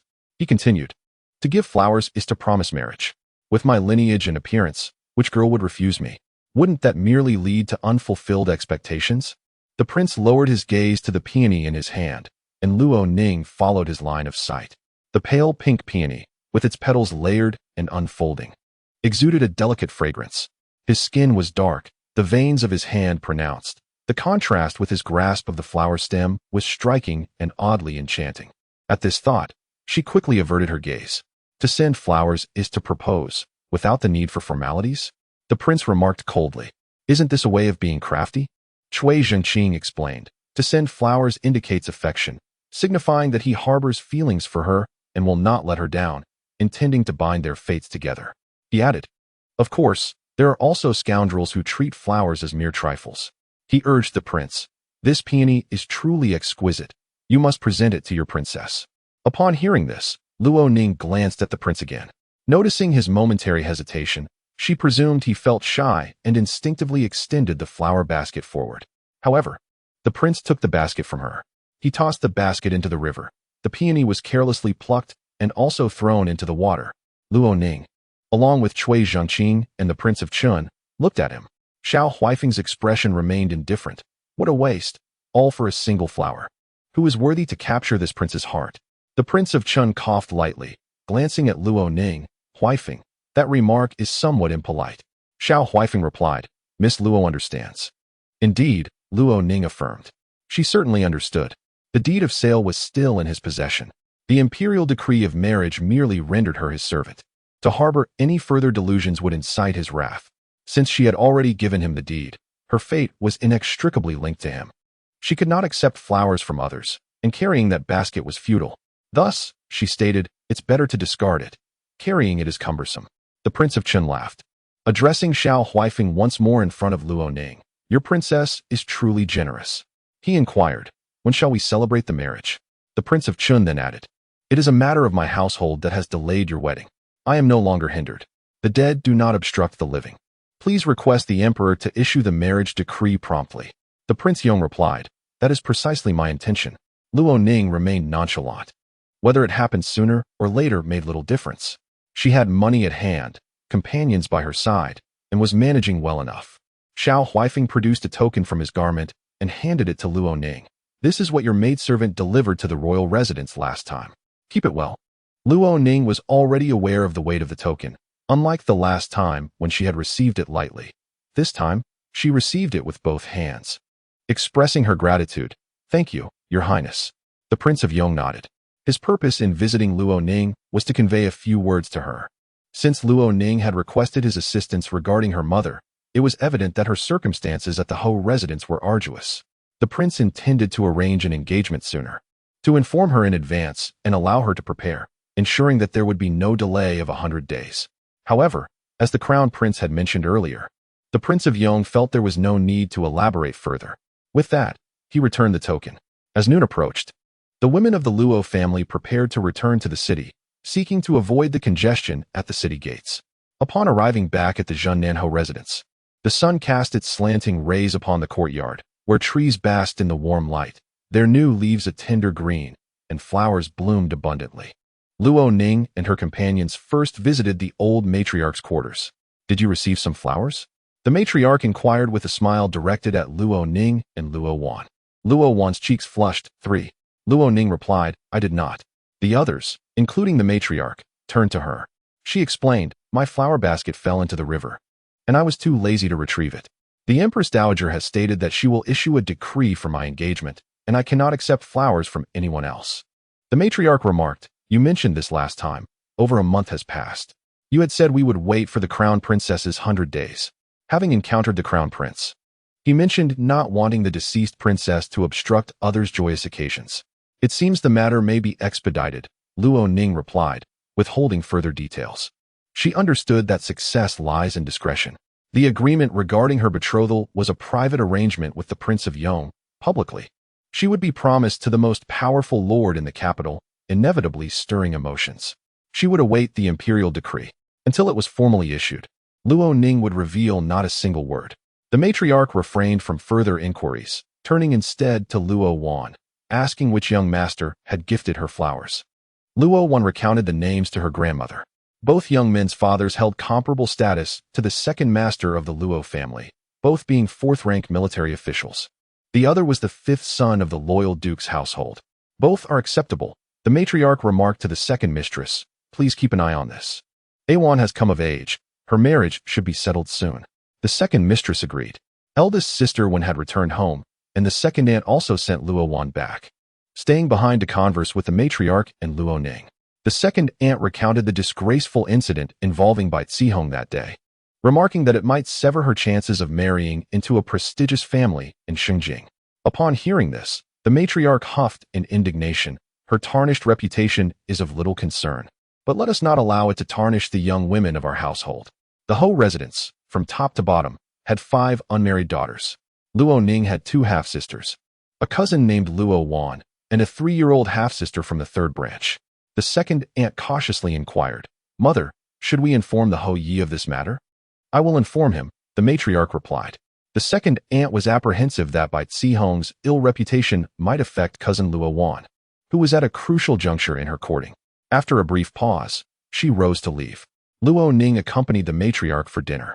The matriarch sensed that there was something amiss and pressed Luo Ning for details. Luo Ning did not conceal anything, recounting the events in full. Initially, the matriarch had been merely annoyed, but now she trembled with rage, her hands shaking uncontrollably. Luo Ning gently soothed her, advising, at your age, anger can be perilous. If you were to fall ill, who would support me? Madame Ho, in her quest to elevate Bai Zihong, deliberately seeks to undermine Luo Ning. With each successive failure, their tactics only intensify, growing increasingly deranged. The Duke of Zhennan, a military man, is preoccupied with the pursuit of power, yet possesses an intellect and capability that are quite ordinary. He harbors a lingering affection for the Bai family, making him easily swayed by their influence. How could she treat you this way, treating her own flesh and blood with such disdain? The old matriarch paused to catch her breath, exclaiming, You are her own creation. At this moment, her expression shifted. Having witnessed much in her lifetime, she had often underestimated the audacity of human nature, failing to conceive of such treachery. In this instance, she grasped the crux of the matter. However, Luo Ning chose not to speak further. Suspicion lingered in her heart, slowly fermenting, poised to break through barriers and reveal the truth to her grandmother. Surely, the matriarch would find it hard to believe. Who would have anticipated that Bai possessed such audacity? You should return now. You've been busy all day, the old matriarch instructed. Luo Ning complied. Once she departed, the matriarch summoned her trusted stewardess. Investigate this, Bai Zihong. Send someone to Yuhang, she commanded. Chapter 048. Temptation. Following the spring banquet, Bai Zihong indeed garnered a tarnished reputation in the capital. Whenever her name was mentioned, it was often accompanied by disdain, derision, and skepticism regarding the origins of her prior acclaim. A parasite of the Ho residence, the Duke of Zhennan, newly ennobled, had attained his title through his daughter's intervention to save the Empress Dowager, hailing from humble beginnings. Now elevated, he had adopted a demeanor that was anything but dignified. Madame Ho, a merchant's daughter from Yuhang, harbored delusions of catapulting her niece to prominence. The noblewomen acknowledged Luo Ning's contributions, even if not in battle. She had risked her life, and thus the imperial family rightfully rewarded her. Simultaneously, they denigrated the duke's household, deeming it unworthy of respect. While the duke lounged at a tea house with colleagues, he overheard a storyteller recount this tale. Others remarked, since the beginning of April last year, someone has been purchasing the storyteller's services at exorbitant prices to praise the Bai family of the Duke's residence. It is said that 2 of her paintings sold for 5,000 taels, yet the buyers remain anonymous. It was evident that the wealthy Bai family of Yuhang was behind such purchases. If she truly possesses talent, let the buyers reveal themselves. Those willing to pay 5,000 taels for a painting are certainly not common folk. It is likely that they are her own purchases. Such vanity has reached absurd proportions. The Duke felt utterly humiliated upon hearing this. Upon returning home, he confronted the Bai family once more. Send Arong back to Yuhang. Ensure this is resolved before May. Otherwise, I will send someone myself, he declared. He then inquired, who is responsible for Arong's newfound notoriety? Was this your doing? Produce the account books. I demand a reconciliation. Madame Ho was unperturbed by the prospect of reconciliation. Having managed the household for over a decade, she possessed ample private funds. The Luo family had indeed seen some income, but she had not contributed to it.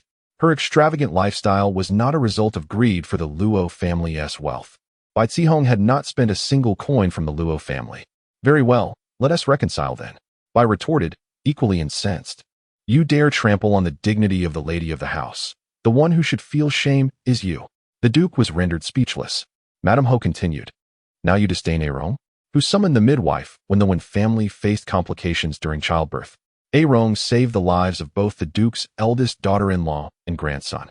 And now you have forgotten all that? The Duke was momentarily at a loss for words. Indeed, matters of life and death should not be taken lightly.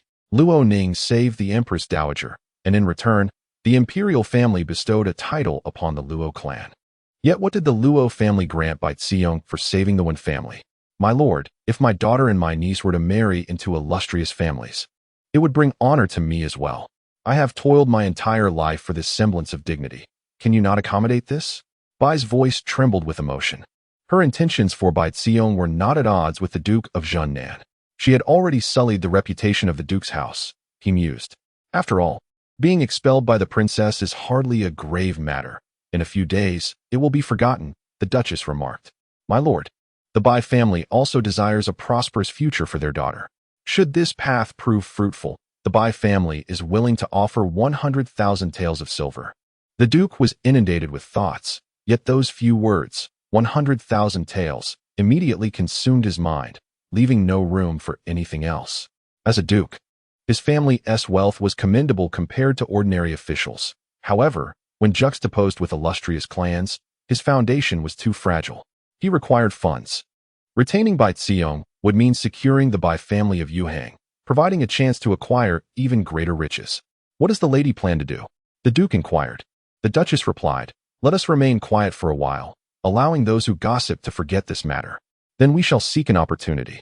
She wiped her tears and leaned closer to the Duke, saying, My lord, if there were a lady Bai in the palace, not only would you receive 100,000 taels from the Bai family, but also the Emperor's confidant would advocate for you. The Duke paused, taken aback. A Ning is beyond hope. Her demeanor is unremarkable, and even if she were to enter the palace, she would bring misfortune. Yet Zihong is different. Her beauty and insight would surely win the Emperor's favor. My lord, you possess great talents. What you lack is a means for the Emperor to recognize your capabilities, the Duchess asserted. The Duke, regaining some composure, chided her lightly. You speak of fanciful dreams. My lord, this endeavor is both difficult and easy. The Duchess continued. Zihong is my niece. Once she attains power, will she not rely on the Duke's house to enhance her own reputation? When she becomes a noblewoman and bears a prince, will you not ponder whether her son would seek the merchants of Yuhang or the Duke of Zhengnan? The Duke suddenly found himself parched. Such fanciful talk, when articulated by the Duchess, seemed almost within reach, like plucking fruit from a tree with a mere stretch. If Bai Zihong were to truly enter the palace, gain the Emperor's affection, and bear a prince, there is a chance that this prince could ascend to the throne. The Emperor's granduncle. The Luo family at that time was akin to the present-day Cui family. The shifting of noble houses could elevate the Luo family to an exalted position. In less than 20 years, the Duke of Zhengnan rose, still admonishing Bai, do not utter such nonsense. You must remain calm. Furthermore, ensure that Zihong takes good care of herself during these days. He refrained from mentioning sending Bai Zihong away again. The Duchess let out a sigh of relief. As the Duke exited the Bai family courtyard, a gust of wind swept through, bringing clarity to his mind. He understood that the visions spoken of by the Bai family were mere illusions. Yet, his greed had transformed these fantasies into reality. In moments of wavering rationality, desire would seep forth, invading his thoughts. The following day, the Duke of Ning sent nourishing supplements to Bai Xiong to alleviate her distress. The entirety of the Duke's household was astounded by this gesture. Even the matriarch was taken aback, summoning the Duke to inquire about his actions. The Zhennan Marquis presented the narrative of Bai Xiong, saving the lives of the Wen family, effectively silencing the old matriarch. Outside, their reputation lay in tatters. Yet within the halls of the Marquisate, some semblance of dignity was preserved, as the servants dared not demean her openly. Luo Ning, who had endured untold hardships in her previous life, could not help but feel a twinge of resentment that Bai Xiong had not tasted the same trials. She confided in Mama Kong, Xiu Hua, and Xiu Lan, who quickly grasped the situation, with the Marquis and his wife showering the young lady with such affection. It was only natural for one who was their biological daughter to feel slighted. Even the maids felt her injustice. Luo Ning nodded in agreement. Her heart as bright and warm as the spring sun in Xinjiang, though it occasionally bore the weight of rain. She understood that such feelings were normal. She chose to embrace them, sharing her thoughts with those she trusted. By voicing her emotions, she found release. She would not overlook anyone who had wronged her. However, she took her time, cherishing herself in the process. With her parents indifferent to her, she resolved to care for her own well-being. Feeling good, she prioritized her health and reputation. Is there anything delicious? Luo Ning inquired of Mama Kong. There are a few pastries, Mama Kong replied. Let us brew some tea to accompany them, Luo Ning suggested. After enjoying the pastries, she took out a calligraphy book to practice her writing. Her mood significantly lifted. She received a letter from Prince Yong, delivered specially to her by someone Mama Kong had encountered while shopping. In the letter, the prince informed her that a marriage proposal would be arranged in early March, with the specific date yet to be determined. The Ministry of Rites was drafting the edict. It would be within these few days. Luo Ning carefully concealed the letter, and that night, she slept soundly, devoid of dreams. The marquises had drawn the Zhennan Marquis aside, and once the imperial decree for marriage arrived, he would be thrust back into the role of a man consumed by his desires, perpetually toyed with. Luo Ning felt no sympathy for him. Before the decree had even been issued, her childhood companion returned. Chapter 49. The despicable man. Luo Ning's childhood companion was named Yuzhua. His father was a colleague of Luo Chongye, and the two families had lived next to each other in their early years, enjoying a friendship spanning 3 generations. Yuzhua was 3 years her senior, a contemporary of Luo Ning's elder brother, and often visited the Luo household, forging a close bond with Luo Ning. Trained in martial arts from a young age, his father secured him a position in the Western garrison early on. He was valiant, hailed from a military lineage, and was highly regarded by his superiors, who nurtured his talents. He treated Luo Ning kindly, always bringing her small gifts from the market and showing genuine concern for her well-being. While his temperament could not be described as gentle, he was impulsive and combative. Brimming with youthful passion, the intent to unite their families was unmistakable, and Yuzhua himself was amenable to the idea. He had even requested a pair of shoes from Luo Ning as a token of their affection. Once Luo Ning came of age, both families would exchange marriage proposals. However, before she could craft the shoes, she was injured and went to recuperate. In her past life, upon her return, she discovered that Yuzhua had already become acquainted with Bai Xiong. As a close friend of Luo Ning's elder brother, Luo Ning, and under his deliberate matchmaking, Yuzhua treated Bai Xiong as a younger sister, caring for her deeply. During the first year of Luo Ning's convalescence in the south, Yuzhua's father passed away. He had already secured a position, but due to a period of mourning, he remained idle at home and fell in love with Bai Xiong. Subsequently, as chaos erupted in the Nanzhao kingdom, the king sought aid from the court to quell the unrest, and Yuzhua accompanied General Cui southward. He possesses an indomitable spirit and exceptional martial prowess, earning the favor of his superiors.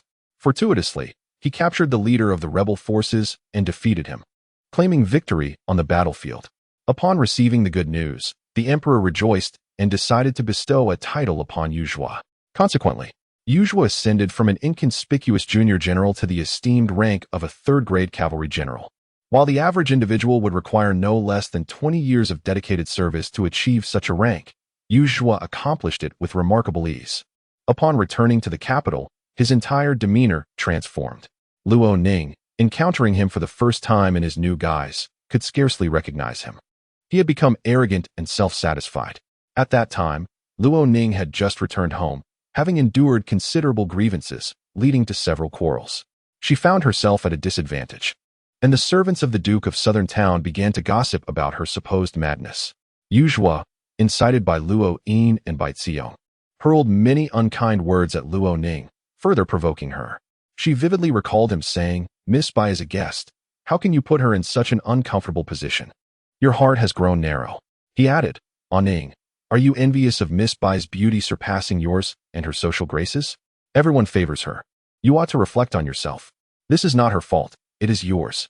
If you cannot find peace within yourself, perhaps you should renounce the world for 2 years. Enter the Buddhist path, and only then can you find salvation." Luo Ning, with her impetuous nature, furiously confronted him. To enter the Buddhist path, one must renounce their noble lineage. Without it, what am I to do? Live my life as a nun. Ning, you may accompany me.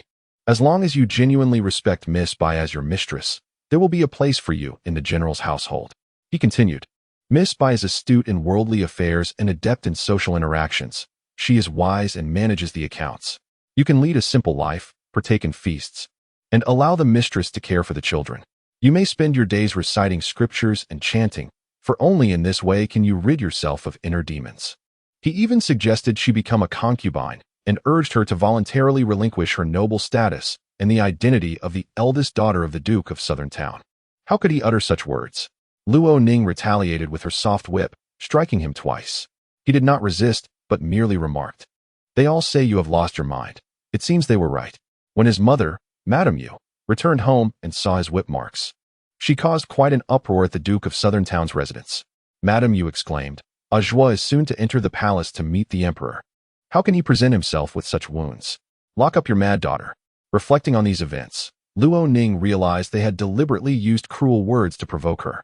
Those words pierced her heart like sharp daggers, causing her immense pain, and when she cried out in anguish, they labeled her as mad. Bai Xiong and Luo Ning were the principal instigators, while Yuzhua played the role of an accomplice. In her previous life, Luo Ning could not fathom how he could utter such nonsensical statements. It was only upon her demise that she understood he had fallen for Bai Xiong, yet could not let go of her. He desired both of them, leaning more towards Bai Xiong. Perhaps he was indeed bewitched by her beauty, or perhaps the promises made by those behind Bai Xiong tempted him with substantial dowries, urging him to emulate the Duke of Southern Town, Luo Chongya, by marrying a merchant's daughter, which might eventually lead to a title.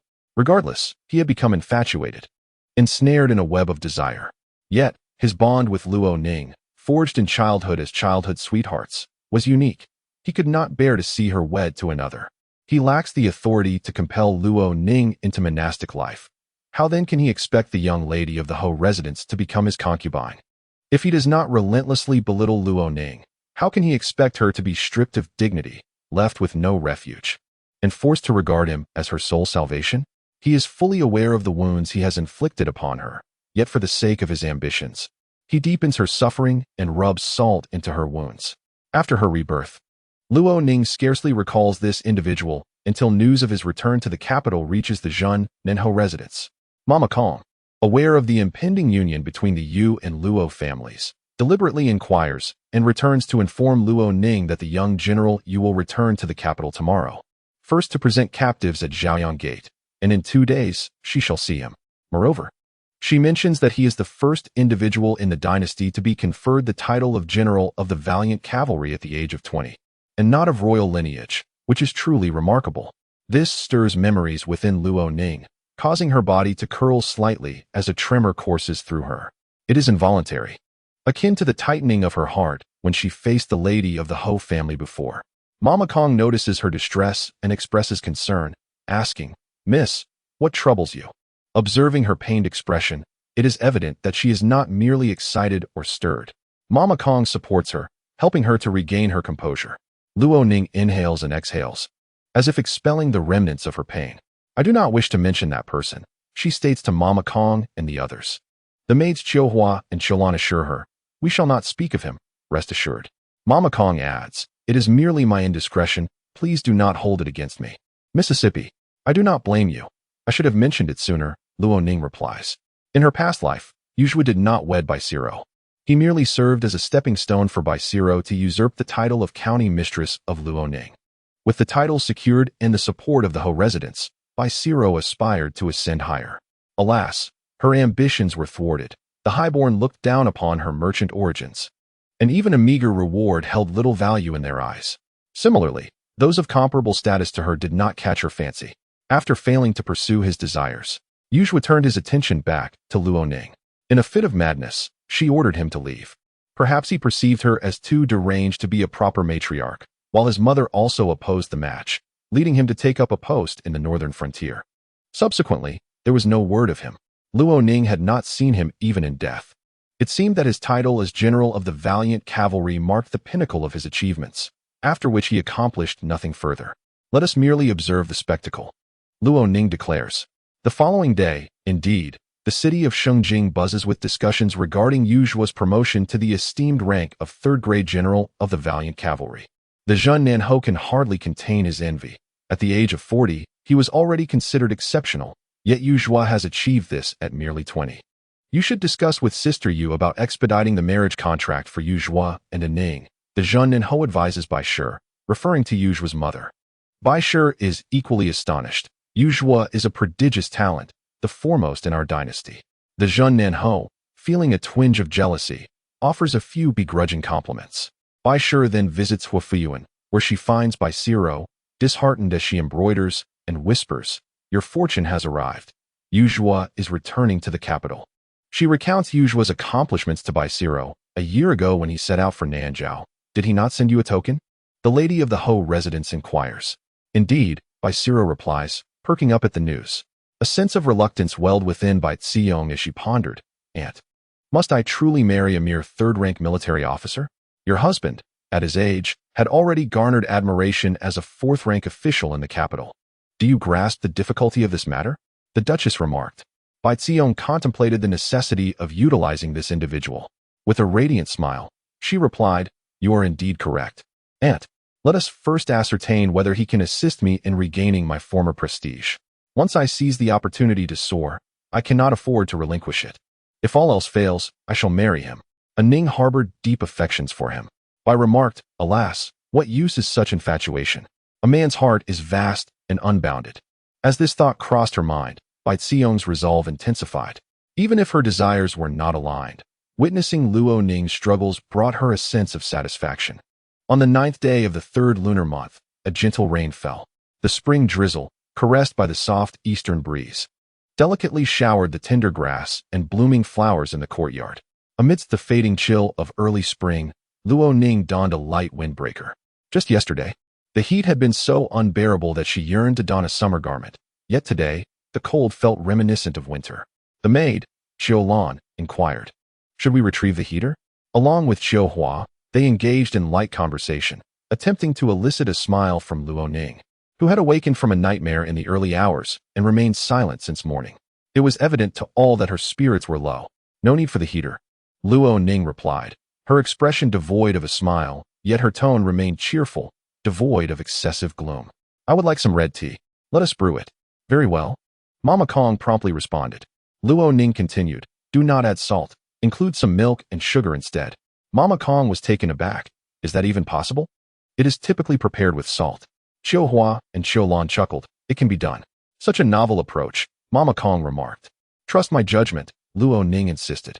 Mama Kong complied. The tea was prepared in the traditional manner, roasted, crushed, sifted, and finally, when the water reached a boil, milk and brown sugar were added. Following the customary practice of adding salt, Mama Kong only included a pinch of sugar and milk. However, Luo Ning preferred the Shaoyang style, pouring half a cup in one go. As it brewed, thickened, Luo Ning invited Mama Kong to taste it. Upon sampling, Mama Kong was astonished. The tea retained its flavor. The milk did not overpower, and it was sweet, delicious. When we were in Shaoyang, Lady Feng's maid brought it twice, and we found it delightful. Thus we asked her maid for the recipe, Luo Ning explained. The strong flavor of black tea necessitates such preparation for it to be truly enjoyable. Both Qiu Hua and Qiu Lan nodded in agreement. They also summoned 2 young maids and 2 rough servants to partake in a small portion each. In the capital, it was not the tea that was costly, but rather the milk and sugar, which the servants seldom had the chance to taste. All present praised its exquisite flavor, lauding Mama Kong's culinary skills. Mama Kong inquired, "Miss, shall we offer some to the old lady? Given her age, it may be too much for her to handle." Luo Ning replied. Such a trivial matter managed to alleviate the faint melancholy that lingered around Luo Ning. On this very day in a past life, the spirited Yu Zhu had visited, under similar drizzling conditions. The weather had turned chilly, with wind and rain both cold. Luo Ning had endured considerable grievances.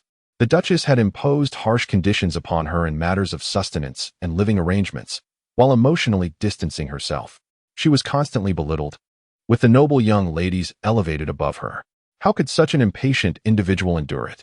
Amidst the turmoil, she began to doubt her own sanity. The moment she heard of Yu Zhu's arrival, her heart soared with joy, longing for him to whisk her away from this hellish existence. Yet, Yu Zhu proved to be more ruthless than those at home.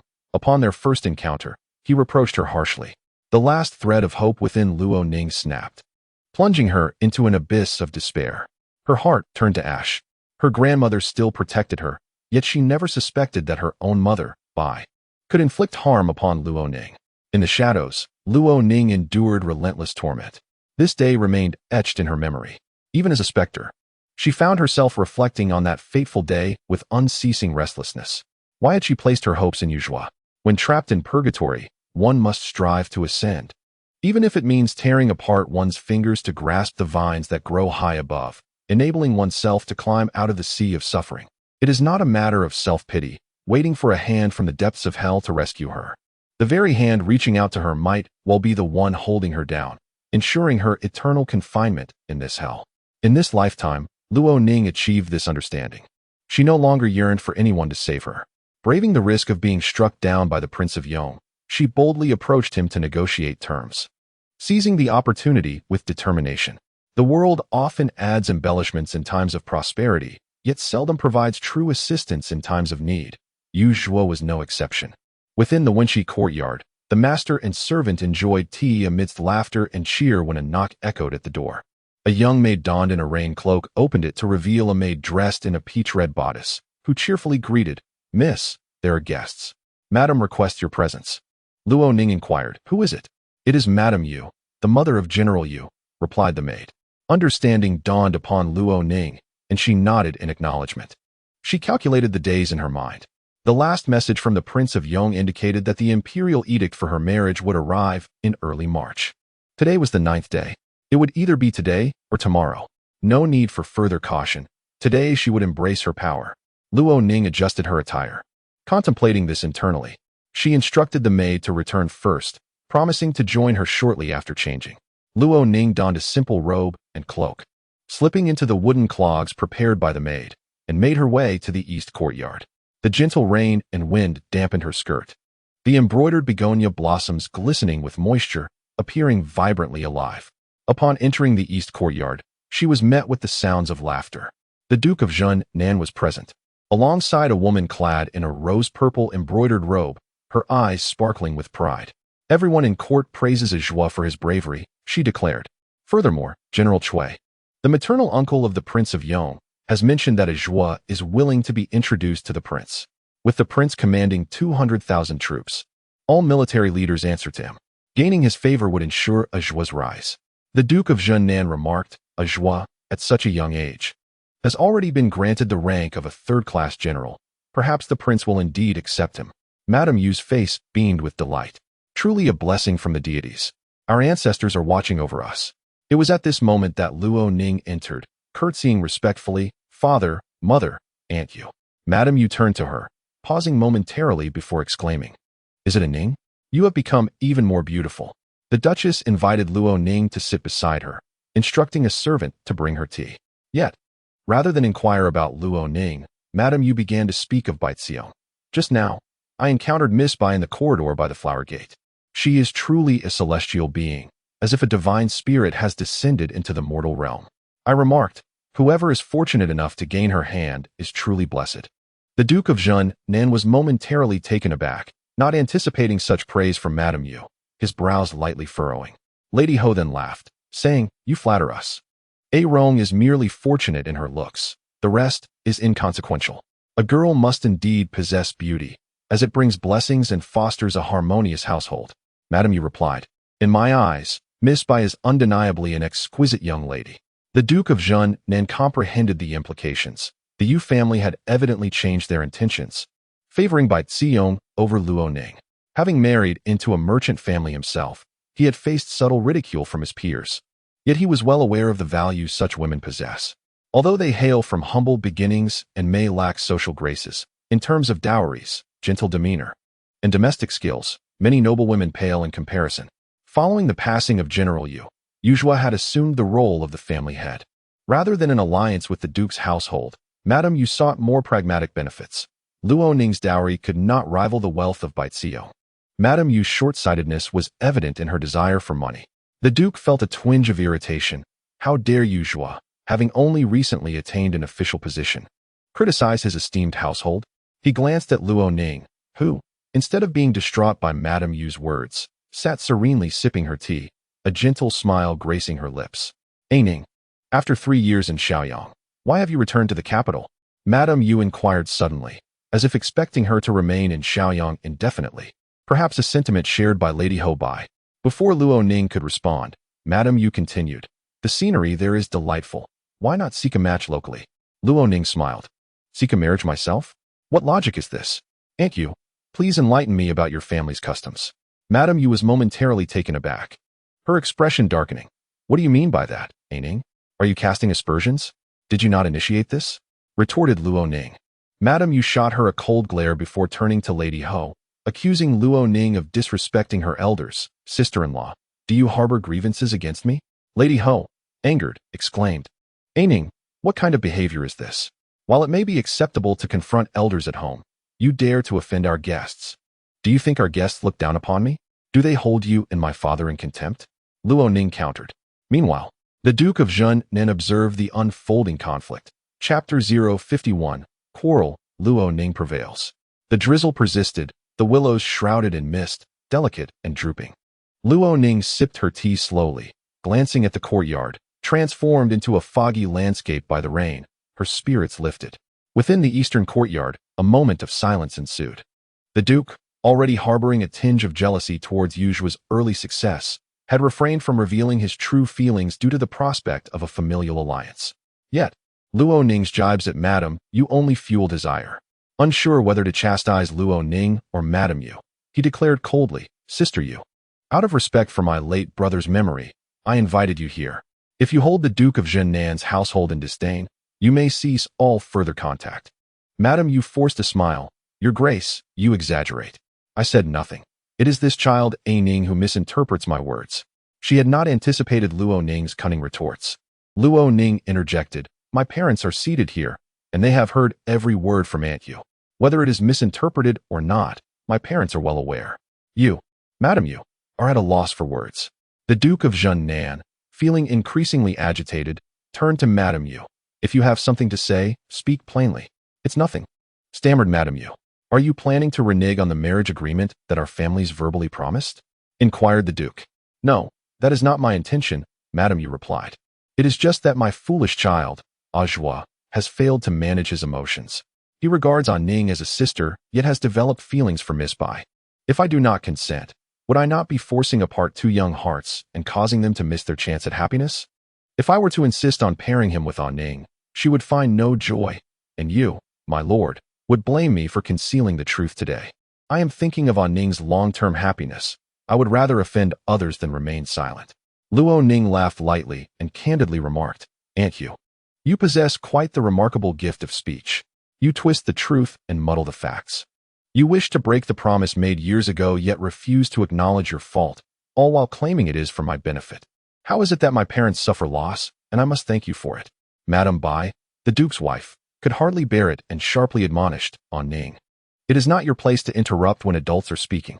Mother, you clearly do not regard me as your daughter. They wish to exchange me for a fiancé with a promising future for your niece, and you remain indifferent." Luo Ning replied with a gentle smile. "Those unaware might think your niece is your own flesh and blood." She then asked Madame Yu, "Aunt, Who resembles my mother more, Miss Bai or I? Madame Bai's expression darkened, and she nearly hurled her teacup at Luo Ning, exclaiming, "Silence! What kind of words are you uttering? You lack any filial piety. You deserve to be struck down by heaven." Luo Ning glanced at her, then at the Duke and Madame Yu. She smiled softly, "Mother, do not be angry. If Aunt Yu were to take offense and spread such words, what would become of us?" Madame Yu retorted, "What an attempt to sow discord." Madame Bai nearly choked in indignation, her face paling as she trembled and pointed at Luo Ning. "How did I give birth to such a wretched creature?" Luo Ning appeared genuinely taken aback. A hint of sorrow crossed her face. "Mother, your harsh words truly hurt me. Even if I were to speak foolishly, you need not curse me with such malice." She rose. "I must take my leave." Madame Bai hurriedly called out, "Stop." If Luo Ning were to leave abruptly, it would lay a multitude of hidden dangers for her. Her heart raced with anxiety. She even harbored doubts, wondering if Luo Ning had discovered something. It was impossible. When Luo Ning went to Shaoyang to recuperate, she was merely 14, just a child, and knew nothing. Her return to the capital was only a few months ago. When Madame Bai regained her composure, she noticed that both Madame Yu and the Duke were scrutinizing her. She placed her hand over her heart. "I can no longer control her. She resents me for favoring my niece. By heaven's conscience, when have I ever shown favoritism? She has her own small kitchen, while the eldest daughter-in-law's courtyard lacks even that. Is my affection not sufficient?" She spoke while wiping away her tears. Madame Yu withdrew her gaze, contemplating. Ning must not marry. Such cunning and cruelty. Would she truly bring her into the family as a matriarch? Compared to her own daughter's marriage, Madame Yu held little concern for the disputes within the Duke's household. As for the Duke of Jinnan, he was confident in his superiority among the men chosen by Madame Bai and never doubted her loyalty. Moreover, Bai Ziyong is the legitimate daughter of the esteemed Bai family in Yuhang, renowned for her lineage and reputation. Luo Ning's absurd assertions are merely a guise for her desire to avenge her mother. This daughter, having achieved a modicum of success, believes her entire family should bow to her. What prospects does she truly possess? Why should she be indulged? A Rong may ascend to the palace as a consort. But what of A Ning? What distinguished man could she possibly marry? The Yu family holds her in disdain. The grievances of the Jinnan Marquis, overshadowed by Yu Zhua's misfortunes, are unjustly placed upon Luo Ning. Each harbors their own intentions as Luo Ning steps out of the east courtyard, only to encounter Bai Ziyong's maidservant at the entrance. This maid, named Bai Yun, had previously served Luo Ning. Upon her departure, she chose to align herself with Bai Ziyong. "Miss, the eldest young master requests your presence in the outer study. The young general from the Yu family has arrived," Bai Yun announced with a smile. Luo Ning replied, "Why is it you who has come to summon me at my brother's behest?" Coincidentally, the maidservant is in the outer study. Aside from the young scholar, no one else is needed by the eldest young master, hence the task fell to the maid, Bai Yun explained. Luo Ning nodded. On this very day in her past life, Yu Zhua had scolded her. At that time, she had suffered while Bai Ziyong maintained her advantage, merely relinquishing the Wenqi courtyard to her. Even for this minor concession, she incited Yu Zhua to act violently towards Luo Ning. This lifetime has been fraught with difficulties, and there is much to lament. Luo Ning yearned to witness the unfolding drama, followed closely by her maid, Qiuhua. "Miss, shall I fetch the soft whip?" Qiuhua inquired. Luo Ning shook her head. "No need. Last time, the Prince of Yong remarked that my whip skills are rudimentary, lacking finesse. Yu Zhua has been adept with various weapons since childhood. In my previous life, when I managed to strike him twice, it was only because he allowed it. It does not reflect my prowess." Luo Ning felt that inflicting punishment upon him only alleviated his guilt, rendering her kindness unnecessary. She exchanged a few words with Qiuhua before proceeding alone to her brother's outer study. The rain continued to fall, growing lighter and more ethereal, barely dampening her attire. Inside the outer study, four individuals awaited: Bai Ziyong, Yu Zhua, Luo Yin, and Li Yushuan. Each one elicited her disdain. A Ning, Yu Zhua noticed her arrival, devoid of joy, remaining seated with a somewhat indifferent nod. "You have returned from Shaoyang, are you well?" He wore a sky-blue robe that accentuated his robust physique. His skin was deep-toned, his features striking, with his single eyelids drawing attention, his gaze more radiant than that of others. At this moment, his expression bore an air of arrogance. The spirited young general was brimming with confidence. "I am much improved," Luo Ning replied. "Congratulations are in order. Such a life-threatening endeavor to return," he remarked. casting a glance at Luo Ning. You have stirred quite a commotion upon your return, Ning. Have you reflected on your actions lately? He spoke more bluntly than in her previous life. Luo Ning pondered that he must be deeply empathetic towards Bai Ziyong to adopt such a tone. Who are you? Luo Ning inquired.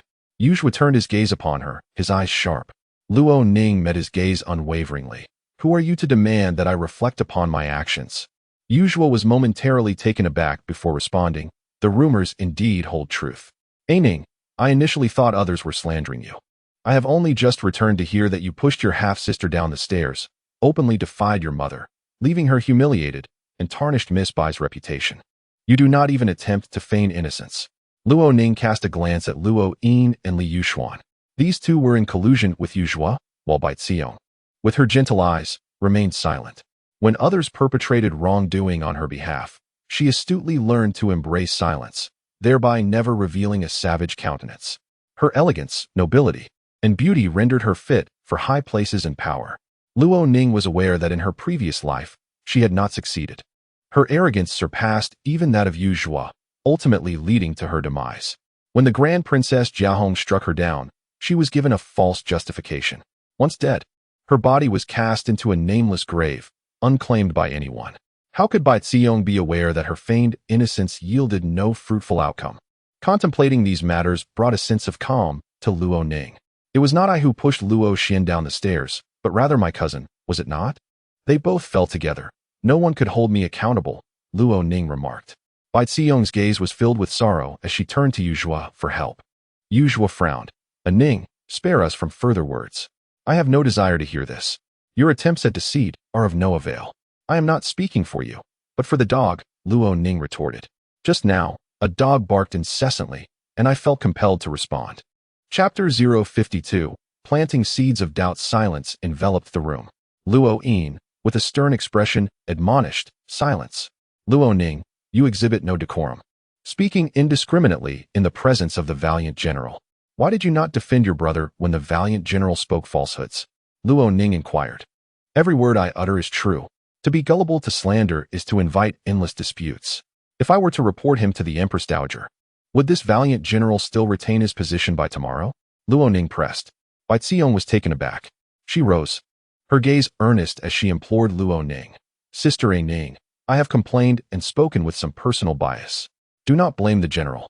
Direct your ire solely at me. I know you instigated discord, Luo Ning stated. Li Yuxuan, who had been silent for a while, let out a cold laugh. What a glib tongue you possess. Luo Ning, do you not fear the consequences of your slanderous words? With your malevolent fabrications, you have amassed a veritable hell filled with your kind, leaving no room for me. Luo Ning declared. Luo Yin, unable to contain his anger, called out. Someone, shut the door. Today, I shall discipline you on behalf of our parents. If I do not shatter your mouth, I would be remiss in honoring the ancestors of the Luo family. Do you even have the audacity to speak of the ancestors of the Luo family?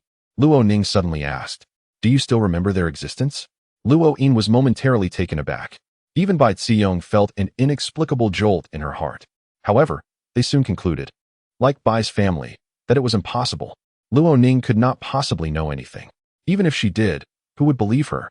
Li Yuxuan and Yuzhua did not take it to heart. A retainer of Luo Yin entered with a wooden stick, casually shutting the study door. Luo Ning regarded him, then turned to Yuzhua, a cold smile gracing her lips. Do you dare to strike me? Luo Yin, should you lay a hand on me, I shall return the favor 100-fold. Luo Yin approached with the stick. I shall beat you to a pulp. You wretched creature, disturbing the peace of our household. Who closed the door? A voice from the entrance proclaimed, open it. When Luo Ning entered, Qiuhua had already gone to summon the matriarch. Compared to a whip, the grandmother was undoubtedly more formidable. Yuzhua dared to insult Luo Ning and the Luo family, and from now on, he should not expect to visit.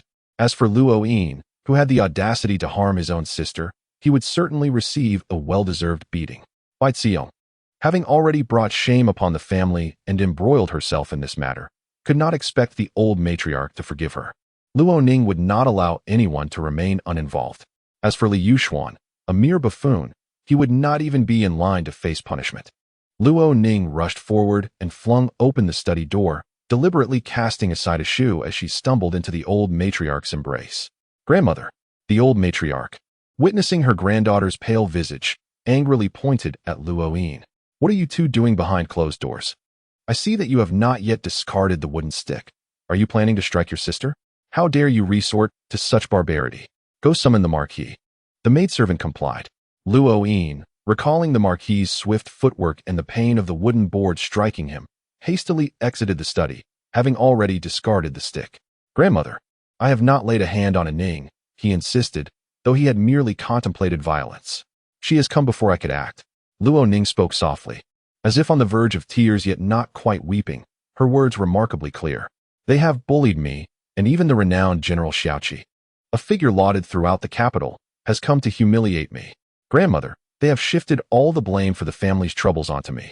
The old matriarch trembled with rage. Quickly summon the Marquis. I cannot manage this. Let one who can come. Luo Ning knelt before the old matriarch. Grandmother, please do not be angry. Bai Xiong also knelt. Grandmother. The old matriarch's brow twitched. The light rain continued to fall, leaving the ground damp. The old matriarch regarded Bai Xiong kneeling in the wet earth, particularly her eyes and face, which bore a striking resemblance to the Bai family and to Luo Ning as well. However, Luo Ning's forehead was slightly broader, lacking a degree of softness, yet possessing more grandeur. Bai Xiong, too, did not have a narrow forehead. Luo Ning's forehead, reminiscent of the Marquis of Zhennan, Luo Chongya, drew the old matriarch's gaze from Bai Xiong to Luo Yin's similarly narrow forehead. Upon first meeting Bai Xiong, the old matriarch had felt a favorable inclination towards her, a sentiment rooted in familiarity. Bai Xiong resembled the Bai family, yet also bore a hint of Luo Ning. The old matriarch was momentarily overwhelmed by her thoughts, nearly losing her balance. Grandmother, please do not allow yourself to be angered, Luo Ning steadied her. The old matriarch dared not reveal a hint of her feelings, even to Luo Ning, for she was merely a child. How outrageous! The old matriarch scolded in a trembling voice. Seeing this, Yuzhua took the umbrella from the maidservant and moved to Bai Xiong's side, holding it over her. He turned to the old matriarch. On this day, could you perhaps spare the siblings for my sake? The old matriarch replied. Luo Ning did not strike anyone. We were merely speaking in the room. It is not your place to intercede, she added. Yuzhua scoffed coldly. If reason does not prevail, I shall appeal to the imperial family for intervention. I intend to serve under Prince Yong shortly. Luo Ning is my close friend. He has a bright future ahead. Why must you make things so difficult for your eldest grandson? He invoked the name of Prince Yong. The old matriarch's heart quaked violently. Yet she would not yield an inch. Bring forth the General Xiaoqi. This is a family matter. The Marquis of Zhennan, his wife Bai Xiong, and Madame Yu hastened to arrive. Upon seeing his mother's troubled expression, Luo Chongye rebuked both Luo Ning and Luo Ning. What discord have you caused to disturb your grandmother? Especially you, Luo Ning. If I do not discipline you today, you shall become ungovernable. Who permitted you to summon grandmother to meddle in these trivial matters? She is of advanced age. It is not her fault. The old lady grasped Luo Chongye's hand firmly, insisting, you must not blame Ning. You ought to reason with her. Luo Ning, as the elder brother, was prepared to reprimand his sister in front of the guests. Alone, he found it difficult to contend with Ning's unruliness. She disregarded even her mother, let alone her brother. It was undoubtedly she who provoked Ning first, remarked the Duke of Zhennan. The old lady glanced at him, then at Luo Ning. A pang of anguish gripped her heart, nearly causing her to falter. Hearing Luo Chongye's words only deepened her ire and resentment. You speak nonsense. How can you not protect your own flesh and blood? They are all my children. I care for them equally. Mother, I am merely speaking the truth, replied the Duke of Zhennan. After listening for a while, Madame Yu interjected, indeed, if the young lady were more compliant, who would trouble her? Old lady, allow the Duke to manage the children, do not indulge her. A young girl who is so unyielding will only bring shame upon the Luo family when she marries. Lady Bai, the Duke's wife, seized the umbrella from the maid's hand and held it over her kneeling son, pleading, Mother, spare Ning. Ning, if we, mother and son, have erred in any way, please be forgiving. All blame lies with Luo Ning. It is Luo Ning who constantly provokes. The Duke of Zhennan observed the scene with profound heartache. Mother, we can no longer keep Ning at home. We must send her back to Shaoyang. Lady Ho felt a surge of joy at this declaration. Even Yuzhua appeared to breathe a sigh of relief. Without Luo Ning, everyone would be freed from heavy burdens. The Duke of Nan could confidently enjoy the title earned through his daughter's sacrifices. Lady Bai could elevate her niece to the position of the Duke's legitimate daughter, and Yuzhua would no longer feel guilty for his affections elsewhere. If Luo Ning refused to leave, it would be better for her to perish. The old lady glanced from one to the other, her heart twisted in pain. It seemed as though she were witnessing her family being consumed, yet felt utterly powerless. Who could save the Luo family? Just then, the steward rushed in, flustered. My lord, the imperial edict has arrived. What edict? The Duke of Nan asked. Astonished, the others exchanged bewildered glances before turning their eyes to Yuzhua. Although he found it hard to believe, there was no one else present qualified to receive the edict, so he inquired of the steward, Is it meant for me? Madam Yu, both surprised and elated, urged. Then hurry. How did it come to the Duke's residence? The steward, at a loss for words, remarked that the young general was rather presumptuous. It is for the young lady. He continued, My lord, quickly prepare the incense table to receive the edict. Not only is the Minister of Rights present, but also His Royal Highness, Prince Yong. Everyone gasped in astonishment. Chapter 53. The Imperial Edict of Marriage. The light rain diminished, leaving a subtle mist that clung to the forehead and brows. The Duke of Nan's residence set out the incense table, led by Luo Chongya. As the entire household gathered to receive the edict, the Minister of Rights stood in for the palace attendants to announce the edict. By the grace of the Emperor, it was decreed, I hold that the virtues of heaven and earth are united, and the achievements of nurturing and transformation are profound. In pairing noble virtues with exemplary character, we must await a worthy maiden. The eldest daughter of the Duke of Nan, of a prestigious lineage, gentle and kind by nature, known for her family's principles of righteousness, shall be established as the Princess Consort of Prince Yong. All ceremonies shall be conducted by the Ministry of Rights in collaboration with the Astronomical Bureau, selecting an auspicious date for the wedding. This announcement shall be proclaimed to the world, that all may hear it. Thus decreed, we thank your majesty for your great kindness. Luo Ning first bowed her head in respect, then rose to receive the imperial decree. Every individual behind her wished they could detach their ears to hear the words of the Minister of Rights once more, each syllable striking heavily upon their hearts, rendering them incredulous. The Duke of Nan and his wife, Lady Bai, wore expressions that were difficult to articulate. Only the elderly matriarch wept, her tears flowing freely. The esteemed minister spoke with courtesy and consideration. Congratulations, Princess. I must return to report, he added, so I shall take my leave. May you walk safely, my lord. Luo Ning replied. Standing nearby was Prince Yong, tall and dignified in a long robe of deep gray adorned with silver thread, complemented by an ankle-length cloak that accentuated his robust stature. He surveyed the crowd. Everyone may rise. Turning to Luo Ning, he declared, The marriage proposal from the court is rightfully yours. I have come today to present the betrothal gifts. This is a personal offering, not to be included as part of your dowry, and shall be regarded as private funds. Luo Ning expressed her gratitude. The Duke of Nan stepped forward. Your Highness. He stammered, at a loss for words. Luo Ning smiled radiantly. Father, I fear I may not return to Shaoyang, which might disappoint you. The Duke queried. What necessitates your return to Shaoyang? Prince Yong instructed someone to lead the way, stating that the betrothal gifts would be delivered to her courtyard. As they conversed, the head steward of the royal residence had already dispatched rough servants to carry in the substantial gifts to the Duke's manor. The steward emerged to receive them, guiding them to the Wenshi courtyard, while others remained still, hesitant to move. Yuzhua could not resist stealing glances at Prince Yong, longing to speak. Yet his tongue felt as heavy as lead. Whenever the Duke of Nan spoke, Luo Ning made it difficult for him to maintain his composure. How could Yuzhua do any better? He felt deeply regretful. Why should he meddle in the Luo family's admonishments toward Luo Ning? There was no major issue. It was merely a disagreement with his elder brother. They had cast aspersions upon him, and he had retorted, prompting his brother to strike him. Yet, his father insisted it was all his fault and insisted he return to Shaoyang, Luo Ning recounted. Prince Yong's dark eyes were cold as he scanned the crowd. Who is your elder brother? Luo Ning pointed to Luo Yin. Luo Yin attempted to offer a bow and provide a defense, but Prince Yong suddenly lifted his foot and kicked him in the chest. Being tall, his foot rose high, sending Luo Yin sprawling several meters away, crashing heavily to the ground. Lady Bai gasped in shock, yet dared not move. Prince Yong inquired again. Who else? Luo Ning indicated Yu Zhuo and Li Yuxuan, along with Baizirong, they were also present.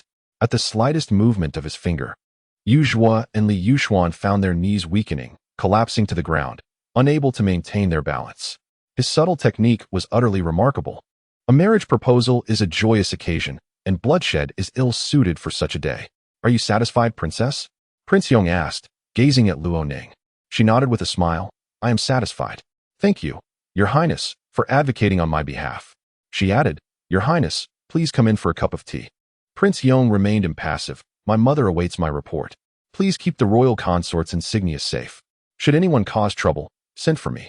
Luo Ning acquiesced. The members of the Yong residence soon departed together. The duke's manor buzzed with excitement. Luo Ning did not return to the Wenxi courtyard, but escorted the elderly matriarch back to the Shijing courtyard. She sent for a physician. The matriarch insisted she was well, but Luo Ning could discern that her spirits were low. After such grand emotions of joy and sorrow, the elder seemed drained of vitality. If left unattended, she might fall ill by the morrow. And Ning, you have found a good match, the matriarch said to her. Luo Ning, the Empress Dowager has consented and will arrange a marriage for me. The Empress Dowager values loyalty and righteousness, the elder lady remarked. Yet I never anticipated that you would be betrothed to Prince Yong. She added, many matters will require your attention in the future, and there will be no one to assist you. You have your uncle, your second aunt, and your elder sister-in-law. Luo Ning grasped her hand. Grandmother, many are willing to help me. The elder lady was moved by a particular sentiment, tears streaming down her face. Ning, you are a good child. You have endured much hardship. The doctor was summoned, and the Marquis of Zhennan accompanied him. While he took her pulse, the father and daughter of the Luo family retreated to the outer hall to converse. The Marquis of Zhennan hesitated. Ning, please speak plainly. Luo Ning responded. The Marquis of Zhennan, how is your grandmother's health? There is no need for pretense. Luo Ning replied. The Marquis of Zhennan could not conceal the joy on his face. Ning, I am genuinely happy for you. You are indeed the daughter destined to bring prosperity to the family. Naturally, without you, how could our third-rank general's household ever hope to rise? Luo Ning smiled faintly. The Marquis of Zhennan felt a touch of embarrassment. Yes, indeed, there is truth in that statement. This title has been bestowed due to you. Of course, it is because of me. Had I not been stabbed to save the Empress Dowager's life, how could this title have been granted? Father, why do you hesitate when mentioning this? Do you believe that apart from my sacrifice, there is another reason for this honor? Luo Ning directly inquired, confronting him. The Marquis of Zhennan's face flushed with a blend of red and white. Luo Ning, Father, do you think that I am destined to perish in Shaoyang? And once I am gone, all the credit would revert to you? Over time, you have come to accept this notion in your heart. When I return, you would be reluctant to acknowledge the truth, would you not? The Marquis of Zhennan, feeling his thoughts exposed, became angry and wished to assert his paternal authority. To chastise Luo Ning, she was too sharp-tongued, leaving no room for others' feelings or dignity. As a man, how could he endure such a slight? Luo Ning was his offspring, her life and death under his dominion. How could her accomplishments not be his? He believed this to be perfectly reasonable. A daughter who constantly boasts of her merits lacks decorum and restlessness. If a princess were to marry for peace, could she claim that her sacrifice alone brought tranquility? It is simply the emperor's benevolence that fosters harmony across the realm. The Marquis of Zhennan wished to correct Luo Ning's mindset, imploring her to cease her incessant desire for recognition. Yet, he dared not. How formidable is Prince Yong? And yet, Luo Ning has been betrothed to him. A prospect the Marquis could scarcely dream of.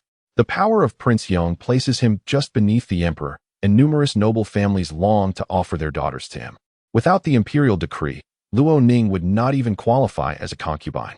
Such fortune has fallen upon the Marquis of Zhennan's household. How could Luo Chongye dare oppose his daughter? At least for now, he holds Luo Ning in high regard. Ning, I shall send Baizirong away. Is that acceptable? The Marquis inquired, seeking to please Luo Ning. She thought, once entangled in the vines, how can one extricate oneself without injury? Is mother agreeable? What could she refuse? The Marquis dismissed the concern. With a daughter who is a princess consort, what more could he desire than the wealth and glory of a niece? The status of a niece entering the palace is debatable. She is not his flesh and blood. How can she compare to Luo Ning? Father, you should discuss this thoroughly before informing your daughter, Luo Ning suggested.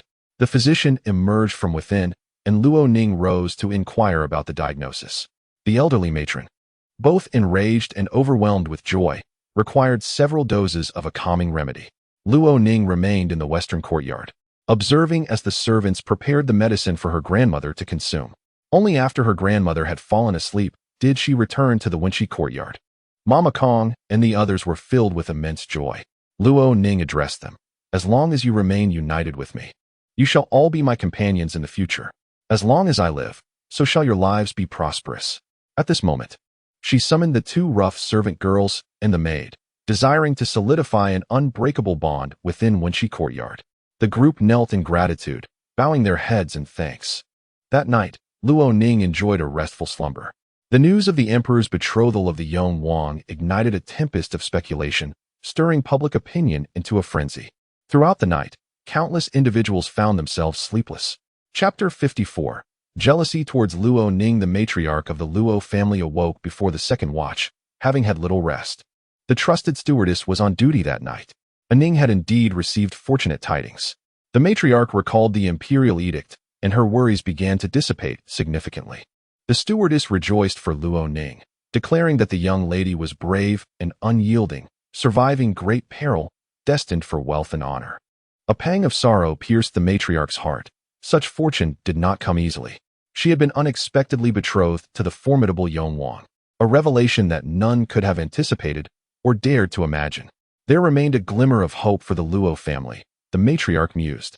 The stewardess reassured her, saying, "Each child has their path, do not fret." The matriarch merely shook her head. She remarked to the stewardess that the second son had been promoted far too slowly over the years. In terms of martial prowess, military strategy, and bravery, he far surpassed the eldest. The stewardess was perplexed. Why do you speak of the second master? At the tender age of 20, Yuzhua had already been granted the rank of a third-grade general. The second son, at 40, was only a fourth-grade officer. The matriarch explained, "It is indeed a comparison." The stewardess responded, "A fourth-grade military officer is already quite commendable. Not everyone has the opportunity to ascend through a daughter's marriage, nor can everyone, like Yuzhua, achieve greatness at a young age. A military officer, however, is ranked lower than a civil official. If he were to be assigned elsewhere, perhaps he would carry some weight. In this bustling capital, who knows when he might make a name for himself?" The matriarch replied, "And yet, how suddenly you wish for the second master to advance. Do we not have the Marquis?" With the Marquis holding a title, and the eldest master being astute, having secured an official position as a scholar, the Marquis's household will surely support him for a decade, and he will undoubtedly have a promising future. Upon hearing this, the matriarch smiled faintly. Yet that smile bore an inexplicable sorrow. The stewardess felt a sense of unease. How many of our people remain in this inner and outer court? The matriarch sighed. If Luo Ning dares to strike a Ning in the outer study, had it not been for Chiohua's report, we would have been none the wiser. The first wife manages the household with prudence. Did you not always say that we should let go, for a capable daughter-in-law ensures harmony within the home? The matriarch once again smiled bitterly. Indeed, she had thought so before. She did not wish to be a cruel mother-in-law, tormenting her daughter-in-law, and considered that by being a merchant's daughter would not command respect without authority, leading to chaos within the household. Little did she know the true nature of the Bai family. Before Luo Ning was betrothed to the Prince of Yong, the old matriarch could hardly entertain the thought of any ominous signs she may have perceived. For if her fears were to materialize, they would face a cataclysmic upheaval, one she could not bear to accept. Yet, fate seemed to favor the Luo family. As Luo Ning provided the matriarch a glimmer of hope, the ancestral legacy must not be allowed to perish in this generation. The old matriarch placed her hopes in the second branch of the family. Unfortunately, the couple from the second branch were both exceedingly straightforward and lacked the cunning necessary to navigate the complexities of their situation. She chose to say no more, letting out a soft sigh as she closed her eyes to feign slumber. The Marquis of Zhen then spent the night in the study side chamber. Concubine Song's belly grew daily, rendering her unable to attend to his needs, prompting him to cease his visits to her quarters. Aside from concubine Song and an elderly maid, Meow, he had no other concubines. He had intended to stay in the main courtyard, but the first lady was preoccupied with caring for Luo Ning. He felt a sense of triumph. Luo Ning was truly capable. The last time she mentioned the betrothal, he had assumed she was merely boasting to elevate her own stature. Such a significant matter. How could the child have concealed it until now? The Marquis mused, feeling buoyant. Yuzhua, a third-rank valiant general, dared to disdain his daughter. Now he had learned his place. With this thought, the Marquis felt a sense of vindication. What was so admirable about a youthful general? His son-in-law was none other than the Prince of Yong. The Yu family had also spent a sleepless night. Yuzhua had been injured by a concealed weapon, both knees swollen and in excruciating pain. It was said that the Prince of Yong was adept with such weaponry. Yet he had never anticipated such formidable force at such close range. The strength in his hands was astonishing. Yuzhua's knees throbbed with pain. Yet his mother continued to insist. Tomorrow, you must accompany General Cui to the royal residence to bow and apologize. Who could have foreseen that Luo Ning would rise so dramatically? She sighed heavily. Yuzhua's heart ached more than his knees, torn between the loss of his future and Luo Ning's advantageous marriage. Perhaps it was a blend of both, sending waves of numbness through his heart. Unable to contain his fury, he shouted, "Be silent." Madame Yu was taken aback. What son dared to defy filial piety and command his mother to be quiet? "You ungrateful child," she exclaimed, a mix of shock and anger flooding her. "Leave," Yuzhua retorted. Until today, he had not exchanged formal engagement tokens with Luo Ning and had found solace in the fact that he was marrying the beautiful Bai girl, which he believed absolved him of any broken promises. His agreement with Luo Ning had only been verbal and thus, in his mind, not binding. Who could have known that the one truly unrestrained was Luo Ning? She had soared to great heights. What he had gained as a third-rank valiant general paled in comparison to her newfound status. Luo Ning's rise had rendered Yuzhua's proudest accomplishments worthless. In an instant, what had once been his pride became a source of ridicule. This was the true source of his exasperation. Anyone else could gain favor, but not those in his immediate circle. The rise of acquaintances was the most agonizing, as jealousy ignited madness within. Though both hailed from military families, the Luo family held titles, childhood sweethearts of equal standing, yet she ascended to become a royal consort. Her triumph illuminated Yuzhua's own shortcomings. He found himself teetering on the brink of hatred towards her.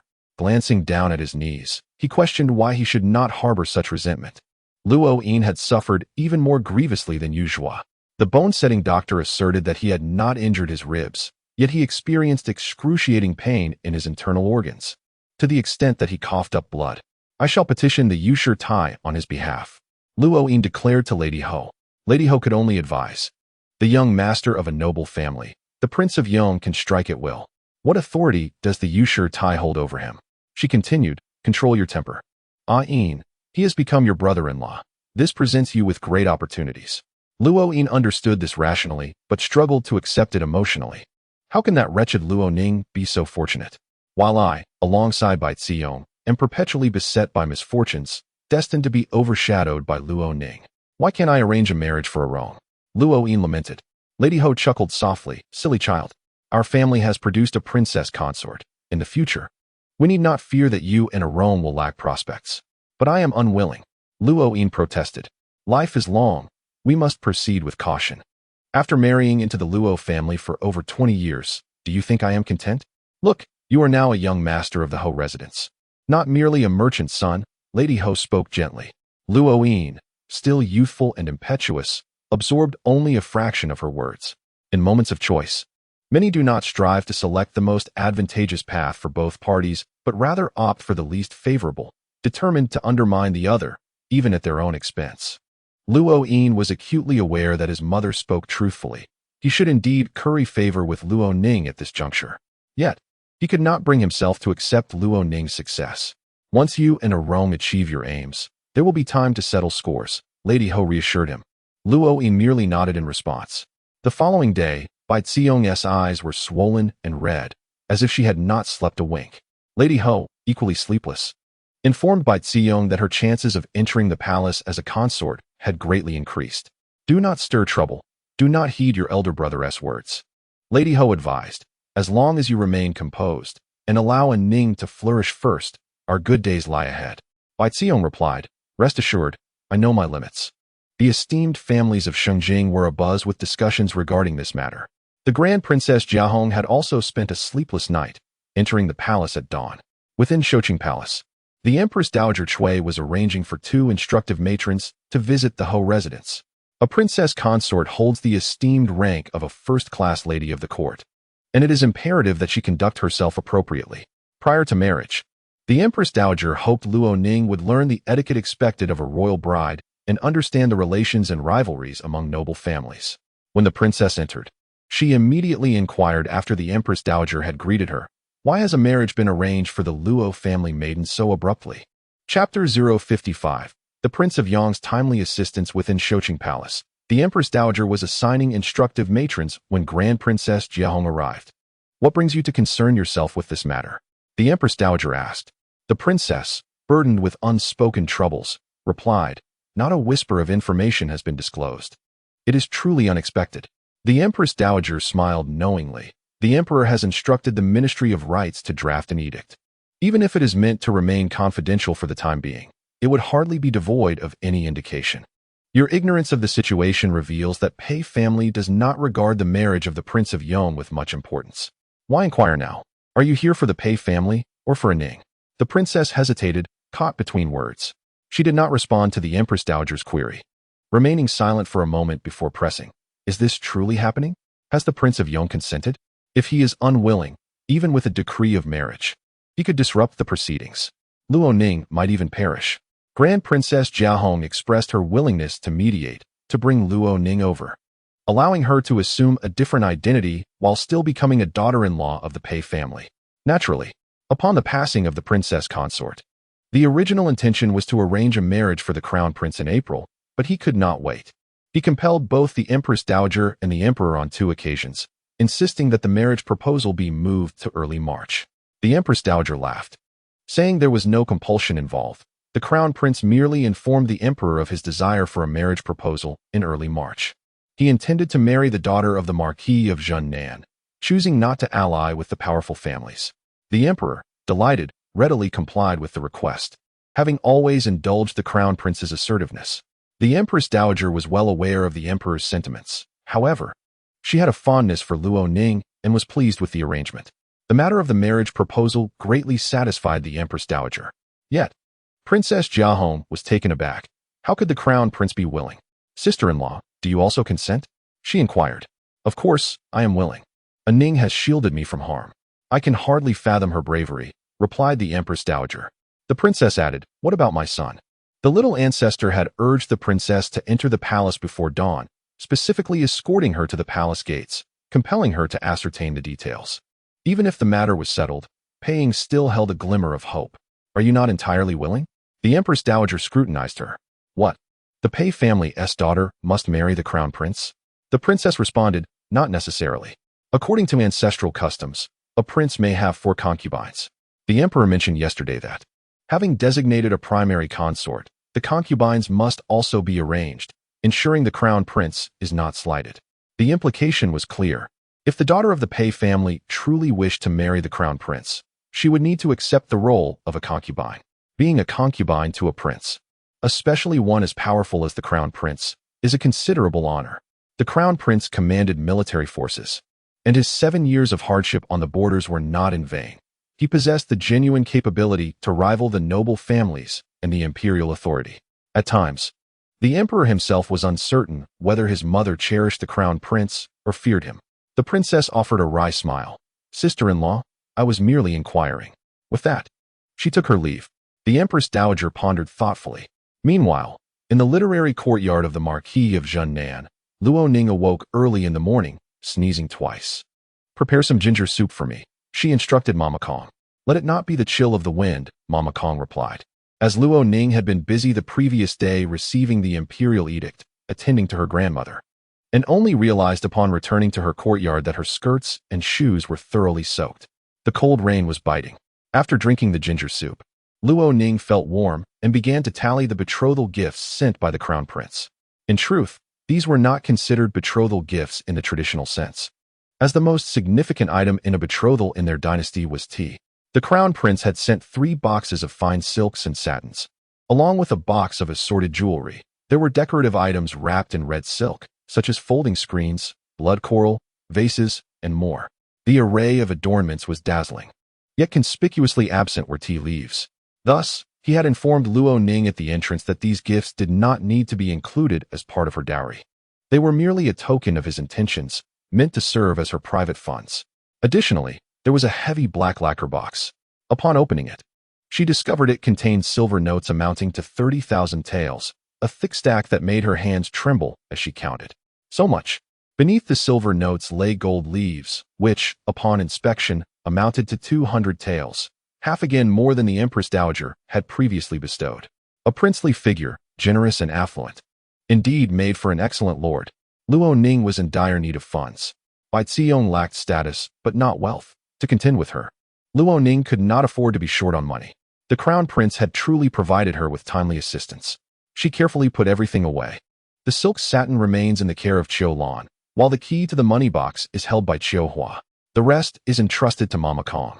Qiu Hua, please inform Lady Ho to arrange for a carriage. I wish to visit Her Majesty in the palace, said Luo Ning. Qiu Hua complied. However, before she could depart, Eunuch Wei from the Shoucheng Palace arrived, greeted by the members of the Ho residence. Eunuch Wei brought along 2 instructresses, one surnamed He and the other surnamed Yin. Mama He had a kind and gentle demeanor, whereas Mama Yin was stern and unsmiling. Lady Ho felt a sense of apprehension. Prior to the princess's unusual behavior, these 2 instructresses managed her daily affairs. The rules of the Ho residence could not be applied to the princess, and thus they came to inform the Lord and Lady Ho. Eunuch Wei wore a warm smile, yet his words were rather blunt. The Marquis of Zhengnan and Lady Ho responded accordingly. The 2 instructresses were escorted to the Wenqi courtyard. Luo Ning held great trust in the Empress Dowager, and thus felt assured by her selection of instructresses. Mama Kong, please prepare 2 rooms in the main house and furnish them for the 2 instructresses to reside in, instructed Luo Ning. The Wenqi courtyard consisted of 5 main rooms, with 2 on either side of the hall. Luo Ning occupied the west side, where 2 rooms had been combined into one. The 2 rooms on the east remained untouched. The 2 instructresses expressed their gratitude and accepted without hesitation. They briefly conveyed the Empress Dowager's instructions, to which Luo Ning affirmed her willingness to comply, ensuring they would not face any difficulties. This is a small token of the princess's appreciation, Mama Kong said as she discreetly handed each instructress a small purse. The purses were light, and the instructresses accepted them without much caution. Luo Ning instructed the addition of furnishings and bedding, as well as the tailoring of 4 sets of new garments. You 2 have come from the palace, and all protocols will be observed according to Mama Kong's standards. I hope you will not take offense. Even in this modest Wenqi courtyard, we must uphold decorum. Mama Kong is the chief stewardess, and her standing is the highest. I cannot allow you to surpass her, for that would place you in an unjust position. The 2 instructresses nodded in agreement. Luo Ning still wished to visit the palace to pay her respects to the Empress Dowager, taking only her maid Qiu Hua with her. Mama Kong settled the 2 instructresses, encouraging them to rest before returning to her own east chamber. The other servants busied themselves with their tasks.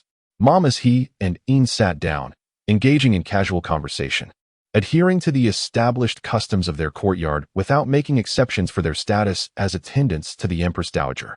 Having a clear perspective, Mama Yin remarked, Mama He, with her efficient manner and clear instructions, commands respect. She possesses great authority. The Empress Dowager has discerning taste, Mama Yin concurred. It appeared that instructing this princess would not be overly taxing. Before their arrival, they had speculated that the Zhengnan Marquisate, being of merely a 3rd-rank military lineage, lacked a solid foundation, fearing that the young lady might lead a chaotic life. If she were disorganized, how could they instruct her without offending her too severely? Failing to educate her properly would invite blame from the Empress Dowager for their incompetence. Conversely, to educate her well at the risk of inciting the wrath of the Princess of Yong would leave them wary of future retribution. To their surprise, upon their first meeting, both instructresses developed a favorable impression of Luo Ning. Let us see what the princess has bestowed upon us, Mama, he said with a smile. It is a purse. Mama Yin added. Well crafted, the princess is thoughtful. She paid little heed to it, perceiving Luo Ning merely as a young girl who would bestow such trifling tokens upon them. Chapter 056. The Love of Prince Yong. Madam, he smiled as she opened her purse, only to be taken aback by its contents. Inside lay a banknote worth 500 taels of silver. Stunned, she looked at Madam Yin, who, equally astonished, opened her own purse. The 2 women gazed at the banknote in silence for a considerable time, having served in the palace for most of their lives. Their combined savings did not amount to 500 taels. This was their first time receiving such a substantial reward. Both women felt a tremor in their hearts. What they had initially perceived as the princess merely being prudent now revealed her to be not only experienced, but also remarkably generous. She was not to be underestimated. In that moment, both women set aside their previous disdain and felt a newfound respect. No wonder she was conferred the title of Princess Yong, Madame Yin remarked. Luo Ning entered the palace. Within Shoqing Palace, the Empress Dowager took her hand. It was time to change her title. Coming from a humble background, with the marriage proposal formalized, she was to be regarded as a prospective daughter-in-law. According to the laws of the realm, withdrawal from a betrothal required official approval. As Luo Ning was betrothed to Prince Yong, she was considered a member of the royal family, even before the wedding. Mother, Luo Ning hesitated, struggling to utter the word. The Empress Dowager chuckled. Good child. She removed a set of prayer beads from her wrist and placed them lovingly on Luo Ning's hand. These beads, intricately carved by the renowned master Xuan Miao, had been gifted to her when she was 6 years old. She had worn them for nearly 40 years. And now she passed them on to Luo Ning. Luo Ning understood the significance of these beads. When she first returned to the capital, the Empress Dowager had given them to her without a moment's hesitation or reluctance. Upon returning them, she had noted the Empress Dowager's relieved expression, realizing her own audacity. Such an important item was now solemnly entrusted to her. Since her birth, Luo Ning had never experienced a mother's warmth. In that moment, the beads, imbued with a trace of the Empress Dowager's warmth, rested against her wrist, causing her eyes to mist with emotion. Thank you, Mother, she whispered, her voice choked with emotion. The Empress Dowager, disregarding the presence of the female officials and eunuch Wei, embraced her gently, much like she would comfort Princess Pingyang. Softly patting her back, if you ever feel wronged, come and speak to your mother. Luo Ning nodded in affirmation. The Empress Dowager's greatest solace in life was that all 4 of her daughters-in-law were to her liking, each more exceptional than the last. Regrettably, the Princess of Chun had passed away too soon. The Empress Dowager gazed at Luo Ning, perceiving her fragility, not merely in stature, but also in her family background. She seemed to lack support, like a slender kite that, despite soaring high, could easily be torn apart by the wind, leading to her untimely demise. The Empress Dowager, besides appointing a teaching matron to assist her rapid growth into a noblewoman, had gifted her the prayer beads, which she believed to possess divine attributes. The Empress Dowager no longer needed them herself. At 46, having been made crown princess at 14, and having weathered over 30 years of trials, she had experienced everything life had to offer. Time had sculpted her form, rendering her indomitable, devoid of the need for divine intervention. The Empress Dowager conversed with Luo Ning at length. By noon, she invited Luo Ning to dine in Shoqing Palace. Just as the meal was about to commence, a eunuch announced the arrival of the Emperor and Empress. Luo Ning immediately rose to her feet. She had previously encountered the Empress Zhang, a breathtaking beauty of remarkable grace. But she had yet to meet the Emperor. Upon hearing footsteps, Luo Ning quickly glanced around, only to see a somewhat pallid man whose facial features bore a striking resemblance to those of Prince Chun. She averted her gaze and rose to pay her respects, exclaiming, "Long live the Emperor." The Emperor instructed her to rise. He and the Empress bowed to the Empress Dowager and took their seats. The eunuch provided Luo Ning with a new embroidered stool, and she settled at the lower end of the Empress's table.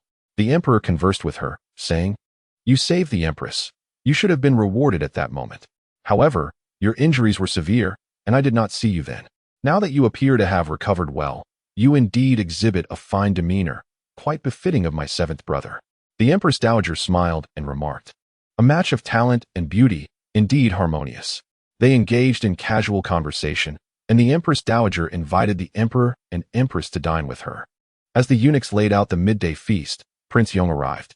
After exchanging formalities, Luo Ning shifted her position, allowing Prince Yong to sit beside her. "I have heard that you have captured Duke Shun of the state of Shin?" inquired the Emperor. Duke Shun is the maternal uncle of Empress Zhang, who hails from a family that has produced 3 dukes, 2 conferred by the late emperor, and this one personally bestowed by the current emperor. Luo Ning listened in silence. Prince Yong's demeanor was indifferent, his voice steady and devoid of fluctuation. "In response to your majesty, Duke Shun has hoarded 200 pounds of iron, and the contraband has been confiscated." A tightness gripped Empress Zhang's chest. In this dynasty, the salt and iron are under state control. Iron without proper provenance, once discovered, constitutes a crime. Prince Yong's mention of hoarding defined the nature of the offense. The distinction between a minor crime and a major one hinges precisely on 200 pounds, not a bit more or less. Duke Shen's hoarded quantity was sufficient to warrant punishment. The consequences could range from a severe reprimand and dismissal from office to the death penalty. My uncle would never dare to do such a thing. This is a plot against him. I implore my seventh brother to investigate thoroughly and restore his honor. The Empress spoke up. The Emperor furrowed his brow, casting a glance at her. She was not one to interject, yet the gravity of the situation compelled her to act. Empress Zheng had faced turmoil in her childhood. During a time of upheaval, she became separated from her family amidst the chaos of escape, only to be found by her aunt who retraced her steps. For 3 tumultuous years, Empress Zheng lived with her uncle's family, growing from a 5-year-old child to an 8-year-old girl, a formative period when she transitioned from innocence to awareness of worldly matters. This experience forged a deep bond between her and her uncle and aunt, explaining Luo Ning's silent withdrawal and the gentle lowering of her chopsticks. Prince Yong pressed the emperor to arrange a marriage for him, diverting attention to the matter of betrothal while subtly maneuvering against the current Minister of War, Duke Shun. Luo Ning, being the daughter of a military general and having had a childhood companion of the same profession, possessed a degree of understanding regarding military affairs, far from naive ignorance. In this dynasty, the mobilization of troops requires not only 2 tiger talismans, but also a mysterious iron. The tiger talismans are split between the emperor and the general, namely Prince Yong, who holds one. To mobilize troops, both talismans must be present. However, to deploy troops in exceptional circumstances, one merely requires along with the tiger talisman. The is controlled by the Ministry of War, held by successive ministers of war. This implies that the minister must be an absolute confidant of the emperor, as any lapse could lead to grave consequences. Prince Yong certainly harbored intentions of replacing him. Luo Ning recalled that the emperor, infatuated with elixirs, would likely pass away by the end of next year, leaving the young emperor to ascend the throne at merely a year and a half old. The emperor's tiger talisman was temporarily entrusted to the Empress Dowager for safekeeping. Subsequently, the Prince of Yong ascended to power, with the first supporter of his reign being the Duke of Shun. The Duke of Shun, being the maternal uncle of Empress Zheng, held a bond with her akin to that of a father. Hence, Luo Ning realized that the Duke of Shun was indeed aligned with the Prince of Yong. However, the emperor remained oblivious. Perhaps there were recent rumors that necessitated the Prince of Yong to dispel any doubts the emperor harbored, prompting him to take action against the Duke of Shun. This was a struggle for military authority. As Luo Ning contemplated this, she cast another glance at Empress Zheng. At this moment, was it true that she harbored mutual affection for the Prince of Yong? Was she genuinely pleading for her uncle, or merely playing a part to assist the prince? If it were the latter, would Luo Ning, the prospective princess of Yong, fall victim to Empress Zheng's jealousy? Even if the prince privately explained the situation to her, would she believe him? Jealousy is but an emotion. Knowing that Luo Ning's affection was feigned might still incite her ire. Luo Ning did not possess such a formidable uncle nor wield such potent political strategies. She was not a highborn lady like Empress Zheng, who had been meticulously cultivated since childhood. All she wished for was that the Prince of Yong would clarify the intricacies of their marriage to Empress Zheng privately, sparing Luo Ning from being embroiled in their conflict, for she did not want to be resented and meet an untimely demise. Chapter 57. The Emperor's preferences. Luo Ning's aspirations were modest, as long as the Luo family was preserved. With at least the ancestral temple and graves spared from being entirely consumed by Luo Yin's actions, she could ascend to the position of county princess in Shaoyang. Sister-in-law, I shall investigate thoroughly. If it proves true, I shall not overlook the Duke of Shun's transgressions against the law, the Prince of Yong stated. The emperor's expression remained calm as he replied, Seventh brother, the Duke of Shun is rather carefree in nature. He must have been set up by others. He is cautious in significant matters, yet relaxed in trivial ones, and there is no need for excessive scrutiny. I will ascertain the truth and provide our elder brother with a reasonable explanation, ensuring he is not wronged. The emperor nodded slightly. The Empress Dowager, however, maintained a serene demeanor, observing her 2 sons with a gentle expression, seemingly indifferent to their contentious exchange. Luo Ning found herself unable to discern her thoughts. If she were in the Empress Dowager's position, what would she be contemplating? She realized she could not fathom the Empress Dowager's mindset. Let us dine. The Empress Dowager said with a smile. This black-bone chicken soup is getting cold. Hurry and drink it. Ning, you should also eat. Luo Ning complied. Nonetheless, the Emperor, Empress, and Prince of Yong barely touched their chopsticks or engaged in conversation. The Empress Dowager partook minimally, as she typically only sampled the flavors. Luo Ning, however, consumed a considerable amount, driven by hunger and her sense of detachment from the unfolding drama. Regardless of their quarrels, her aspirations for a bright future as county princess of Shaoyang remained unshaken. As long as the nation endured, Luo Ning's prospects would not diminish. Finally seated at the table, her sole desire was to satiate her hunger. The Empress Dowager gazed at her with a smile. The Emperor and Empress could not help but glance at her several times. Even the Prince of Yong occasionally cast a sidelong look in her direction. The meal commenced with difficulty, yet Luo Ning relished her food, prompting the Empress Dowager to also consume a bit more. The imperial kitchen presented 2 additional dishes, and after the attendants served them, the Emperor instructed them to serve twice more. Seeing him eat, the Empress compelled herself to partake as well, while the Prince of Yong sipped his wine slowly, hardly touching his food. He drank very little, nursing a single cup from beginning to end without requesting a refill. Luo Ning stole a glance at him, and he immediately met her gaze, prompting her to avert her eyes. After the midday meal, the Emperor and Empress took their leave. Following a rain yesterday, today was bright and clear. The palace's glazed tiles had been washed clean by the rain. The trees were newly verdant, and the azure sky was crystal clear. The Emperor and Empress strolled leisurely, as the return from Shoqing Palace was quite near. My younger sister is somewhat endearing, remarked the Empress. Compared to the gentle and courteous daughters of noble families, Luo Ning is a tad uncouth. During the meal with the Empress Dowager, she hardly partook of the food. Yet, precisely for this reason, the Empress felt particularly at ease with her, perceiving her as insignificant and devoid of threats, albeit excessively beautiful. For some reason, her pair of eyes was somewhat irksome. In earlier years, there was a beauty named Chao, who possessed similarly captivating eyes and was quite adept at flattery. My mother almost suffered due to her, the Emperor recounted. Intrigued, the Empress replied, I have not heard of her. A beauty who dared to scheme against the Empress Dowager could hardly survive until you heard of her. My mother was no fool, the Emperor stated. The Empress continued, perhaps my mother has forgotten, for countless beauties have come and gone in the palace.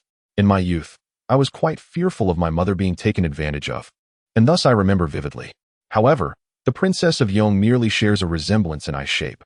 Otherwise, she is quite different. Her gaze dissimilar. That Chao beauty had a narrow forehead and a thin face, much like a fox. The Emperor added, indeed. The Empress chuckled softly. What is amusing? He inquired. I was reminded of Miss Wang from the Imperial Academy, who seemed to have a similar appearance. Originally, the late Emperor intended to select her as the crown princess. But both you and my mother disapproved, she reminisced. She further noted, the rivalry between the Cui and Wang families is well known. So I can understand why my mother objected, yet I did not anticipate your disapproval as well. Miss Wang is certainly one of the most beautiful in the academy. Her charming visage endearing to all. In terms of beauty, she and Empress Zheng each have their merits. Yet if compared, Miss Wang possesses a more bewitching allure, difficult for young men to resist. The only way I could surpass her would be through diligent study. I do not favor such women, the Emperor declared.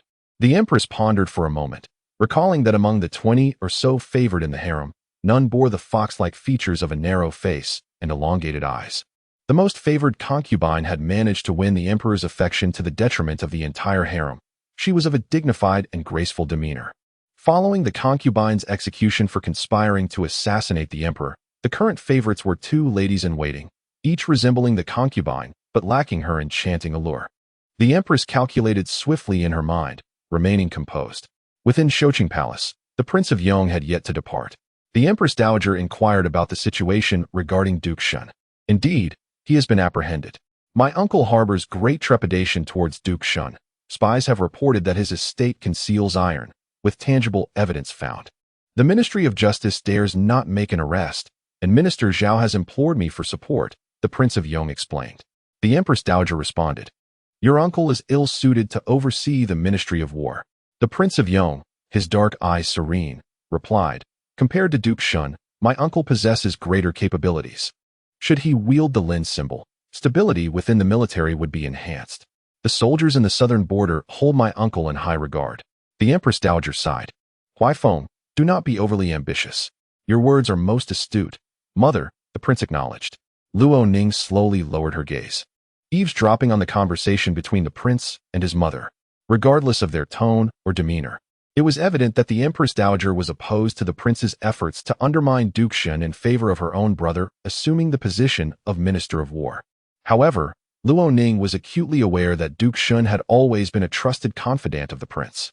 Did the Empress Dowager truly know this? From a young age, Prince Yong exhibited both literary and martial prowess, and it was unexpected that he possessed such remarkable skills in acting as well, at least from the perspective of Luo Ning.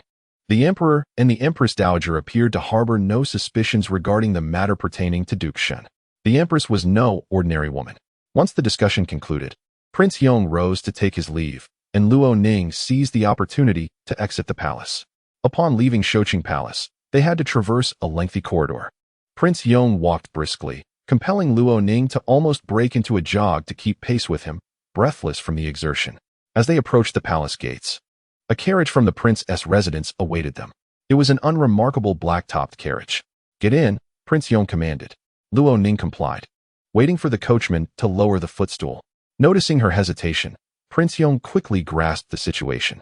He was disinclined to remind her that his carriage did not have a footstool, as it was unnecessary for him. With a swift motion, he seized her waist and lifted her into the carriage. Luo Ning was taken aback, momentarily speechless, her eyes wide as she blinked at him. Please enter. You're obstructing the way, Prince Yong urged. She settled into the carriage, where sunlight filtered through the thin curtains, making the interior pleasantly illuminated. When Prince Yong lifted her, he had noticed the Buddhist beads adorning her wrist. Did the Empress Dowager gift you the beads? He inquired. Luo Ning instinctively raised her hand. These.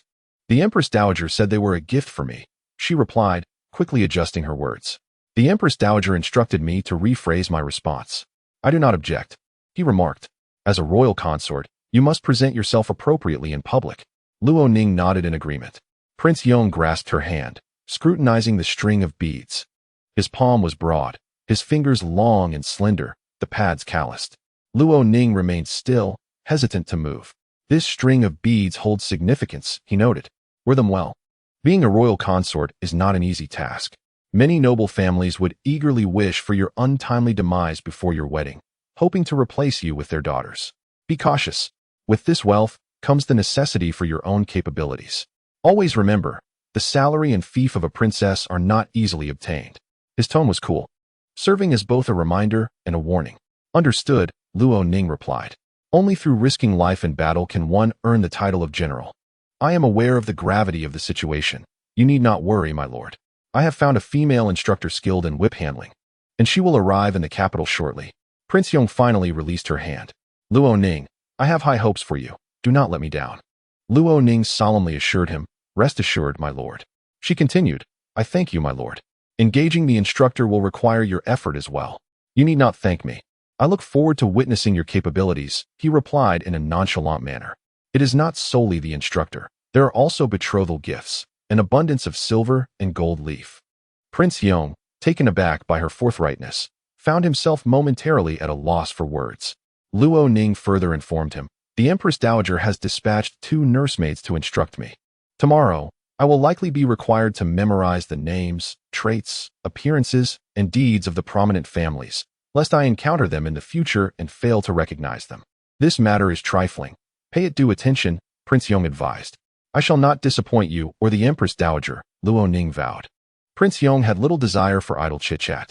Having dealt with an altercation the previous day, he refrained from probing further into the matter, dismissing any inclination to engage in familial conversation with her. Shortly after exiting the imperial city, the carriage was set to take a different route. Luo Ning's coachman consistently followed closely behind, and upon stopping, Prince Yong allowed her to disembark. After bidding farewell to Prince Yong, Luo Ning dozed off in the carriage, feeling somewhat satiated and drowsy.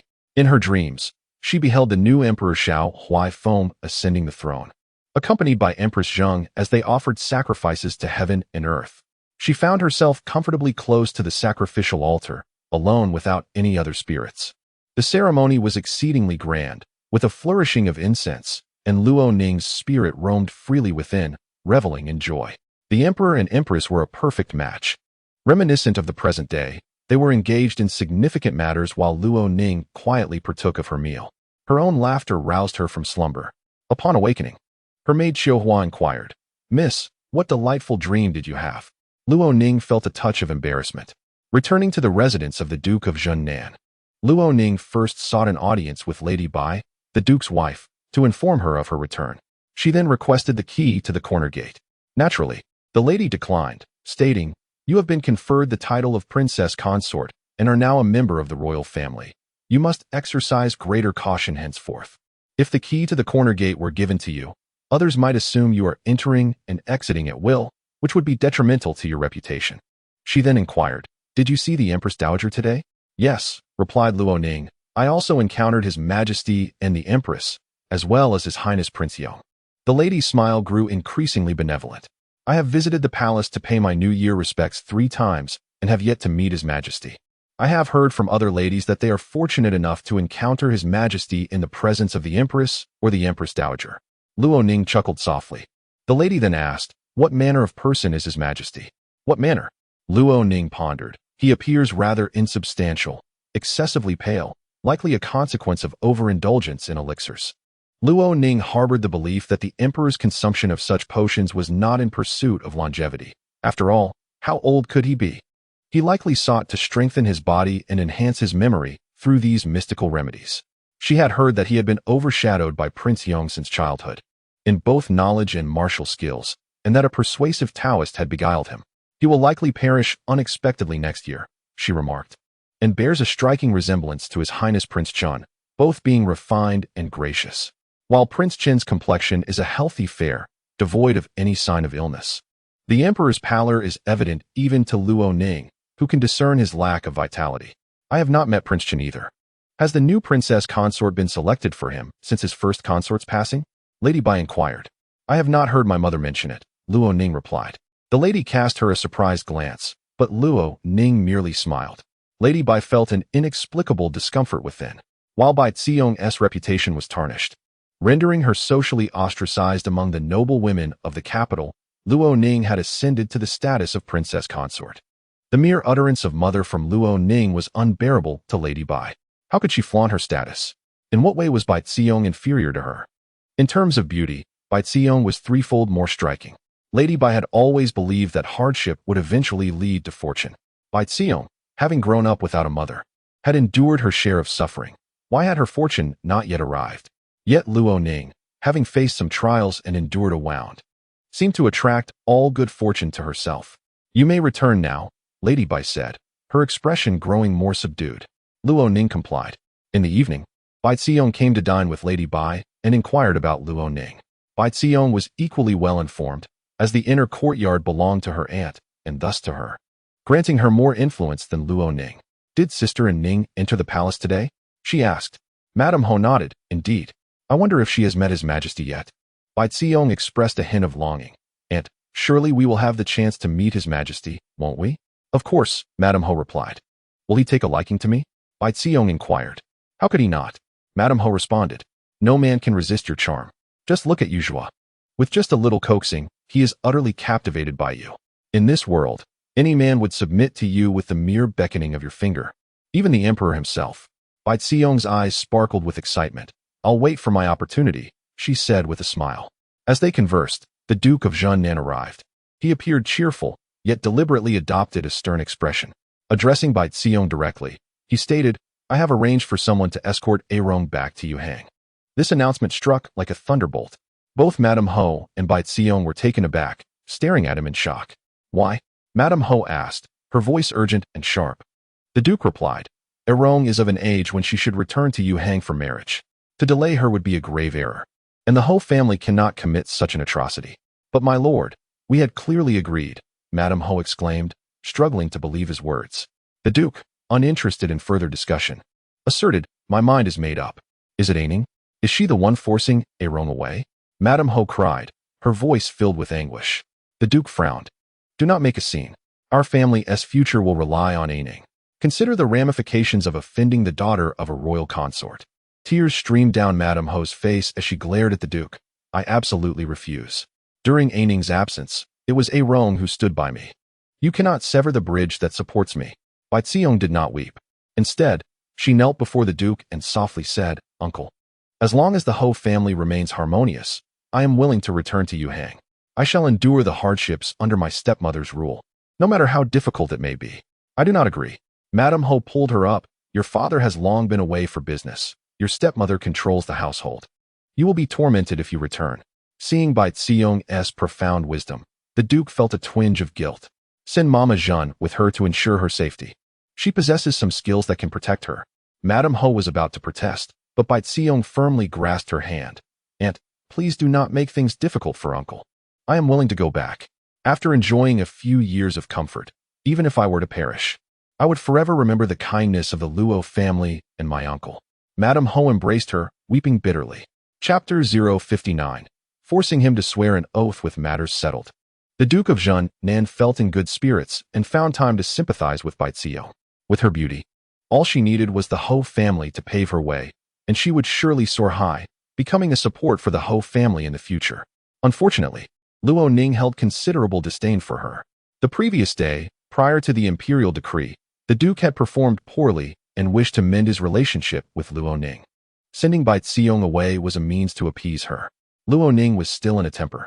Once she was married and no longer held grudges, perhaps Bai Xiong could be brought back, which would only take a year or so. The Duke, confident in his long-term planning, refrained from discussing further with Madame Ho. Aunt, do not worry. Bai Xiong offered her handkerchief to Madame Ho. He thinks it will be easy to send me away, but it won't be that simple. Once again, dear Aunt, we are not without our means. Once I leave the estate, it won't take them 2 hours to plead for my return. The lady of the Ho ceased her tears, gradually regaining her composure. Do you have a plan? She asked. Bai Xiong leaned close and whispered her strategy into her ear. The lady of the Ho's heart began to settle. As the Duke of Nan prepared to send Bai Xiong away, he hurried to ingratiate himself with Luo Ning. At that moment, Luo Ning was engrossed in listening to Granny Yin recount matters concerning the Cui family. The Cui clan, a prominent family and also the maternal family of the Empress Dowager, was the first that Luo Ning needed to comprehend. The Cui lineage was vast and its influence intricate. Luo Ning diligently took notes. Just as she was deeply focused, Granny Yin spoke with great detail when suddenly, the Duke of Nan arrived. 3 days from now, I have arranged for your return to Yuhang, he announced. Ning, your father is on your side. On the side of the Prince of Yong, you mean? Luo Ning replied with a faint smile.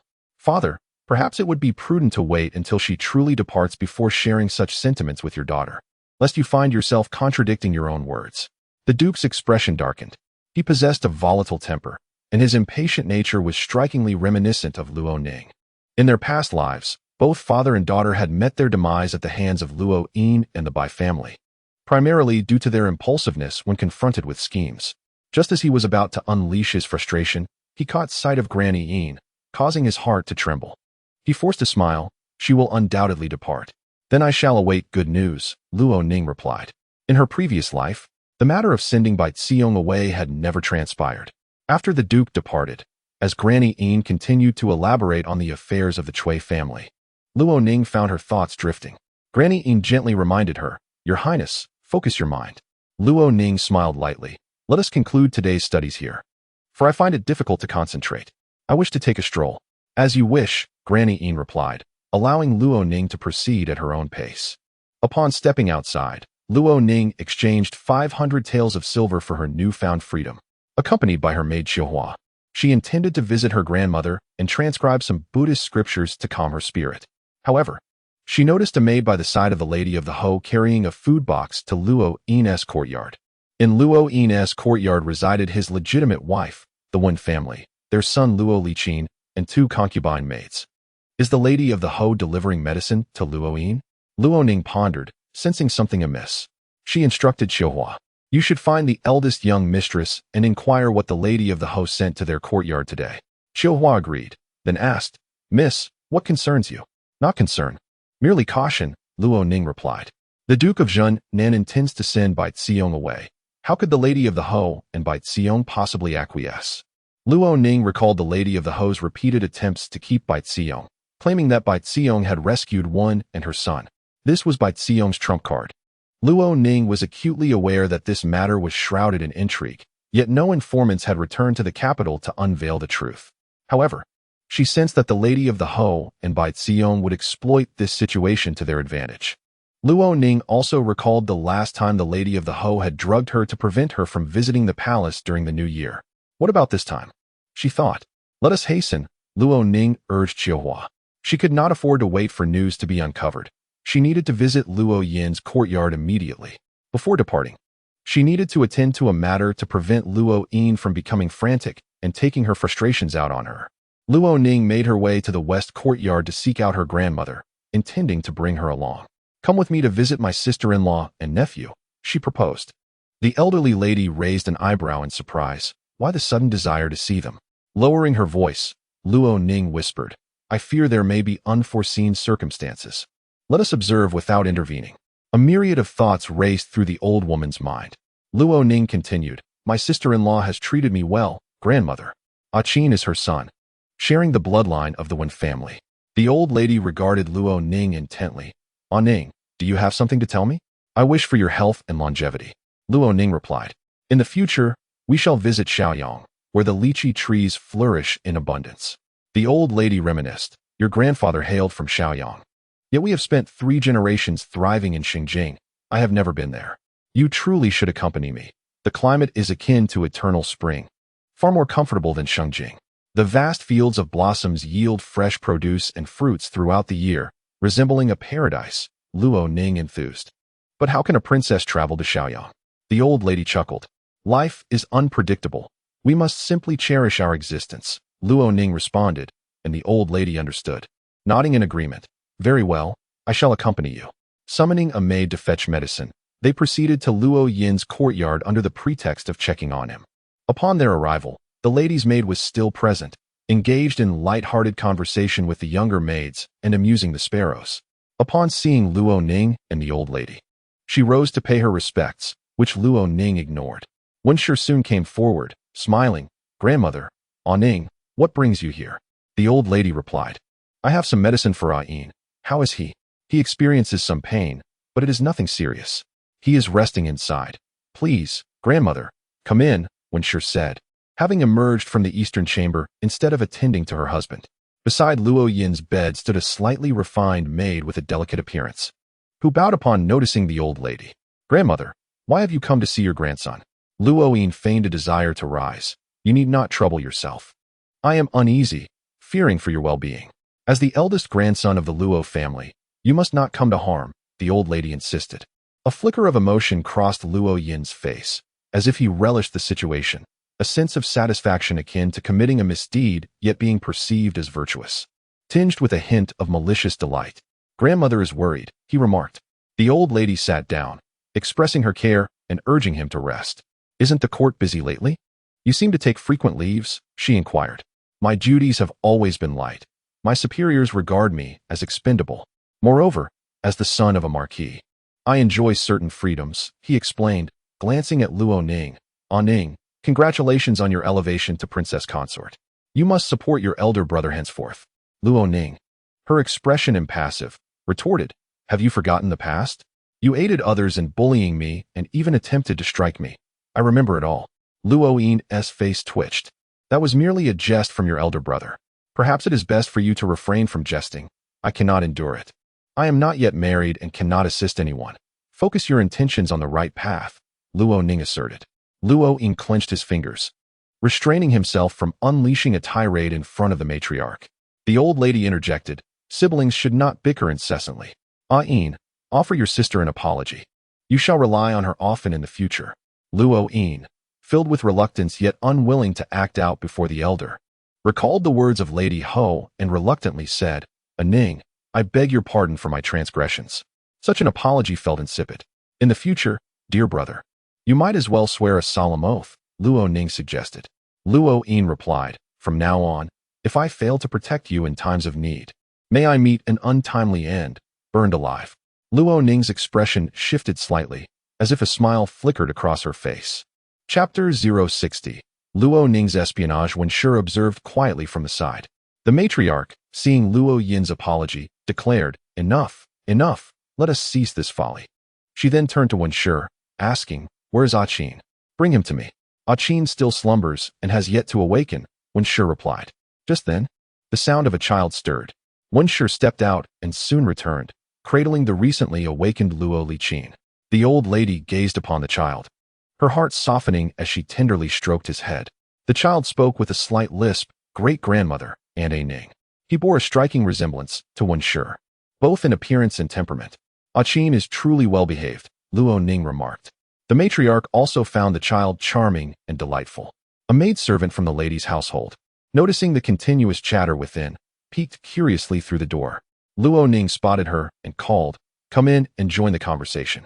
Upon seeing that it was a maid from Lady Ho's side, Luo Ning turned to Wenshi and said, "Why don't you inquire about the situation?"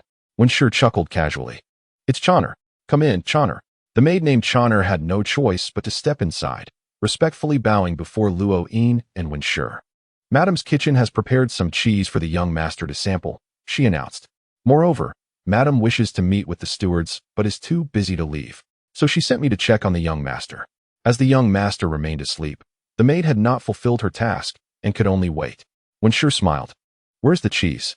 Choner fetched a food box from the hall and brought it in. Upon catching a whiff, Luo Ning exclaimed, "It smells delightful. Give it to me. I shall feed Qin." She took Luo Ning's hand, saying, "Come with your aunt. I shall feed you, if that pleases you." Luo Ning nodded. Holding the cheese, Luo Ning led the child to the east side chamber. She brought the cheese close to her nose, detecting a faint scent. "Aunt will perform a little magic trick. If you do well, I shall take you out for some candy," Luo Ning promised. "Really? Of course." Luo Ning replied with a smile. "When I stir the spoon, you must declare it tastes wonderful."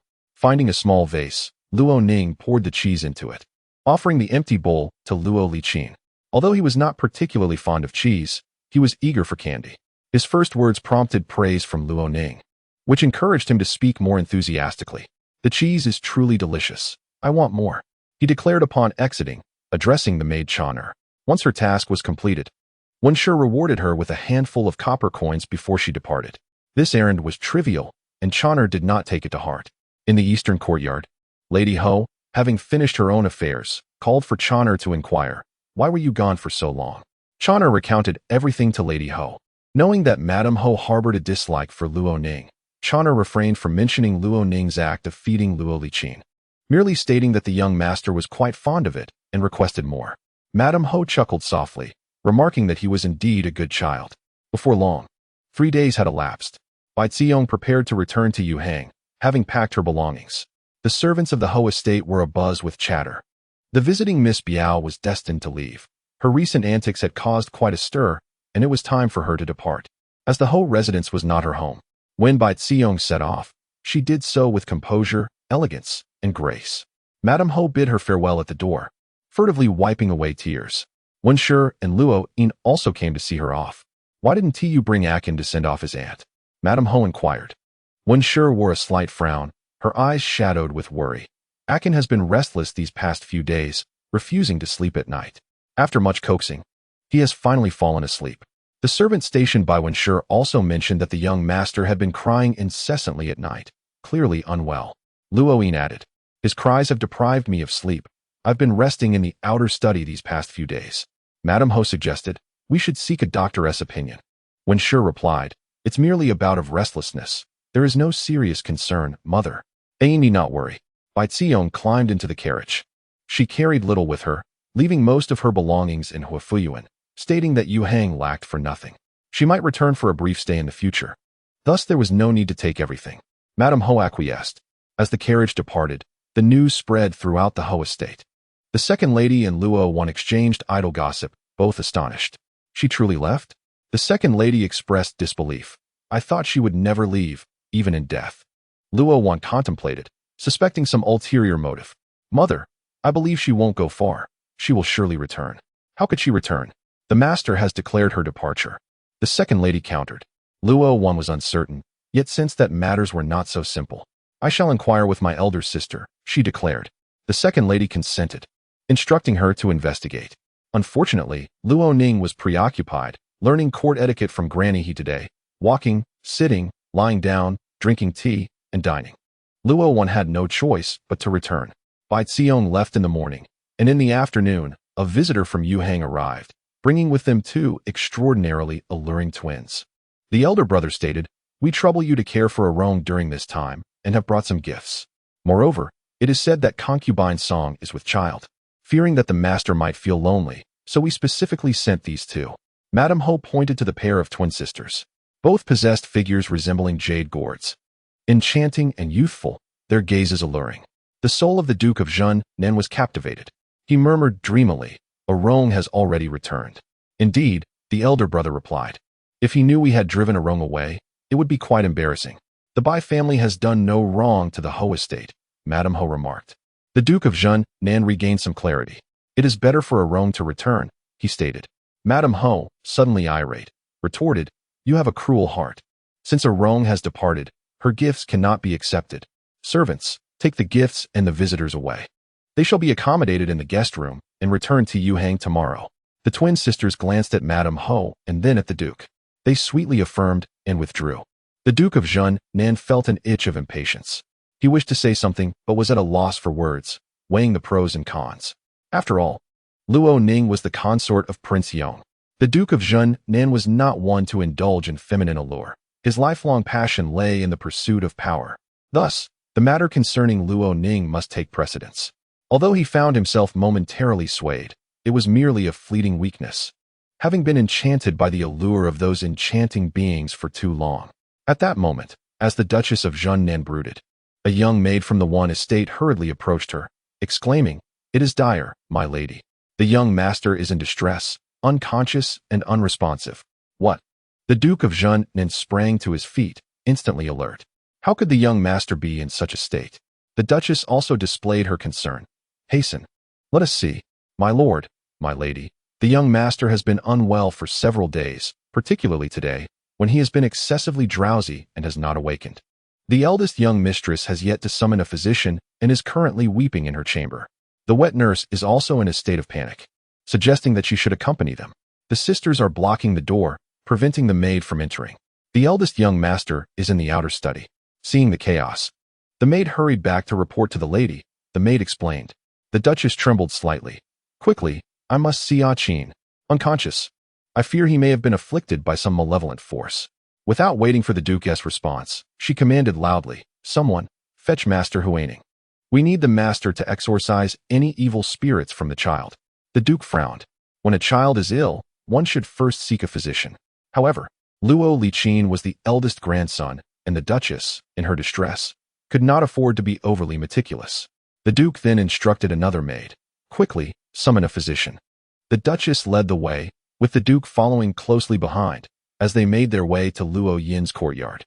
Upon arrival, they discovered the courtyard gate was locked, accompanied by the sounds of weeping within. Chapter 061. The White family's scheme falls apart. The eldest young mistress's courtyard was secured from within, filled with cries and disputes. "I must inform my parents."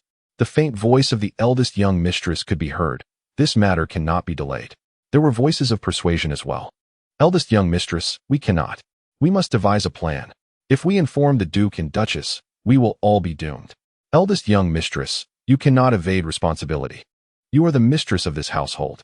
Think of your own position," cried another maid, who was also in tears. The maid relayed the news that the young master, Luo Liqin, was unconscious. The Duke caught fragmented snippets of conversation from within, mostly about the occupants preventing the One family from revealing the child's condition, insisting on treating him secretly to avoid punishment from the Duke and Duchess. How absurd! The Duke, disregarding the maid's instructions, stepped forward and pounded on the door. "Open the door." A glint of urgency flickered in the Duchess's eyes. She needed to buy some time until Master Huaning arrived. Thus, she grasped the Duke's arm. "My lord, do not frighten your daughter-in-law. This is her chamber, and you are her father-in-law. You cannot simply barge in." The Duke shook her off. "If anything happens to Ah Qin, none of those inside shall escape unscathed." He had little affection for his children, but had a fondness for that clever and adorable grandson. He was truly anxious. The Duchess insisted, "Let us wait for Master Huaning. Once he arrives, the issue can be resolved swiftly. By nightfall, we can bring Bai Zirong back home." Yet the Duke could not be deterred. He continued to pound on the door, and seeing it remain steadfastly closed, he kicked it with force. After several attempts, His strength as a martial general prevailed, and the courtyard door was finally forced open. The servants and maids of the Wen family all emerged from the house. The patriarch of the Wen family wept as he knelt before the Duke of Jinan, lamenting that his daughter-in-law had no way out of this predicament. In light of such a grave matter, she truly did not know what to do. The Duke, anxious, inquired about the child. However, the wet nurse urged one to maintain her composure, advising her that any further words should be spoken privately to the Duke and his wife. "No, I must speak out publicly. I do not wish to conceal the disgrace," one cried. The Duke wished to bypass the kneeling figures to check on the child, but the maids and servants had filled the floor with their prostration. Observing this, the Duchess pretended to scold them. "What is all this fuss about a trivial matter? Let us enter." One wiped her tears, responding, "Yes, yes." The wet nurse and the maids assisted her to her feet and cleared a path. The Duke asked, "Which room does Qin occupy?" The wet nurse, trembling with fear, pointed to the eastern chamber. The Duke immediately entered, followed hastily by the Duchess. Yet, the room was empty. Wen and the maids wept inconsolably. "Where is Qin?" The Duke felt a surge of blood rush to his head. "Xianglan, go fetch the young master." Wen sobbed heavily, "Father-in-law, mother, you are my only support. Only the two of you can save me." The Duke, exasperated, found himself increasingly perturbed by his daughter-in-law's foolishness. This woman continued to weep, oblivious to the child's whereabouts. Yet here she was, begging for forgiveness. "Where is Qin? Where could he possibly be taken?" The Duke bellowed in anger. Wen and the others seemed taken aback. She halted her cries, her eyes wide as she looked at the Duke and then the Duchess. "Qin is just a child. I feared he would be frightened. What happened? He was merely taken out to play," Wen explained. "What?" The Duchess's expression shifted dramatically. "Taken out to play? Do not lie." Wen shrank back, visibly intimidated.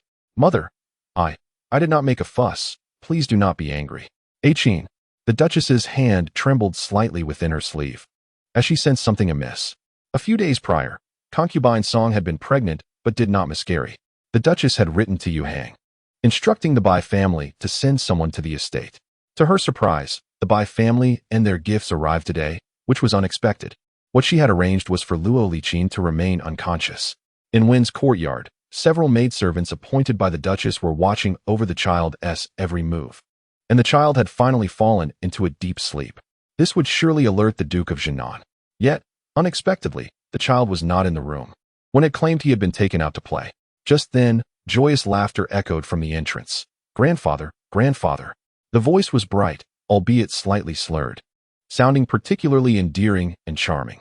The Duke stepped out of the threshold to see his healthy, rosy-cheeked grandson joyfully running in the courtyard. Like a refreshing glass of ice water on a sweltering summer day, invigorating both body and spirit. He crouched down, calling, "Qin."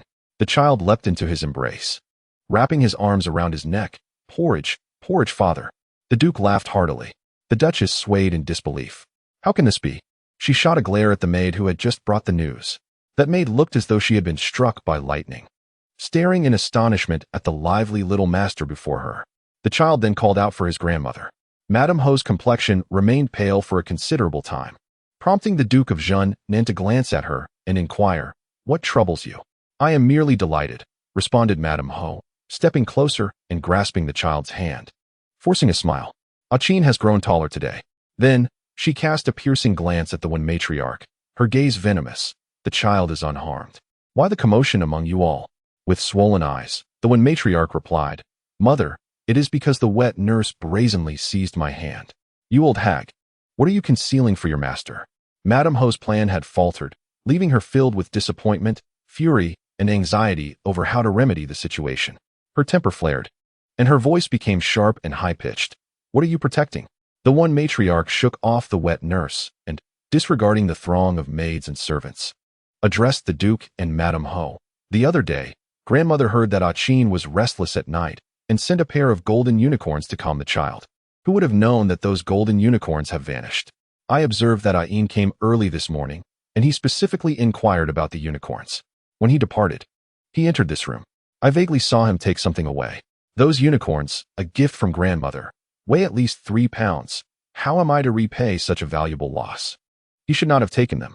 Even disregarding the child, he ought not to have taken grandmother's possessions without permission. With such precious items lost, Which of us in this household can absolve ourselves from blame? I wish to confront him and demand their return, and also seek my parents' support for justice as a daughter-in-law.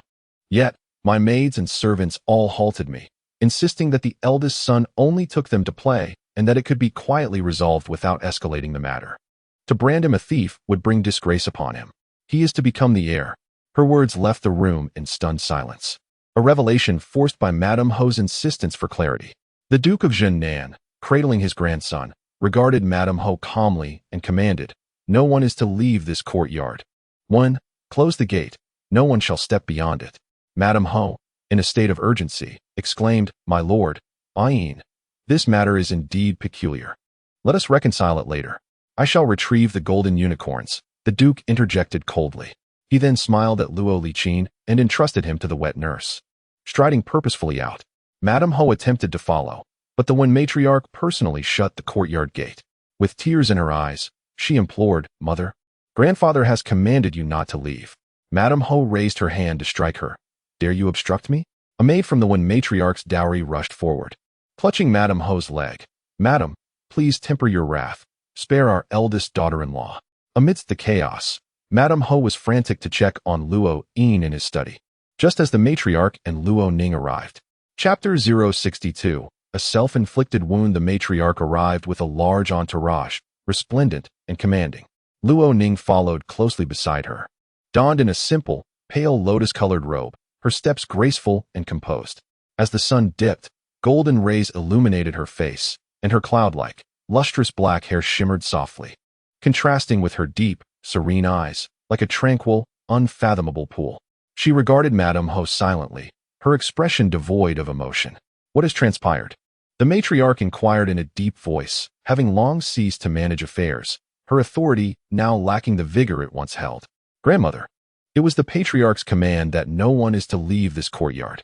Otherwise, everyone shall face punishment, especially the daughters-in-law. Mother insisted on going out, and I had to stop her," said one. She always spoke in a soft and trembling voice, as if on the verge of tears, resembling a fragile entity unable to stand firm. Yet, it was this seemingly helpless woman who struck a chord with Madame Ho. Unable to contain her curiosity, Madame Ho scrutinized one, eager to understand her disguise. However, no matter how she looked at one, she appeared to be the same pliable figure, utterly incapable of being of any use. This infuriated Madame Ho to the point of feeling faint. At that moment, a young maid rushed over from the second gate. "Old Madam, Miss, a high monk has arrived outside and wishes to see the home master." "What high monk?" inquired the old matriarch. Madame Ho grew increasingly agitated. "Tell him to return." Luo Ning finally spoke up. "Since he has come, how can we simply dismiss him? To offend a high monk could bring misfortune upon the family." The old matriarch was a devout believer in Buddhism. She immediately asked, "Could it be Master Huanan? I must meet him." She looked at one, knowing that with a monk's arrival, someone must attend to him. Thus, she instructed, "Send your mother-in-law to receive him. No one else is permitted to leave the courtyard. Should any issues arise, I will take responsibility for you." One readily agreed, cowardly and weak. The moment someone else took on the burden, she promptly cast it aside. Madame Ho glanced at her, wishing to remind herself of the importance of this daughter-in-law. Perhaps she was merely feigning her frailty, yet her heart could not elevate her perception of one. Madame Ho had to meet Master Huaning and ensure he did not speak foolishly in front of the old matriarch and Luo Ning. The plan had already been set in motion, having discreetly administered a drug to Luo Ning 3 days prior. This concoction would undoubtedly induce agitation and sleeplessness, leading him into a deep, coma-like slumber. After a full 12 hours of rest, he would naturally awaken. A minor ailment, harmless to life, particularly for a child. It would leave no lasting effects, and with a few days of recuperation, he would remain lively and healthy. Luo Ning was her grandson. How could she harm her own blood?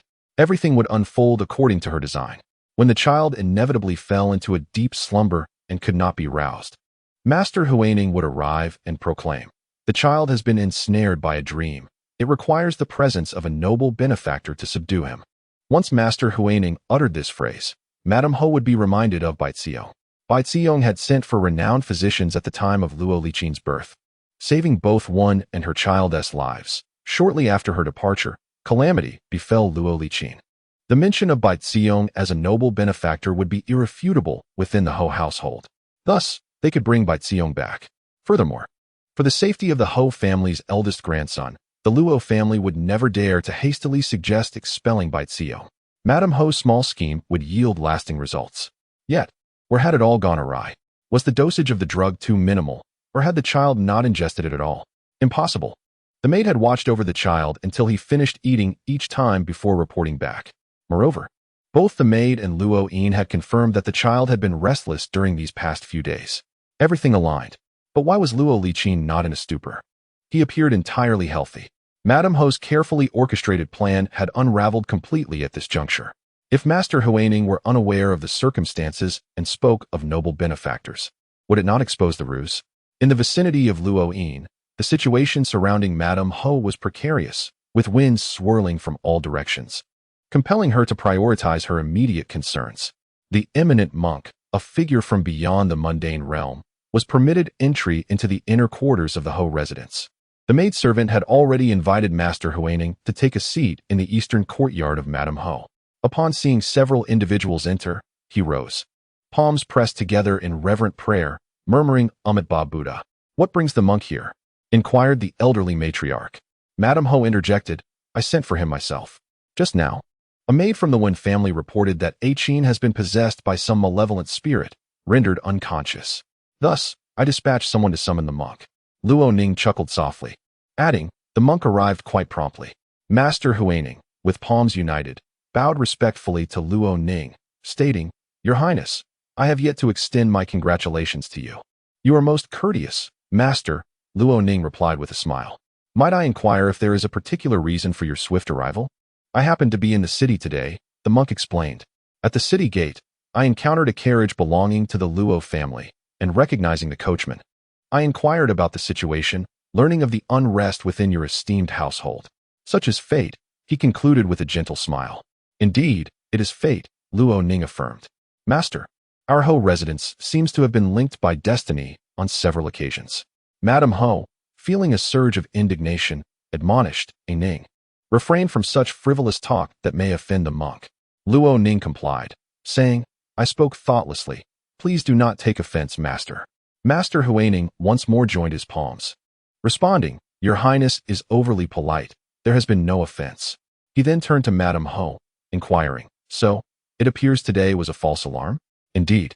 Madame Ho replied with a forced smile, "The child is unharmed. Our concern was unwarranted." Master Huaining nodded. "Then it is indeed the Buddha's blessing. Given your worry for the young master, it would be prudent to have a guardian by his side." This revelation brought joy to Madame Ho. "Does my nephew truly have a guardian?" Luo Ning inquired playfully. "If by chance it is my cousin, the entire household might speculate whether the recent disturbances were intentional. Wouldn't you agree, mother? What nonsense are you spouting?" Madame Ho retorted, "Am I not concerned about tarnishing the monk's reputation?" Luo Ning remarked with a smile, "The Empress Dowager bestowed upon me a prayer bead. Her devotion to the Buddha has waned, and should Master Huaining err in his words, how would the Empress Dowager react?" As she spoke, she gestured with her wrist. Master Huaining's expression tightened. He respectfully addressed Luo Ning, saying, "Your Highness, you are indeed the young master's guardian. With you by his side, the young master shall remain safe and sound." Luo Ning was taken aback yet delighted. "So it is." She then turned to Madame Ho, exclaiming, "Mother, today was truly a misunderstanding. How fortunate." The elderly matriarch sat there, while Madame Ho forced a smile. After Master Huaining once again joined his palms and performed a bow, he took his leave. Luo Ning assisted the matriarch, saying, "Grandmother, it is growing dark outside, and you must be weary. Allow me to escort you back to rest." Madame Ho regarded her. Luo Ning glanced back, as the hall was illuminated with flickering lights. The glow danced in the eyes of the mother and daughter. Luo Ning chuckled softly. "Mother, why not check on Qin and elder brother once more?" Madame Ho's gaze deepened, laden with resentment. It dawned on her that there was still the matter of the golden qilin. With no time to ponder the plight of Baixiong, she hurried to the outer study. Upon her arrival, she found the Duke of Zhengnan chastising his son with a riding whip. Luo Ning had indeed seized the golden qilin.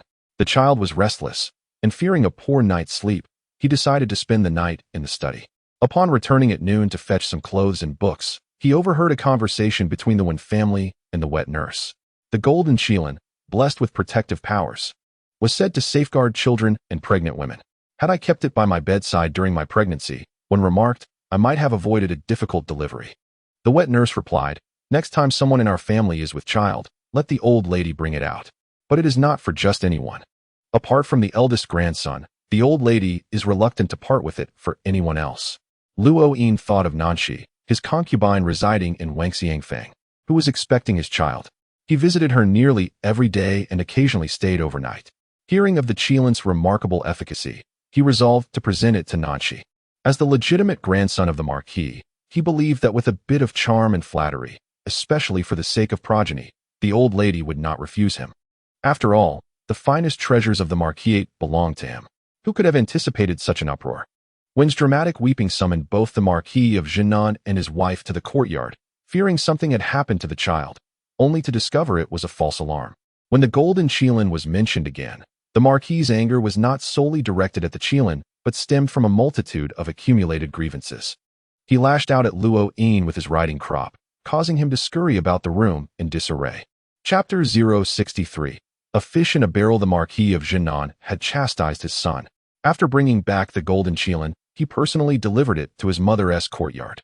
I always knew he was inept, especially after failing to gain admission to Lushan Academy.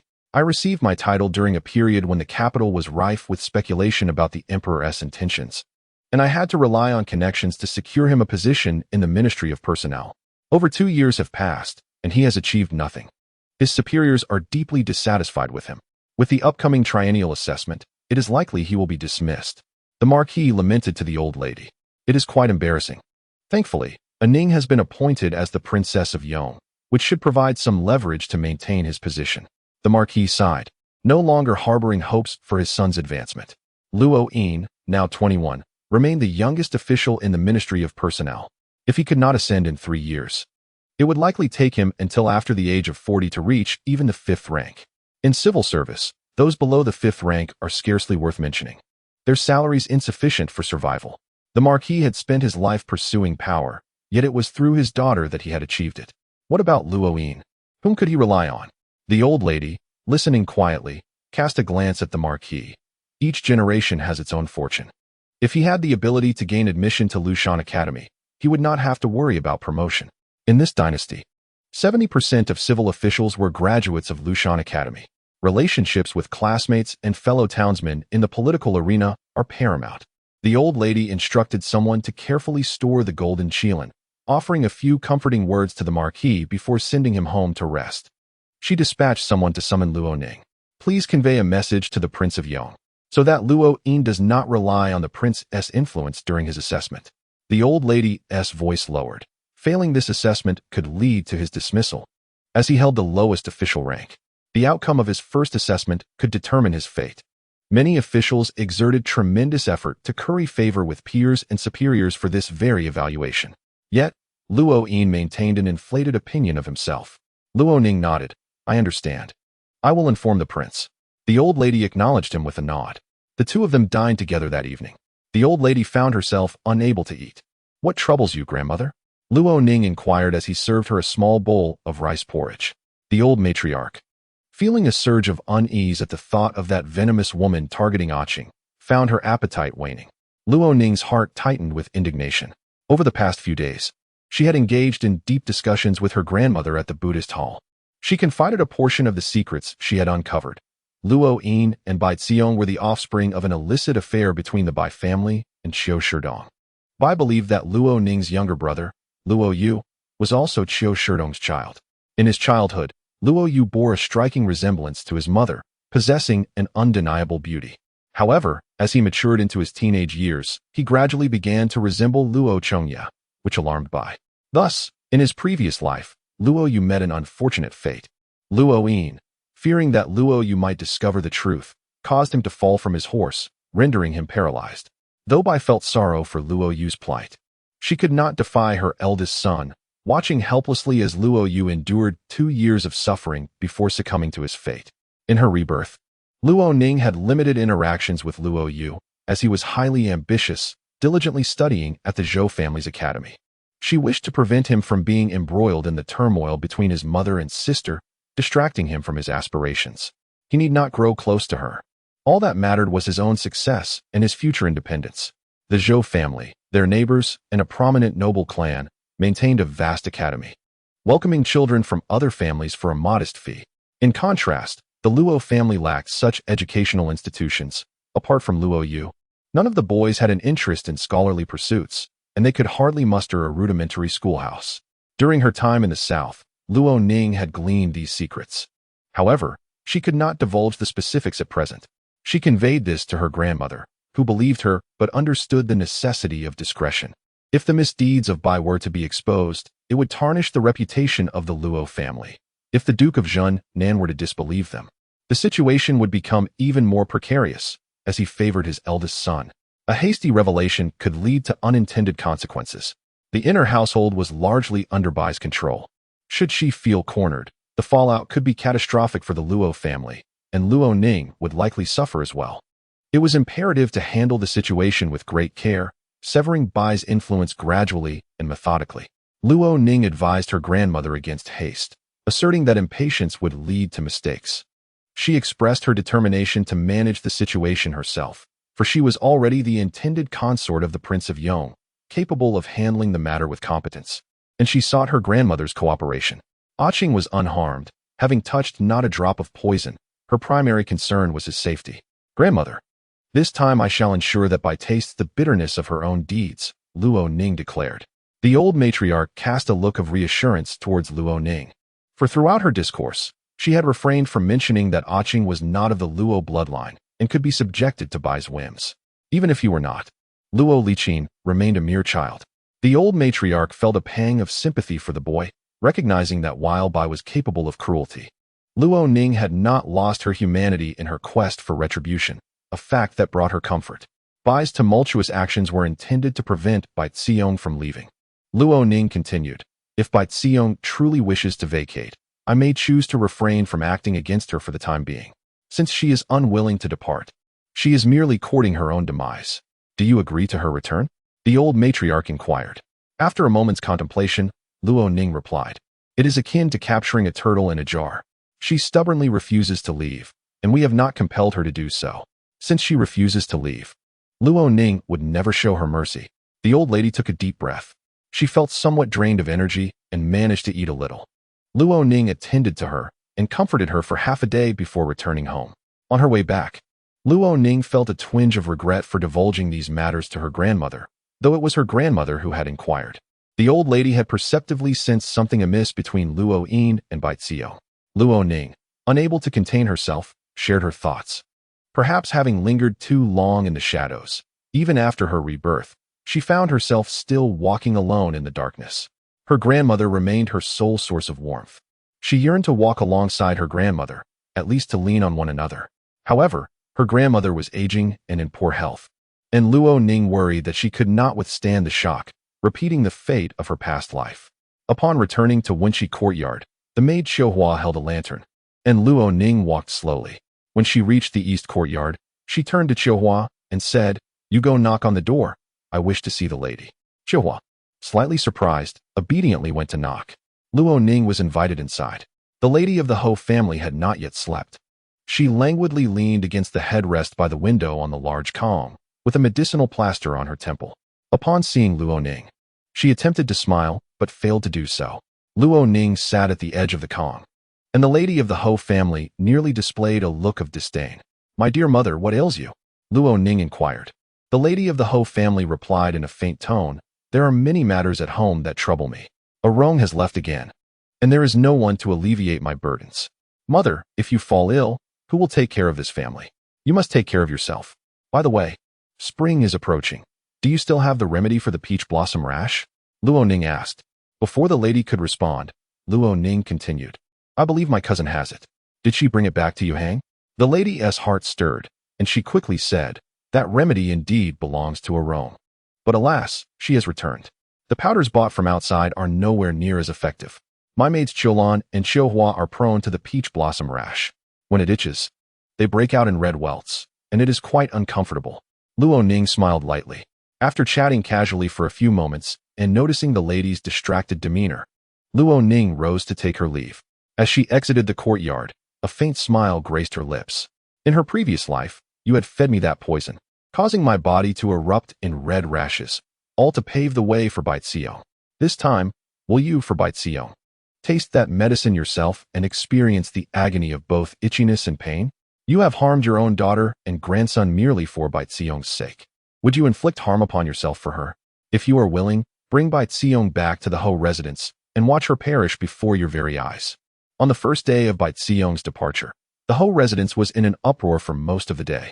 The Bai family from Yuhang sent people to settle in the servants' quarters, and gifts piled up in the storeroom. The lady of the Ho family was reluctant to mention it again. The scandal surrounding Luo Yin's theft was all the rage, and the servants could not help but gossip. The lady of the Ho family was quite furious. The third wife ran to the second room to inquire about the gossip. I heard from the servants that the Wen family wishes to disclose the matter of a Yin's theft. She is afraid to take responsibility herself, and her maidservants urged her desperately. They were close to convincing her when the eldest sister exploded in anger, demanding she speak her mind. And thus, everything leaked out. The third wife relished the misfortune. Madame Ho, in her futile attempt to steal the chicken, only ended up losing her rice. Had she shown even a modicum of respect towards Lady One, this incident would not have been publicly exposed. Those around the eldest lady are well aware of the importance of concealing disgrace. The second lady remarked, I believe Lady One has become quite astute. She has hidden her secrets so well that even if Lord Ho were to discover the golden qilin from Yin, it is likely that Lady One would be made to bear the blame. The third lady pondered over this statement and nodded in agreement. Lord Ho and my sister-in-law are capable of such a maneuver. To protect their son's reputation, they might very well claim that it was a maid or a servant of Lady One who stole it. Such a grave theft would warrant severe punishment.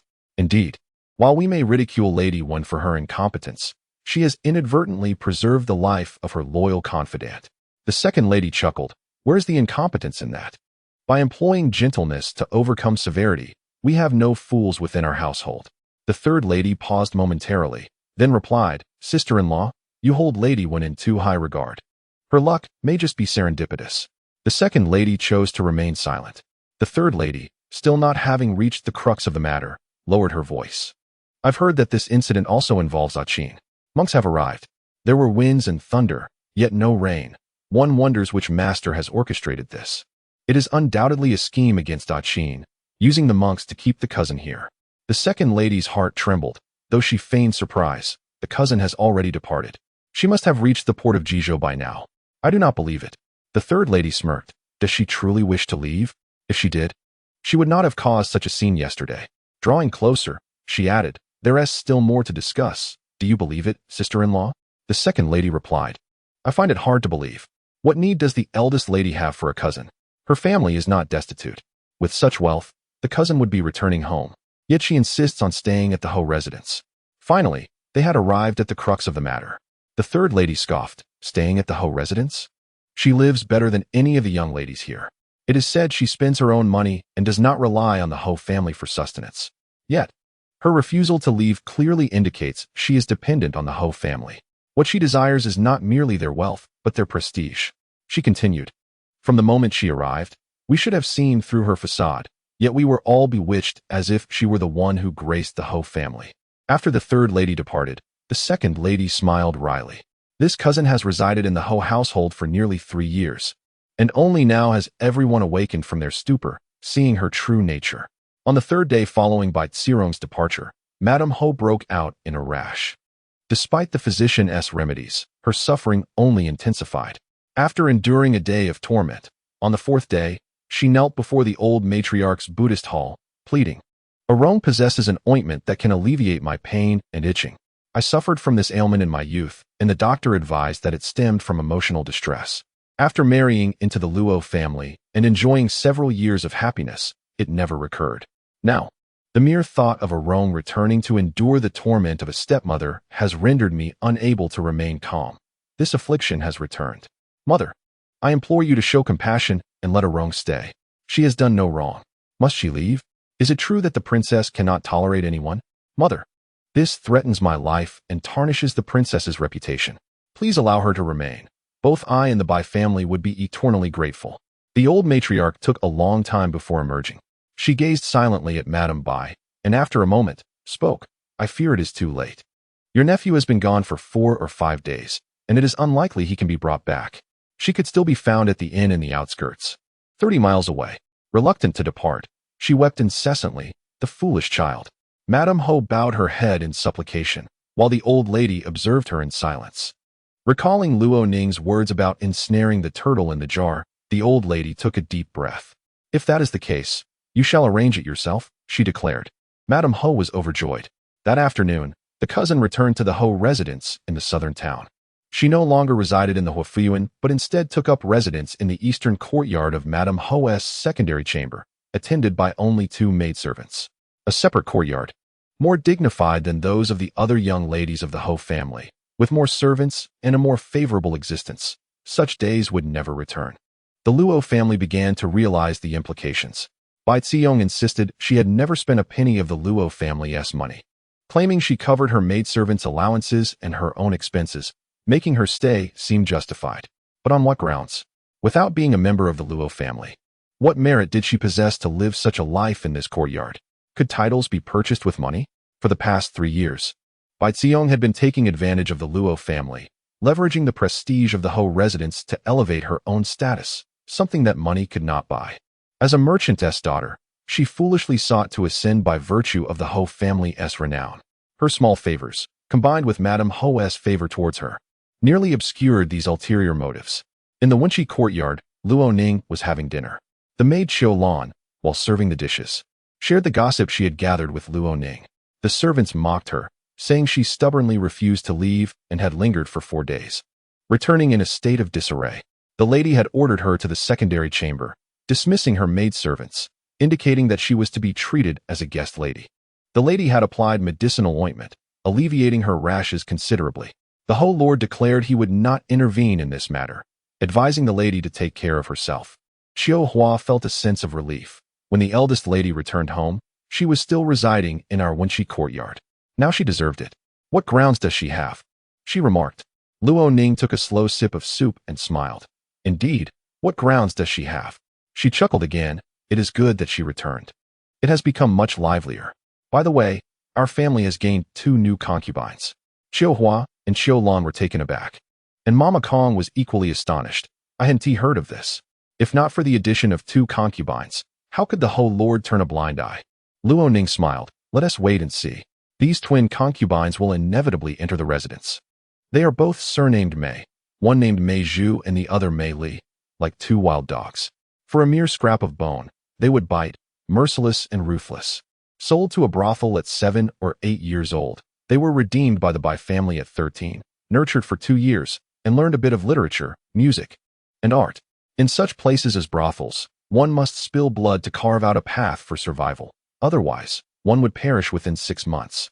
These 2 concubines are exceptionally cruel, devoid of any sense of shame. They are capable of any unsavory deed.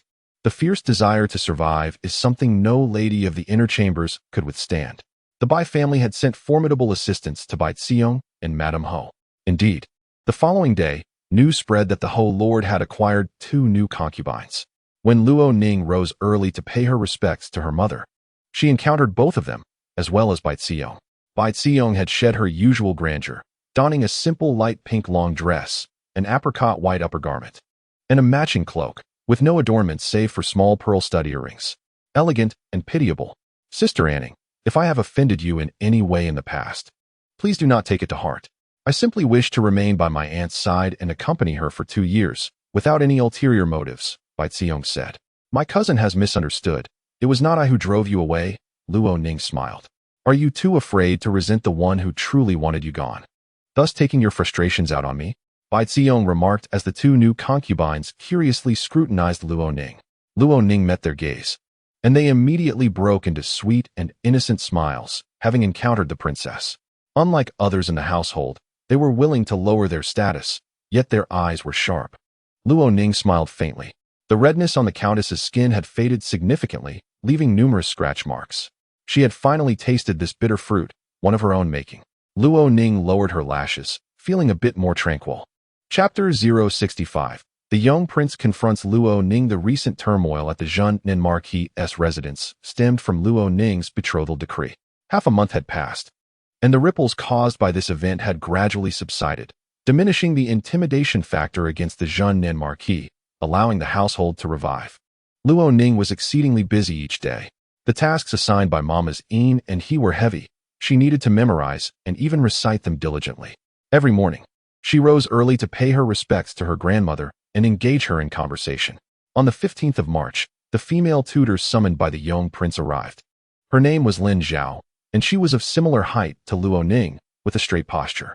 Her dark skin accentuated her bright eyes. I am 8 years your senior, so in the inner quarters, there is no need for you to address me as tutor. Simply call me sister, Lin Zhao stated confidently. Without any shyness or flattery. A tutor is inherently a mentor, deserving of such a title. Before her arrival, Luo Ning had worried she might be arrogant and aloof, difficult to approach. Offending her lightly or disrespecting her heavily were both concerns. However, seeing her straightforward demeanor, Luo Ning felt reassured and cheerfully called out, Sister Lin. Sister Lin, do you have skills in needlework or cooking? Luo Ning inquired. Lin Zhao replied, I do not know needlework, but I can cook. Luo Ning personally informed the countess that the young prince had sent a cook for her. The countess replied, bring her to me for a look. Luo Ning took Lin Zhao to her.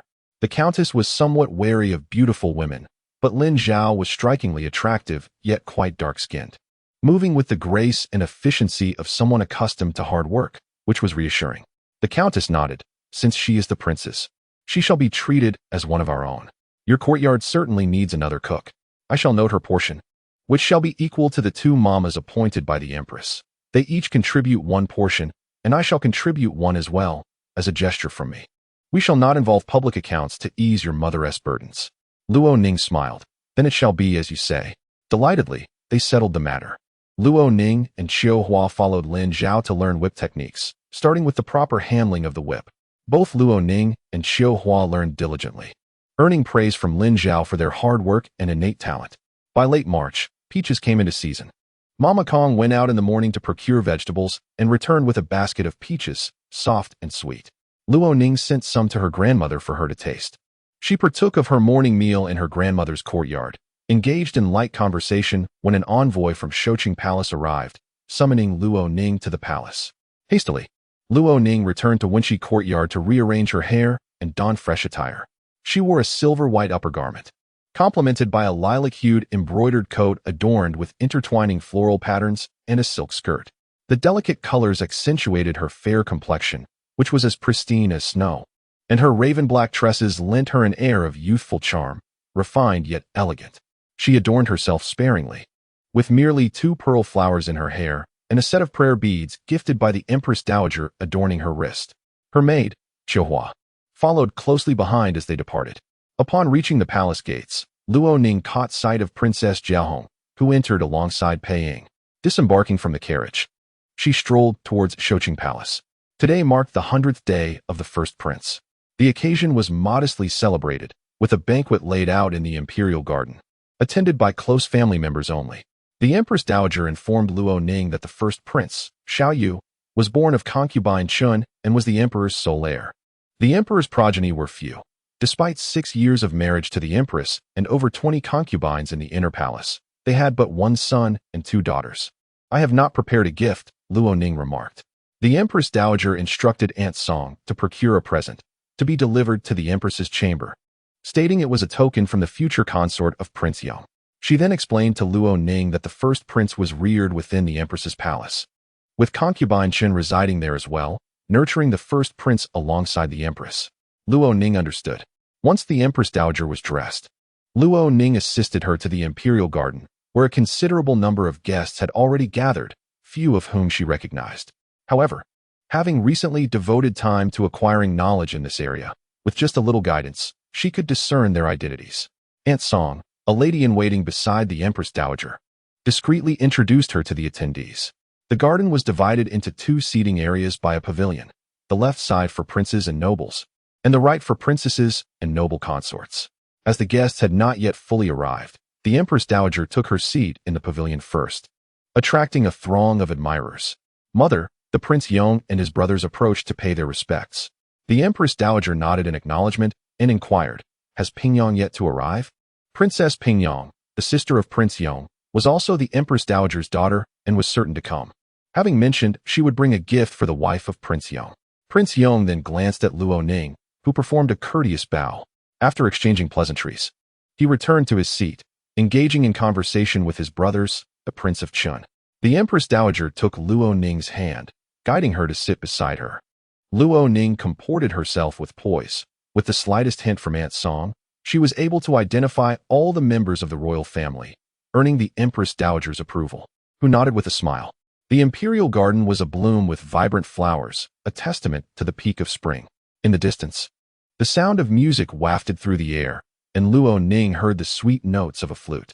Turning her gaze, she noticed someone playing in the rear, blending seamlessly among the musicians.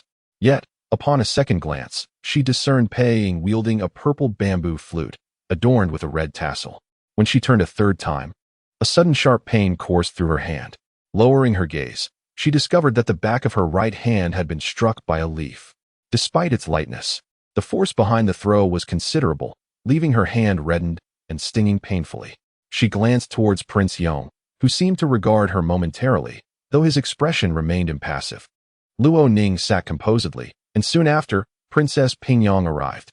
She bears a striking resemblance to the Empress Dowager, possessing a tranquil demeanor and captivating grace, perfectly matched with her consort.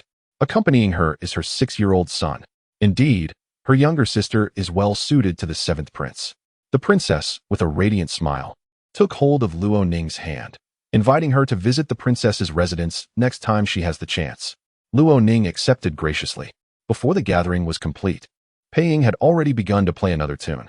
At some point, the Prince of Yong had positioned himself beside Luo Ning, listening to her exchange pleasantries with Princess Pingyong.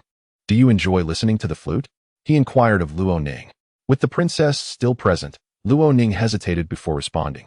"I do not have much understanding of the flute. I am merely a bit curious. It sounds almost like a wailing ghost." Princess Pingyong could not suppress her laughter at this remark. At that moment, her son dashed over. Luo Ning, having observed the princess and her consort's composed and refined dispositions, was caught off guard by the boy's mischievousness and strength as he collided with her. Luo Ning stumbled back 2 steps, stepping onto the nearby moss. Having recently rained, there was a puddle accumulating beneath the moss, and she felt a chilling sensation at her feet. Her shoes were now damp. The Prince of Yong cast a glance at her, and then she noticed him giving a few instructions to a palace maid. The maid approached Luo Ning, saying, "Princess, please follow me to the corridor over there to sit for a moment. I will measure your shoe size." Luo Ning complied. Chapter 066. The intimate relationship between the Prince of Yong and the Empress. Luo Ning whispered a few words to the Empress Dowager and followed the maid to the entrance of the imperial garden. She settled on a bench in the corridor, sharing her shoe size with the maid. The maid asked her to wait a moment and would return shortly. Luo Ning sat down, her gaze drawn to a nearby peony, its vibrant petals blooming profusely in this season, layered and rich in color like a pile of brocade. Someone approached, and upon lifting her eyes, she saw the Prince of Yong. He casually took a seat across from her in the corridor. "Your Highness, Sister Lin has been here for some time, and she has been teaching excellently. I thank you for that." Luo Ning initiated a conversation with him. The Prince of Yong nodded slightly. "Her whip technique is quite impressive. You should learn diligently." He added, "I shall put you to the test in a month." Luo Ning immediately felt a surge of pressure. What sort of test? She pondered. "At the very least, do not allow your whip to be easily taken from you," he advised. Luo Ning nodded in agreement. After that, he lapsed into silence. Luo Ning sensed that he had stepped out for a breath of fresh air. Perhaps weary of the company within, it was also possible that he had caught her glancing at Pei Ying twice, which displeased him. Feeling somewhat guilty, she sought to make conversation. "Your Highness, why is your dog not with you? Who would bring a dog to a banquet in the palace? Am I trying to offend someone?" he retorted, his tone impatient, implying that her question was thoughtless. "Indeed, I was remiss. I merely miss it as it has been some time since I last saw it." Luo Ning attempted to clarify. "You miss a dog?" he questioned. "It is quite valiant. It saved me last time," Luo Ning replied. The Prince of Yong remarked, "You are busy observing people one moment and reminiscing about a dog the next." Luo Ning exclaimed silently. She had not been observing people. Her attention was solely on the flute. The melody that Pei Ying played bore an uncanny resemblance to the Guqin piece Luo Ning had arranged, and the purple bamboo flute in his hand was somewhat reminiscent of the one she had gifted to Lady Feng. Her curiosity was piqued. Moreover, she had been quite restrained, having only glanced twice. On the third occasion, she had not even turned her head, and her hand had been struck, leaving it reddened. The marks had yet to fade. Luo Ning sought to clarify, as a palace maid hurriedly approached, panting and carrying a pair of shoes. After bowing to both the Prince Yong and Luo Ning, the maid knelt down, stating, "This servant is here to change your shoes." Luo Ning replied, "I can manage it myself." However, Prince Yong interjected suddenly, "Wait." The maid, confused, lowered her head in obedience. "Show me the shoes," he commanded. The maid complied, presenting the footwear. Following his gesture, Luo Ning too examined the shoes, only to see the prince's expression darken, his tone unfriendly as he declared, "Take them back and fetch a pair of ordinary satin shoes." Luo Ning inquired, "Your Highness, what is wrong with these shoes? They are quite exquisite, in lilac, adorned with an elegant peony. The edges are entwined with intricate patterns." "You are not worthy of such shoes," Prince Yong replied coldly. The maid was evidently preparing to withdraw and replace the shoes when a procession entered the imperial garden, led by the empress. Following her were Chun Maren, a wet nurse, court ladies, and several palace maids and eunuchs, with the wet nurse cradling the imperial prince. Upon noticing the maid's exit, the empress hesitated, instructing Chun Maren to take the wet nurse and child inside first as she approached the corridor. Luo Ning and Prince Yong rose to greet the empress, bowing respectfully. "Your Highness," they addressed her. The empress replied, "May you have peace, dear Ning. Why do you still refer to me as your Highness? You should call me elder sister." Luo Ning realized that the empress was aware of the burgeoning affection between Prince Yong and herself. The manner in which Prince Yong addressed the empress as elder sister sounded quite solemn, yet Luo Ning felt an underlying ambiguity. It felt peculiar for her to address the empress in such a manner in front of Prince Yong. She merely bowed respectfully. "I apologize for my rudeness. I shall heed your teachings." The empress smiled, unfazed, and glanced at Luo Ning's feet, asking, "Why haven't you changed your shoes?" In that instant, Luo Ning comprehended. The shoes she had just seen were indeed the empress's. Prince Yong recognized even her shoes. Their relationship was evidently more intimate than Luo Ning had imagined. The maid had made an error, prompting her to replace them. Prince Yong replied on Luo Ning's behalf, "Those are the empress's shoes. They are what she wears casually. There is no need for extravagance. My fourth sister occasionally wears my old shoes as well." "Elder sister, decorum must not be disregarded," Prince Yong remarked. Luo Ning nodded. "Thank you for your kindness, your Highness." The empress no longer insisted on the matter and took her seat. The maid soon returned with a pair of ordinary satin shoes, and Luo Ning changed into them. During the exchange, the maid discreetly shielded the view, for it was deemed improper for a woman's feet to be seen. Prince Yong, understanding, stepped away. The old shoes that were removed were deemed ordinary by Luo Ning, who instructed the maid to dispose of them carelessly, feeling no inclination to take them back. As the banquet was about to commence, the emperor arrived, accompanied by a favored concubine who had previously enjoyed his utmost affection. She was plump, charming, and adorably naive, with round eyes and cherubic cheeks, exuding an aura devoid of cunning. Luo Ning mused that the emperor had a penchant for such women. In stark contrast stood Empress Zheng, who, perhaps unsurprisingly, remained childless, likely due to her lesser share of royal favor. Intelligent and astute, she possessed no shortage of guile, a quality the Empress Dowager greatly admired. Yet it seemed the emperor was not entirely pleased. The empress herself appeared indifferent to the dynamics at play. In a world of divergent dreams between the emperor and empress, the royal family harbored their own thoughts, while Prince Yong seemed preoccupied. The Empress Dowager, cradling the eldest prince, wore a benevolent smile, remarking, "This child resembles the emperor so much in his youth." The attendees offered their compliments in unison, and Luo Ning followed suit. After the banquet commenced, she indulged freely in food and drink, dismissing trivial concerns. Each morsel was savored slowly, her demeanor refined, yet her chopsticks moved incessantly, allowing her to consume a considerable amount at a leisurely pace, satisfying her hunger. Luo Ning was unwilling to expend her efforts on royal gatherings, as the burdens of her household had already drained her mental resources. Furthermore, she was not truly the Princess of Yong, and these individuals held no stakes in her life. Detached from the fray, Luo Ning harbored no ambitions regarding the imperial power, her sole desire being the title of a county princess, a promise already secured by the Prince of Yong without her striving for it. While they engaged in their subtle contests, Luo Ning found herself with little to do besides eating. The Prince of Yong had no need for her assistance. Upon entering the palace, she felt liberated from the troubles of her marquisate, almost like a specter, experiencing an unusual lightness. She was acutely aware that many appreciated her non-contentious demeanor, including the Empress Dowager and Empress Zheng. Understanding this, she continued to feast.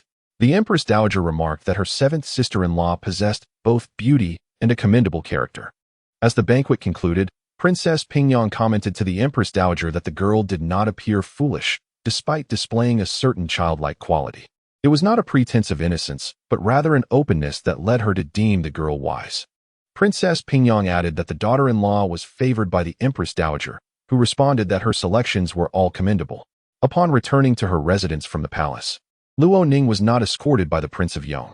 En route, Princess Jiahong halted her carriage for a brief conversation. "I shall host a banquet in a few days and send you an invitation," the princess said. Luo Ning replied with a smile, "I appreciate your kind intention, but I have been quite busy lately, as the Empress Dowager has assigned 2 matrons to instruct me." She glanced at the other carriage and inquired, "Has the heir returned home?" The princess, looking over, chuckled, "He left on horseback ahead of us." Luo Ning was curious about the origin of Pei Ying's flute music and expressed her desire to see his flute. "Have you heard any news about Sister Feng recently?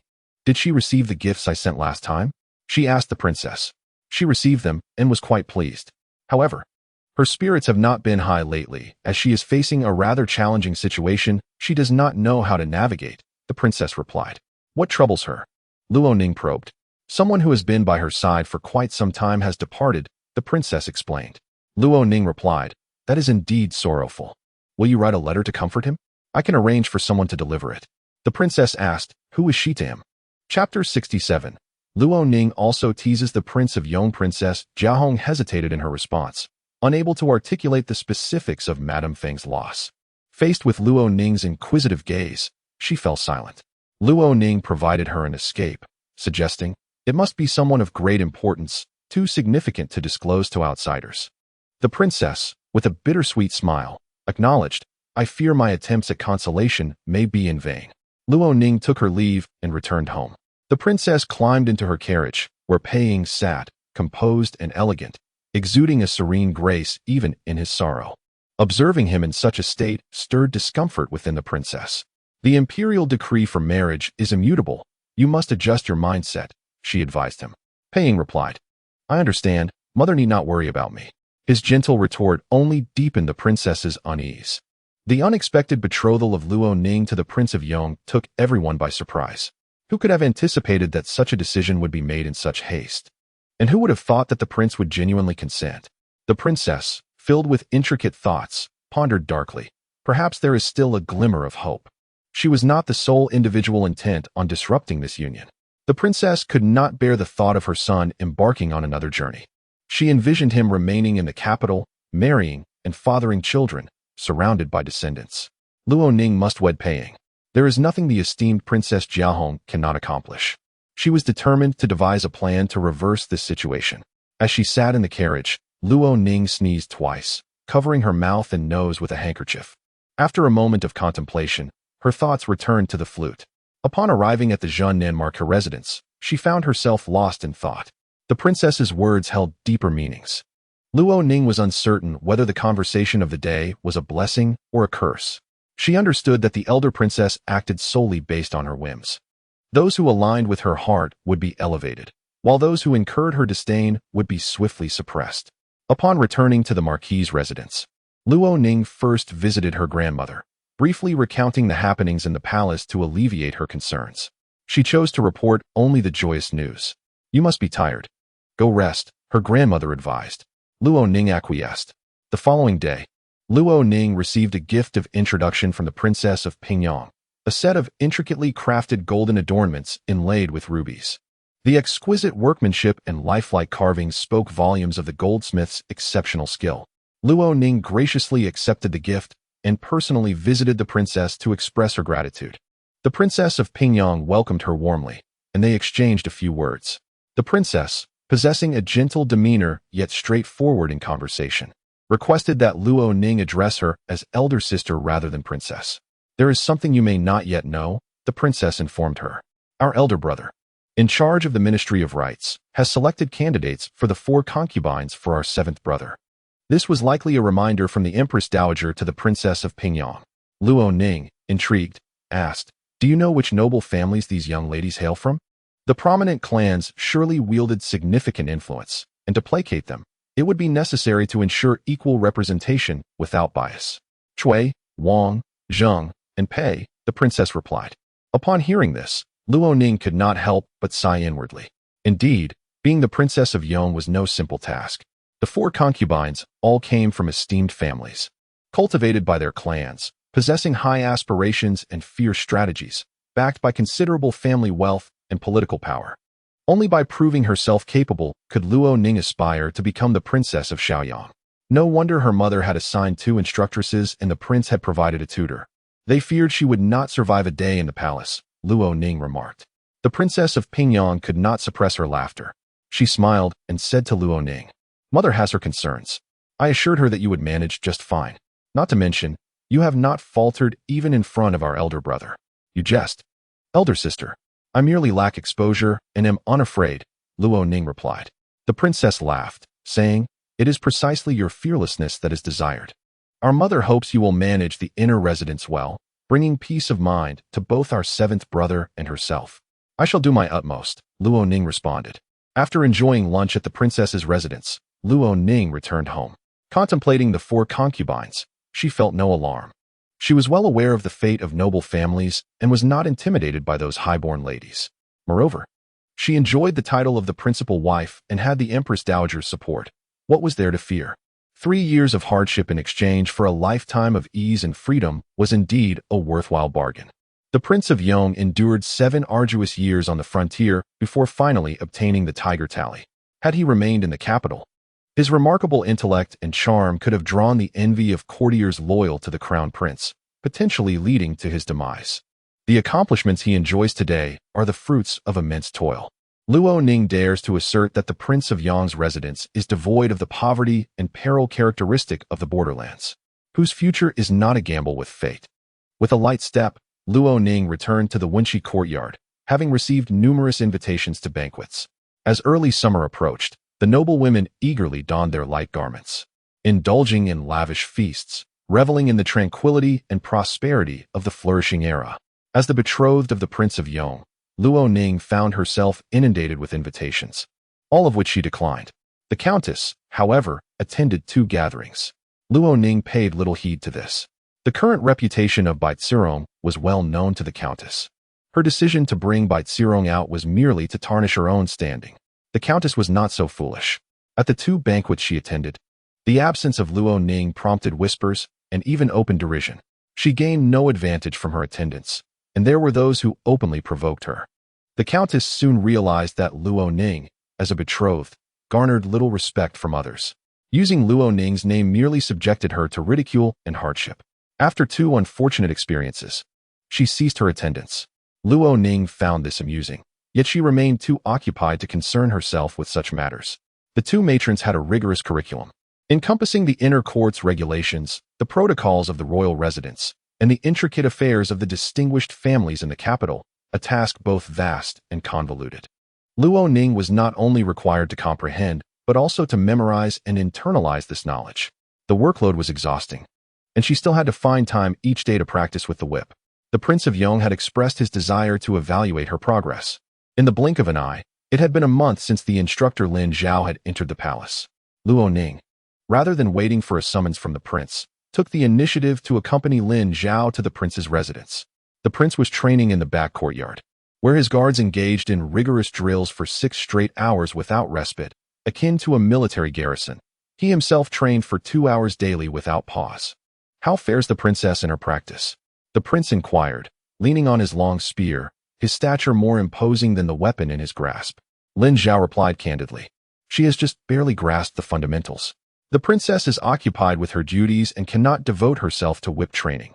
Her progress is commendable nonetheless." The prince, with sweat glistening on his forehead and his ink-black hair tied back, showed no signs of fatigue. Dressed in practical attire for ease of movement, he regarded Luo Ning and said, "Let us see your whip technique." "Very well," she replied, producing her long whip. The prince lifted his spear, instructing her to disarm him with the whip. Luo Ning recalled his directive, never to be easily subdued by another's whip. She swung the whip towards him, but he deftly coiled his spear, nearly striking her in the face. Shocked yet unwilling to relent, she flicked the whip's tail towards him. Lin Zhao gasped at her audacity, for her technique was aimed directly at the tip of the prince's spear. The prince seemed taken aback by her tenacity, and fearing for her safety, he took several steps back, retracting his spear. Uncertain if it was her lack of skill or her nervousness in the face of the glaring spearhead, Luo Ning struck out in the midst of his retreat. The whip's tail inadvertently tore through the flesh of the prince's palm, blood gushing forth. Chapter 68. The reason for the prince's anger. Xiao Huifeng's expression was exceedingly grim. Luo Ning, still gripping her long whip, looked at him with a hint of helplessness. The deputy commander brought over a handkerchief. While Xiao Huifeng pressed down on his injured palm, blood streamed from his hand, yet he refrained from inhaling sharply or furrowing his brow, demonstrating remarkable fortitude against the pain. His gaze swept towards Luo Ning, and within his dark eyes brewed a tempest. "Well done, princess." Repaying kindness with enmity and launching a surprise attack, he spoke coldly. Luo Ning felt her back stiffen. "Your Highness, please forgive me. What could be done if not to forgive?" he retorted, his expression growing ever more somber. "Shall I strike you as well?" Luo Ning felt a chill at his words. The Yong Wang turned to Lin Zhao. "Have the princess practice an additional hour daily. We will reassess next month. If she continues to perform thus, I shall only punish you." Lin Zhao bowed respectfully. "Yes, Your Highness." Luo Ning felt a pang of guilt. After the Yong Wang returned to the inner courtyard for a simple dressing of his wound, Luo Ning and Lin Zhao remained at the training grounds, contemplating their return when the steward requested they wait in the flower hall. "Sister Lin, I may have been a bit nervous just now. Normally, we practice against trees, which do not retaliate," Luo Ning remarked. Lin Zhao whispered reassuringly, "It is fine, so long as you win. The prince has a strong competitive spirit. If you were to be struck by his spear, you would likely face reprimand. Not now, however." Luo Ning raised her brow in surprise. "Really? He would rather see me endure a strike than witness his subordinate fail?" "Just wait and see," Lin Zhao replied. After changing, the Yong Wang surprisingly invited Luo Ning to join him for lunch. Luo Ning thought to herself that Lin Zhao was correct. Although the Yong Wang was somewhat irritated, his invitation to dine with her indicated his satisfaction. As they entered the flower hall, they encountered a large black dog at the entrance. Lin Zhao instinctively took a step back, while Luo Ning joyfully approached, the dog already nuzzling against her hand. She eagerly scratched its chin and stroked its back. "It's quite well behaved," Luo Ning remarked, observing the dog lying on the ground, eagerly awaiting her affection. Lin Zhao, however, could not muster a smile. "That is General Changjiang. How can it be well behaved? It is exceedingly fierce. Why such a name?" Luo Ning inquired, continuing to pet the dog. Lin Zhao's eyes widened in disbelief. She found it hard to reconcile the gentle demeanor of the dog with its formidable title. This name was not chosen. It was bestowed by the late emperor. "It is a royal general, with a rank surpassing many." Luo Ning gasped, taken aback. No wonder the last time it killed a servant of the Zheng family. They dared not seek justice from the Yong Wang. General Changjiang possesses that authority. It was understandable why everyone held it in such reverence. It was of no consequence if it harmed others. Should a person injure it, they would face the gravest of penalties. Luo Ning played joyfully with the dog until the Yong Wang entered the flower hall. Upon seeing the scene, his brow furrowed deeply. The relief from earlier had vanished, replaced by a renewed displeasure. A sharp, piercing whistle rang out, causing Luo Ning's eardrums to vibrate and her heart to skip a beat. The black dog reluctantly rose, seemingly unwilling, and trotted to its master's side. The Yong Wang, vexed by its lack of discipline, grew increasingly irritated, delivering a sharp command, "Go back." The black dog, understanding the situation, drooped its ears and exited, emitting a pitiful whine.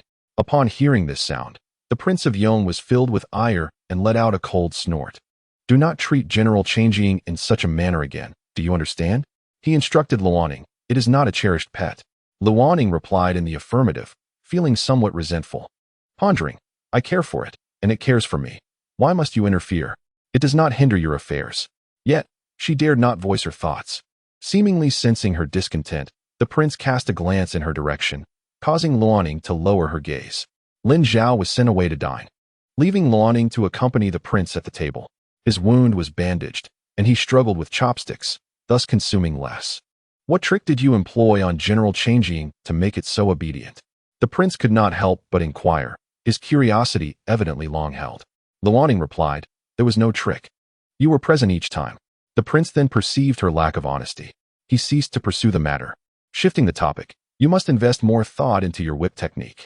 It appears inferior to last time. I was somewhat nervous in your presence, Luo Ning admitted.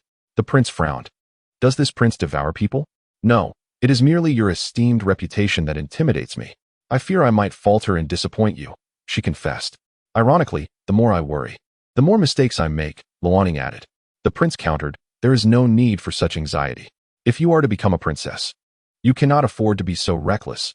I shall not spare you for such trivial blunders. If you are so easily rattled, how can you achieve great things? Luo Ning acquiesced.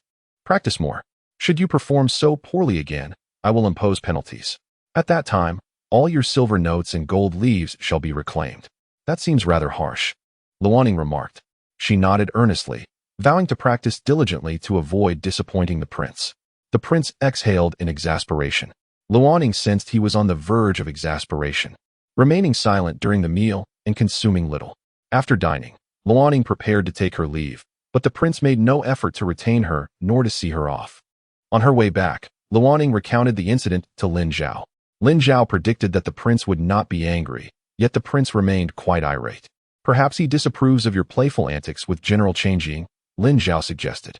It is the prince's subordinate. When you treat it like a playful pup, it brings shame upon him. To the world and in the prince's eyes, it is a fierce beast. He has invested considerable effort in nurturing it, hiring someone specifically to care for it and educate it. After all this investment, it merely becomes a dog seeking affection. How could that not anger him? Lin Zhao explained. Luo Ning then understood the prince's fury. It was akin to a devoted father witnessing the son he painstakingly raised fall into the hands of a woman, transforming into a fawning, sycophantic figure devoid of masculine demeanor, resembling a spineless creature. No wonder he wished to chastise both Luo Ning and the dog. I shall not play with General Changing again, Luo Ning declared. Yet, she could not be blamed. Each time the black dog saw her, it would plead for chin scratches, insisting on nuzzling against her. Luo Ning could not bear to disappoint it. She remarked to Lin Zhao, the prince truly ought to have a son, lest he treats the dog as one. Lin Zhao chuckled. Isn't that already the case? Luo Ning clarified, that is not what I meant. 2 days later, the steward of the prince's estate came to visit Luo Ning. On the surface, a basket of newly available cherries was sent, but in reality, it contained a letter addressed to Luo Ning. The letter bore 4 names, with the reminder from Princess Pingyang. Luo Ning realized that these 4 individuals were the candidates selected by the Ministry of Rights to become concubines for the young Wang. Indeed, they were Zheng, Cui Wang, and Pei, each representing a family. Among them was Miss Zheng, the 4th daughter, who was surprisingly to be considered as a concubine for the young Wang. Luo Ning handed the list to the 2 matrons, asking them to elaborate on these young ladies, unable to suppress her curiosity. Matron Yin remarked that Miss Zheng had long harbored deep feelings for the prince. To be wed to the young Wang as a concubine would bring great honor to the Zheng family. Hence they were willing to offer such an opportunity to their 4th daughter. Luo Ning mused that the prince's residence would soon become lively. That day, the 2 matrons shared their insights about the 4 young ladies. They spoke of Zheng Jiar, managing to describe her character without resorting to any disparaging remarks. They characterized her as forthright and fierce. Having met her thrice, Luo Ning had a rudimentary understanding of her personality and thus comprehended that Matron Yin was suggesting she was overbearing and ruthless. Chapter 069. The desire for Luo Ning's demise in April. The rain was frequent, and the leaves in the courtyard glistened with a jade-like sheen. The rain was gentle, delicate, and lingering. The cherries, newly in season, bore a delightful balance of sweetness and tartness, which Luo Ning greatly enjoyed. The young Wang's residence had sent a batch, and Luo Ning had also sent Mama Kong to the market to procure some on 2 occasions. Aside from daily visits to her grandmother to offer her respects, inquire about her health, and uplift her spirits, Luo Ning rarely indulged in leisurely outings. She seldom visited Lady Ho, preferring to remain within her courtyard, reciting the knowledge imparted by Matron Yin and Matron He, and practicing with her whip. Diligent effort would yield results. Now, Whether it was casual assessments from the two matrons or sparring sessions with Lin Zhao, Luo Ning handled them with ease. One morning, as Luo Ning rose early, she wished to adorn her dressing table and instructed her maid, Chu Shuang, to visit the back garden and gather some blooming peonies. The peonies were still in season. Upon her return, Chu Shuang whispered to Luo Ning that her cousin and Bai Yun had also gone to pick peonies. The steward, Mama Sun, had selected the finest blooms for her, which left her cousin looking quite displeased. Chu Shuang relished sharing such tidbits. However, Luo Ning's head maid, Cholan, forbade her from boasting about it, and she dared not speak openly, only confiding in Luo Ning to satisfy her own curiosity. She enjoyed the esteem with which the steward and other servants regarded the Wenqi courtyard. Luo Ning chuckled at her antics. Chu Shuang's cheeks flushed slightly. Miss, I did not clash with my cousin. I even yielded to her. She didn't take any. After all, who would dare claim them? The good things in the Ho residence are prioritized for you. Mississippi. Luo Ning laughed again. You clever little imp. Cholan entered to style Luo Ning's hair and noticed that Chu Shuang had lingered too long without leaving. She asked, what are you chattering about? When does Miss have the time for your idle talk?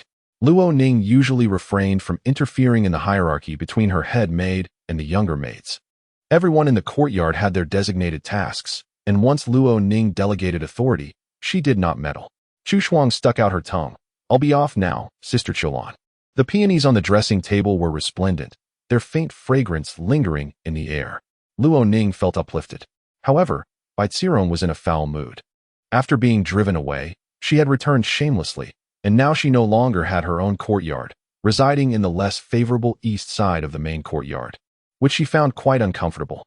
Bai Zirong continually reassured herself that she must endure humiliation and bear the weight of adversity, just as Han Xian had withstood his own ignominy.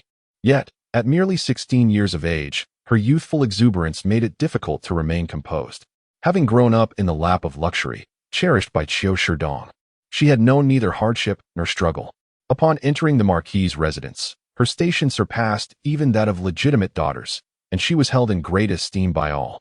However, the sudden fall from grace left her with a bitter resentment lodged firmly in her heart, regardless of her attempts at self-comfort.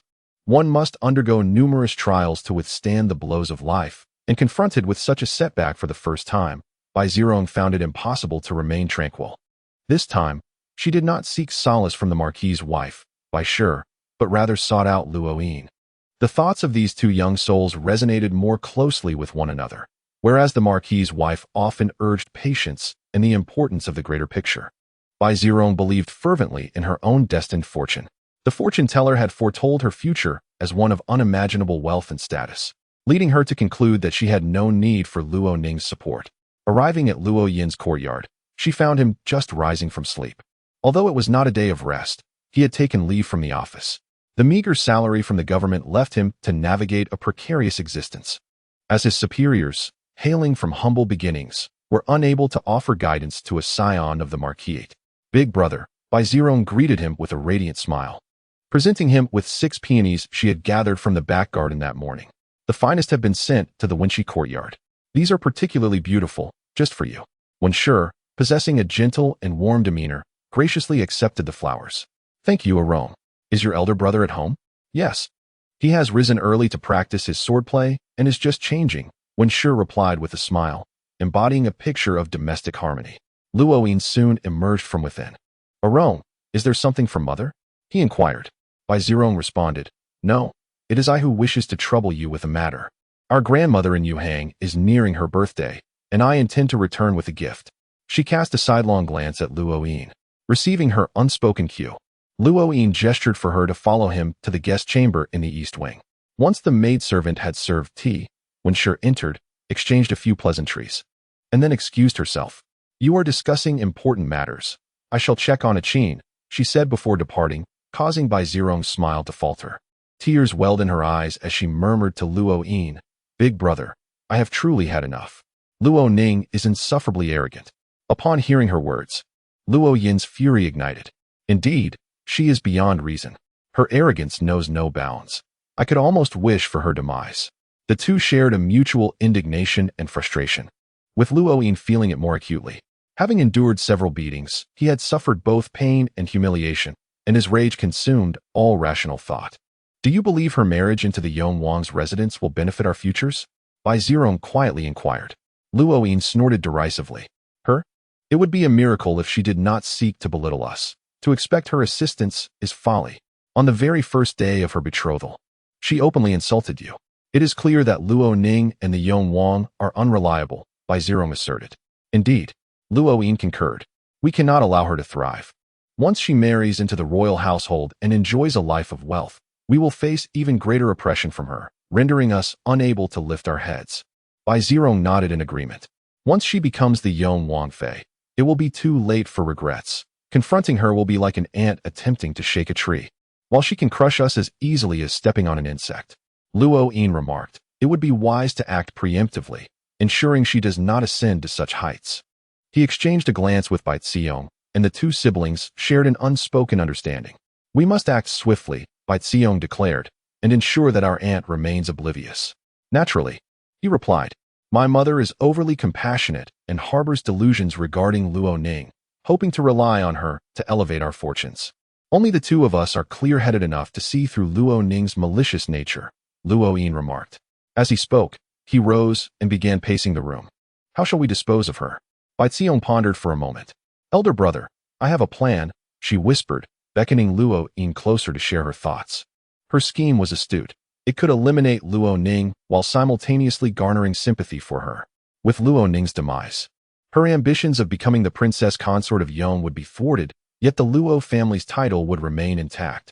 The Empress Dowager might pity her death and perhaps reward Lady Bai with a position in the palace. Bai Ziyong also knew Master Huining, which would provide her with opportunities to enter the imperial court. If fortune smiles upon me and I bear a son, I shall petition for your title, she continued. From then on, you shall have your own fief and no longer need to fear Luo Chongya. Bai Ziyong added.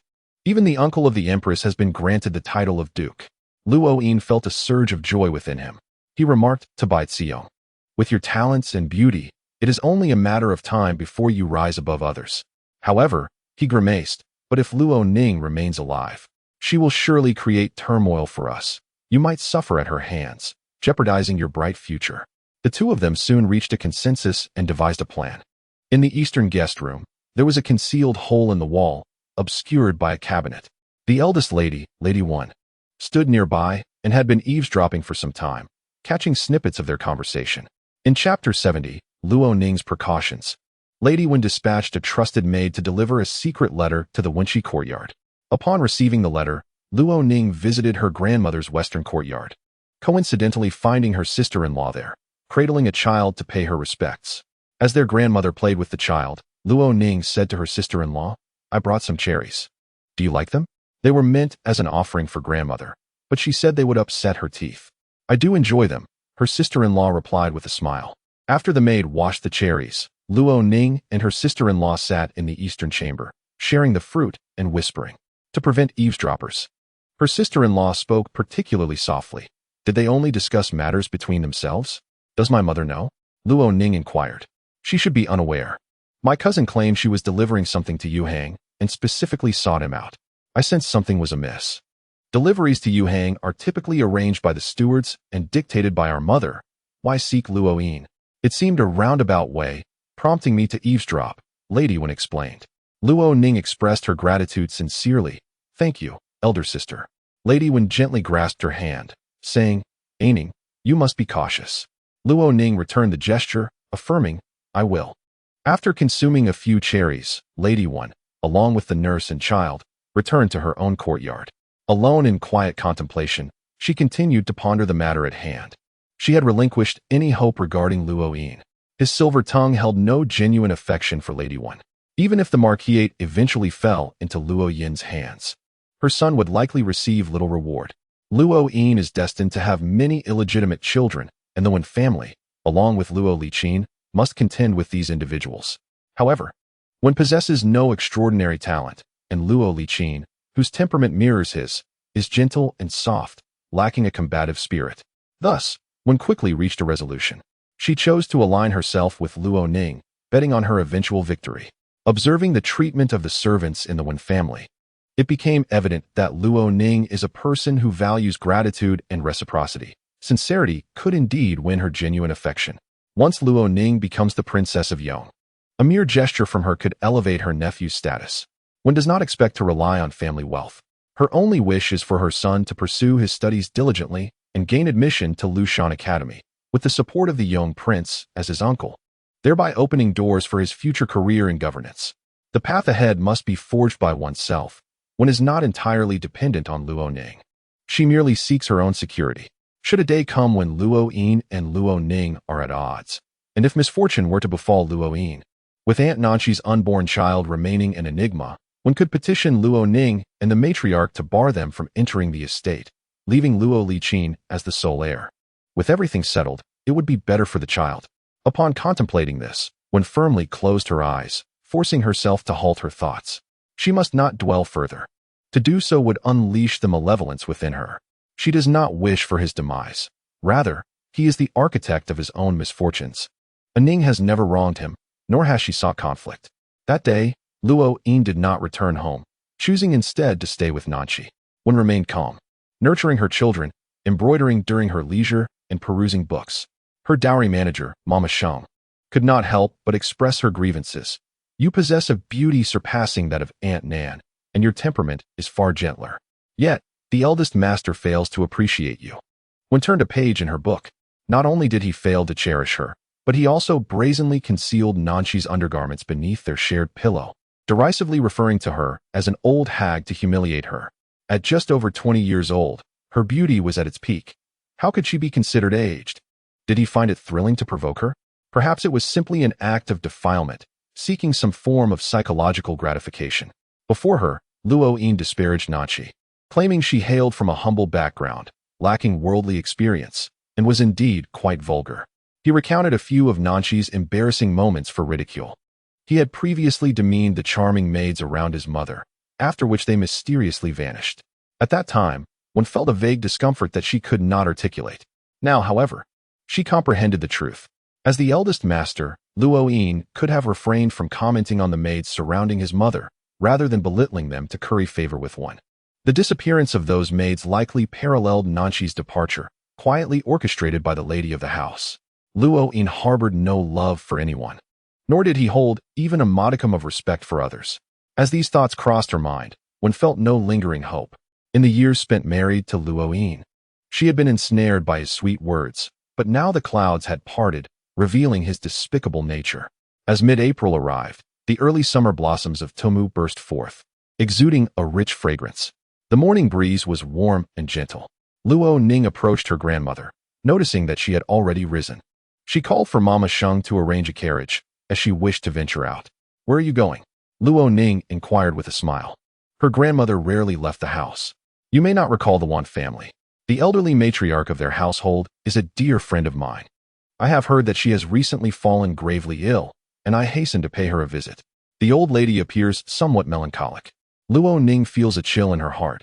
How old is she? She is of the same age as I. The grandmother is dressed in a dark blue robe, adorned with minimal jewelry, her hair simply pinned up with a single hairpin.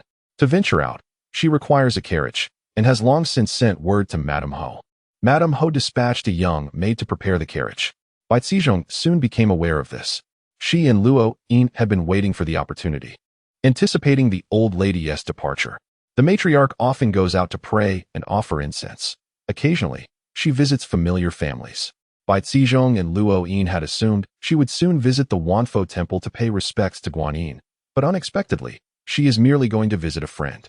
Heaven is on my side, Luo Yin exclaims with excitement. Once the grandmother has left, Luo Yin and Bai Zizhong follow suit, departing in succession. Luo Ning, ever vigilant regarding this matter, had bribed a young servant at the gate to keep an eye on Bai Zizhong. When both Luo Yin and Bai Zizhong had been gone for less than half an hour, Luo Ning sensed something amiss. She promptly instructed Qiu Hua, "Take this food box and make the necessary arrangements. Qiu Lan and Mama Kong, go report to the authorities and ensure the officers are well compensated to wait nearby." The group acknowledged her orders. They quietly slipped out through the side gate of the west courtyard, without alarming Madame Ho's people. Meanwhile, Luo Ning accompanied Lin Zhao in practicing with a whip. Auntie Yin and Auntie He whispered among themselves, intrigued yet hesitant to inquire. Lin Zhao, being rather straightforward, asked, "What are Qiu Hua and the others up to?" They are merely preparing for contingencies, Luo Ning replied with a smile, adding that if nothing were amiss, they would soon return, having busied themselves for no reason. Lin Zhao remarked, "It sounds quite interesting." Luo Ning smiled in return as they continued their practice. By mid-afternoon, a maid named Xiang Ran, who had accompanied the old lady, hurried into Wenxi courtyard, seeking to speak privately with Luo Ning. The old lady had gone to the Wan family to visit a sick person, but unexpectedly, the eldest young master also paid a visit. On their way back, the eldest young master and the old lady stopped by the silk shop of the young lady, lingering for quite some time. The maid waited anxiously, as the old lady had yet to emerge. "Miss, could there be something amiss?" Xiang Ran's voice was filled with urgency. Luo Ning regarded her silently. There are numerous spies of Madame Ho around the grandmother, and she is uncertain of their identities. Now she realizes that Xiang Ran is one of them. Pretending to be flustered, Luo Ning rises. "Where is she?" The maid, aware of the location, replied, "Follow me." Luo Ning hurriedly left with her. Chapter 071. Luo Ning strikes back. Luo Ning exited with the maid. At the entrance, a carriage awaited them. She feigned an appearance of desperation, her gaze wandering and anxious, without questioning anything. For instance, why was the maid Xiang Ran able to have the carriage ready in advance? "Miss, it's just ahead," Xiang Ran indicated as the carriage came to a stop before the silk shop. Luo Ning lifted the curtain and beheld a silk establishment named Regent Go. It was mid-afternoon, and although it was not yet closing time, the door was partially shut, as if it were temporarily closed for some reason. With the shop half closed, would they still conduct business today? Luo Ning alighted from the carriage as she spoke. Her maid, Xiang Ran, assisted her, saying, when the old lady and the eldest young master arrived, the shop was not yet closed. However, the old lady and the eldest young master are in the private room upstairs, and the young attendant has not permitted the maids to go up. Upon reaching the entrance, a young attendant came forward and inquired, "Are you here to purchase items? Please return tomorrow. The shopkeeper is celebrating a joyful occasion at home and has closed for today." Luo Ning, puzzled, looked at Xiang Ran and asked, "Has the old lady already returned?" The attendant, overhearing, replied with a smile, "Are you from the Luo family? Then you must be a relative. This shop is owned by Miss Bai." Xiang Ran promptly interjected, "This is the eldest young lady of the Luo family." The attendant bowed respectfully, stating, "The old lady is still upstairs, enjoying a pleasant conversation with an embroideress. She mentioned wanting to purchase silk for the young lady's wedding garments from our shop. The shopkeeper has partially closed the door, attending only to the old lady's significant order. Please, young lady, do come in and take a look." Luo Ning entered the silk shop, and the attendant courteously invited her upstairs. The upper floor contained only 3 private rooms, designated for esteemed guests. He gestured for Luo Ning to take a seat. Luo Ning, slightly astonished, inquired, "Where's my grandmother? Wasn't she supposed to be upstairs?" The attendant explained, "She may be in the storeroom. Just moments ago, the old lady expressed a desire to check the inventory. I will go. Please wait here while I see if I can find her. If I run up and down, I might miss her, but fear not. Our shop has staircases on both sides." Luo Ning, growing impatient, demanded, "What on earth is going on? What have my grandmother and brother been doing?" The attendant replied, "Miss, I truly do not know." "You do not know?" She retorted, "Yes, I shall go and see for myself. Please remain seated. I will prepare some tea for you." In the midst of his speech, the dagger he held slipped from his hand. Luo Ning, filled with urgency, insisted, "I must find my grandmother." Appearing flustered, the attendant sought to calm her, hoping to prevent any further commotion. Yet, in a sudden motion, Luo Ning raised her hand, flinging a pouch of quicklime towards the attendant. Unprepared, he was blinded by the stinging substance, his vision obscured. In a panic, he brandished the dagger from his sleeve and lunged at Luo Ning. With agility, she dropped her soft whip, striking towards his face, swiftly evading to his rear, and ensnaring his neck with the long whip. The attendant struggled fiercely, but lacking the prowess of a trained assassin, he was limited in agility. Caught off guard by Luo Ning's 3 surprise attacks, he lost grip of the dagger amidst the chaos. With her golden hairpin, Luo Ning aimed for his neck. When he fell still, she promptly approached the window, scanning both sides. In a concealed corner before the silk shop, Qiu Hua, disguised as an elderly woman, beckoned her. Luo Ning quickly tore a piece of silk to cover her head and face, cautiously descending the stairs. The front door had been barred, leaving no one inside. As a delicate young lady, Luo Ning found it easy to handle the young attendant, who was merely in his 20s and well-prepared, to avoid attracting unwanted attention and complications. It was Luo Ning's deduction that fewer people involved would be ideal. Indeed, the hall was devoid of guards, allowing her to quietly lower one of the door panels and slip outside unnoticed. She hurried across the street to meet Qiuhua. Qiuhua, anxious and sweating, asked, "Young lady, are you all right? Have you been harmed?" "I am unscathed," Luo Ning replied. Luo Ning remained remarkably composed, firmly grasping her hand. "How did you fare with your task?" she inquired. "As per your instructions, the food box was placed in the corner of the silk shop," Qiuhua replied. "When I entered, the shop was bustling with customers, and no one paid me any mind." Luo Ning nodded thoughtfully. Qiuhua, still shaken, cautioned, "Miss, you must not take such risks. Next time, allow a maid to act on your behalf. If I do not reveal myself, I cannot draw the attention of those lurking behind the scenes. Even dining could pose a choking hazard. Every endeavor carries its own risks. How can one seize a tiger's cub without venturing into the tiger's den?" Luo Ning responded. Qiuhua remarked, "It seems the eldest miss has changed. Once impulsive, then sorrowful and melancholic. Now she is tranquil and resolute. So bold, so fearless. Yet she conceals it well, maintaining an air of gentleness and decorum. Hurry, let us conceal ourselves properly, lest unforeseen events arise," Luo Ning urged. "What of Qiulan and Mama Kong? They bribed the constables and have brought out the Princess of Yong. The constables are waiting in the back streets," Qiuhua reported. Luo Ning nodded in acknowledgement and quietly departed with Qiuhua. Upon returning to the Zhun Nanhou residence, Luo Ning inquired of the steward at the gate, "Has the old matriarch returned?" "She has been back for some time, miss," came the reply. "Who accompanied her home?" Luo Ning asked again. "It was your cousin," the steward answered. Nodding, Luo Ning made her way to her grandmother's courtyard. As she walked from the entrance to the western courtyard, the sun hung low, its final rays saturating the sky and garden, painting the trees in vibrant hues of crimson. The grandmother appeared displeased. Luo Ning approached her, saying, "Grandmother, I returned late today." The elder grasped her hand, saying, "Something feels amiss, my heart is racing." She recounted to Luo Ning her encounter with Luo Yin at the Wan family's home. He was also visiting, and the Wan family was pleased, feeling that the Luo family brought them honor. Yet, the old matriarch questioned why he did not go to the yamen. On the return, Luo Yin insisted on taking the old matriarch's carriage, expressing a desire to discuss personal matters with her. The old matriarch found him somewhat bothersome. He confided in me that he still wishes to bring Nanshi back to the estate to raise her. That matter is beyond my jurisdiction. Let him discuss it with his mother. However, he claims she is unwilling and pleaded for my intercession, the old matriarch explained. Thus, they argued throughout the journey, and the old matriarch's patience wore thin as they reached a shop. Luo Yin remarked, "This is the shop that the Bai family provided for my cousin. I hear it is quite prosperous. Grandmother, would you like to step down and take a look? We could also arrange similar shops for Aining as part of her dowry." The old matriarch, wary of his intentions, replied, "Aining's dowry will be provided by the public treasury. Your mother will handle it. The additional gifts I intend to give her are already arranged. There is no need for you to concern yourself with these matters." Nonetheless, Luo Yin insisted that the old matriarch descend to have a look. When the carriage halted, Bai Xiong was outside the curtain, softly urging the old matriarch to enter and sit. The old matriarch, feeling somewhat coerced, was quite irritated.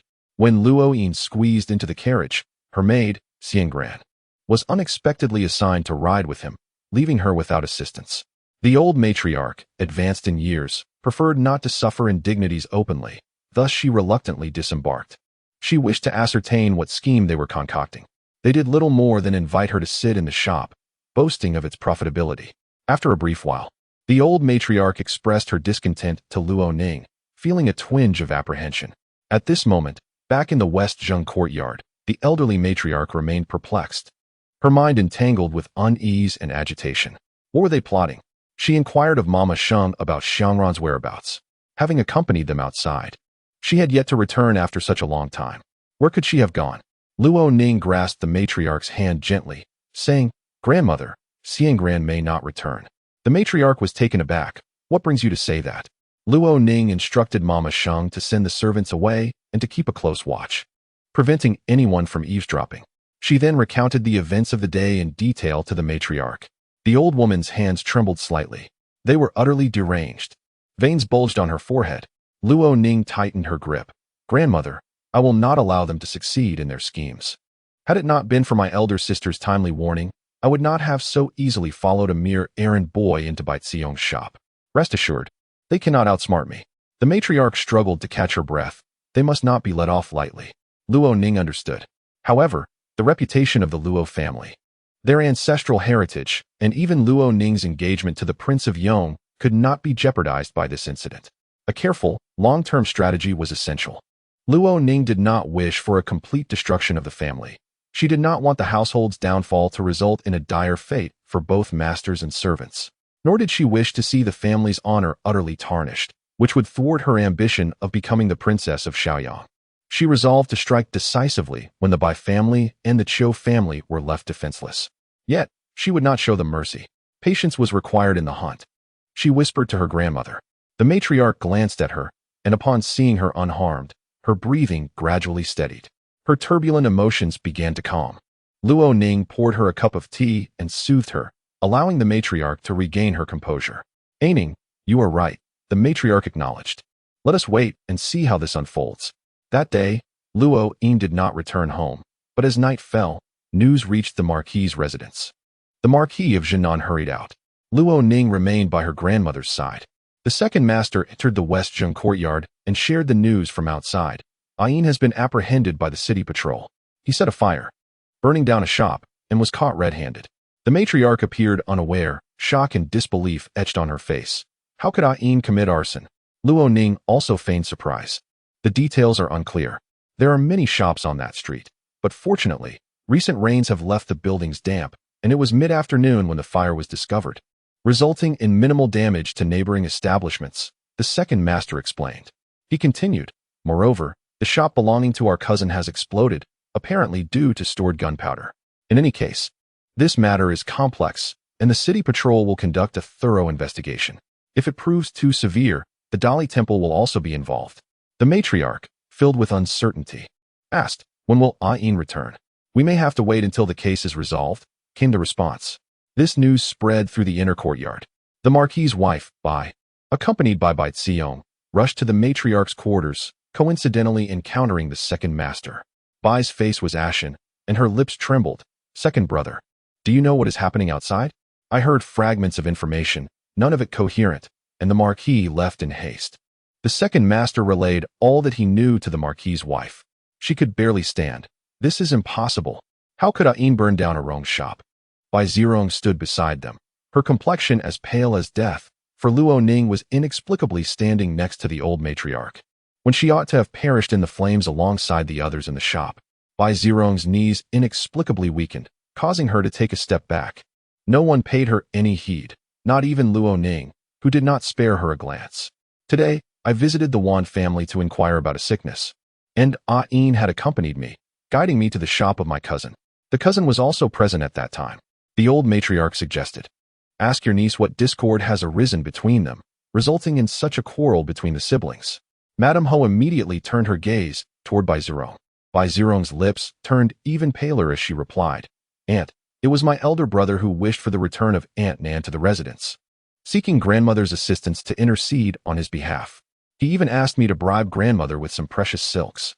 She recounted how she had brought grandmother to her shop, exchanged a few words, and then escorted her back home.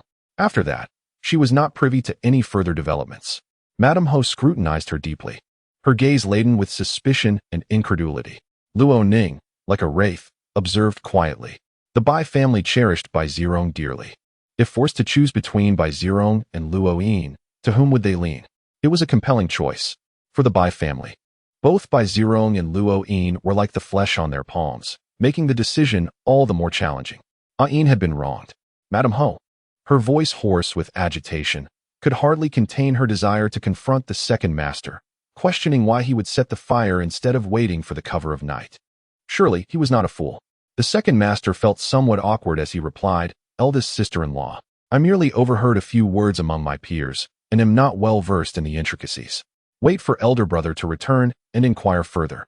He has gone to the yamen to settle matters. Is arson truly a grave offense? The fire consumed our own shop and does not concern the authorities. Will Ayin return tonight?" Madame Ho pressed urgently. The second master replied, I am not a civil servant. These legal matters are beyond my comprehension. Setting fire in public differs greatly from doing so at home. This matter could escalate or diminish, depending on how the city patrol office adjudicates it. That night, the Duke of Nan returned home, his head hung low, despondent. The old matriarch had sent someone to summon him. The entire household gathered in the west main courtyard. Unable to sleep, each awaiting news. Members from the second and third branches had all arrived, including Luo Ning's younger brother, Luo Yu. The fire had spread rapidly, possibly due to the presence of gunpowder hidden within the shop, as both the officials and others had heard the sound of explosions. Additionally, a charred corpse had been discovered, reduced to ash, leaving only a few bones. The possession of gunpowder leading to fatalities rendered the situation indecisive, the Duke of Nan remarked. Madame Ho could scarcely maintain her seat, nearly toppling from her chair. How could this be? Tears streamed down her face as she lamented. Ayin could not possibly commit such an act. The Duke of Nan, in a foul mood, retorted. The son you raised is on the brink of ruining our Ho family. He pointed accusingly at Bai Zirong. Why was gunpowder hidden in your silk shop? Bai Zirong trembled. Uncle, I did not. Where would I acquire gunpowder? Under normal circumstances, Madame Ho would have defended Bai Zirong, asserting, how can you blame her when her valuable shop has been destroyed? However, at this moment, she felt utterly depleted. Luo Ning remained imprisoned, and regardless of how the case ultimately unfolded, his official position would undoubtedly be forfeited. The path to officialdom seems increasingly arduous, leaving only the option of inheriting the noble title of the Marquis' household. How could the Marquis not feel heartache? Luo Ning shielded the Empress Dowager from harm, securing a title for the Luo family, while Luo Chongye seized the opportunity to recommend his son for a government position, granting Luo Ning unexpected advantages. Had such fortune never graced them, the Marquise would not suffer as she does now. Yet, to gain and then lose evokes profound regret and sorrow. My lord, please send word to Yu Hang, instructing my elder brother to bring silver. We must make arrangements to mitigate the situation and ensure a Yin's safe emergence, Bai cried. Will your brother agree? He will. Bai responded with unwavering conviction. Yin is his own nephew. The Bai family relies on the Marquis' household. And this sum is one my brother will part with. The Marquis contemplated this course. It was worth a try.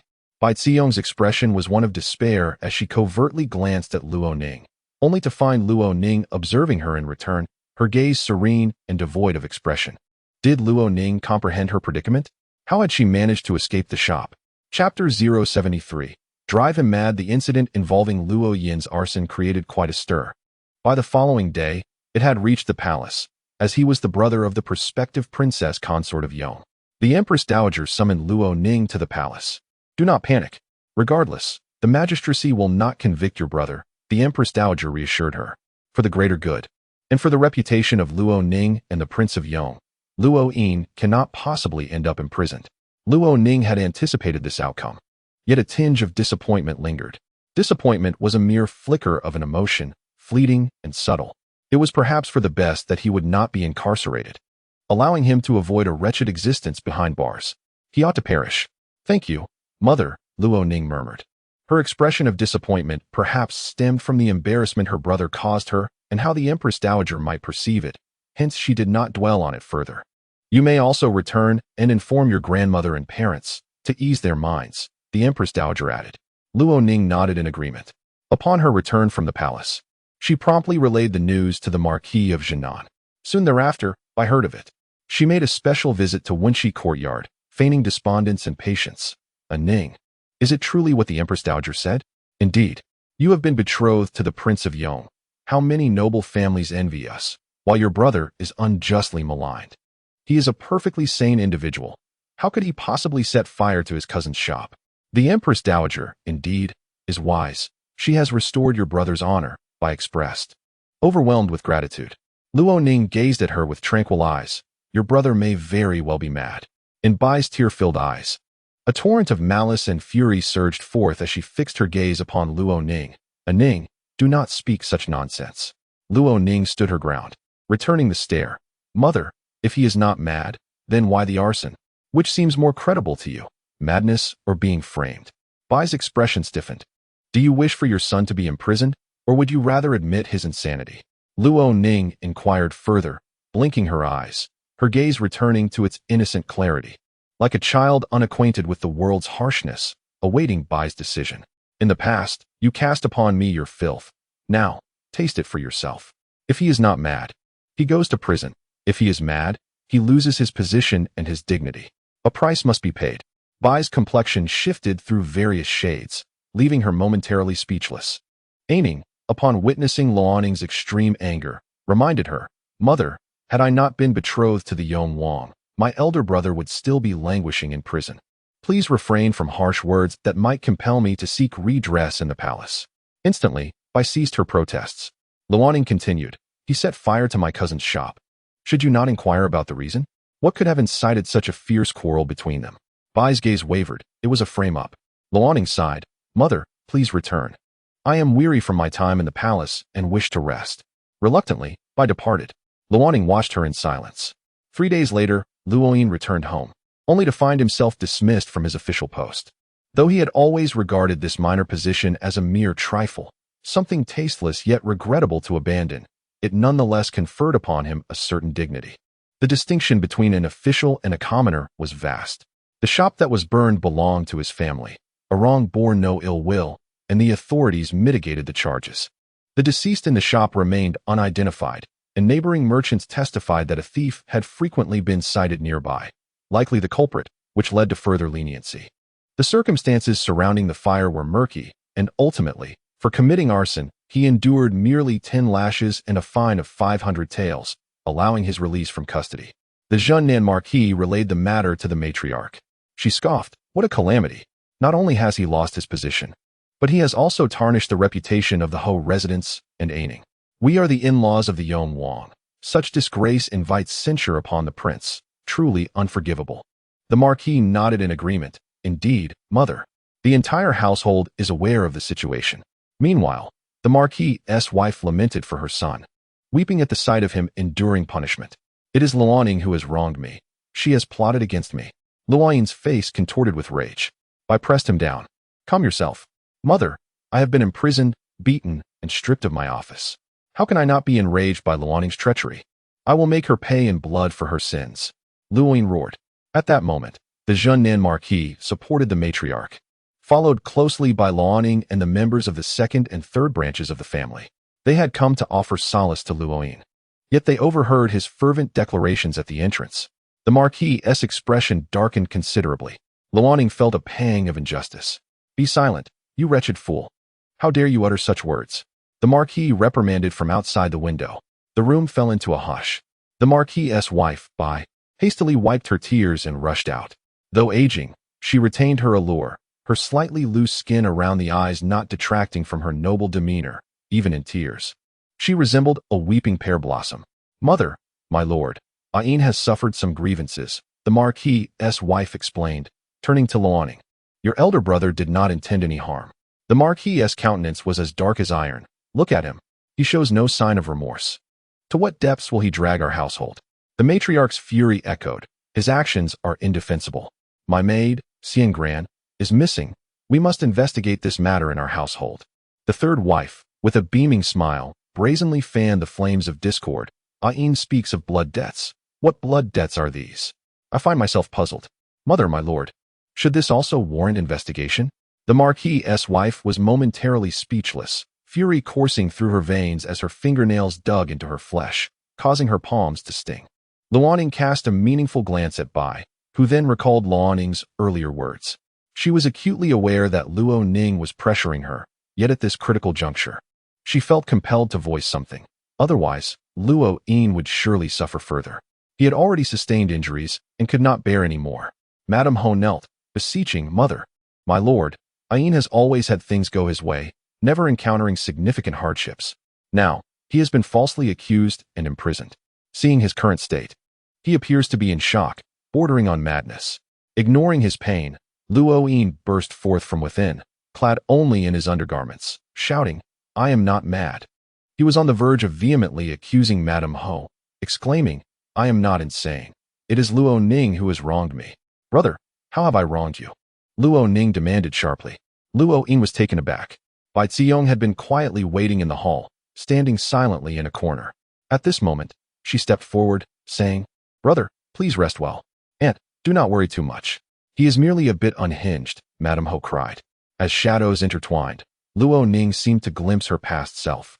She, too, had endured moments of being unable to justify herself, filled with indignation and grievance, branded as mad by the Bai family and by Xiong, unable to extricate herself. Like Luo Ning in that moment, she had incessantly protested her sanity. But who truly cared?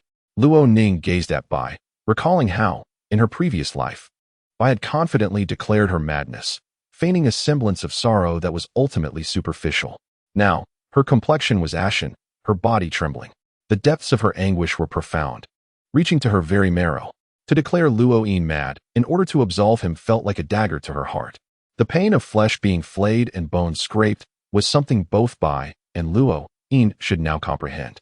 Luo Ning felt a flicker of peace and serenity envelop her soul once more.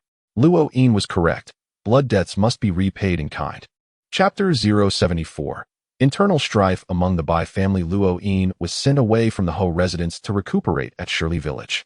Shirley Village was the finest estate of the Luo family's ancestral lands, complete with a 3-courtyard residence, occasionally used by the town's South Marquis and the matriarch for summer retreats.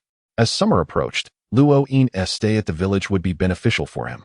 Following the tumultuous night, Madame Ho summoned a physician to attend to Luo Ning. The physician confirmed that Luo Ning was afflicted by phlegm clouding his mind, rendering him incoherent. The members of the Ho family engaged in fervent discussions. The eldest Madame 1 observed as the servants prepared Luo Ning's clothing, shoes, and books, instructing a young servant to deliver them to the village the following morning. Her expression remained composed. Her trusted maid whispered to her, "Eldest Madam, the household has been rife with discussions about the eldest master these past few days." When responded with tranquility, "I am aware." The gossipy servants claimed the eldest master has lost his mind, and he may no longer become the heir. The Marquis might not even consider petitioning for his title. The maid said anxiously. When replied calmly, "That is to be expected. Are you not concerned? If he becomes the heir, he will inherit the title, which would benefit both you and Ah Qin." The eldest madam replied coolly. The maid was taken aback. One was Luo Ning's legitimate wife, and the other, his legitimate eldest son. How could this not yield benefits? One could potentially be granted a title, and Ah Qin could become the heir to the town's South Marquis. Eldest madam, your indifference and coldness cannot warm the heart. Besides him, no one else holds significance. Investing decades into such a person has yielded no benefit, only tormenting both myself and Akin beyond recognition. When remarked, the head maid replied, "You are too disheartened.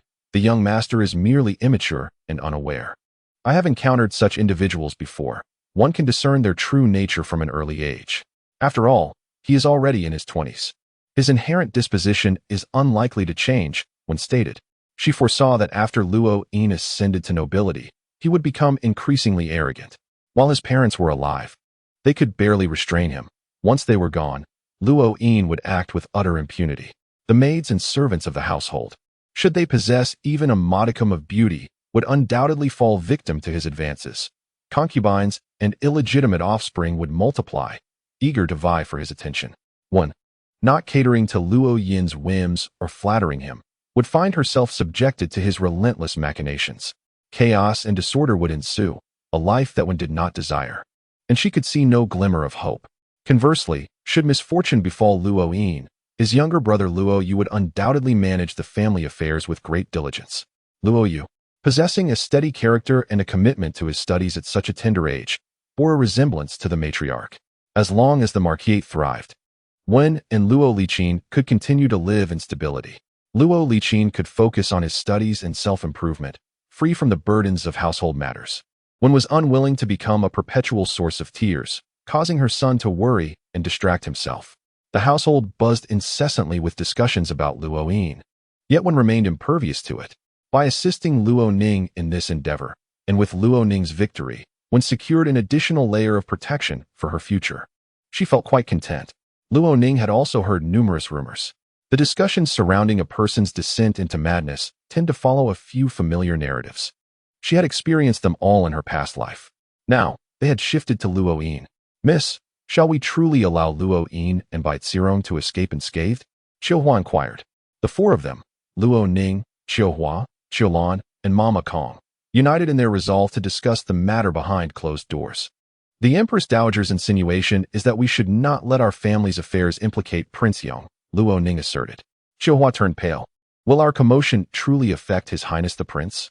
It will only tarnish my reputation, not that of the prince, Luo Ning replied. Before my marriage, I was subjected to arranged unions due to my lowly status and faced much criticism. It is better to expose these matters now, in the face of the worst circumstances, than to risk any missteps once I am wed. They are intent on your destruction.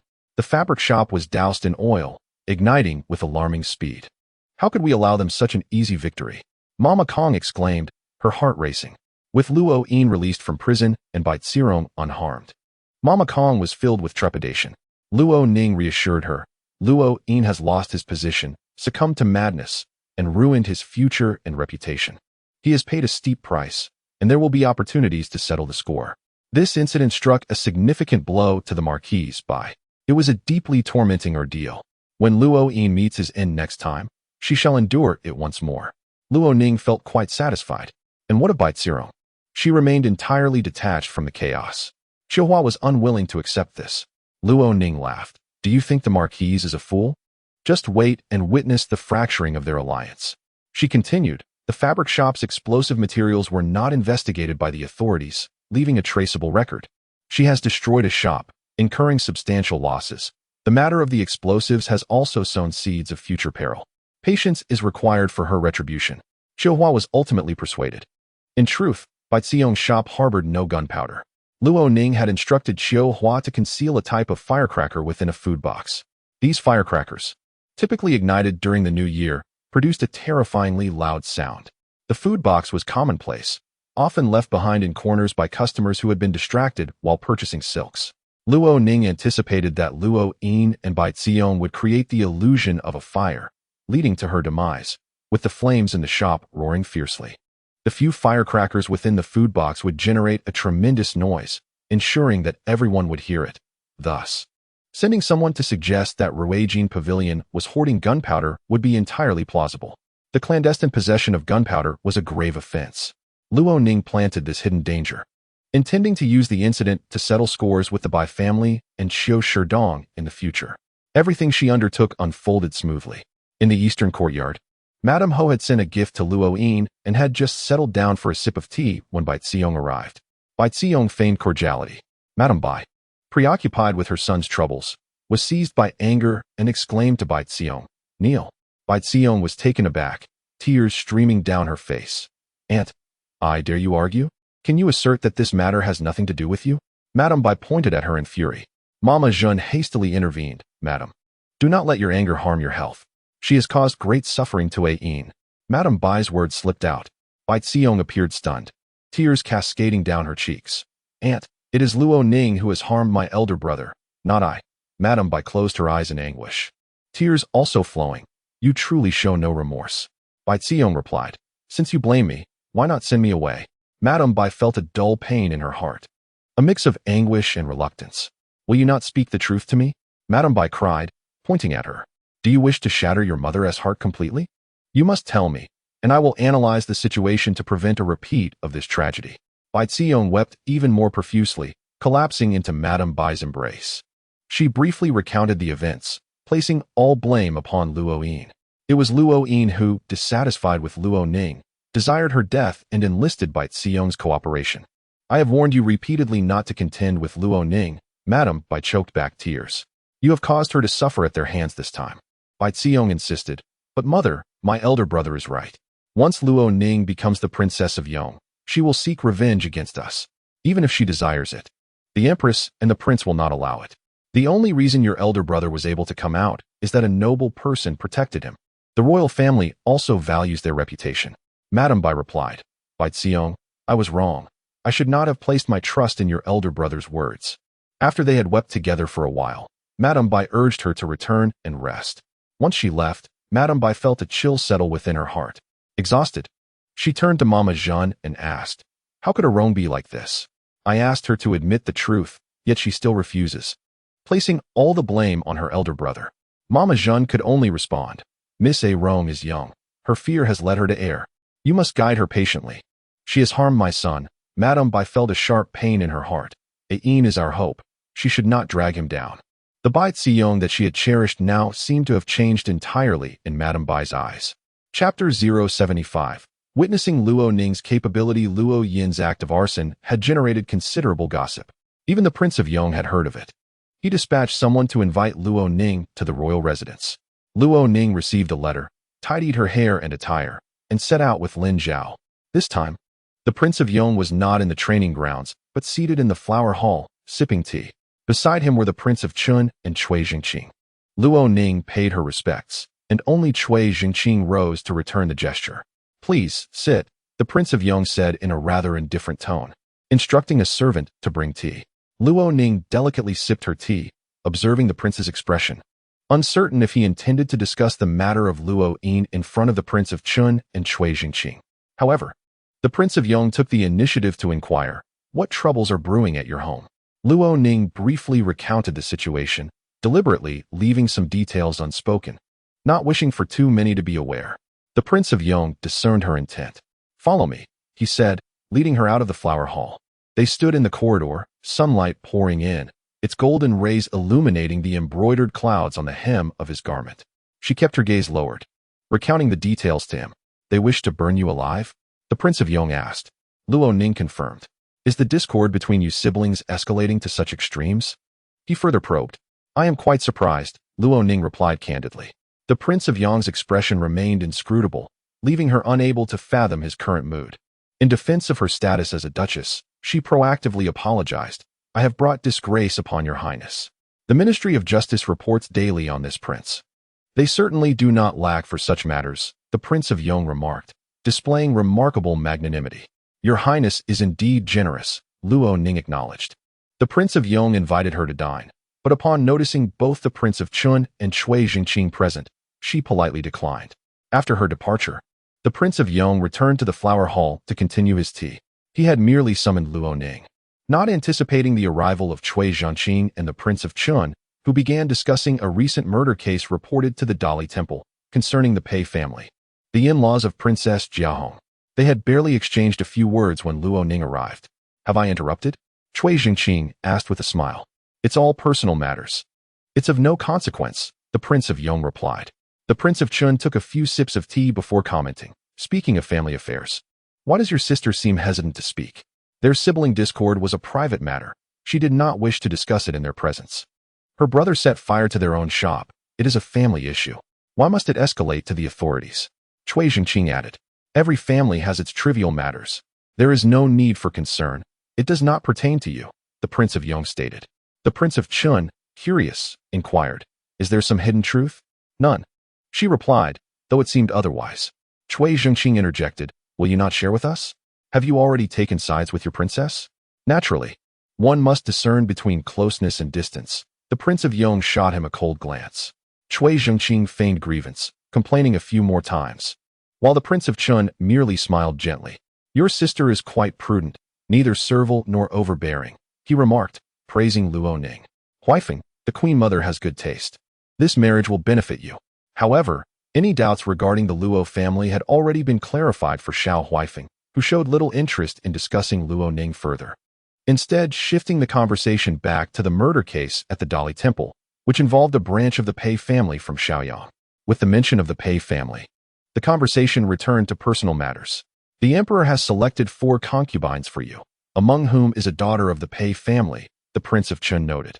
"The Pei family has already reaped their rewards, but remains insatiable. My aunt, alongside the Queen Mother, wishes to select one of the Pei daughters as my principal wife." He continued.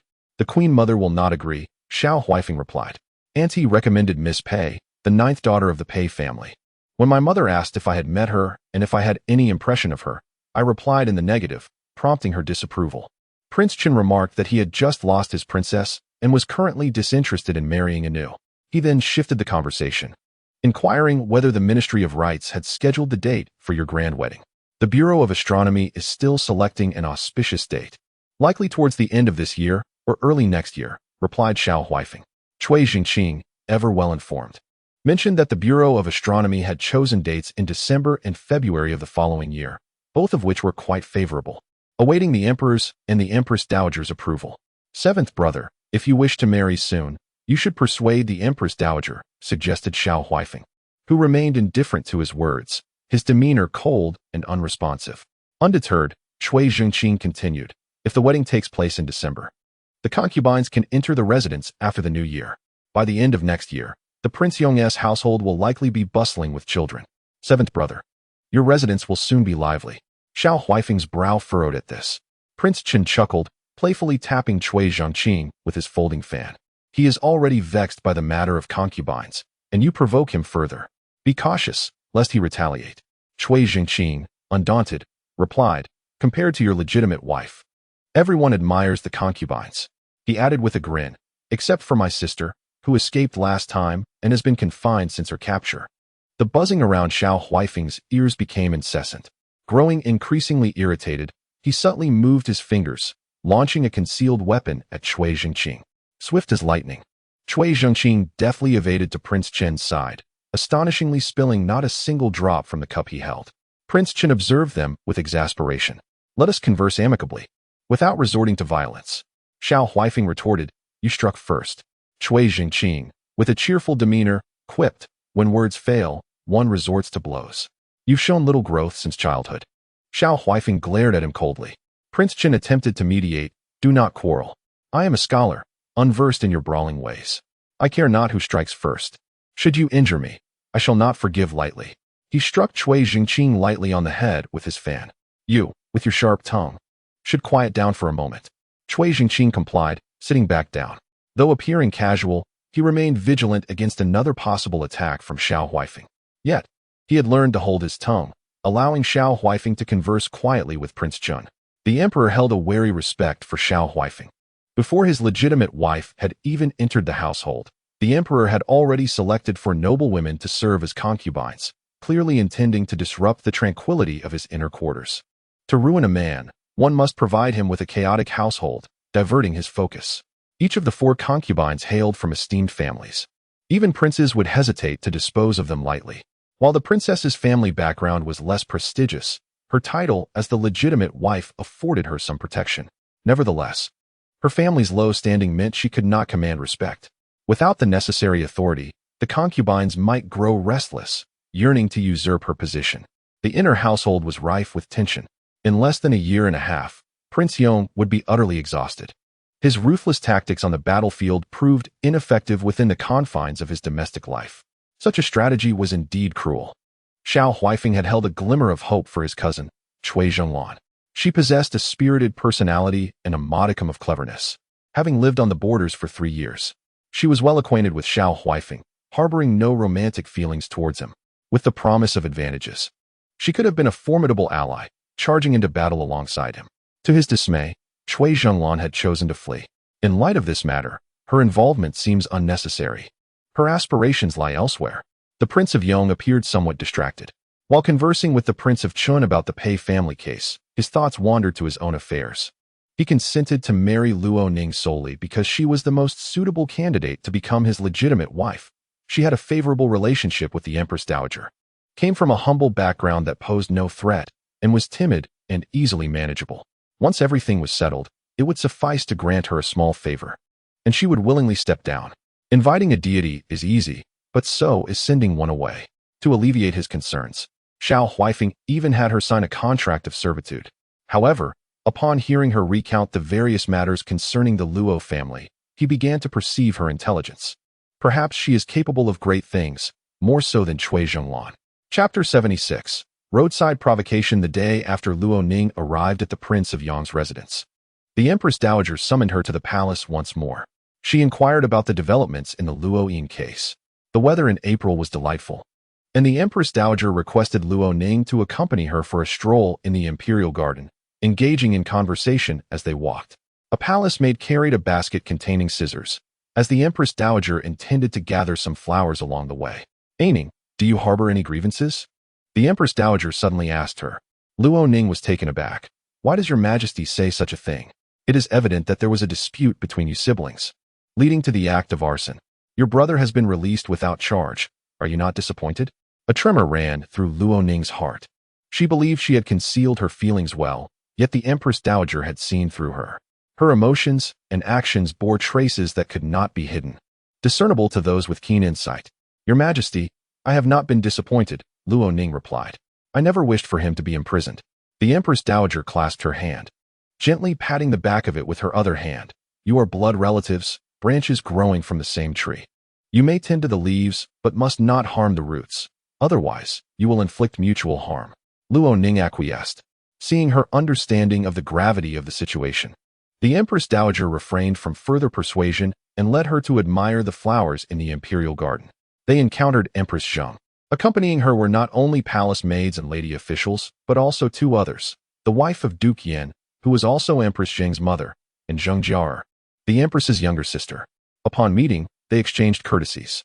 I have long heard the Empress praise the Prince of Yang's prospective consort, remarked the wife of Duke Yan. Having seen her today, I realized the Empress's praises were understated. The prospective consort is truly a beauty of exceptional grace. The wife of Duke Yan smiled, recalling how her son had been injured twice because of Luo Ning, and how her younger daughter was wronged to become a concubine. Yet, she presented a genuinely joyful demeanor towards Luo Ning. Madam, you flatter me. I am unworthy of such praise, Luo Ning replied with a smile. Who has the right to boast of beauty before the Empress? The Empress laughed. Sister-in-law, you are too modest. The wife of Duke Yan returned the smile. The prospective consort's character is noble, which accounts for her humility and courtesy. She possesses beauty and grace, excelling in all aspects. She then addressed the Empress Dowager. Your Majesty is indeed fortunate to have such an exceptional daughter-in-law. The Empress chimed in. Mother, you are praising yourself. Indeed, it is only right to boast when it is deserved. I fear no embarrassment, declared the wife of Duke Yan. Laughter ensued among the group. Zheng Jia stood nearby, her smile somewhat subdued, unable to join in the laughter as wholeheartedly as the others. Jia would undoubtedly rely on the prospective consort in the future. Thus, she hoped not to be perceived as troublesome or spoiled. The young lady of our family has claimed all the benefits for herself, leaving little of merit for the rest. The wife of Duke Yan remarked. The Empress Dowager chuckled and replied, once she enters the palace, everything will follow its proper order. Do not fret too much. A daughter will naturally understand propriety once she is married. Her words effectively silenced the wife of Duke Yan. After exchanging a few more pleasantries, Empress Zheng led them in their departure. Do not be afraid, the Dowager said to Luo Ning. Nothing is too difficult. All it requires is patience. Ning, you possess an abundance of patience now. Thank you for your trust, mother, Luo Ning smiled. The trio of Empress Zheng and her daughters returned to Kunning Palace, where the wife of Duke Yan playfully teased the crown prince and inquired about Luo Ning. Does she often come to the palace? The Empress Dowager holds her in high regard. The wife of Duke Yan continued. It is common for her to favor her younger daughter-in-law a bit more. You are the Empress. The Dowager still values you most. Empress Zheng smiled. You speak the truth. As the reigning Empress, why should I compete for the Dowager's affection with the Princess of Yang? Is it worth the trouble? Mother has never been one to harbor jealousy. This I find most reassuring. The wife of Duke Yan then recalled a time of peril. Her mother had protected her third brother and fourth sister, allowing her to be left behind outside the carriage. The pregnant and incapacitated aunt had exerted great effort amidst the throng to lift Empress Zheng, nearly plunging them into the masses of refugees. It was their third uncle who, disregarding his own safety, fought against the tide to retrieve them, nearly falling prey to the rebel forces. Upon returning to the capital, Empress Zheng observed her mother's affection for her younger siblings and rarely felt envy. She had no reason to feel jealousy, as her aunt treated her and her cousins equally, granting her what she desired. Your sister is magnanimous. That Luo Ning, being sycophantic and cunning, has managed to ingratiate herself with the Dowager. Yet, ultimately, the Dowager's favored daughter-in-law remains you. Dear sister, interjected Zheng Jia. Upon hearing this, the wife of Duke Yan furrowed her brow. What nonsense is this? Do not speak ill of the Dowager. Such talk is unbecoming. Zheng Jia retorted defiantly. After a moment, Empress Zheng feigned exhaustion with two yawns, signaling her weariness. The wife of Duke Yan had no choice but to escort Zheng Jia away. Outside the palace, two carriages awaited. Zheng Jia's carriage trailed behind. She instructed the coachman to stop by the roadside at Jinshui Bridge. After the carriage of the wife of Duke Yan had traveled a distance, she sent a maid back to inquire. Tell my mother I have matters to attend to. She may return first, Zheng Jia said. The wife of Duke Yin understood she was waiting for Luo Ning. As the daughter of a third-rank military officer who saved the Dowager's life and ascended to the status of a noble lady, Luo Ning's position overshadowed Zheng Jia, who was unwilling to accept her as the primary consort of Prince Yong. As the legitimate daughter of the Duke Yan, Zheng Jia held immense value. Both the primary and secondary consorts are dignified ladies, akin to the Empress and the noble consort, not mere wives of ordinary status. One holds power while the other is subordinate. Zheng Jia needed to assert her dominance over Luo Ning from the very beginning. Otherwise, her future would be fraught with difficulty. The wife of Duke Yin contemplated this and instructed the coachman, "Let us proceed. Luo Ning must understand the hierarchy. Despite being the primary consort of Prince Yong, she must acknowledge the significance of the Zheng family. A daughter of the Zheng family, even as a secondary consort, is not someone whom Luo Ning can overshadow. She ought to be clear-headed and comprehend this reality." What more did the Dowager say about propriety? The union between the royal family and the aristocracy is inherently a reciprocal arrangement. Every family possesses a legacy spanning centuries. It is strength that dictates the rules, not the titles of primary or secondary consorts. In no time, Luo Ning's carriage departed from the palace. Zheng Jia's coachman obstructed the path, halting Luo Ning's carriage.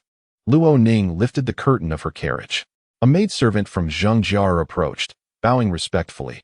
"Miss Luo, our fourth miss requests your presence for a brief conversation." Luo Ning's expression remained tranquil. "If the fourth miss has something to convey, let her come here." The maid was taken aback. "Miss Luo, the fourth miss is inviting you. Please do not misunderstand. I harbor no misunderstandings. Inform the fourth miss that she may come to see me. Otherwise, clear the way and do not obstruct my passage." Luo Ning replied. The maid had no choice but to return.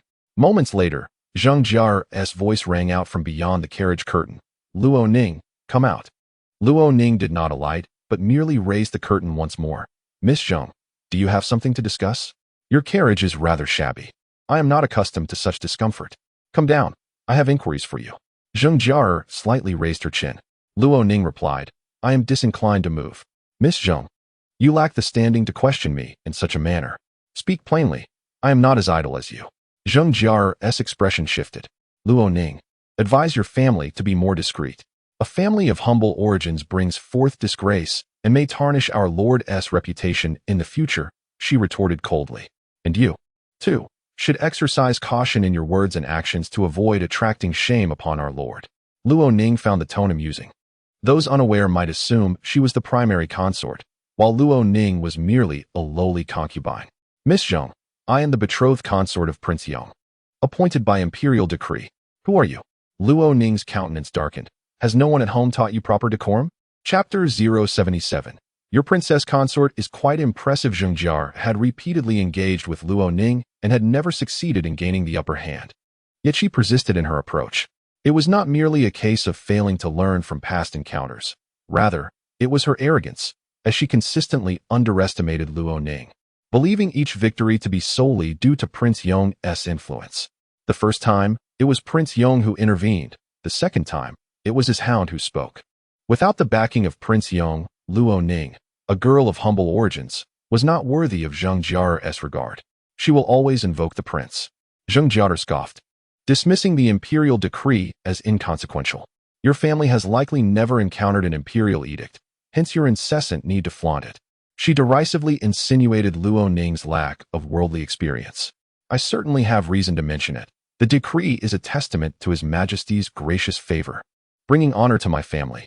Miss Zheng, since you so disdain the imperial decree, I shall report your disrespect to the emperor. You dare? Zheng Jia's expression shifted. She had not anticipated that Luo Ning would not only refuse to yield, but also retaliate. Luo Ning smiled serenely. What is there to fear? Zheng Jia replied. You cannot intimidate me. My sister is the empress. She will not overlook your insolence towards the imperial decree. Luo Ning countered. Do you dare to accompany me back to Kuan Palace to meet the empress? Zheng Jia was momentarily speechless. Luo Ning pressed on, afraid? Then step aside. Good dogs do not obstruct the path. Zheng Jia, infuriated to her core, retorted, Very well, you dare to humiliate me. You insult the empress and the house of Duke Yan. How many heads do you possess? Luo Ning replied, I am seated in my carriage, which occupies the main road. You stand before me, while your carriage is off to the side. The guards near Jingshu Bridge can attest that you were the one to provoke first. No longer glancing at Zheng Jiar, she addressed her coachman, insisting that if the way was not cleared, they would charge right through. The coachman complied, snapping the whip, causing the horse to rear up. Just as it seemed poised to kick Zheng Jiar, her maid, quick-witted and agile, pulled her aside. Zheng Jiar twisted her ankle unexpectedly. She had not anticipated that Luo Ning would show no fear. In their previous encounters, her demeanor had been somewhat restrained. Now, merely having been granted the title of a consort by imperial decree, she displayed such audacity, speaking harshly to Zheng Jiar. Zheng Jiar, humiliated and staggered by her maid's pull, found her hairpin askew. In a fit of rage, she raised her hand and slapped her maid. From a distance, a rider approached and dismounted beside Zheng Jiar. The newcomer was strikingly handsome, with eyes full of warmth and a hint of mirth in his gaze. "Miss Zheng, what has stirred such ire?" he inquired with a smile. Zheng Jiar, already incensed, looked up to see Cui Zhengqing, which only added to her irritation. She scoffed, "What business is it of yours?" She hastened to the front of the carriage. The coachman, unable to lower the horse's saddle in time, knelt on the ground, allowing Zheng Jiar to step onto the carriage. The vehicle sped away. Cui Zhengqing observed the scene with great interest before entering the palace, delivering gifts to the Empress Dowager. Not much time passed before he returned home. His sister, Cui Zhenglan, remained under house arrest, so Cui Zhengqing brought her some pastries and trinkets to help pass the time. "You needn't lose heart. Huaifeng, the primary consort, is quite formidable. Today, at the palace gates, she dared to confront Zheng Jiar, who was left in utter disgrace," Cui Zhengqing remarked with a chuckle. Cui Zhenglan, feeling dejected, replied, "My despair stems from being confined at home. Who cares about the squabbles among women? Who wins or loses? Huaifeng will not treat you unjustly," Cui Zhengqing reassured her. "Why not disguise yourself as a woman and marry him? I could head to the northern frontier." Cui Zhenglan perked up a bit at this suggestion. "He will certainly not mistreat you." Cui Zhengqing then playfully rapped his sister on the head. Upon receiving the light blow, she slumped again, sighing deeply. "I trained in martial arts from the age of 3 and could exchange 20 moves with a prince using a spear. During my 3 years in the northern frontier, I nearly became a captain. Yet now, I am to be bound and married off as a secondary consort, confined alongside those delicate young ladies in a sunless inner courtyard." Cui Zhenglan sighed once more. "There will always be an opportunity for change," Cui Zhengqing said. "The primary and secondary consorts are merely pawns in the emperor's game with Huaifeng. You know he is equally at a loss. In less than 3 years, Huaifeng will surely grant you your freedom." 3 years. I cannot endure a single day among those women of the inner chamber. Luo Miss is quite amiable. You might get along with her, suggested Cui Zhengqing. She spoke harshly to Zheng Jiar. Her character is quite admirable. She can ride and wield a spear. Alas, she possesses none of these skills. What would we converse about? About the latest silks or jewelry? Or how to deal with Zheng Jiar? It is all so trivial. Against my will, my sister is to marry someone. She has long admired the prince, yet she is not chosen. Is this meant to drive me to despair? Cui Zhenglan continued to lament. Cui Zhengqing considered that in the future, he might seize the opportunity to introduce his sister to Luo Ning, having formed a favorable impression of her from their encounters. He always felt that Luo Ning and Cui Zhenglan would surely find common ground. Luo Ning held no romantic notions about Prince Yong, and this alone provided her with a topic of conversation with Cui Zhenglan. After comforting his sister, Cui Zhengqing made another visit to the prince's residence, delivering gifts to the Empress Dowager. He spoke to Prince Yong, who nodded in acknowledgement, expressing his gratitude. Cui Zhengqing could not help but bring up the incident where Luo Ning confronted Zheng Jiar at the palace gates. The two of them were like oil and water, always at odds upon meeting. However, it seemed that your princess had never suffered a defeat. This time, there was no one to assist her, Cui Zhengqing remarked. Xiao Huaifeng, feeling irritable, shot him a glance. You may leave now. Why the sudden change in demeanor? You, a mere outsider, seem overly concerned with my princess, Xiao Huaifeng coldly retorted. Cui Zhengqing expressed his frustration, wondering if none of them cared about this marriage. A competent primary consort would certainly alleviate the burdens of both the prince and the secondary consorts. Cui Zhengqing sighed, feeling that his concern for them was in vain. He then sought solace in a place to enjoy music and wine. Upon returning home, Luo Ning changed into her everyday attire and settled onto the large Kong by the window, awaiting lessons from Mama He. The relationship between the Chui and Zheng families was not particularly close, Luo Ning noted. Mama he informed her that while the two families had a decent rapport, being from the same lineage naturally led to conflicts of interest, and they had not maintained the same intimacy in recent years. Why does the Zheng family indulge their fourth miss so? Luo Ning inquired. Do they not manage her? Mama he couldn't help but chuckle. Am I mistaken in my observations? No, my lady, it is your ambition that stands out. Most would prostrate themselves before Miss Zheng, and none perceive her as spoiled. Mama he elaborated, in the capital, there is no young lady who dares to compare herself to the fourth miss of the Zheng family. Everyone appears dwarfed in her presence. And her proud demeanor is entirely justified. Luo Ning remarked, the Zheng family boasts 3 duke residences, a prestigious lineage spanning centuries, intertwined with the nobility throughout the capital. Mama he continued, in other words, those of Luo Ning's status lack even the privilege to admire the Zheng family from afar. The Zhengs do not regard their fourth miss as spoiled. She simply possesses the pride befitting a lady from a noble family. For someone like Luo Ning, to not bow before the fourth miss is nothing short of rudeness. Luo Ning understood. In the future, should the noble families fall from grace, both the Chui and Zheng families would be significantly weakened. However, the Zheng family would likely emerge as the new elite. If that's the case, Zheng Jiar may remain haughty for her entire life. Her fate seems rather fortunate, Luo Ning muttered. Perhaps it is best not to contend with her. Offending Zheng Jiar could also bring Jing Empress into the fray, which would not bode well for me. The Empress is destined to be a paragon. No one can surpass her, and she will enjoy wealth and status for a lifetime. Xiao Huifeng is but a humble servant beneath her skirts. Luo Ning's status as a princess relies entirely on Xiao Huifeng, as she contemplated the wisdom of biding her time and preserving her status. She also thought about the necessity of maintaining a distance from Zheng Jiar. If she were to provoke her, she would undoubtedly retaliate. Thus, she found herself lost in thought for a considerable time. In early summer, the gardens gardenias bloomed, their fragrance rich and intoxicating. In the early morning, the air was filled with delightful scents, uplifting one's spirits. Luo Ning excelled in her studies, earning praise from both of her mamas. Her skills with the whip were also commendable, as she adeptly intercepted the strikes from Lin Zhao. They, having lost Luo Yin, has grown significantly quieter, with each individual adhering to their daily routines. Luo Ning went to pay her respects to her grandmother, who informed her that her cousin, Luo Wan, was on the verge of an engagement. She had been betrothed to Prince Yong, with the loyal Duke's estate expressing interest in an alliance with the Luo family. The fifth young master, of a similar age to Wan, had developed a mutual affection with her. The Duchess of Loyalty sent someone to gauge the family's sentiments. Should your second uncle and aunt consent, the Duke's estate would send a formal proposal. This news brought joy to Luo Ning's heart. Yet, a shadow loomed over her thoughts, for she knew her cousin might not survive past August. It was the pair of twin concubines sent by the Bai family that had caused her demise. Their actions were not born of personal animosity, but rather in service to their master. The true architect of Luo Wan's impending fate was the lady of the Duke. In her previous life, none understood the underlying reasons. It was only after Luo Ning's death that she comprehended the likelihood that Luo Wan's keen intellect had unwittingly uncovered the lady's secrets. Her cousin had expressed dissatisfaction with the lady on multiple occasions. The lady of the Duke favored Bai Xiong, allowing her to usurp the position of the Luo family's eldest daughter, which irked Luo Wan the most. Firstly, she was young and passionate, seeking to right perceived wrongs. Secondly, she felt entitled as a daughter of the Luo family, questioning why she should concede to Bai Xiong. Let us congratulate Wan, Luo Ning remarked.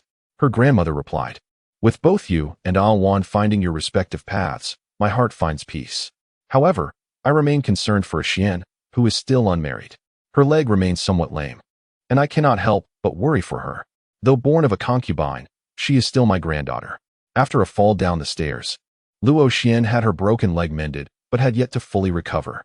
She had been confined to her room for recuperation, and the lady of the Duke seemed to have forgotten her existence. Luo Ning reassured, the Bai family will see to her affairs. You need not worry. However, Luo Xian's fate was inextricably linked to the lady of the Duke, making her rescue implausible. She had placed her trust and reliance on the Bai family, serving as their pawn, unlike her sister-in-law, Wan had her own family, children, dowry, and trusted confidants. She was gentle yet resilient, possessing her own opinions. Even in the absence of Luo Ning and the Bai family, she would stand firm on her own. The grandmother's concern for Luo Xian was palpable, fearing that the Bai family might exploit her for their own gain. The following day, Luo Ning took a sum of money and instructed Mama Kong to purchase a set of headgear from the gold shop, intending to gift it to Luo Wan. Mama Kong quickly made the purchase. In the afternoon, after concluding her studies, Luo Ning visited the second house. Her second aunt was reprimanding her children. She had 2 sons and a daughter, with the boys being merely 7 or 8 years old, perpetually causing mischief and refusing to study, their early education resembling mere scribbles. Upon Luo Ning's entrance, the second aunt finally released them, adjusting her hair and lamenting, "These 2 good-for-nothings, not one shows promise. They are still young. If they refuse to study, they might as well practice martial arts. In the future, they could learn a few characters and aspire to be a general, which holds promise," Luo Ning suggested. The second aunt smiled ruefully, and Luo Ning understood the prevailing sentiment of their dynasty, which favored scholarship over martial prowess. The status of generals was not esteemed. The second aunt yearned for her children to excel academically. Hearing that Awan was soon to be engaged, Luo Ning presented the headgear. The second aunt declined, saying, "You must not spend extravagantly on me. It is but a small token," Luo Ning insisted. "We are family, and I hope you and Awan will support me in the future." Her words carried a deeper meaning. The second aunt accepted the gift with a smile, saying, "Thank you. Should you require any assistance, do not hesitate to inform your second aunt. Aunt, as summer approaches, please keep an eye on Awan and advise her to be cautious."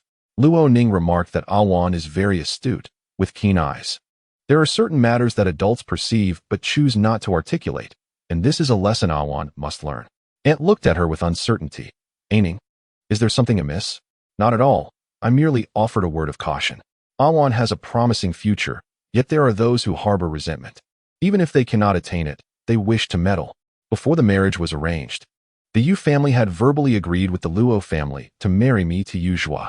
Were it not for the imperial decree, I would have never been able to aspire to such a fiancé. Good fortune often eludes us. Luo Ning smiled faintly. The second madam immediately thought of Bai Ziyong. Luo Ning had gone mad and retreated to the countryside, leaving Bai Ziyong in silence. Such a cousin of hers was not one to shy